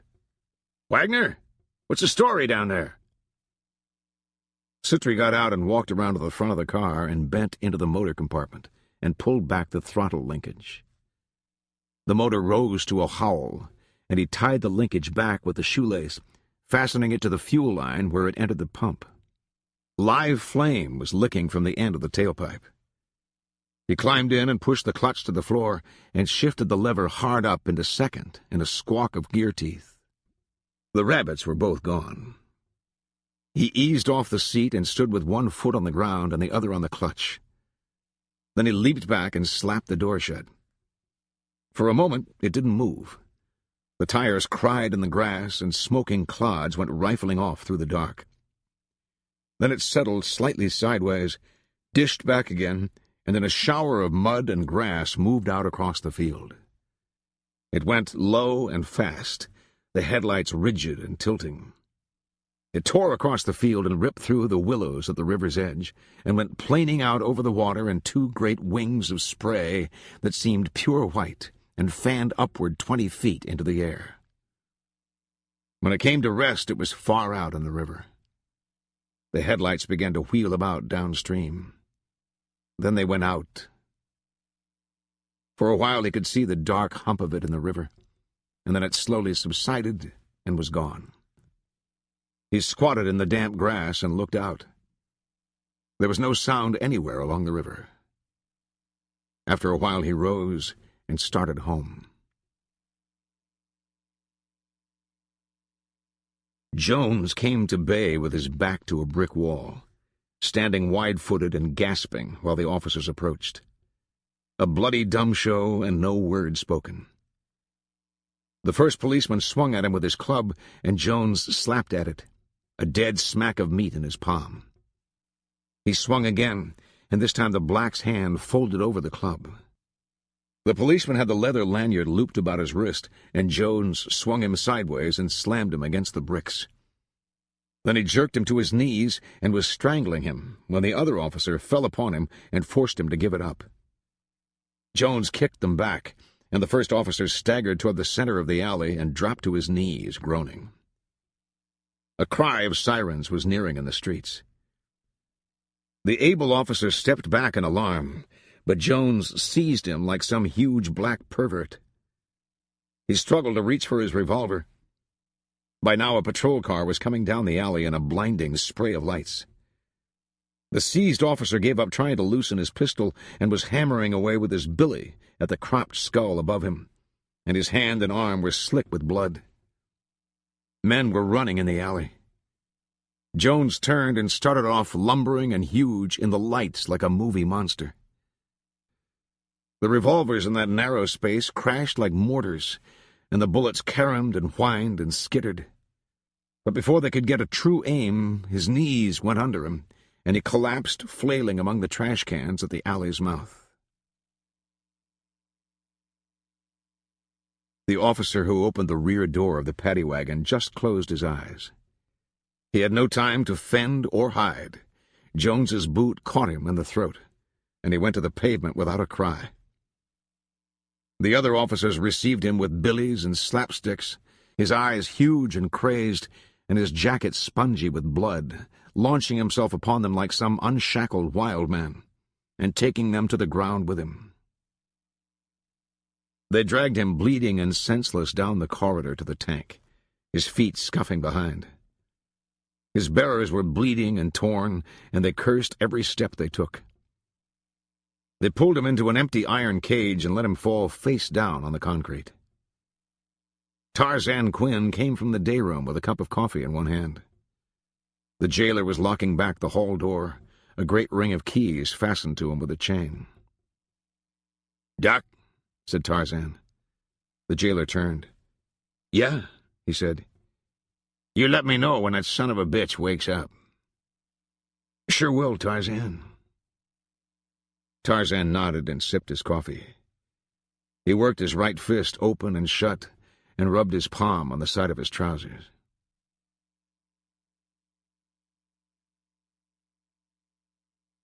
She was a long time coming, but when she saw him, she opened the door and motioned with her head for him to enter. She had a lamp in her hand, and she wore an old chenille robe, and she had some sort of nightcap on her head that looked vaguely orthopedic. She shuffled wearily into a chair and put her face in one hand. He shut the door and leaned against it, watching her. After a while she raised her head and wiped her eye and her mouth. She was looking at the lamp flame. "He ain't dead, is he?" she said. "No. I thought maybe he got away, but he must be in jail." "Well, what do you want to do?" "Ain't nothing to do. Ain't no use in going over there till in the morning." "I guess not." She shook her head. "There ain't no way," she said. "Just ain't no way."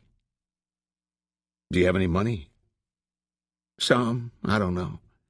Them bondsmans gets it all. I'll have to look and see." "I've got about $30 if you need it." "That wouldn't get him started." "What'll they charge him with?" "What won't they? 2 years ago they tried to get him for attempted murder.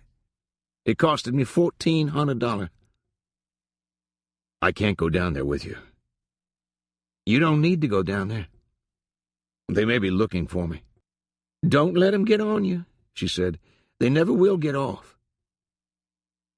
A dull glow of coals showed through the draft hole in the stove door, but it was cold in the room. She must have followed his thoughts.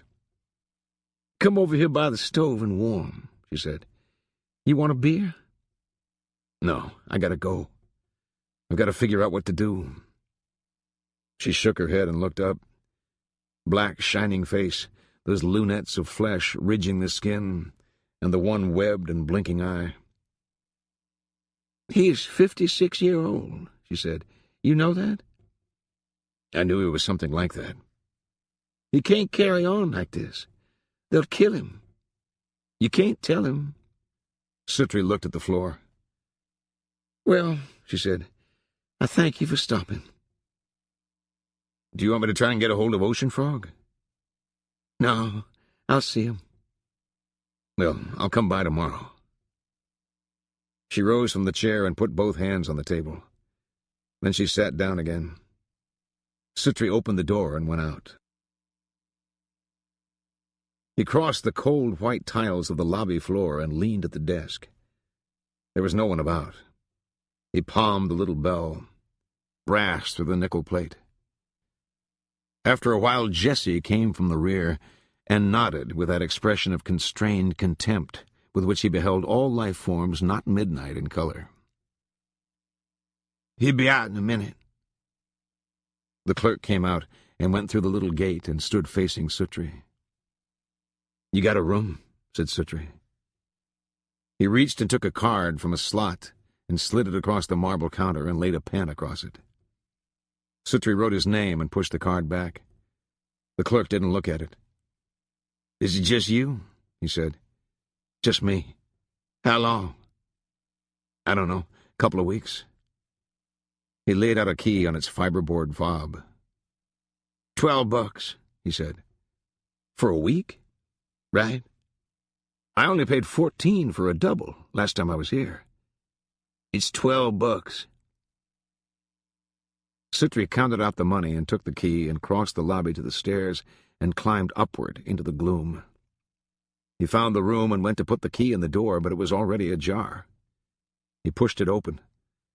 The latch was smashed, broken hardware hung from the screws. The whole door was cracked through and wobbled sickly when he pushed it shut. He went back down the stairs and dinged on the bell. The clerk gave him another room, and he went up again. It looked out over the alley in the rear of the hotel. There were enormous holes caved in the walls and patched over with cardboard and masking tape. A small iron bed, an oak veneer dresser on tall castered legs. He lay hammocked in the soft mattress and stared at the ceiling. After a while he got up and turned off the light and kicked off his shoes and stretched out again. Cars passed in the streets below. Already a faint gray light from the day to come lay in the eastward windows. He slept. It was late afternoon when he woke. He shuffled off down the hall to the bathroom. There seemed to be no one about. He went down and got the paper in the lobby and crossed the street and went up to the drugstore, where he sat in a back booth and had coffee and donuts. He ransacked the paper for news of the night before, but there was no word. With dark, he went down to the end of the street and to the river. There was no light at Dahl's, and no one answered when he rapped at the door. Ab's cat came down from the roof and rubbed against his leg, but he had nothing to give it. It was dark on the river, and the only sign was the dripping of the oars and the light rasp of the locks. He found it among the shore brush with his flashlight, and finally located the stake where his trot line was fastened. And he hooked the line through the lock in the transom and took the oars again. The flashlight propped on the seat, and the line coming up very white from the black water. He stripped the bait from the hooks as they came up, and when he reached the farther bank, he cut the line. It rifled off into the river with a thin sucking sound and disappeared from sight. Then he rowed down and ran the other line and cut it. By the time he came back upriver with his catch in the floor of the skiff, it was past midnight. He lit his lamp and sat on the deck and cleaned the fish, pausing from time to warm his stained hands at the lamp chimney. He wrapped the fish in newsprint and put them in a box, and he went down and drew the skiff ashore and turned it over. Then he went in and got his clothes and the few personal things he owned, and blew out the lamp, and went across the fields toward the town with these things piled atop the fish box in front of him. He went down every night, but there was no one home. By day he kept off the streets. There was nothing in the papers. He asked for her at Howard Clevenger's, but no one knew where she was. As he turned to leave, he saw Ocean Frog going along the street. "Hey, baby," the frog said. "What's happening?" said Suttree. "Where's Ab?" "The man's in the hospital." "Is he bad?" "I don't know. I ain't been out there." "Where's Dahl?" "She out there with him." Fraser turned up his collar and looked off down the street. He turned back to Suttree. "You going out there?" he said. "I don't know." "They got a cop on the door." "Ah," said Suttree. Ocean Frog squinted at him and smiled. He tugged at his collar again and took a step backward, preparatory to going on up the street. "Thought you ought to know," he said. "Have they been down to my place?" "They been there, baby. Hang loose." He went up the street in his jaunty stride, and Suttree looked toward the river, and tested the air with his nose in a gesture of some simpler antecedent, but the wind and the landscape alike remained cool and without movement. He'd walk out at night to the end of the bridge and lean on the ironwork and watch the river and the squalor of the life below. He could hear the music from upstairs in the old frame house that Carole King ran as a nightclub. Paul Jones at the piano full of gin and old off-color songs. A black girl named Priscilla who worked by day in a laundry. A few nights later he saw the faintest fall of light on the river from the rear of Jones's place, and he descended the little path in the dark. For a while he thought she wouldn't come to the door. He was almost ready to leave when it swung open. Her hair lay about her head in greasy black clots, as if she were besieged with leeches, and her eye was bright and inflamed and swiveled up silently to see him. She crossed her arms and held his shoulders, and her breath smoked in the cold. "How is he?" said Suttree. "Is he here?" She shook her head. "Is he not out of the hospital?" "Yes, he's out. The Lord taking him out." She began to cry, standing there in her housecoat and slippers, holding her shoulders. The tears that ran on her pitted cheek looked like ink. She had her eye closed, but the lid that covered the naked socket didn't work so well anymore, and it sagged in the cavity and struggled up, and that raw hole seemed to watch him with some ghastly equanimity. An eye for another kind of seeing, like the pineal eye in atavistic reptiles, watching through time, through conjugations of space and matter to that still center where the living and the dead are one.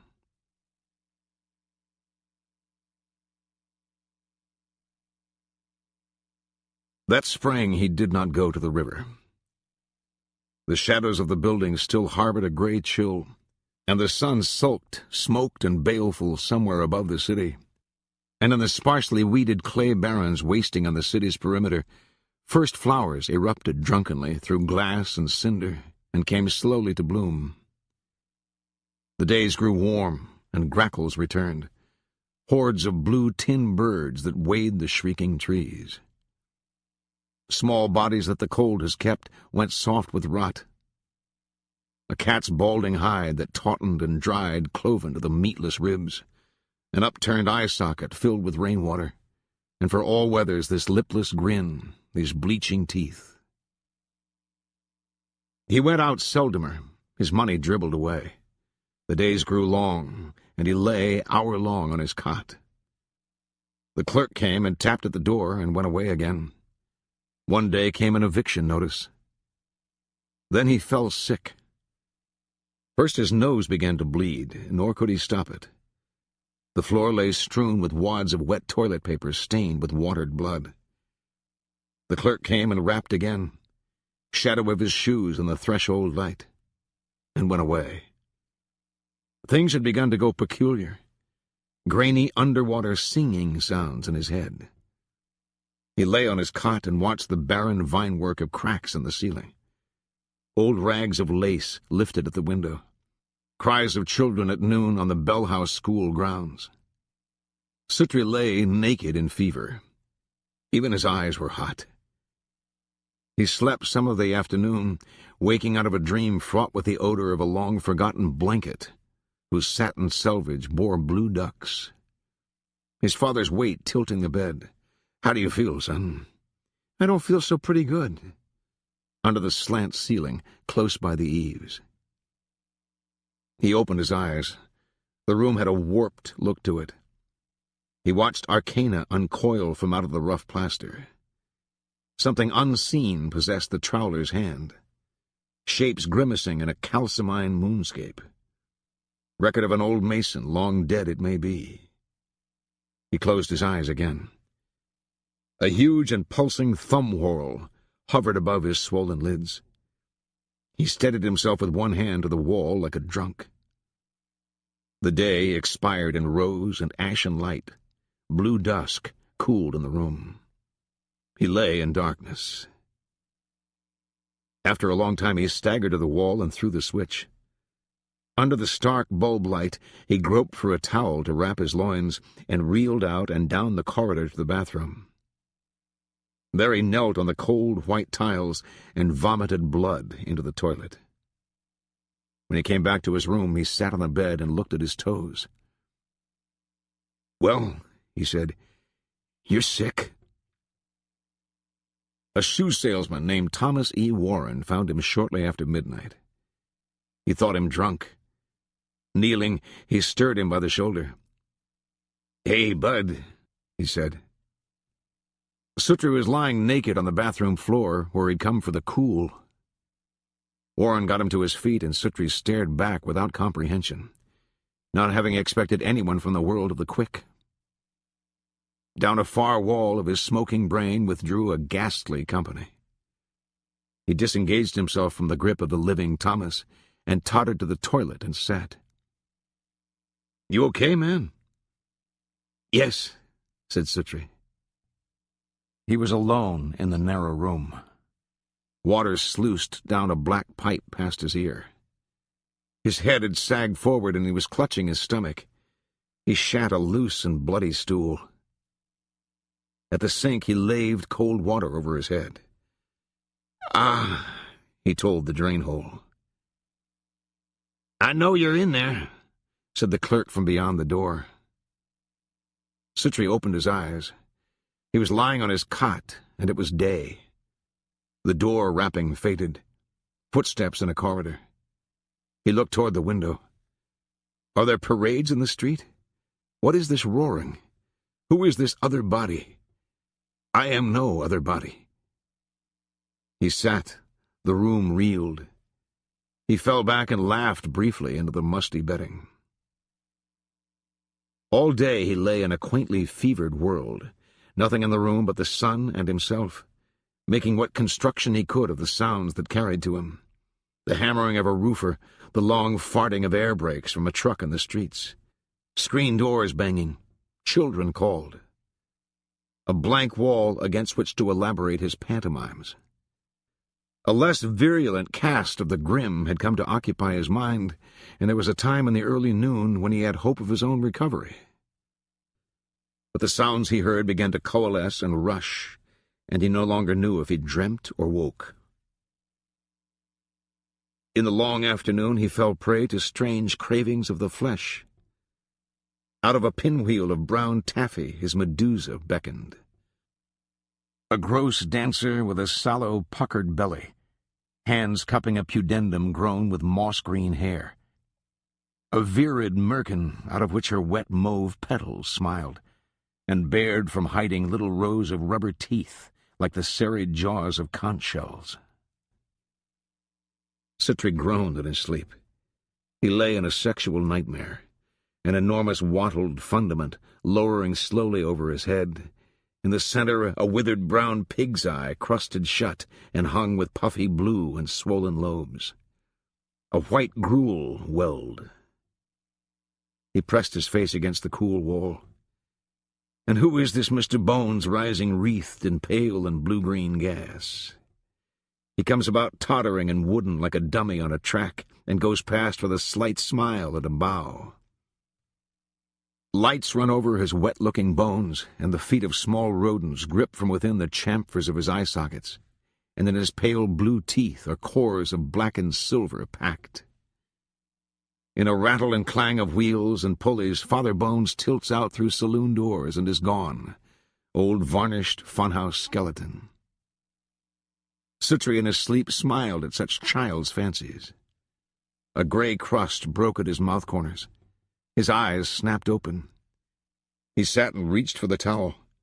It fell from him, and he went out and down the hall naked. Clotted gouts of gore stained the water in the toilet bowl. Pink, magenta, burgundy. He stretched himself on the tiles. A faint tang of urine there. Bird shadows on the whited window glass. Water dripped in the sink. I saw her in an older dream, an older time, moving in an aura of musk, a breath of stale roses, her languid hands swaying like pale birds, and her face chalk and lips pink, and her nigh-blue hair up-buckled in combs of tortoise, coming down out of her chamber in my unhealed memory, clothed in smoke. "Hey, Bud. Hey." It is my old J-Bone, and no other. "What the fuck are you doing?" "Sicky sick, James." "What the hell have you done to yourself? Can you get up?" "I'm all fucked up, James." "I can see that. What is it?" "Dear friend, it's checkout time." J-Bone patted his shoulder. "Hang on a minute. I'll be right back." Suttree opened his eyes. "In a minute, I'm going to have a drink of water." He licked his lips. J-Bone arrived with a fat cabbie. They pulled Suttree up by the arms and began to work a shirt onto him. "I just let him sleep it off," said the cab driver. "I can't leave him laying in here." Suttree's arm dropped. His knuckles banged on the floor. "He ain't sick, is he?" "Hold him here a minute while I button these. He just needs to get dried out." "Desist, officer. I'll come peaceably." "He better not be sick, you hear?" "I've seen him worse than this. Let him back down now." "Has he got any shoes?" "I'll find him some. Help me lift him here." "What's this?" "What?" "Hell, he's bleeding out of his ass." "Maybe he's got piles." "Piles? Hell, look at it." A crimson stain was spreading about Suttree's pale and naked haunches. He lay buttoned up in a shirt with a pair of trousers bunched about his knees. The cab driver backed toward the door. J-Bone looked like an assassin kneeling there. The cabbie turned and fled down the hall. "Go on then, you son of a bitch," J-Bone called. "Son of a bitch," said Suttree from the floor. J-Bone pulled him sideways out of the blood and began to wrestle the trousers up around him. He fetched his shoes and got them on. He got him up under the armpits and dragged him out and down the hall and stood in Suttree's bed and pulled him up onto it. "Water, Jim. A little old drink." J-Bone was back in 10 minutes with another cab driver. "Can he walk?" "No. Give me a hand with him." "Damned if he ain't about as fucked up as anybody I ever saw." "He gets this way." Suttree's toes left a faint wake in the scurfy warp of the hall carpet. His shoes fell down the stairs like toys. He watched the hard sunlight ascend the stairwell. His head banged something. "You going with him, ain't you?" "Yes, I'll ride back here. Go ahead." "That's the drunkest human ever I witnessed," said the driver. "Whose house is this?" said Suttree. "Take it easy, Bud." "Why, I'm all right." They struggled with him. "I was all right," he said. Rank odor of caustic and drugs, standing in a white room. He leaned in confidence toward an ear. "I'm all right now," he lied. Someone had stole the pins from his knee hinges. He leaned heavily on a steel table. A wall placard listed regulations. In the center of the room, the taut white linen of the emergency table. An orderly opened the door and looked at him. "To wish to lie down here is to entertain the illusion that kings may worship," said Suttree. The orderly closed the door. Another door closed, door closed, door closed softly in his skull. Light bloomed rose, lime green. He was going out by a long tunnel attended by fading voices and a grainy humming sound, and going faster and past gray images that clicked apart in jagged puzzle pieces. Down a corridor that opened constantly before him and dissolved after in iron dark. While the dead wheeled past in floats of sere and faded flower wreaths, with little cards on which the ink of the names had run in the rain. Callahan and Hoghead leering with their crazy teeth and little plugs stoppering the holes in their skulls. And Bobby Davis on a slab with his torso peppered like a pox victim. And Jimmy Smith with broken neck. And Aunt Beatrice composed and sedate in gray-black gingham. with candle-white hands enfolding a rose and passing in a glass casket. She cracked one powdered eye, winked hugely, and was gone. Suttree said, "I am going out of the world."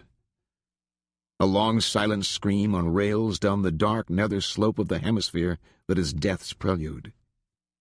Attended by ponderous and mercurial figures composed of colored gas and wrenching themselves slowly apart. Pale green cerise and bottle-blue, butyl-jawed fools that galloped softly and cried out, "Pow!" and "Boy!" exulting into the breach with boneless cartoon mouths puckered, and waspy galligaskins lumbering eternally toward the edge of all. A quarter moon, the color of a broken file, lay far down the void. Light-colored figures crossed it. He no longer cared that he was dying. He was being voided by an enormous liver-colored cunt, with prehensile lips that pumped softly like some Levantine bivalve, into a cold dimension without time, without space, and where all was motion. A nurse took Suttree's temperature. "Thank you, nurse. Yes, that's fine." "You men can come around to the other side here." "Yes. Clear the door there? Thank you." Suttree opened his eyes. Solemn young men in scrub suits stood about his bedside watching. He fell back, laughing, and was gone again. Down a cycloid in a sidecar, a streamlined dream ride through the eye of a poisoned kaleidoscope, cutting a helical course and yawing up the wall at speeds that drained his face, and rifling through a hot drift of ether where his ears sang. Attending members appeared over and over, face and figure. A harridan with brown flame for hair reeling past. Coming again. A cyclic procession shot through with fleering gas mosaics. And again, slightly mutant, slowly altered, until phased out to abstractions of color and form that severed in elastic parallax, like color plate ghosts in a printing, and parted forever. Whereon new forms arose, and wheeled all and along, good carousel of crazies. Suttree observed these phenomena with mild interest from his galactic drain-suck. An enormous white doctor crossed his vision and drew away, shrinking rapidly down the small end of his spyglass. Suttree realized his eyes were open. From his incredible heights he watched these bald bipedal mutants struggling down there on the raw and livid rim of consciousness with a sad amusement. His astronomical bias placed him beyond the redshift, and he wondered at the geography of these spaces, or how does the world mesh with the world beyond the world. A door closed. He eddied up in a backwash, wheeled, drew breath, and was gone again. A black cyclocephalic levered him up and withdrew a bowl of his bowels' blood and carried it out covered with a linen. A medical cart wheeled in on rubber tires, a stench of sulfur and alcohol. A needle sank in his buttock. He rolled back. He thought he'd seen tree branches in a yard beyond the window, filled with small figures waiting for he. Wizened and crouching, barbate and cat-eyed dwarfs with little codpieces of scarlet puce. Who could make them out? An old man lay on the bed next, a gray man sucking air feebly through a slack gray and naked mouth. Like me, like me. Have they trestled up my bones on a cold stone slab, and are they honing small blades against my dismembrance? Wheezing rubber-oared oafs with pendulous girths kept lumbering down a slope, one by one in a drifting vapor. Everyone was going on. When they began packing Suttree in ice, he felt an enormous sadness, touched with rue. He heard someone say the time, but he couldn't understand. He drifted in a morphine sleep. Along a wet street, a freshened wind with spits of rain in it, raw, musky smell of the walks. He was in some kind of trouble. Clock shop. A four-legged clock and a glass bell, a pending treble hook, baited with gold balls revolving slowly. Coming to rest. The clock hands, too. He looked at his face in the glass. On the wall beyond, other clocks are stopping. Me? The shop is closed. A thought to ask. He will not ask, however. Clocks need winding, and people to wind them. Someone should be told. Will the accused please stand? You have heard the charges against you? Yes. Yes, sir. I came in about 8 like I usually do. Seen this fella looking in the window and never thought nothing about it. Well, I got in there and I looked at the clock and I seen it wasn't right, and I went up to set it and it wasn't running. It was wound, but it wouldn't run. Then I began to look around, and there was all kinds of peculiarness afoot. And could you describe these things for us briefly? Yes, sir. Well, I kindly hate to... You may speak freely. The accused is securely fettered. Is the accused fettered? Aye, fettered. Yes, sir. Well, I commenced looking about, and I seen straight away there wasn't nary clock in the place knowed what time of day it was. And then I seen Tweety Pie's dead. You seen Tweety Pie was dead? Were dead? Yes, sir. Let the record show that Tweety Pie is dead. At the hand of person or persons unknown. It was him done it, sitting over there, feathered. Will you identify these remains? Oh, Lordy, no, I can't bear it. I'm so tore up with grief. Your bird, sir? The same.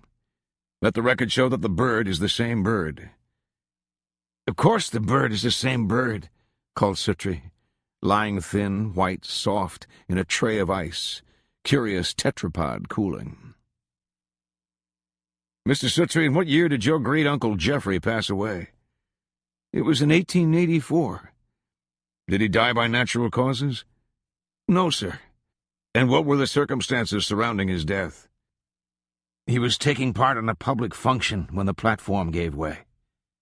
Our information is that he was hanged for a homicide. Yes, sir. Are you aware of the penalty fixed upon conviction of lycanthropy? Suttree moaned in the ice. It was never me, he called, who segued lithe as an eel from chancery to forest path, abroad by dark tarns and a deep wood where no sun shone, and the reeds grew black and fish blind, until he was stopped by a turtle peddler, bearing a sack of turtles and a rifle gun. Clad in burlap and unshaven he was, and in brogans out at the toes, and it cold weather. "Harkee, stranger," cried the man, "a turtle for your soup?" "Stranger, let me pass, for I am weary." 50 cents in your choice of the best. You'll not buy cheaper. Outbound I am, beyond all wares. It's hard else could bring you here. This is no path of my choosing. Nor mine. Leeway and ease, the night is coming. The turtlemonger held forth his sack. Fine turkles, fat turkles, turkles for the stew. The dreamer would pass, but he has let fall the long, dark lilac iron of his rifle barrel to bar the way. An outlaw tollsman reeking of wood smoke and swamp rot, and seeking some shimonage dearer than a path so dark could warrant. Or any path at all. These be special turkles. Don't pass on without you've given your consideration. To this the traveler did consent. The vendor's face grew crafty, the wet sack collapsing a clatter on the ground. He turns back the mouth. Those are not turtles. Oh, God, they're not turtles. Suttree had half reared up in the bed, his swollen tongue gagging his cries. He fell back. Voices spoke beyond a wall. He saw with icy prescience the death cart before the door, menials entering with a pallet to haul away his puling body.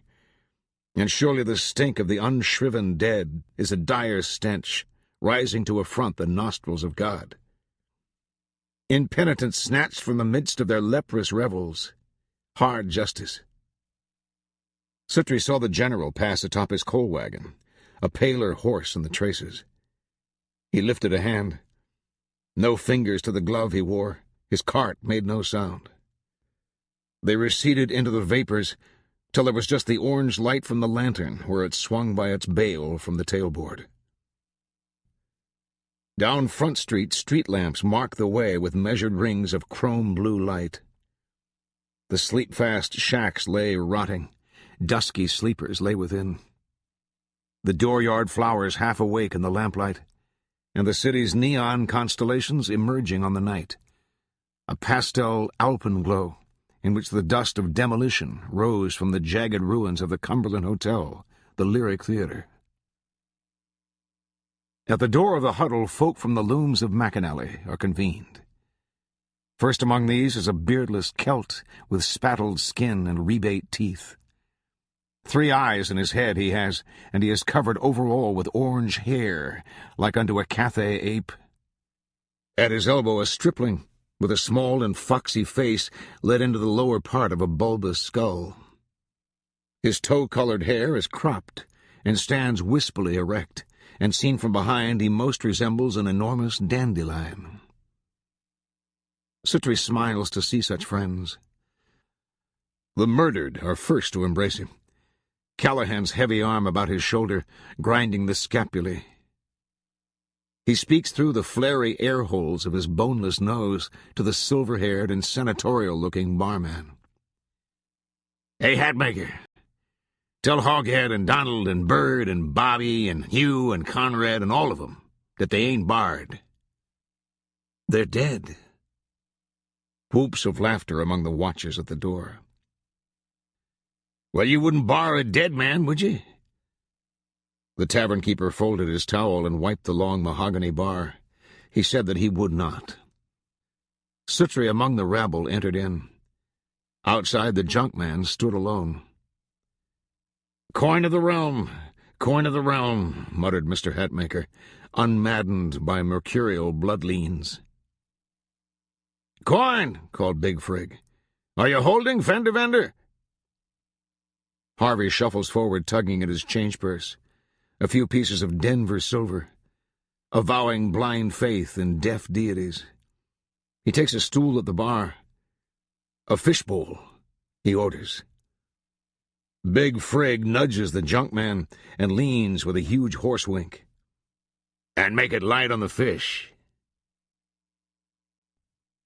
Blind Richard at the bar, his eyes batting in the beer light and the clabbered matter in his sockets shining with the bluish cast, leans forward and takes hold of his mug in both hands.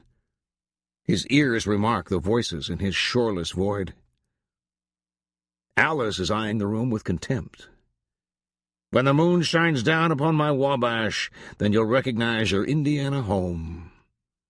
The whores at the oval table raise their steins. Names of 1,000 malefactors and melancholics incised in the black formica there.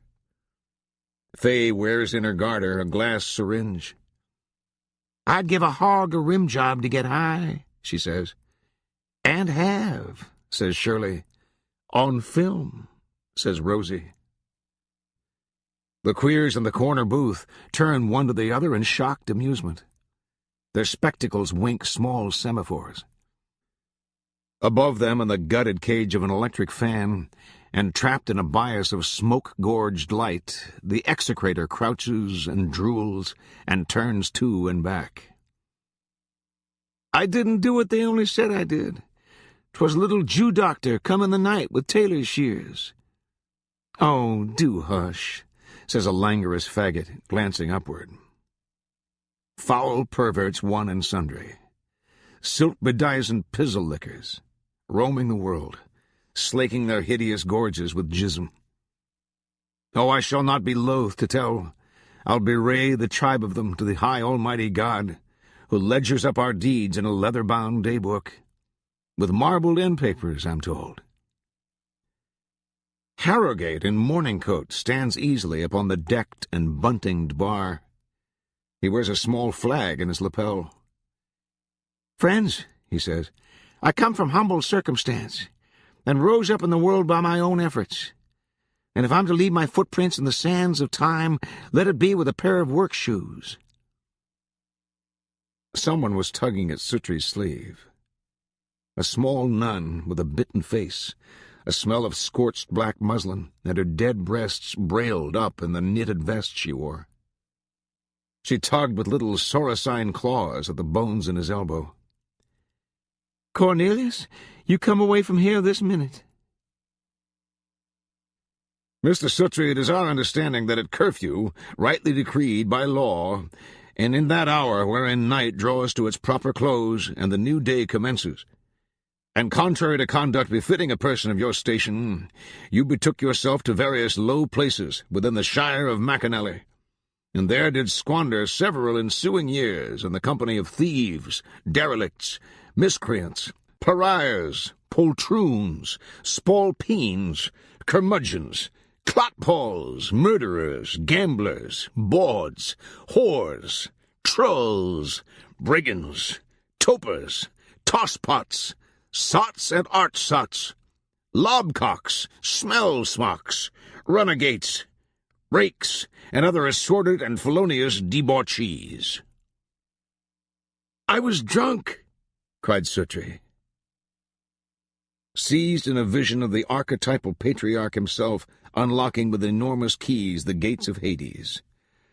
A flood tide of screaming fiends and assassins and thieves and hirsute buggers pours forth into the universe, tipping it slightly on its galactic axes. The stars go rolling down the void like red-hot marbles. These simmering sinners with their cloaks smoking carry the Logos itself from the tabernacle and bear it through the streets, while the absolute pre-barbaric mathematic of the Western world howls them down and shrouds their ragged biblical forms in oblivion. An orderly was going along the outer hall with mop and bucket. He paused for feet to pass, clicking down the corridor. Voices. And beyond these sounds, like the natter and babble of the damned, a muted bedlam of voices that were no right voices. Suttree's hands clutched the stenciled sheets. "Did you hear him a while ago?" "Sure, I never heard such stuff." "He's out of his head." "Your head," said Suttree from the depths. "Lord, is he awake?" "No." "Help me turn him. We got to take his temperature." A sepia crone darted out from under the lower corner of his right eye and cackled and ducked back. Suttree smiled. "Don't pack me, ladies. I'm not gone yet." "Hairy, ain't it?" "Oh, hush, Juanita. I'd be ashamed." "Pussy," said Suttree from a new place. "Wheat pussy." Sweet giggling ensued. His penis rose enormous from between his legs, a delicious spasm, and there unfolded from the end of it a little colored flag on a wooden stem. Who knows what country? Lightly tinctured, a flavor of sunlight lay in the room. Water dripped in a bowl. He could hear the flat detonation of tennis shoes along a pavement beyond a wall in a courtyard in another kind of kingdom. Late in the afternoon he rose and wobbled about the room on naked bony legs, a coarse cotton shift just covering his shanks, some strings dangling. He found a sink in the corner of the room and hung by the taps with his face in the bowl and cold water running over his smoking skull. Blood hammered through, bearing bad news. He raised up dripping and urinated a few drops painfully into the sink. He looked about the room. 2 other beds, both empty. A steel cart with enameled bedpans. He had lifted his nightie and was palming water over his shrunken gut when a nurse entered the room. He turned. They made their way toward each other, reeling across the floor with outstretched arms. "I've got you," said Suttree. "What were you doing?" "Belly cooling." "Do I know you?" "Be careful." "Listen," said Suttree. "We were never promised that our flesh... Hush now. Come on." "I have a thing to tell you. I know all souls are one, and all souls lonely." "Here we go." He paused with one knee in the iron bed. He looked up into an uncertain face. It crumbled away grayly, a dusty hag's mask. He lay back, the sheets clammy with salt damp. They clove to him like windings. She tightened the bed while he fanned his belly with the skirt of his gown. "Quit that," she said. "I will not," he said. She covered him and went away. He lay half-waking in the heat, floating like a vast Medusa in tropic seas, while at his ear he heard sometimes the curious invocations attendant to his case. 200 milligrams. Good deal of fluid in the pleura. His dreams were of houses, their cellars and attics. Ultimately of this city in the sea. Some eastern sea that lay heavily in the dawn. There stood on its farther rim a spire of smoke, attended and crowned by a plutonic light, where the waters have broke open. Erupting hot gouts of lava and great upended slabs of earth, and a rain of small stones that hissed for miles in the sea. As we watched, there reared out of the smoking brine a city of old bone, coughed up from the sea's floor. Pale attic bone, delicate as shell and half-melting. A chalken shambles, coral-grown, that slewed into shape of temple, column, plinth, and cornice. And across the whole a frieze of archer and warrior and marble-breasted maid, all listing west and moving slowly their stone limbs. As these figures began to cool and take on life, Suttree among the watchers said that this time there are witnesses, for life does not come slowly. It rises in one massive mutation, and all is changed utterly and forever. We have witnessed this thing today which prefigures for all time the way in which historic orders proceed. And some said that the girl who bathed her swollen belly in the stone pool in the garden last evening was the author of this wonder they attended. And a maid bearing water in a marble jar came down from the living frieze toward the dreamer with eyes restored, black of core and iris brightly painted attic blue, and she moved toward him with a smile. Suttree surfaced from these fevered deeps to hear a maudlin voice chant Latin by his bedside. What medieval ghost come to usurp his fallen corporeality? An oiled thumball redolent of lime and sage pondered his shuttered lids. Miserere mei Deus. His ears anointed, his lips. Omnis maligna discordia. Bechristened with scented oils, he lay, boneless in a cold euphoria.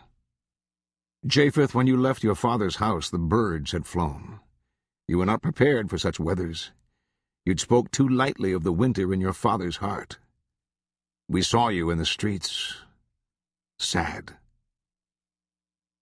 The priest's lamp-tanned and angular face leaned over him. The room was candlelit and spiced with smoke. He closed his eyes. A cool thumb crossed his soles with unction. He lay annealed, like a rape victim.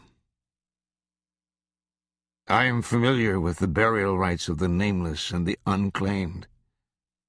What is it? Said the priest. Well may he wonder, praetor to a pederastic deity. The priest wiped his fingers with bits of bread and rose.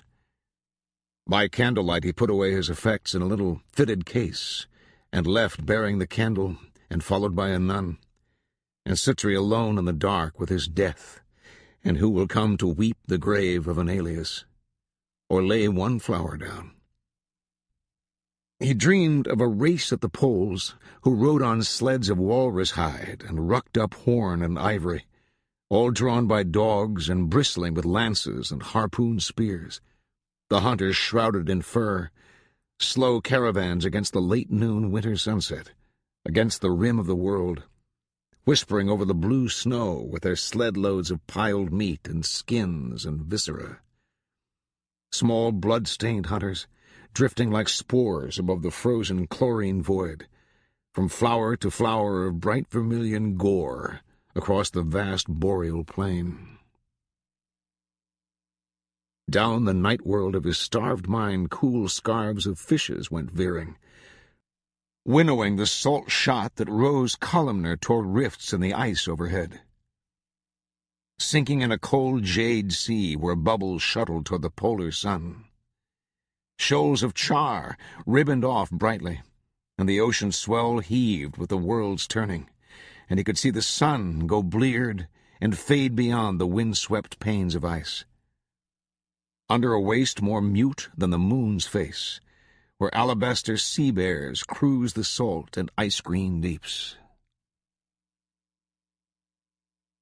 When he woke, there were footsteps in the room. Shapes crossed between the light and his thin eyelids. He was going again in a corridor through rooms that never ceased, by formless walls unordered, unadorned, and slightly moist and warm, and through soft doors with valved and dripping architraves, and regions wet and bluish like the inward parts of some enormous living thing. A small soul's going. By floodlight through the universe's renal regions. Pale phagocytes drifting over, shadows and shapes through the tubes like the miscellany in a water drop. The eye at the end of the glass would be God's. Suttree saw the faces of the living bend. He closed his eyes. Gray geometric saurians lay snapping in a pit. Far away stood a gold pagoda, with a little flutter blade that spun in the wind. He knew that he was not going there. He was awake for days. No one knew. He touched a hand attending him and smiled at its withdrawing. The freaks and phantoms skulked away beyond the cold white plaster of the ceiling. A tantric cat that loped forever in a funhouse corridor. He'd see them again on the day of his death. One morning the priest came. The bed tilted. Suttree's body ran on it sack-like and invertebrate, his drained members cooling on the sheets. "Would you like to confess?" said the priest. "I did it," said Suttree. A quick smile. "I'd like some wine." "Oh, you can't have any wine," said a nurse voice. The priest bent and opened his little leather case and took out a cruet. "You had a close call," he said. "All my life, I did." He tipped wine drops from the bird-tongue spout down Suttree's throat. Suttree closed his eyes to savor it. "Do you have any more?" "Just a drop, not too much, I don't think." "That works," Suttree said. "Are you feeling better?" "Yes." "God must have been watching over you. You very nearly died." "You would not believe what watches." "Oh?" "He is not a thing. Nothing ever stops moving." "Is that what you learned?" "I learned that there is one Suttree and one Suttree only." "I see," said the priest. Suttree shook his head. "No," he said, "you don't." The days were long and lonely. No one came. He watched birds come and go in the tree beyond the window, like a memory from some childhood scene, dim its purpose. He was given no food, a strange sour potion to drink. A nurse who came to catheterize him.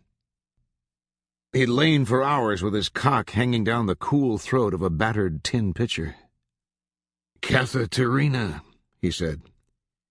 "My name is Kathy." "We've got to stop meeting like this." "Hush now. Can you lift up some? Lift up some." "Try to control yourself. Damn. You don't even have a temperature, so I know this is all put on." "I hear water running." "Hush." "I never saw a lovelier ass." "I never knew anybody to get sexy being catheterized." "Will you marry me?" "Sure." One night as he lay there, he felt suddenly strong enough to rise. He thought he'd dreamed of doing so. He eased his feet over the edge of the bed and stood. He tottered across the room and rested against the wall and came back. And again. He felt giddy. The next night he went down the corridor. "I feel like an angel," he told an old lady with a bucket whom he passed. There was no one about. A porter nodded at the desk. Suttree went out the door, down the street in his nightshirt, till he came to a phone booth. No coins blocked away in there. He had a tag with the name Johnson on it pinned to the front of him, and he took it off and laid it on the little metal shelf beneath the phone, and he straightened out the pin and lifted the receiver from the hook. He worked the pin through the insulation of the cord and grounded the end of it against the metal of the coin slot. After a few tries, he got a dial tone, and he dialed 21505. Car lights washed across this figure in nightwear, crouched in his glass outhouse. He dropped to the floor of the booth, a reek of stale piss. The number was ringing. Suttree wondered what time it might be. It rang for some time. "Hello? J-Bone?" "What? That you? Can you come and get me?" As they descended into McAnally, Suttree let his head fall back on the musty plush of the old car seat. "You want some whiskey, bud? We can get some." "No, thanks. You okay?" "Yeah. I just like maybe a drink of water." "Mr. Johnson liked to left us, didn't you, Mr. Johnson?" "So they say. Who put the priest on me?" "They said you was dying. I came up last week and you didn't know nothing. I had a little drink hid away, too." Suttree patted J-Bone's knee, his eyes shut. "Old J-Bone," he said. "I think you're a low-life son of a bitch for not bringing us one of them," said Junior. He opened one eye. "One of what?" "Them slick little nighties." "Piss on you." "Old Suttree's thinner than boneyard," said J-Bone. "Old Suttree's all right," said Suttree. They seemed a long time going, down over the pocked and gutted streets under random pools of lamplight. Blue, jagged bowls moth-blown that reeled along the upper window rim by dim-strung light wires. Pale concrete piers veered off. Naked columns of some fourth order capped with a red steel frieze. New roads being laid over McAnally, over the ruins, the shelled facades and walls standing in crazed shapes, the mangled iron fire stairs dangling. The houses halved, broke open for the world to see. This naked spandrel clinging someway to sheer wallpaper, and mounting upward to terminate in nothingness and night like the works at Babel. "They're tearing everything down," Suttree said. "Yeah, expressway." Sad chattels stood on the cinder lawns in the dim lilac lamplight. Old sofas bloated in the rain, exploding quietly. Shriveled tables sloughing off their papery veneers. A backdrop of iron earth-movers reared against the coke-blown sky. "New roads through McAnally," said J-Bone. Suttree nodded, his eyes shut. He knew another McAnally, good to last 1,000 years. There'd be no new roads there. At night, in the iron bed high in the old house on Grand, he'd lie awake and hear the sirens, lonely sound in the city, in the empty streets. He lay in his chrysalis of gloom and made no sound, share by share sharing his pain with those who lay in their blood by the highway side, or in the floors of glass-strewn taverns, or manacled in jail. He said that even the damned in hell have the community of their suffering. And he thought that he'd guessed out likewise for the living a nominal grief, like a grange from which disaster and ruin are proportioned by laws of equity too subtle for divining. The destruction of McAnally Flats found him interested. A thin, a wasted figure, he eased himself along past scenes of wholesale razing, Whole blocks, row on row, flattened to dust and rubble. Yellow machines groaned over the landscape, the earth buckling, the few old, coal-choked trees upturned, and heaps of slag and cellar holes with vat-shaped furnaces squat beneath their hydra works of rusted ducting, and ashy fields shorn up and leveled, and the dead turned out of their graves. He watched the bland workmen in the pilot-house of the crane shifting levers. The long-tethered wrecking ball swung through the side of a wall, and small boys applauded. Brickwork of dried blood cakes in Flemish bond crumbling in a cloud of dust and mortar. Walls grim with scurf and nameless crud. Pale spongoid growths that kept in clusters along the damper reaches came to light, and all-day grime-caked salvagers with hatchets spalled dead mortar from the piled black brick. Gnostic workmen who would have down this shabby shape-show that masks the higher world of form, and left at eventide these cutaway elevations, little cubicles giving onto space, an iron bedstead, a freestanding stairwell to nowhere, old Gothic soffits hung with tar and lapsing paint flakes. Ragged cats picked their way over the glass, and nigger dogs in the doorways beyond the rail siding twitched in their sleep. Until nothing stood save rows of doors, some bearing numbers, all nailed too. Beyond lay fields of rubble, twisted steel and pipes and old conduits reared out of the ground in clusters of agonized ganglia among the broken slabs of masonry, where small black hominoids scurried over the waste, and sheets of newsprint rose in the wind and died again.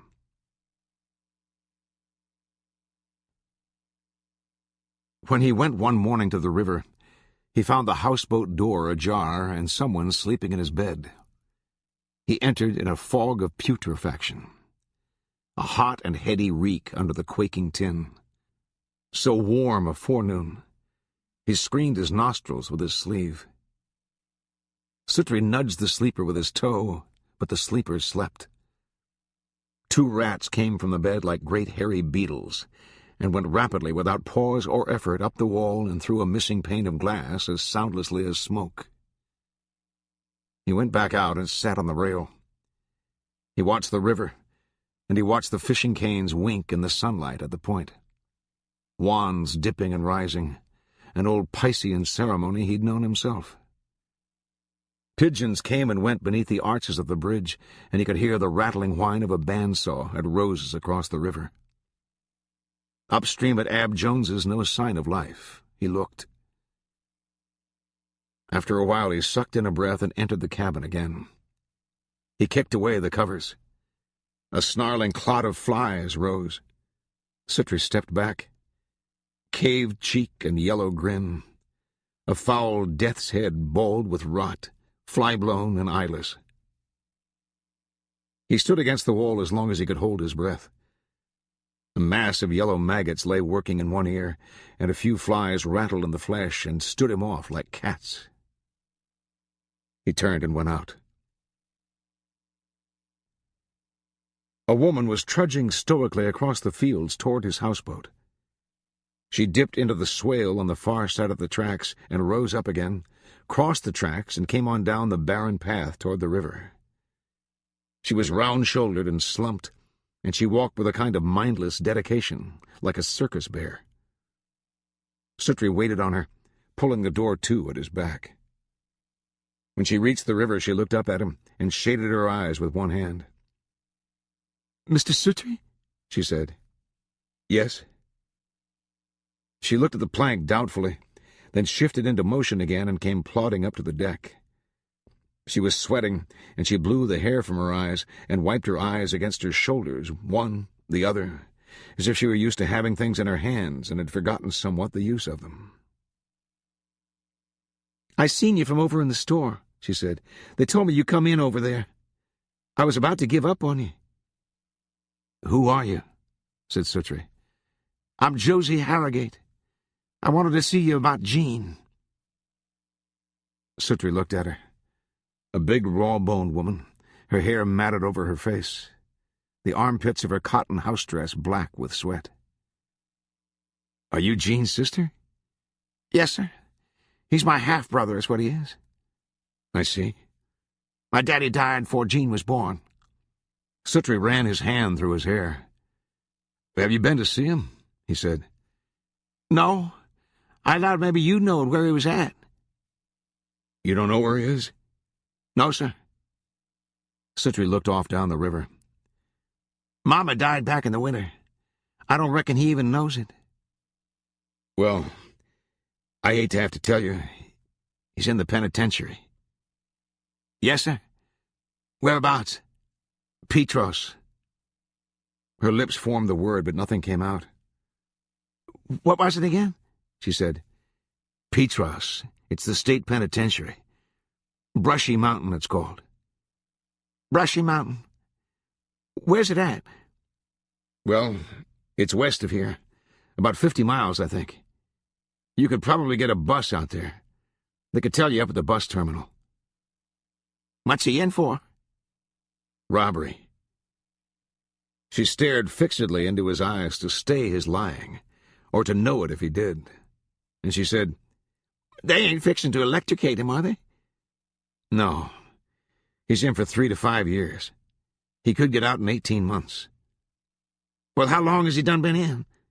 A couple or 3 months. Well, she said, I sure thank you. I knowed you was a friend of Gene. Gene's a good boy, Suttree said. She didn't answer. She had turned to go, but she stopped at the rail. What was that name again? She said. Brushy Mountain. No, that other one you said. Petros. Petros, she said. She said it again, staring emptily upward. Then she started down the catwalk. There must have been a loose cleat somewhere, because going down it she fell. Her feet shot from under her, and she sat down. The plank bowed deeply and rose again, lifting her flailing figure. She managed to get a grip and steady herself, and she stood carefully and went on, teetering along till she reached the shore. "Are you all right?" called Suttree. She didn't look back. She raised one hand and waved it, and went on, stooped and heavy-gaited, across the fields and the tracks toward the town.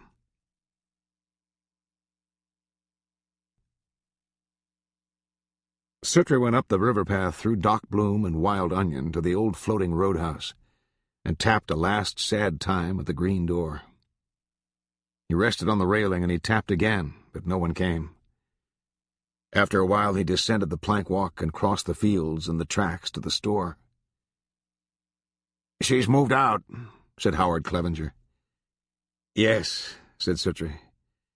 "She had a brother in Mascot. I think she went to live with them." "Did that woman find you that was hunting you?" "She did.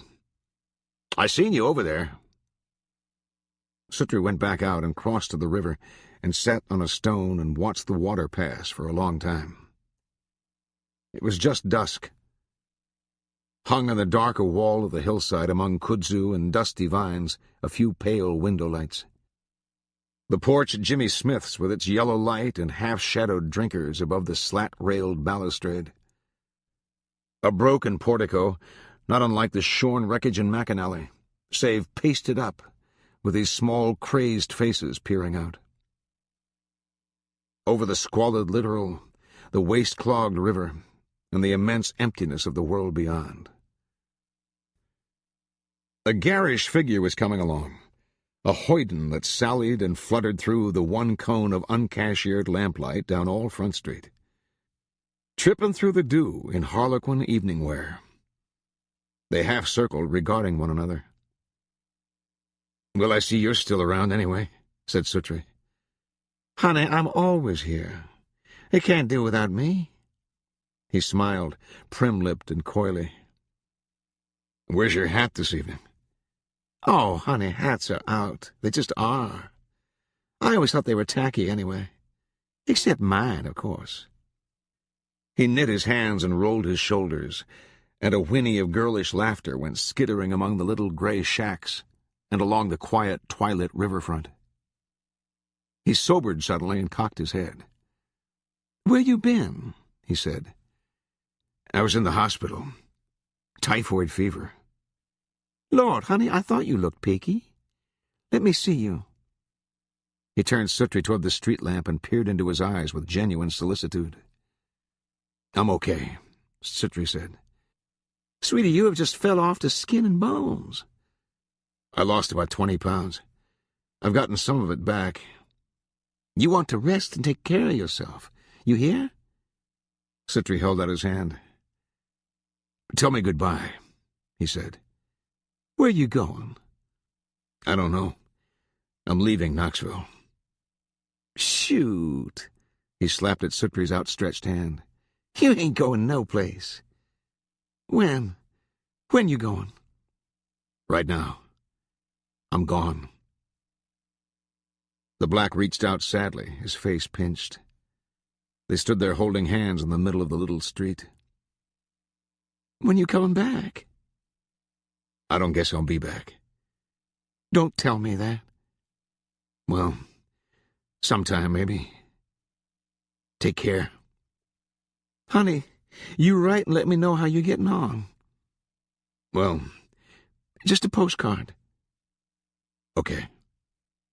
You need any money? Nah, I've got some. You sure? I'm okay. Tripping through the dew squeezed his hand and stepped back and gave a sort of crazy little salute. Best luck in the world, baby, he said. Thanks, John. You too. He lifted a hand and turned and went on. He had divested himself of the little cloaked godlet and his other amulets in a place where they would not be found in his lifetime. And he'd taken for talisman the simple human heart within him. Walking down the little street for the last time, he felt everything fall away from him, until there was nothing left of him to shed. It was all gone. No trail, no track. The spoor petered out down there on Front Street, where things he'd been lay like paper shadows. A few here, they thin out. After that, nothing. A few rumors, idle word on the wind, old news, years in traveling that you could not put stock in. He took the shortcut up the path behind the houses, avoiding any chance of other meetings in the street. Old broken Thersites would have called down from his high window, but he was not well these latter days. Dried vitriol hung in glazed strings from a bush by the side of the house, and Suttree even thought he heard muted sounds of grousing in an upper room.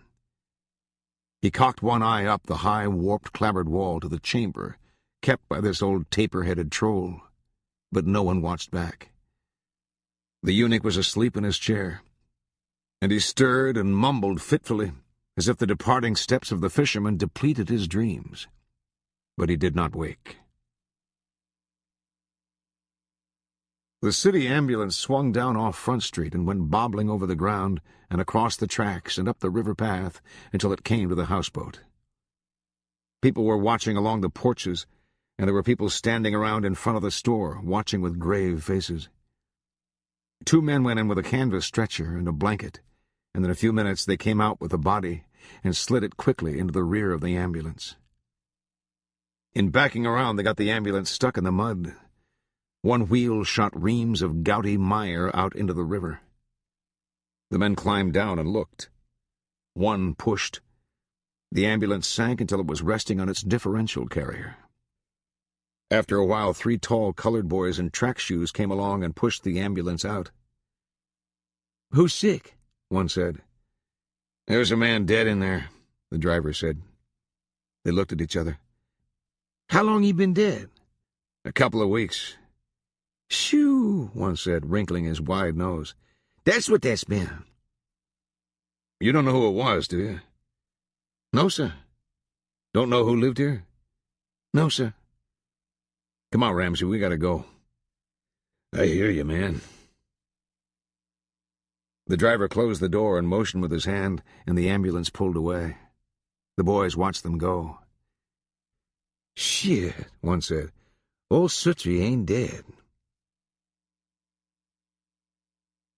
He had a small cardboard suitcase, and he came out of the weeds and set it on the edge of the road and straightened up and began combing his hair.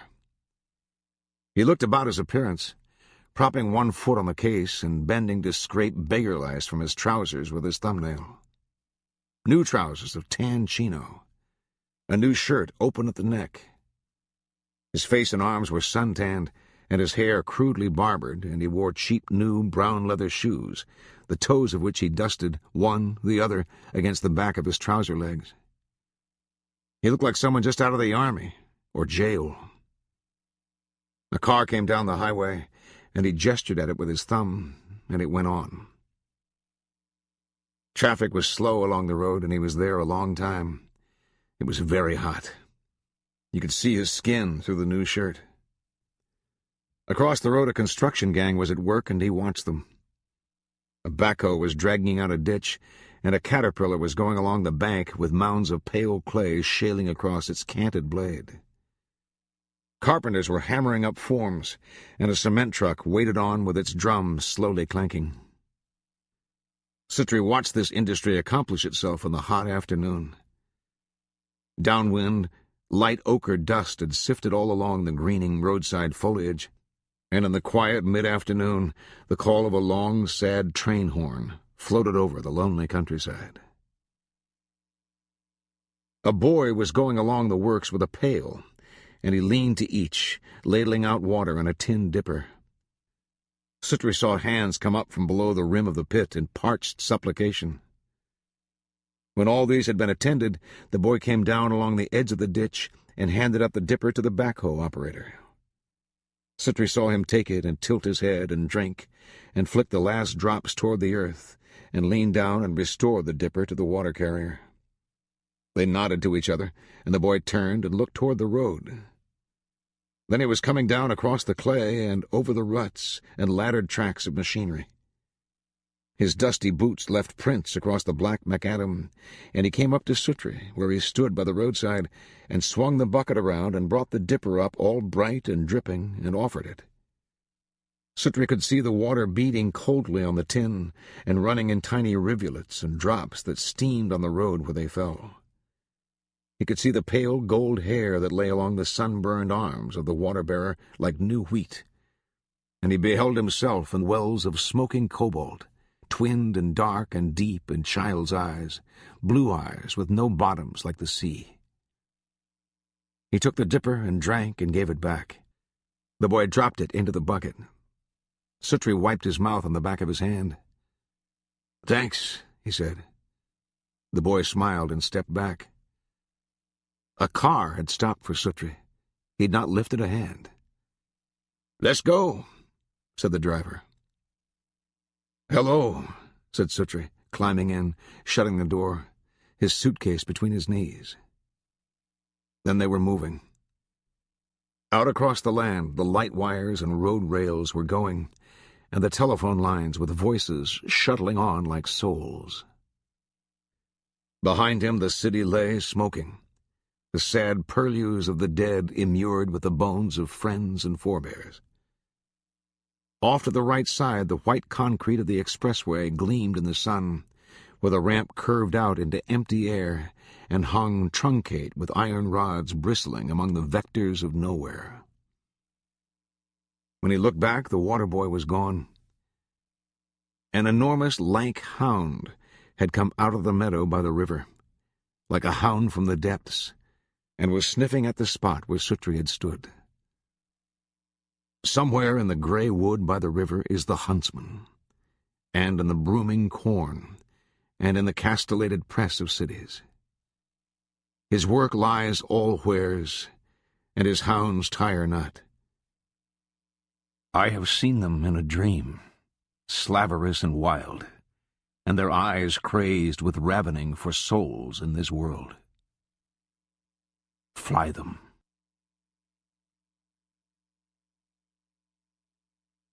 The end.